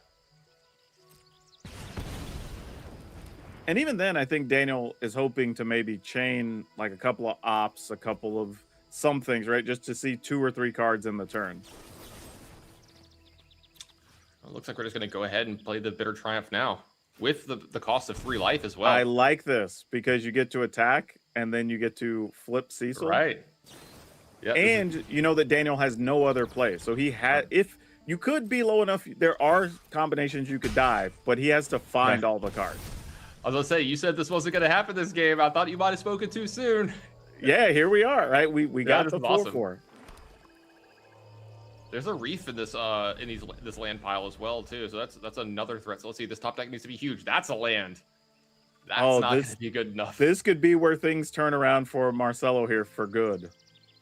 Absolutely, yeah. This 4/4 it starts connecting. I think one connection from this 4/4 is probably game. Yeah, I mean, Slickshot can't do anything here but sit back, right? It has to block one of these creatures and go to 1. Yeah, then does he have a top deck from there? I was going to say, I don't even know if he has a top deck from there. Ooh, are we just attacking as a bluff here? Yeah, it seems like it. It's going to be a Steam Vents tapped and passed. Ooh, this is a fun attack. Yeah. I think Marcelo's calling here, though. It looks like he's going to go ahead and activate this Restless Reef and attack for lethal here. Yeah, still going to get in there. Technically giving Indestructible to the Restless Reef, but it doesn't matter. Absolutely. So it does look like we're going to get a game 3 here in the finals of Arena Championship. Any changes you think you'd make after seeing the way this game's played out? I wouldn't imagine. I think at this point, each player's probably played this matchup or similar enough that they kind of know what they want, and what we've been seeing looks pretty standard here. So yeah, it looks like it's going to be about the same from last time. Not a big surprise. Yeah, it looks almost exactly the same, like you said. Yeah, don't see many changes going on between these two. So looks like we're just going to be going down to game 3. I think the most important thing is that Daniel's going to be on the play here. Yeah, chat, grab your hard hats because it's time to go to work. This is your 3rd game here, and Marcelo is opening with a very quick mulligan. However, this 6-card hand looks like it's going to be pretty good, though, Daquan. Yeah, this is strong, right? Getting to use a duress turn 1 and then follow up with a hex is pretty big. Yeah, absolutely. So it looks like we got a Spireball Canal on 1. It's going to be followed up by an Otter from Daniel and pass back over to Marcelo. Marcelo does find another land. So there's the 3rd mana. If you can get to Shatana's Tidebinder, that'll be able to be played this game. Are you duressing here? Or are you just going to go ahead and fire off the Hex? Looks like he's just going to go fire off the Hex. Yeah, this is kind of a tough decision, but I understand it just because the Elusive Otter is so much harder to deal with than the other options, right? Because there's just fewer ways you can block it in a lot of scenarios. So getting rid of it while you can and not having to worry about secret identity or anything just makes your life easier. Second Storm Chaser's talent picked up here, so that means he's going to be able to play 2 of them here, but leaving 1 spell left over his hand. And we see that Duress looming into Marcelo's hand. This is going to be a very impactful Duress. Yeah, this is the best Duress he's probably played all day. yeah, he's got to be very excited to see exactly this hand. Yep, you take stock up and your opponent's left with nothing. That's the best Duress you could possibly play. Yikes, that was a land off the top for Daniel too. So no play for him here this turn, though. He is making up to 4 mana with these Storm Chaser talents. Could maybe get that stock up back sometime soon. Oh, this is not great here, though. Nothing to really follow up. But if you really wanted to, you could Tidebinder to block something. We'll see if he draws a spell. Oh, that's another land. Come on, that is not good for Daniel. This hurts. If you're in Daniel's spot, because you're literally saying, just give me anything. Literally anything that's not a land. All right, well, here comes the attack for 2. I think we're going to see this Tidebinders possibly come in. Let's see. Nope, it looks like it's going to be a take for 2. Respecting some of these unknown cards in Daniel's hand. Yeah, nothing. Just 2 damage incoming. This is a tough one. Maybe looking to counter one of these abilities. This is where you get to see the power of the Storm Chaser's talent, though, right? Of, hey, even though I don't have much, I can at least threaten getting a card back. And now we're forced to use this Tidebinder to turn it off. Yeah, this is what I was kind of talking about, is like you can see these decks like, okay, well, this is going to be one of the better deep cavern bats you've had in a while, too, because you're going to see the coast is completely clear. But yeah, I think this is what makes these decks good, right? It's just a bunch of 1 mana, 2 mana spells, and you think that, oh, if you get to turn 5, they probably can't win because, you know, they kind of just played everything. No, these decks have lots of plays like the game and a lot of ways to use all of their mana. Deep Cavern Bat's going to technically whiff here, but I think you're very okay if you're in Marcelo's seat seeing no spells in Daniel's hand. Yeah, I always say that's what I call the happy sad bat, where you didn't get to take anything, but you're kind of happy you didn't get to take anything. Yeah, this makes blocking a lot easier, you know, playing around things a lot easier. Yeah, you know the full scope of Daniel's hand until this draw step. Oh, it's another land. No, that's 3 in a row off the top. Not like this, Daquan. Not like this. Yeah, this is not the way you want to go out. Come on. All right, so we do get to go to level 2 of the Storm Chaser's talent, though. Got a couple options in there. Looks like it's just going to be stock up, look to play for the long game. Going to go ahead and develop some of that mana. I mean, if Marcelo doesn't draw anything too good here, I think, well, spoke a little too soon there. That's pretty good. That's pretty good, yeah. And both the creatures are going to get into the red zone here. And you know they're not blocking with the otters. That's the thing. Absolutely. So 2 fresh new cards for Marcelo come into the hand here off the Enduring Curiosity, not to mention the fact that that's a really good blocker as well. And that's a watery grave, so if you're willing to take 2, you can leave up a spell snare. Yeah, knowing most of the cards in his hand, though, yeah, I got to believe you're not going to take the 2 here. You just play it safe. Another land here for Daniel Weiss. That's 4 It's all right. in a We have row. stock up coming. It'll be okay. Yeah, we do have stock up. Hopefully, I mean, if this stock up is good, he could take quite a bit of a lead this turn.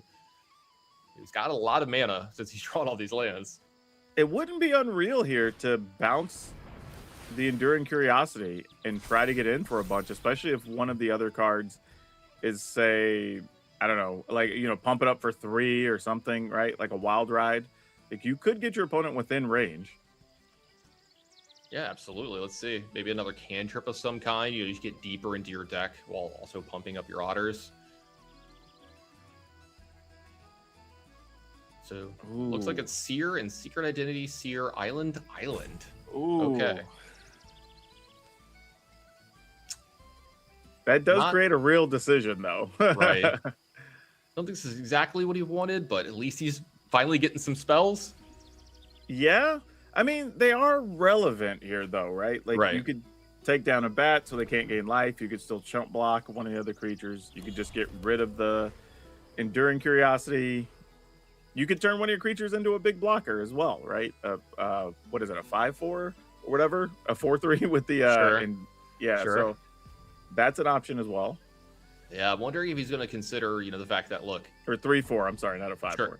Marcelo's tapped out here, like I kind of have to go for something because I'm not really going to have a lot of options with this much mana being gone any other time later in the game. So it looks like he is going to try to make a move here, Daniel Weiss is. Yeah, it makes a 3/4 flying and vigilance. There you go. Yeah, 3/4. And then you'd have a prowess trigger if you seared something. So you'd have a 4 and a 6, 4 and a 4. Yeah. Okay, attacking with 1, leaving 1 back. That kind of makes sense. Looks like no blocks from Marcelo here as well. So at least 2 is going to get through. Maybe we'll make it 3 here. Really tight game here in game 3. Just the 2 damage. Daniel going to pass back. Yeah, if I was Marcel, I'd be really curious what you got with the stock up to where you attacked and then didn't use anything. Right. Requiting Hex as well off the top for Marcelo. 2 removal spells in hand here. Technically a third of the Flipwitch Drowner and a Spell Snare. He's in a really, really good spot from here. Yeah, this is basically 3 removal spells for all real purposes here. We can see that the Seer is about to meet a Spell Snare as well. Another reason for maybe Daniel possibly going for it during the last turn while Marcelo was tapped out. I'm sure he had some reasons for this, though. You know, he's got to kind of do what he's got to do. He's on the back foot, doesn't have a lot of spells. He's possible to be able to trigger prowess enough during his turn. Well, we know the Spell Snare has been sitting here forever, so this is one of the few things you can hit. Yeah, looks like that Spell Snare is going to take care of that Seer.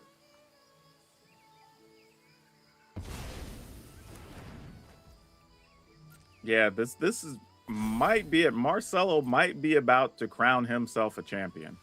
Yeah, we'll see. Lots of spells behind this. Still got that Bitter Triumph. Still got Requiring Hex if he wants to use it.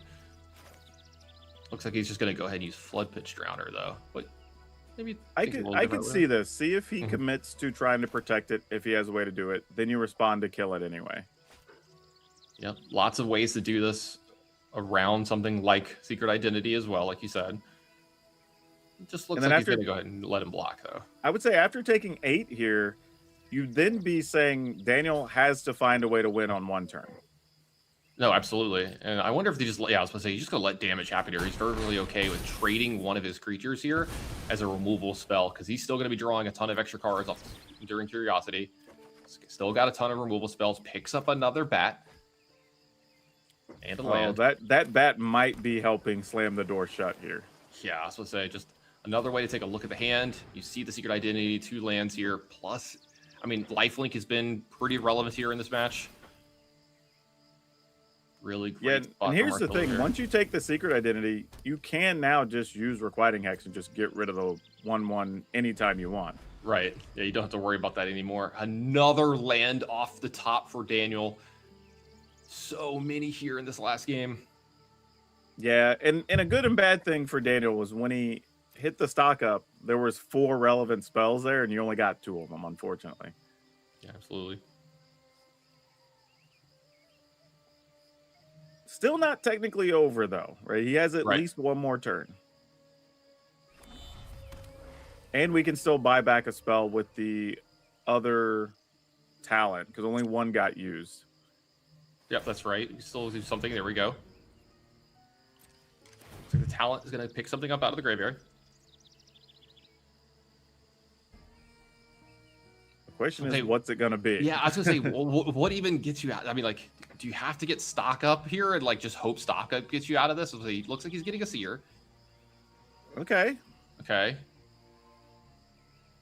Seer at least can stop the largest amount of damage that you're taking, right? Whereas we're saying, okay, he's got 1 more turn. It's like, okay, well, this can make it 2 to 3 more turns at a minimum.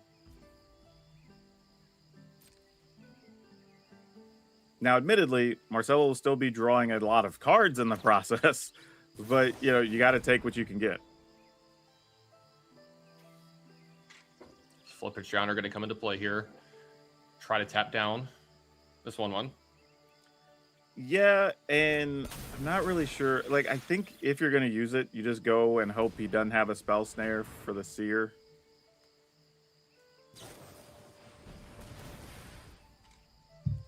Yeah, and it looks like that's what's happening here. Just saying, all right, we're gonna fire this off and just hope for the best. Oh, actually, oh no, I was checking his lands here to make sure there wasn't a Restless Reef hanging out there because I was like, oh, well, that could just help in things anyway. Yep. Looks like this full pitch downer is going to tap down here. The Secret Identity, though, is going to try to resolve and keep that from happening. This Requiting Hex is going to take that down. And now we are out of spells on Daniel Weiss's side, out of creatures, and possibly out of Hope the Quan. Another Requiting Hex backed up by a Bitter. Trying to fear 3 new cards about to come into hand for Marcelo. I think we're about to crown a champion. Yeah, and I was thinking the exact same thing. I see the line that Daniel was going for is that if you get to protect your creature, then you get to block the bigger thing one more time. But unfortunately, there was another removal spell there, and it looks like we are just setting up one attack step, a one away for a win for Marcelo here. Absolutely, he's going to play a Cecil and probably leave up the rest of the stuff. Oh, it looks like he's going to add the Spyglass Siren as well. Got that Bitter Triumph, got that Requiting Hex, still got the Tidebinder as well. Lots of options here. Yeah, I don't think it really matters where you put this. You're probably good, buddy. Yeah, at this point, we're just clicking buttons. Yeah, a Deep Cavern Bat going to get moved over. Doesn't need that. All the options in the world. Boomerang Basics, okay. Well, that can pick up Storm Chaser's talent and draw you a card. That's at least a start. We could chain into a million cards here, maybe. There are only 2 flyers, right, for a total of 2 powers, so maybe. But unfortunately, a Tidebinder is going to keep any of those shenanigans from happening. Tried to go to level 3, my favorite thing in the world, but another Tidebinder is going to seal it. Marcelo Calvante is going to be your Arena Champion 11 winner. Yep, it looks like this attack step's going to do it. It's just all a formality here, and we get to crown Marcelo our champion of Arena Championship 11. So this is awesome. What a way to get there with a deck that nobody was really expecting or planning for and thought maybe this had fallen off the planet the last couple of weeks. But yeah, here we are with a championship to its name. Yeah, we kind of heard rumblings over the last few weeks of blue-black mid-range, and it's the kind of deck, you'd see it come back. It would put up like 1 top 8 in a challenge, maybe 2 every now and then, or like 2 in the top 16. You'd be like, oh, maybe it's back. And then you wouldn't hear it from it again in quite a while. But here it is taking down a major tournament to the surprise of practically everyone here, except for maybe Marcelo. So very nice showing for him this weekend. Do you think maybe the breakout deck other than that, though, was these blue-red, is it prowess decks? I don't know if I'd say breakout because we kind of knew what it was. I mean, I think across the field, we saw variations of a lot of the decks that we knew. I think what we learned this weekend, though, is that all of these decks can be the top of the heap on any given week. Yeah, absolutely. Well, Marcelo is our champion, and we've got an interview lined up with him. So let's hear what he has to say and how he feels about winning this tournament.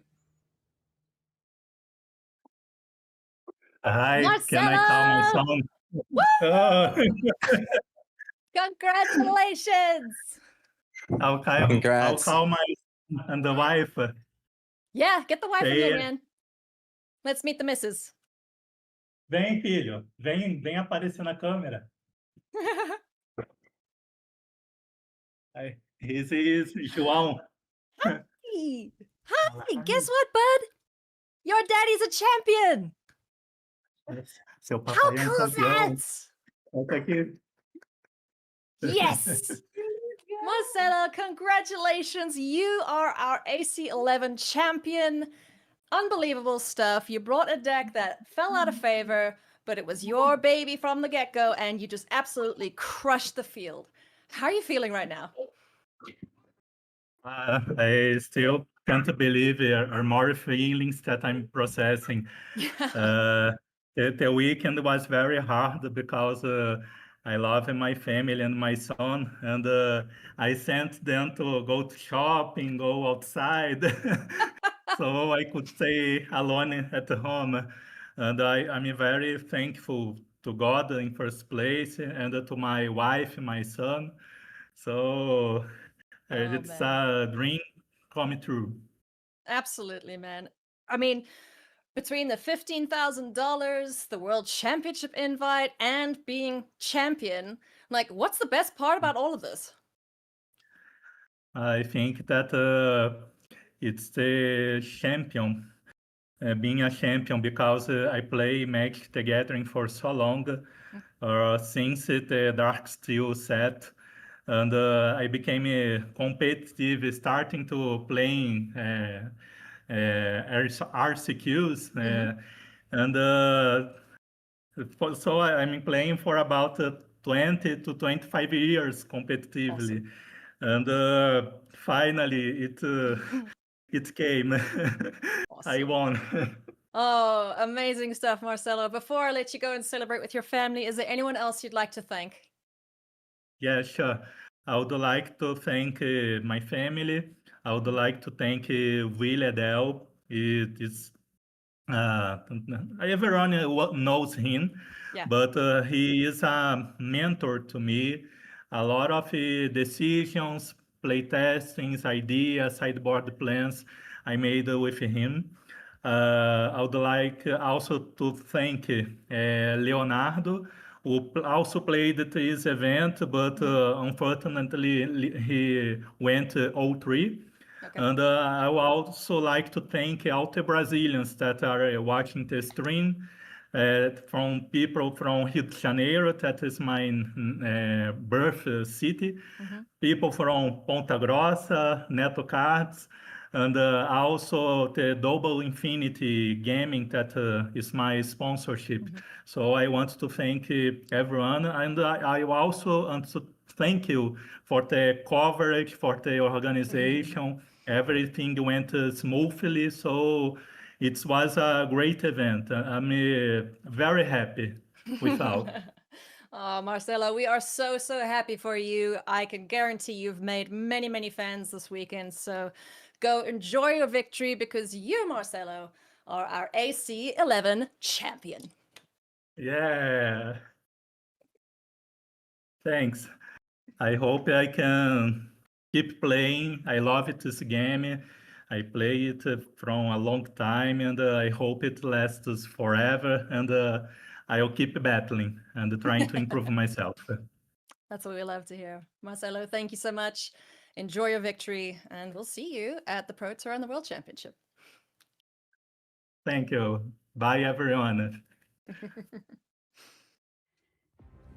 Huge congratulations to Marcelo Cavalcante, your Arena Championship 11 winner. What an incredible story for him here this weekend. He's been playing Magic since 1996, and he just did so very well. He kept grinding, kept playing, and now he is a champion at the highest level of the game, going home with $15,000, that World Championship invite, and indeed that Pro Tour invite as well. And just seems like a great guy too. Welcome into the virtual news desk, our commentators from that game, Daquan Watson and Tannen Grace. What an exciting matchup. I gotta ask you your thoughts from that finals, Daquan. You know, I think it kind of was where we started going into it, is getting to see two decks that I don't know if I'd say like people didn't know about, but maybe weren't as respected as some of the other decks that we saw in the lineups, and honestly weren't even that well represented by comparison. And we got to really see those two decks battle it out. And I think this comes back to what we've been saying about Standard. It feels like this has probably been, I don't know, 4 major events in the last 7 weeks or so. And every week it's been something different that's been at the top, right? And we're seeing innovation in every deck, and different cards making their way to the main deck versus sideboard. And even like we saw some mirror matches where the sideboards were completely different for players. So there's still a lot of stuff to be discovered in Standard, and we're going to be changing that in 2 more weeks. So Standard's just going to keep evolving, and this is exciting. Yeah, absolutely. Standard, by the way, rotation does not trigger until next January, and it's the biggest standard of all time, so it's only going to continue to grow throughout the rest of the year, giving us so many options to play with. And I can't help but wonder if perhaps that's part of the reason that we're seeing this deck that a lot of people had counted out from a long time ago coming back here this weekend and making waves. Tannen, for you, seeing this Dimir mid-range deck come out on top, was it just happened to meet the moment at the right time? What was the key to its success this weekend? Well, first, let's put some respect on its name. We kind of had lost a little bit over it over the last year. It's one of my favorite decks in Standard over the last couple of years, because like we said a few times on the show, a blue tempo deck, Tannen likes it, yeah, of course. But yeah, I think it's just meeting the moment, right? Like you're seeing a lot of these decks like the Simic decks, the mono green decks, the Izzet decks, all playing 1-drops and maybe a few 2-drops as their way to win, right? And so now you're doing the same, except you've now got better permission spells and better removal spells than they do. I mean, they're struggling to find removal spells, right? Like they're playing bad fight cards in mono green and stuff just so they can kind of interact that way. And you've got requiting hex. You know, you've got bitter triumph. You've got actual hard removal spells to take care of these things, while also having, excuse me, some card advantage behind that. Yeah, it's a really, really good spot for this deck. All right, you're a believer, Tannen, and Yep. you can keep believing into the future here. I've got to ask you, though, Daquan, we've seen these decks change in Standard. What's on top of the pile week by week over these high-level events? What's going to be the deck next weekend? For instance, what would you play if there's a big event next weekend? You know, there's a kind of a sector that's kind of in the, we'll call it the tier 2 area of Standard right now, with like the mono white, almost like token control type decks that are playing the planeswalkers and things like that. The caretaker's talent, you know, like, and those decks could have a shot if you end up in a world where there's a lot of this Dimir mid-rangey stuff, because a lot of the removal spells won't have a lot of value in those matchups, right? So you can start game ones kind of a step ahead of everybody while still being able to deal with some of those early creature decks. So I wouldn't be surprised if we see something like that, or something in the Boros mid-range type thing start peeking up around the corner. Let's take a look at our bracket if we can, and just sort of revisit where we've been in the tournament so far. Take a look at everything that happened today. We started today with the qualification round. We had 18 players, but we had to get down to 16. And as you can see there in the 16, there was a lot of prowess. There's a lot of lessons, a lot of is-it colors generally, I should say, that were kind of taking over the field. But in the end, blue and black cards getting it done. When you take a look at this list here, Daquan, of all the stuff that happened today, what for you is kind of the most surprising thing that you're going to take away from this tournament? Yeah, I think people might have woke up coming into the day feeling like, oh, is-it lessons again, and we're going to see so much of this. And then, nope, people have found ways to deal with it, apparently, right? So we don't have a new boogeyman we have to worry about. But the other thing, too, I think it should still be pointed out that round of 16 had, you know, decades and decades of high-level Magic experience in that bracket. So if you're looking to qualify for the Arena Championships, like, bring your A game, because you're playing against people that know ball, right? These aren't people that just got lucky and qualified in an arena event, right? These are people that have been putting in time and work, and they know the game. Yeah, and that's something very cool that you mentioned there, Daquan, too, is because once we kind of got out of that 16, we started to see some of our bigger name players kind of fall by the wayside. You know, like Seth Manfield was playing in this tournament, for instance, right? And we didn't even see him here on day 2. So a lot of players who aren't able to already have that, you know, pedigree of being a Magic pro are able to use the vehicle of Arena to find themselves here in these high-level tournaments and use an Arena Championship to parlay themselves into paper into the future. So I think it's just an awesome way for people who are looking for a way in to competitive Magic to kind of get into the game that way. And so it's very exciting for me, Tannen, to see these players who are making names for themselves through this tournament. Yeah, you know, that was my thing that I was looking forward to the most this weekend. We saw such a stacked field that I was like, I kind of hope one of the, I don't want to say no names, but one of the players that's not at the forefront of your thought when you do with Magic, right, to kind of show up.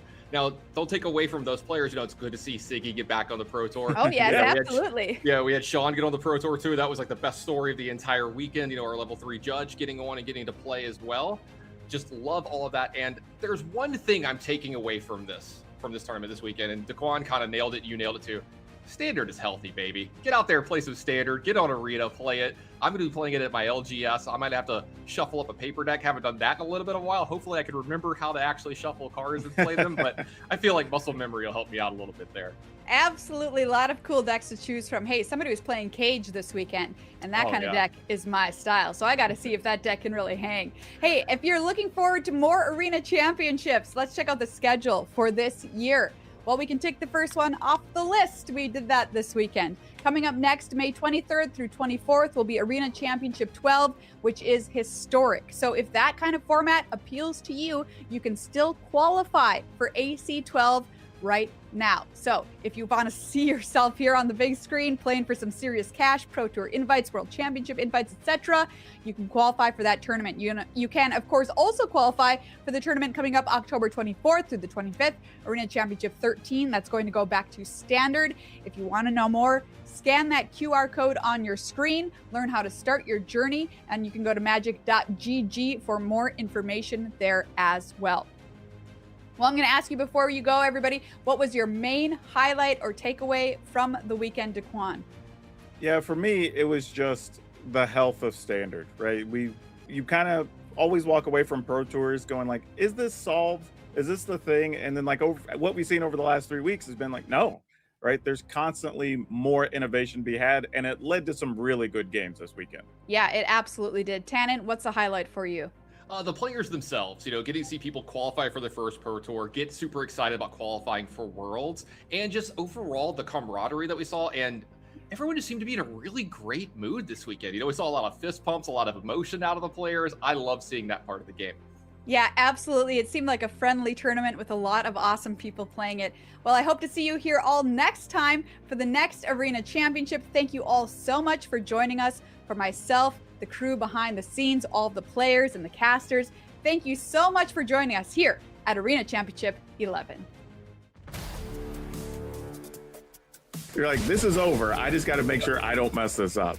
Maybe know something like Thunderflock is coming here, going to give himself the best chance to rebuild from here. Yeah, I think that's exactly what that is. That is a very heads-up play. You see the GGs that being extended.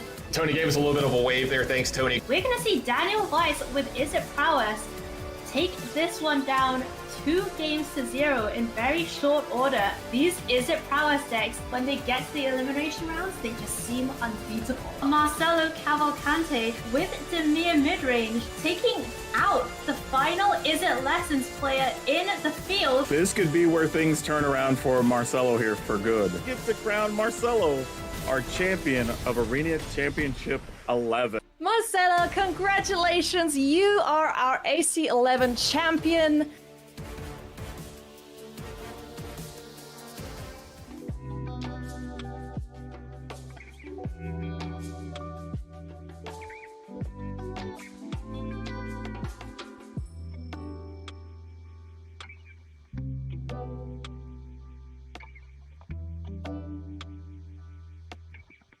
Thank you.